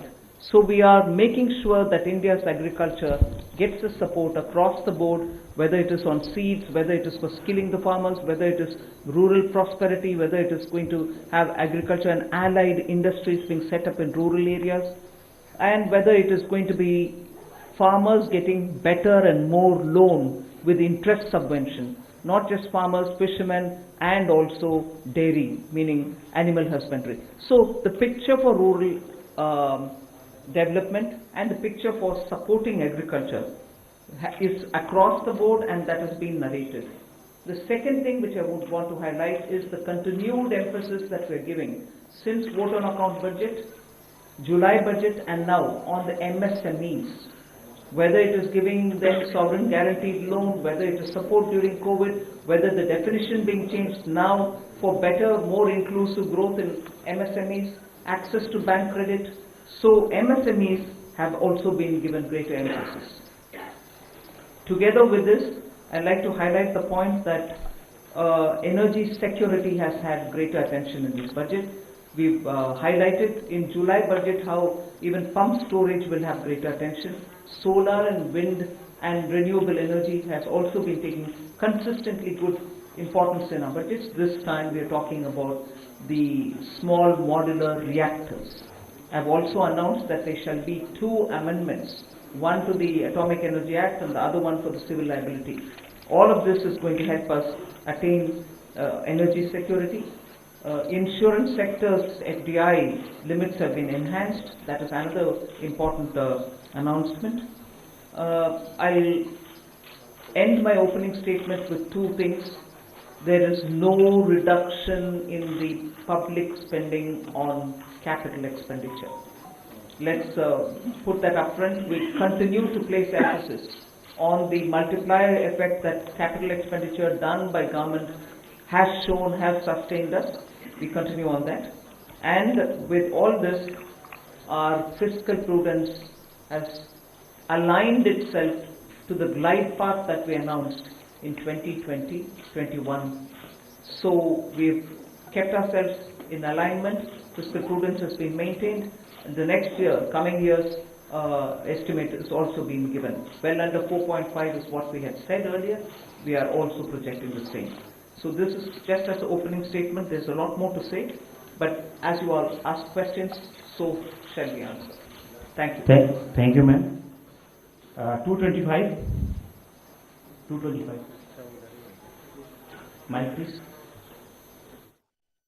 আৰু বাজেটত সাৰ কাৰখানাক লৈ বিত্তমন্ত্ৰীয়ে কৰা ঘোষণাৰ পিছতে নামৰূপত উৎসৱ মুখৰ পৰিৱেশ 2006 চনতে আধাৰশিলা স্থাপন হোৱা সাৰ কাৰখানাৰ চতুৰ্থ গোটটো দীৰ্ঘদিন ধৰি স্থবিৰ হোৱাৰ পাছত কেন্দ্ৰীয় বিত্তমন্ত্ৰীৰ ঘোষণাৰ পিছতে কঢ়িয়াইছে আশাৰ বতৰা বাজেটত ঘোষণা অনুসৰি নামৰূপ সাৰ কাৰখানাৰ উৎপাদনৰ ক্ষমতা 12.7 লাখ মেট্ৰিক টন বৃদ্ধি কৰাৰ লক্ষ্য বাজেটত কেন্দ্ৰীয় মন্ত্ৰীৰ ঘোষণাৰ পিছতে প্ৰতিক্ৰিয়া প্ৰকাশ কৰিছে ইউনিয়ন ফাৰ্টিলাইজাৰ শ্ৰমিক ইউনিয়ন ফাৰ্টিলাইজাৰ ওয়াৰ্কাৰ্ছ ইউনিয়ন আৰু ফাৰ্টিলাইজাৰ ইণ্ডিপেণ্ডেণ্ট ইউনিয়নৰ লগতে আসুৱে উৎপল চলিহাৰ প্ৰতিবেদন আগবঢ়াম এক ইতিবাচক বাৰ্তা কঢ়িয়াই আনিছে নামৰূপ সাৰ কাৰখানাৰ বাবে আৰু নামৰূপ সাৰ কাৰখানাতে এতিয়া যি নামৰূপ সাৰ কাৰখানাৰ যি চতুৰ্থ গোট নিৰ্মাণৰ বাবে দীৰ্ঘদিন ধৰি ইয়াৰ যি শ্ৰমিকসকল আছিলে স্থানীয় যিখন দল সংগঠন আছিলে তীব্ৰ আন্দোলন তেওঁলোকে সৃষ্টি কৰি আহিছিল কিন্তু এটা কথা ক'ব লাগিব 2006 চনতে তেতিয়াৰ সাৰ মন্ত্ৰী ৰামবিলাস পাছোৱানে নামৰূপত উপস্থিত হৈ নামৰূপ সাৰ কাৰখানাৰ যি চতুৰ্থ গোটটো নিৰ্মাণ কৰিবৰ কাৰণে তেওঁলোকে ঘোষণা কৰিছিল কিন্তু সময় সকলো ফুটুকাখনত পৰিণত হৈছিল শেহতীয়াকৈ নৰেন্দ্ৰ মোদী যি কেন্দ্ৰীয় চৰকাৰ তাৰপিছত মুখ্যমন্ত্ৰী হিমন্ত বিশ্ব শৰ্মাৰ তৎপৰতাত শেহতীয়াকৈ দেখিবলৈ পাইছোঁ নামৰূপ সাৰ কাৰখানালৈ এক ইতিবাচক বাৰ্তা কঢ়িয়াই আনিছে যাৰ জৰিয়তে নামৰূপ সাৰ কাৰখানা যদি স্থাপিত হয় চতুৰ্থ গোট স্থাপিত হোৱাৰ লগে লগে দৈনিক যি 12.7 মেট্ৰিক টন ইউৰিয়া তেওঁলোকে উৎপাদন কৰিব পাৰিব মূলত বৰ্তমান উপস্থিত আছে শ্ৰমিক ইউনিয়নৰ বিষয়বোৰ আছে কি ক'ব ইমান দিন আন্দোলন কৰি আছিলে আপোনালোকে তীব্ৰ আন্দোলন আজি আপোনালোকে ভাল ফল এটা পাইছে খুব ভাল খবৰ যে নামৰূপৰ যি সাৰ কাৰখানা এই সাৰ কাৰখানা যি চতুৰ্থ গোটৰ বিষয়টো আছিলে তাতে আমাৰ বাজেটত আজি সন্নিৱিষ্ট হ'ল আমি বহু দিনৰ পৰাই এইটো কথাই আমি সদায় প্ৰত্যেক বছৰৰ বাজেটত আমি এটা কথাই চাওঁ যে আমাৰ নামৰূপ সাৰ কাৰখানাৰ বিষয় কিবা আহিব নেকি কিন্তু তেনেধৰণৰ আমি খবৰ পোৱা নাছিলোঁ কিন্তু এইবাৰ যি আজি বাজেট প্লেচ কৰা হ'ল এই বাজেটত আমাৰ বিষয়টো তাতে স্থান পালে আমি ধন্যবাদ জ্ঞাপন কৰিছোঁ ভাৰত চৰকাৰৰ সন্মানীয় আমাৰ প্ৰধানমন্ত্ৰী নৰেন্দ্ৰ মোদী ডাঙৰীয়া ইয়াৰ পাছতে আমাৰ বিত্তমন্ত্ৰী ডাঙৰীয়ানী ইয়াৰ পাছতে আমাৰ ফাৰ্টিলাইজাৰ আমাৰ যি বিভাগৰ দায়িত্বত আছে জেপি নাড্ডা ডাঙৰীয়া আমি যোৱা মাহত আমাৰ ডিচেম্বৰ মাহত আমি তেখেতক সাক্ষাৎ কৰি আহিছিলোঁ আৰু তেখেতে প্ৰতিশ্ৰুতি দিছিলে যে আমাৰ বিষয়টো নামৰূপ সাৰ কাৰখানাৰ বিষয়টো তেখেতসকলে এইটো কাৰ্যকৰী কৰিব আৰু ইয়াৰ নামৰূপ সাৰ কাৰখানাৰ চতুৰ্থ গোট ইয়াতে স্থাপন কৰিব গতিকে এই কথাবিলাক আগবাঢ়ি গ'ল আৰু আমাৰ আজি বাজেটত এই বিষয়টো স্থান পালে মোৰ লগত নামৰূপ ছাত্ৰ সন্থাৰ বিষয়ববীয়া আছে মই পোনে তেওঁৰ ওচৰলৈ যাব বিচাৰিছোঁ দীৰ্ঘদিনীয়া এক আন্দোলন তাৰপিছত আজি এক সিদ্ধান্ত কেবিনেটে যে নামৰূপত চতুৰ্থ গোটটো হ'ব কি ক'ব হয় আচলতে নামৰূপ আঞ্চলিক ছাত্ৰ সন্থাৰ নামৰূপৰ দল সংগঠনে আমাৰ এটা দীৰ্ঘদিনীয়া দাবী 2006 চনতে যিটো আধাৰশিলা স্থাপন কৰিছিল নামৰূপ সাৰ কাৰখানাৰ চতুৰ্থ গোট এই সাৰ কাৰখানাৰ চতুৰ্থ গোট আচলতে আজি 18টা বছৰে আচলতে হৈ নুঠিল গতিকে এই কথা আজি এতিয়া যিহেতু কেন্দ্ৰীয় কেবিনেটত নামৰূপ সাৰ কাৰখানাৰ চতুৰ্থ গোটক লৈ যিহেতু বিত্ত প্ৰতিবেদন দাখিল হৈছে গতিকে আমি চৰকাৰখনক আদৰণীয় এই এটা পদক্ষেপটোক আদৰণীয় হিচাপে আমি গ্ৰহণ কৰিছোঁ কিন্তু কথাটো হ'ল যে 2015 চনৰ মে' মাহতো এই সাৰ কাৰখানাৰ চতুৰ্থ গোটৰ কাৰণে আচলতে সেই সময়ত থকা চৰকাৰখনে আচলতে ঘোষণা কৰিছিল যে নামৰূপ সাৰ কাৰখানাৰ চতুৰ্থ গোট স্থাপন হ'ব কিন্তু আমি বিচাৰিছোঁ যে চতুৰ্থ গোট ইয়াত আহি স্থাপন হওক চতুৰ্থ গোট উৎপাদনমুখী হওক কিন্তু মাত্ৰ কাগজে কলমে আচলতে যাতে সীমাবদ্ধ হৈ নাথাকক গতিকে আমাৰ নামৰূপ তথা উত্তৰ পূৰ্বাঞ্চলৰ যিহেতু একমাত্ৰ সাৰ উদ্যোগ এই সাৰ উদ্যোগটো জীয়াই ৰখাৰ ক্ষেত্ৰত আচলতে যিকোনো চৰকাৰে নহওক কিয় এই চৰকাৰখন যোনেই চৰকাৰ নাথাকক কিয় চৰকাৰখনে আচলতে এটা উৎপাদনমুখী এটা পৰিৱেশ গঢ়ি তুলিবৰ কাৰণে আমি আহ্বান জনাইছোঁ হয় এটা কথা ক'ব লাগিব মোৰ লগত আৰু এগৰাকী শ্ৰমিক ইউনিয়ন আছে তেওঁলোকে দীৰ্ঘদিন ধৰি তেওঁলোকে যি চতুৰ্থ গোট স্থাপনৰ দাবী তেওঁলোকে দিল্লীলৈ তেওঁলোকে গৈছিলে বিভিন্ন তেওঁলোকে মন্ত্ৰী বিধায়কক তেওঁলোকে লগ কৰিছিলে মই পোনে পোনে গৈছোঁ তেওঁলোকৰ ওচৰত আপোনালোকে বহুবাৰ দিল্লীলৈ গৈছে বহুতবাৰ আপোনালোকে আলোচনা কৰিছে বহুতবাৰ আপোনালোকে কেন্দ্ৰীয় সাৰমন্ত্ৰীক আপোনালোকে সাক্ষাৎ কৰিছে তাৰপিছত আজি ইতিবাচক বাৰ্তা আজি নামৰূপ সাৰ কাৰখানালৈ কঢ়িয়াই আনিবলৈ সক্ষম হৈছে কি ক'ব প্ৰথমতে মই কেন্দ্ৰীয় চৰকাৰৰ যি বিত্তমন্ত্ৰী আছে তেখেতক মই ধন্যবাদ জ্ঞাপন কৰিছোঁ কাৰণ কেলৈ সুদীৰ্ঘ বহুদিনীয়া যিটো আমাৰ দাবী আছিল যে নামৰূপ পোৰ্ট অতি শীঘ্ৰে স্থাপন কৰক তেখেতে আজি ঘোষণা কৰিছে তো আমি অত্যন্ত সুখী তাৰ লগতে আমাৰ অসম চৰকাৰৰ যিহেতু 40% যিটো কথা আছিল যে 40% তেখেতে অসম চৰকাৰে যিটো লোৱাৰ কথা যিটো ঘোষণা কৰিছে তো তাৰ ক্ষেত্ৰত আমি অসম চৰকাৰক আমি ধন্যবাদ জ্ঞাপন কৰিছোঁ তাৰোপৰি আমাৰ সাংসদ মহোদয় আছে যে সৰ্বানন্দ সোণোৱাল ডাঙৰীয়া তেখেতেও 2006 চনৰ পৰা আমাৰ নামৰূপৰ লগত জড়িত গতিকে তেখেতকো আমি ধন্যবাদ জ্ঞাপন কৰিছোঁ আৰু লগতে আমাৰ স্থানীয় যি বিধায়ক আছে আমাৰ তৰংগ গগৈদেৱ তেখেতকো আমি ধন্যবাদ জ্ঞাপন কৰিছোঁ কাৰণ কেলৈ তেখেতেও মানে নেৰানেপেৰা প্ৰচেষ্টাৰ ফলত আজি নামৰূপ পোৰ্টৰ নামৰূপ পোৰ্ট যিটো স্থাপনৰ কথা ঘোষণা কৰিছে গতিকে সকলোবিলাককে আমি ধন্যবাদ জ্ঞাপন কৰিছোঁ কেন্দ্ৰীয় বাজেটক আদৰণি জনাইছে মুখ্যমন্ত্ৰী ডক্টৰ হিমন্ত বিশ্ব শৰ্মাই মধ্যবিত্তক অজস্ৰ সকাহ দিছে কেন্দ্ৰীয় বাজেটে 12 লাখলৈ আয়কৰ ৰেহাই বৃহৎ পদক্ষেপ প্ৰধানমন্ত্ৰী আৰু বিত্তমন্ত্ৰীক ধন্যবাদ জ্ঞাপন কৰিছে মুখ্যমন্ত্ৰীয়ে কেন্দ্ৰীয় বাজেটে আমাৰ অসমবাসীৰ বহুদিনীয়া আকাংক্ষা পূৰণ কৰিলে ডিব্ৰুগড়ক দ্বিতীয় ৰাজধানীৰ কথা আমি ঘোষণা কৰিছিলোঁ এতিয়া ডিব্ৰুগড়ৰ নামৰূপত প্ৰায় 14,000-15,000 কোটি টকাৰে সাৰ কাৰখানা নিৰ্মাণ হ'ব ৰাজ্য চৰকাৰে তাৰ 40% পুঁজি ব্যয় কৰিব কেন্দ্ৰীয় চৰকাৰে 60% পুঁজি ব্যয় কৰিব সেমি কণ্ডাক্টৰৰ পিছত ফাৰ্টিলাইজাৰ এডভান্টেজ আসাম 2.0 প্ৰাক মুহূৰ্তত আমি সম্ভাৱনাৰ নতুন দুৱাৰ এখন মুকলি কৰিব পাৰিছোঁ আয়কৰৰ সীমা 12 লাখ টকালৈ বৃদ্ধি কৰি প্ৰধানমন্ত্ৰী নৰেন্দ্ৰ মোদী আৰু বিত্তমন্ত্ৰী নিৰ্মলা সীতাৰমণে মধ্যবিত্ত ৰাইজক লৈ এক অজস্ৰ সকাহ কঢ়িয়াই আনিলে মই প্ৰধানমন্ত্ৰী ডাঙৰীয়া আৰু বিত্তমন্ত্ৰী ডাঙৰীয়াক এই যি মধ্যবিত্ত ৰাইজক সকাহ দিলে তাৰ বাবে তেখেতসকলক মই কৃতজ্ঞতা জনাইছোঁ কেন্দ্ৰীয় বাজেটত কৃষকক সবলীকৰণৰ লক্ষ্য বিকশিত ভাৰতৰ লক্ষ্যই আমাক বাট দেখুৱাই নিছে কৃষি উৎপাদন বৃদ্ধিৰ লক্ষ্য লোৱা হৈছে পৰৱৰ্তী 5 বছৰ আমাৰ বাবে গুৰুত্বপূৰ্ণ সুযোগ এখন কম উৎপাদনশীল জিলাক লক্ষ্য কৰি লোৱা হৈছে বিহাৰত মাখানা বোৰ্ড গঠন কৰা হ'ব বিহাৰক লৈ বাজেটত বিশেষ উল্লেখ আছে কৃষিৰ আত্মনিৰ্ভৰতাক বাজেটত গুৰুত্ব দিয়া হৈছে কৃষক যুৱক মহিলাৰ বাবে বাজেটত ভাল খবৰ আছে কৃষি ক্ষেত্ৰ বিকাশৰ প্ৰথম engine Prime Minister Dhan Dhanya Krishi Yojana, developing agri-districts program. Motivated by the success of the aspirational district program, our government will undertake a Prime Minister Dhan Dhanya Krishi Yojana in partnership with states. Through the convergence of existing schemes and specialized measures, the program will cover 100 districts with low productivity, moderate crop intensity, and below average credit parameters. It aims to 1. Enhance agricultural productivity, 2. Adopt crop diversification and sustainable agricultural practices, 3. Augment post-harvest storage at the panchayat and block level, 4. Improve irrigation facilities, and 5. Facilitate availability of long-term and short-term credit. This program is likely to help 1.7 crore farmers. Building rural prosperity and resilience. A comprehensive multi-sectoral rural prosperity and resilience program will be launched in partnership with the states. This will address underemployment in agriculture through skilling, investment, technology, and invigorating the rural economy. The goal is to generate ample opportunities in rural areas so that migration is an option but not a necessity. The program will focus on rural women, young farmers, rural youth, marginal and small farmers, and landless families. The details are in Annexure A. Our government will now launch a 6-year mission for Atmanirbharta in pulses with a special focus on Tur, Urad, and Masoor. Details are in Annexure B. Central agencies such as NAFED and NCCF will be ready to procure these 3 pulses as much as offered during the next 4 years from farmers who register with these agencies and enter into agreements. Comprehensive program for vegetables and fruits. It is encouraging that our people are increasingly becoming aware of their nutritional needs.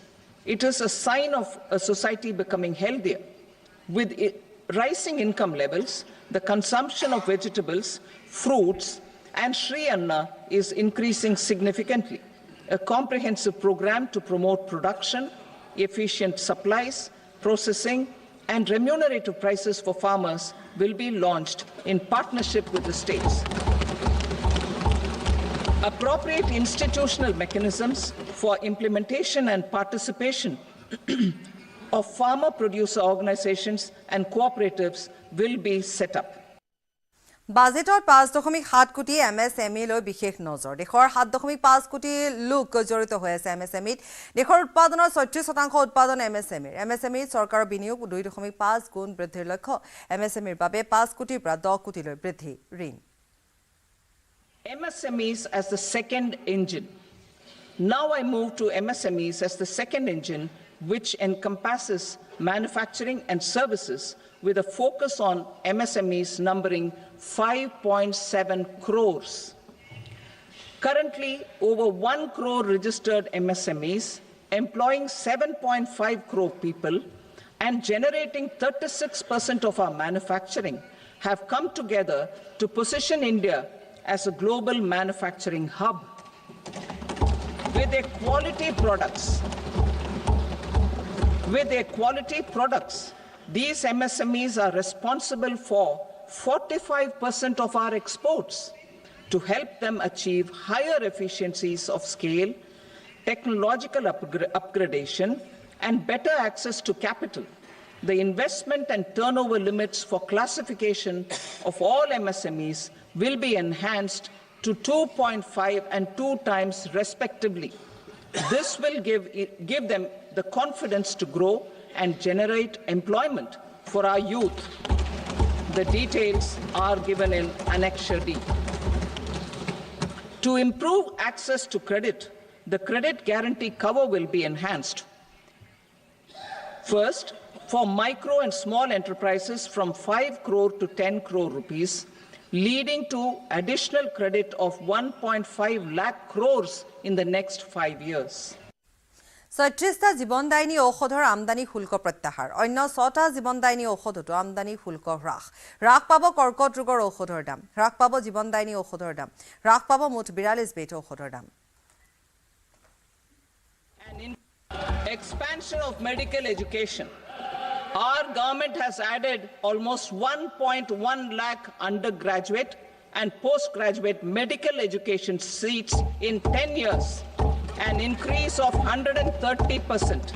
In the next year, 10,000 additional seats will be added in medical colleges and hospitals towards the goal of adding 75,000 seats in the next 5 years. আৰু ইয়াৰ সৈতে বিয়লি খবৰ পৰা বিদায় লৈছো নমস্কাৰ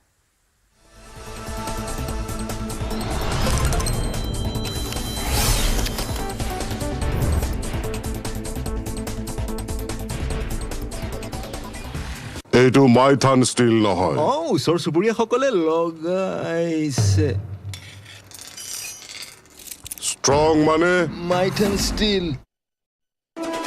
text headlines আগবঢ়াইছে everyday masala. সুগন্ধ ৰং আৰু সোৱাদ খাটি এভৰিডে দিয়ে আহাৰৰ জুতি। Everyday spices 100% test. Everyday spices best. মনত ৰাখিব ভাল কৰি হব লাগিব আৰু জন। এভৰিডে মছালা টেষ্টি হ'ব ভোজন। Everyday spices 100% test. Everyday spices best. সুগন্ধ ৰং আৰু সোৱাদ খাটি এভৰিডে জিভাত দিয়ে আচল জুতি। Everyday spices 100% test. Text headlines আগবঢ়াইছে এভৰিডে মছালা।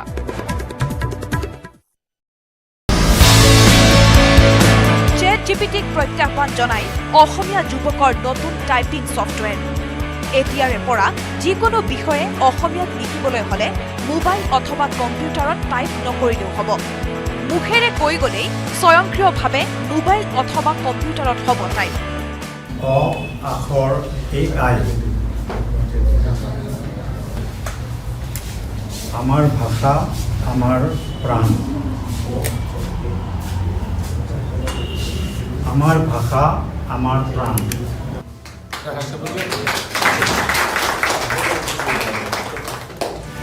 মুকলি হ'ল নতুন টাইপিং ছফ্টৱেৰ। গুৱাহাটীৰ দুই ভাতৃ ইন্দ্ৰনীল তালুকদাৰ আৰু কাব্যনীল তালুকদাৰৰ প্ৰচেষ্টাত মুকলি কৰা হ'ল অ আখৰ আৰ্টিফিচিয়েল ইণ্টেলিজেন্স AI নামেৰে টাইপিং ছফ্টৱেৰ। আখৰ AIত সহজতে অসমীয়া কণ্টেণ্ট ক্ৰিয়েট কৰিব পৰা এটা এপ্লিকেশ্যন হয়। আৰ্টিফিচিয়েল ইণ্টেলিজেন্স ব্যৱহাৰ কৰি কৈ থাকিলে অসমীয়া লিখি থাকে আমাৰ ছফ্টৱেৰটোৱে তেনেকুৱা এটা ছিষ্টেম ডেভেলপ কৰা হৈছে। অসমীয়া লিখোঁতে বহুতে বানান ভুল কৰে, সেই বানানবিলাক আমাৰ ছফ্টৱেৰটোত অট'মেটিক শুদ্ধ হৈ যায়। এতিয়া মই যেনেকৈ অসমীয়া কৈ আছোঁ মাইকৰ সন্মুখত, এইটো যদি আমাৰ এপটো যদি আমি ইনেবল কৰি থওঁ বা অন কৰি থওঁ, সেই মই যিখিনি কথা কৈছোঁ এই গোটেইখিনি টেক্সট আকাৰে আপুনি পাই যাব। মুখেৰে কৈ গ'লেই স্বয়ংক্ৰিয়ভাৱে এই এপ্লিকেশ্যনৰ জৰিয়তে টাইপ হৈ আহিব। ওচৰ চুবুৰীয়াসকলে লগাইছে। ষ্ট্ৰং মানে মাইথান ষ্টিল।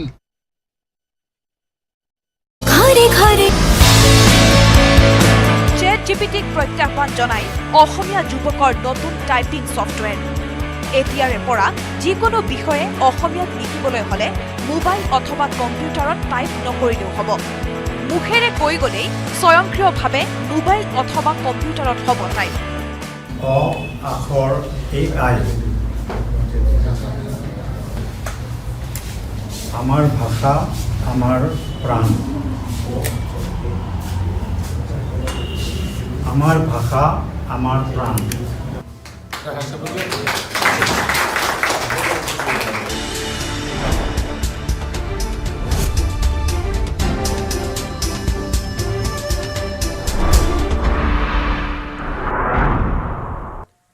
লোকসভাত 2025-26 বৰ্ষৰ কেন্দ্ৰীয় বাজেট দাখিল। বিৰোধীৰ চিঞৰ বাখৰৰ মাজতে কেন্দ্ৰীয় বিত্তমন্ত্ৰী নিৰ্মলা সীতাৰমণে দাখিল কৰিলে কেন্দ্ৰীয় বাজেট। বাজেটত কৃষি ক্ষেত্ৰত বিকাশৰ প্ৰথম ইঞ্জিন আখ্যাৰে কৃষক সবলীকৰণৰ লক্ষ্য। নিৰ্মলা সীতাৰমণৰ বাজেটত মধ্যবিত্ত কৰদাতালৈ বৃহৎ সকাহ, 12 লাখ টকালৈ আয়কৰ ৰেহাই। ষ্টেণ্ডাৰ্ড ডিডাকশ্যন অতিৰিক্ত 75,000 টকা, বছৰি 12.75 লাখ টকা পৰ্যন্ত উপাৰ্জনৰ লোকে দিব নালাগে আয়কৰ। নামৰূপৰ সাৰ কাৰখানালৈ ভাল খবৰ। নামৰূপৰ সাৰ কাৰখানাৰ উৎপাদন ক্ষমতা 12.7 লাখ মেট্ৰিক টনলৈ বৃদ্ধিৰ লক্ষ্য। নামৰূপ সাৰ কাৰখানাত ইউৰিয়াক লৈও বিশেষ প্ৰকল্পৰ প্ৰস্তাৱ। নিৰ্মলা সীতাৰমণৰ বাজেটত চিকিৎসা খণ্ডলৈ বহুকেইটা প্ৰস্তাৱ। 36টা জীৱনদায়িনী ঔষধৰ আমদানি শুল্ক প্ৰত্যাহাৰ, অন্য 6টা জীৱনদায়িনী ঔষধতো হ্ৰাস কৰা হৈছে আমদানি শুল্ক। 3 বছৰত দেশৰ প্ৰতিখন জিলাতেই হ'ব কেঞ্চাৰ হস্পিটেল। মুখ্যমন্ত্ৰী হিমন্ত বিশ্ব শৰ্মাৰ আজি উপজা দিন। জন্মদিনৰ শুভেচ্ছা দিবলৈ নিশা মুখ্যমন্ত্ৰীৰ চৰকাৰী বাসগৃহত সমৰ্থক তথা অনুৰাগীৰ ভিৰ। বহিৰাজ্যৰ পৰা অহা অনুৰাগীয়ে মুখ্যমন্ত্ৰীক দিলে বিশেষ উপহাৰ। অসম সাহিত্য সভাৰ পাঠশালা অধিৱেশনৰ আজি দ্বিতীয় দিন। ভট্টদেৱ ক্ষেত্ৰত অনুষ্ঠিত হৈছে অসম সাহিত্য সভাৰ 77তম দ্বিবাৰ্ষিক অধিৱেশন। আজি মূল পতাকা বেদীত উত্তোলন হ'ব 77খন পতাকা। দ্বিতীয় পতাকা বেদীত একেলগে উত্তোলন হ'ব 108খন পতাকা। নিৰ্বাচনৰ প্ৰাক্ষণত আম আদমি পাৰ্টিত মুখ্য আঘাত টিকেট নোপোৱাৰ বাবে আপৰ 8জনকৈ বিধায়কৰ পদত্যাগ ৰাজধানী দিল্লীৰ বিধানসভা নিৰ্বাচনলৈ মাজত মাথো 4 দিন বাকী থকা অৱস্থাত দল এৰিছে ইজনৰ পিছত সিজন আপ নেতাই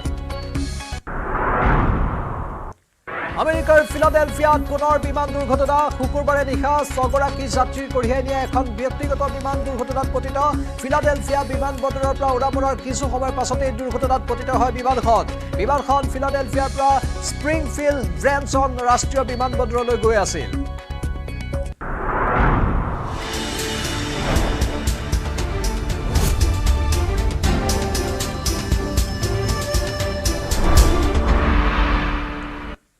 নমস্কাৰ স্বাগতম এয়া হৈছে খবৰ মহানগৰৰ ষ্টুডিঅ'ত মই প্ৰাঞ্চল শুকুৰবাৰৰ পৰা পাঠশালাত আৰম্ভ হৈছে অসম সাহিত্য সভাৰ সপ্তমতম দ্বিবাৰ্ষিক অধিৱেশন দ্বিতীয় দিনা বজালীৰ ভট্টদেৱ ক্ষেত্ৰত উদুলি মুদুলি পৰিৱেশৰ সৃষ্টি কৰে সাহিত্য প্ৰেমীসকলে সাহিত্য সভাৰ অনুৰাগী প্ৰতিনিধিৰে ভৰি পৰিছে ভট্টদেৱ ক্ষেত্ৰ পতাকা উত্তোলনেৰে আৰম্ভ হয় অধিৱেশনৰ দ্বিতীয় দিনাৰ কাৰ্যসূচী মূল পতাকা উত্তোলন কৰে অসম সাহিত্য সভাৰ কেন্দ্ৰীয় সভাপতি ডক্টৰ সূৰ্যকান্ত হাজৰিকাই ইয়াৰ পিছতে পতাকা বেদিত প্ৰথম চক্ৰত 77খন আৰু দ্বিতীয় চক্ৰত 108খন পতাকা উত্তোলন কৰা হয় মূল মঞ্চত স্মৃতি গ্ৰন্থ আৰু অন্যান্য গ্ৰন্থ উন্মোচনী সভা অনুষ্ঠিত কৰা হয় 1400 পৃষ্ঠাজোৰা স্মৃতি গ্ৰন্থখন উন্মোচন কৰে সাহিত্যিক শিক্ষাবিদ তথা দৈনিক অসম কাকতৰ সম্পাদক হিতেশ ডেকাই অনুষ্ঠানত উপস্থিত থাকে বহুকেইগৰাকী সাহিত্যিক আৰু বিশিষ্ট ব্যক্তি ইয়াৰ উপৰি জনগোষ্ঠীয় সাহিত্য সন্মিলন জাতীয় বৌদ্ধিক সন্মিলন কবি সন্মিলনকে ধৰি ভিন্ন অনুষ্ঠান অনুষ্ঠিত হয় আদি কৰি আমাৰ যি স্মৃতিতৰ্পণ বা শ্বহীদ বেদীত যি আমাৰ যি ভক্তিতৰ্পণ সমূহ কাৰ্যসূচীসমূহ আজি সুন্দৰকৈ হৈছে ভাল লাগিছে এইকাৰণে যে সাহিত্য সভাৰ সভাপতি সূৰ্যকান্ত হাজৰিকা ডাঙৰীয়াই প্ৰকাশ কৰিছে যে এনেকুৱা নান্দনিক দৃশ্যত তেখেতে পতাকা উত্তোলন কৰি পূৰ্বতে পোৱাও নাই বা দেখাও নাছিলে যাৰ কাৰণে আমি উৎসাহিত হৈছোঁ আৰু অকল এইটো বুলি নহয় প্ৰতিটো বিষয় আমি এক নজিৰ স্থাপন কৰিবলৈ আমাৰ মনত এটা আগ্ৰহ আছে যেনেকুৱাকৈ আজি যিখন স্মৃতিগ্ৰন্থ প্ৰকাশ পাব 1400 পৃষ্ঠাৰ স্মৃতিগ্ৰন্থ গতিকে 1400 পৃষ্ঠাৰ স্মৃতিগ্ৰন্থ পূৰ্বতে সাহিত্য সভাৰ মজিয়াৰ পৰা প্ৰকাশ হোৱা নাই ঠিক তেনেকুৱা অহা কাইলৈ যিটো আমাৰ সাংস্কৃতিক শোভাযাত্ৰা আমি আশা ৰাখিছোঁ যে অসমত এক ইতিহাস সৃষ্টি কৰিম বুলি আমি আশা ৰাখিছোঁ এনেকুৱাকৈ বিজ্ঞান মেলাকে আদি কৰি কবি সন্মিলনকে আদি কৰি খন্তেক পিছত যিটো জনগোষ্ঠীয় সন্মিলন যিটো হ'ব সেইটোতো আমাৰ ইতিহাস ৰচিম বুলি আমি আশা ৰাখিছোঁ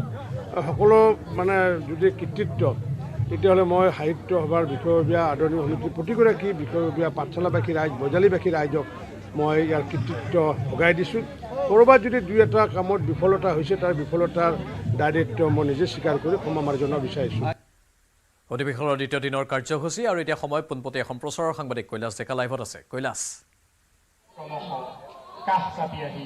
নিশ্চিতভাৱে চাওক প্ৰাঞ্জল অসম সাহিত্য পৰিৱেশনৰ দ্বিতীয়টো দিন আৰু ৰাতিপুৱাৰে পৰা যি ভট্টদেৱ ক্ষেত্ৰত উদুলি মুদুলি পৰিৱেশে বিৰাজ কৰিছে ইতিমধ্যে উল্লেখ কৰিছে আপুনি যে ৰাতিপুৱা আচলতে পতাকা উত্তোলনেৰে আৰম্ভ হৈছে দ্বিতীয় দিনৰ কাৰ্যসূচী আৰু এই মুহূৰ্তত আমি উপস্থিত আছোঁ আজি বাটৰ কবিতাৰ গাঁৱলৈ আৰু এই আচলতে এই সুন্দৰ পৰিৱেশৰ মাজত ক'লে আমি প্ৰথমতে দৃশ্যসমূহ দেখুৱাইছোঁ এই সুন্দৰ পৰিৱেশ আৰু এই পৰিৱেশৰ মাজতে আচলতে বিভিন্ন প্ৰান্তৰ পৰা অহা কবিসকলে তেওঁলোকৰ স্বৰচিত কবিতাসমূহ বিভিন্ন কবিতাৰ বিষয়ে এই মুহূৰ্তত পাঠ কৰা পৰিলক্ষিত আমি অকণমান কবিতাৰ মাজলৈ যাম যিটো এক সুন্দৰ পৰিৱেশে বিৰাজ কৰিছে আৰু কবি বৰ্তমান সময়ত বিভিন্ন প্ৰান্তৰ পৰা অহা কবিসকলে তেওঁলোকৰ বিভিন্ন কবিতা আবৃত্তি কৰি থকা দেখিবলৈ পোৱা গৈছে আমি অকণ কবিতাৰ মাজলৈ যাম তাৰ পিছত কথা পাতিবলৈ যত্ন কৰিম যে সুখে দুখে এক হৈ ৰোৱাৰ সপোন ভাল পোৱাৰে উপচা এখনি সৰু ঘৰ সজাৰ সপোন আকাশখন চোন ক্ৰমাৎ এন্ধাৰে আৱৰিছে কলীয়া ডাৱৰে যেন আখৰা পাতিছে মৃত্যু উদযাপনৰ এনে লাগিছে প্ৰচণ্ড বিজুলী ঢেৰেকণিয়ে এজাক বাউলী বতাহে এফালৰ পৰা মুখাৰি নিব এটি হয় সিদিনাই আছিল মৃত্যু উদযাপন সিদিনাই যদি প্ৰাণ চঞ্চলা মন প্ৰাণহীন হৈ উঠি গৈছিল সোৱণশিৰিৰ বুকুত সেই যে আলিয়া একেলগে ঘুমৰাত নচাৰ কথা আছিল পানীৰ ৰিবিকা সিংখন যেন বাকচতে পৰি ৰল এইবাৰ লিগাঙত দিয়া নহলগৈ আজিও ৰিবিকা সিঙৰ আহে আহে ৰাঙলী আছে জংকী পানৈৰ প্ৰেমৰ অনুৰাগ কাৰণ প্ৰেমৰ কোনোৱে কয় খুনাসুতি হেনো মৰাহুতি সঁচাই জানো মৰাহুতি জংকী পানৈৰ দুটি দেহা খাবতি অপূৰ্ব মৰমৰ সাক্ষী হৈ হেজাৰজন প্ৰেমিকৰ ৰিক্ত এতিয়া কবিতা পাঠত ব্যস্ত হৈ গৈছে কবিসকলে আৰু আমি কথা পাতিম ইয়াত আচলতে কেইবাগৰাকী কবিতাসকল আছে বা বিভিন্ন প্ৰান্তৰ পৰা কবিসকল আছে এই সুন্দৰ পৰিৱেশত পাঠ কৰি থকা হৈছে কবিসকলে কি ক'ব কি নমস্কাৰ চিৰচেনেহী মোৰ ভাষা জননী পোনপ্ৰথমে আপোনালোকৰ মাধ্যমেৰে আমি অসমবাসী ৰাইজক অসম সাহিত্য সভাৰ ৭৭তম দ্বিবাৰ্ষিক পাঠশালা অধিৱেশন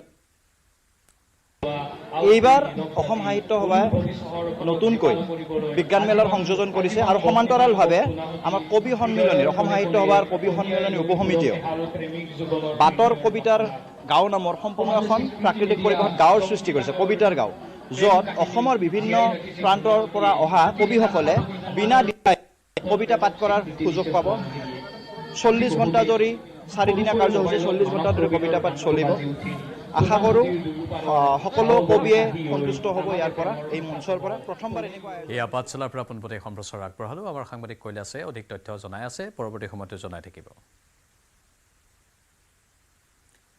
ইফালে অসম সাহিত্য সভাৰ পাঠশালাৰ অধিৱেশনত অগ্নিকাণ্ড মূল প্ৰৱেশদ্বাৰৰ সন্মুখৰ ব্যৱসায়িক প্ৰতিষ্ঠানত লাগে জুই অগ্নিকাণ্ডৰ বাবে বন্ধ কৰি দিয়া হয় পথ সেই অঞ্চলটোৰ বিশেষকৈ প্ৰৱেশদ্বাৰৰ পথ কিছু সময়ৰ বাবে বন্ধ হৈ পৰে অগ্নি নিৰ্বাপক বাহিনীয়ে পাছত অৱশ্যে নিৰ্বাপন কৰে জুই এই পৰ্যন্ত পোহৰলৈ অহা নাই অগ্নিকাণ্ডৰ কাৰণ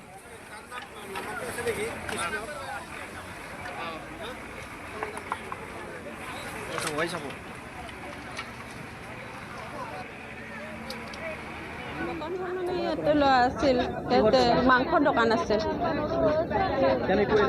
মানে ওপৰৰ পৰা ফিৰিং উঠি কিবা পৰিছিল খেৰি ঘৰ যিহেতু ওপৰৰ পৰা পৰি তাৰে এই হৈ আছিল তাৰপিছত এই লিক হৈ কিনে সেইটো পৰি কিনে সেনেকৈ লাগি গ'ল নমিতা ৰয় জন্মদিনৰ দিনাই জাগিৰোডত মুখ্যমন্ত্ৰী হিমন্ত বিশ্ব শৰ্মাই মুকলি কৰিলে বহু অপেক্ষিত দলং জাগিৰোড আৰু মৰিগাঁওবাসীৰ দশক জোৰা সমস্যা সমাধান কৰি মুকলি হ'ল কপিলিনৰ ওপৰত জাগি ভকত গাঁৱৰ দলং ৰাইজ স্থানীয় দল সংগঠনৰ ধাৰাবাহিক প্ৰতিবাদৰ অন্তত ২০২২ বৰ্ষৰ ডিচেম্বৰ মাহত মুখ্যমন্ত্ৰী ডক্টৰ হিমন্ত বিশ্ব শৰ্মাৰ নেতৃত্বত ৰাষ্ট্ৰীয় ঘাইপথ প্ৰাধিকৰণে আৰম্ভ কৰিলে প্ৰায় ২১০ মিটাৰ দৈৰ্ঘ্যৰ এই দলংখন নিৰ্মাণৰ কাম মুখ্যমন্ত্ৰী হিমন্ত বিশ্ব শৰ্মা আৰু জাগিৰোডৰ বিধায়ক পীযুষ হাজৰিকাৰ সবল নেতৃত্বত জাগিৰোড মৰিগাঁওবাসীৰ সপোনে মাত্ৰ ১৬ মাহতেই লাভ কৰিলে পূৰ্ণতা পূৰ্ণগতিত দলংখনৰ কাম আৰম্ভ হোৱাৰ পিছত আজি মুখ্যমন্ত্ৰীৰ জন্মদিনৰ দিনটোতেই জাগিৰোড মৰিগাঁওবাসীক মুখ্যমন্ত্ৰীয়ে উপহাৰ স্বৰূপে আগবঢ়ালে জাগি ভকত গাঁৱৰ এই দলংখন বন্ধু বান্ধৱীসকল আজি মৰিগাঁও জিলাৰ বাবে এটা অতি গুৰুত্বপূৰ্ণ দিন জাগিৰোড আৰু মৰিগাঁৱক সংযোজিত কৰি নিৰ্মীয়মান জাগি ভকত গাঁৱৰ যিখন দলং তাক আজি আমি সম্পূৰ্ণ কৰিব পাৰিলোঁ আৰু মৰিগাঁও জিলাবাসী ৰাইজৰ বাবে আজি আমি উৎসৰ্গা কৰিলোঁ এই দলংখন নিৰ্মাণত ৭৩ কোটি টকা ব্যয় কৰা হৈছিল আৰু এই দলংখনে মৰিগাঁও আৰু জাগিৰোডৰ মাজত যি সংযোগ ব্যৱস্থা তাক বহু গুণে বৃদ্ধি কৰিব সমান্তৰালভাৱে জাগিৰোডৰ পৰা লাহৰীঘাট হৈ ৰৌতাৰে ওদালগুৰি আৰু ৰৌতাৰে ভূটানৰ লগত জাগিৰোডক সংযোজিত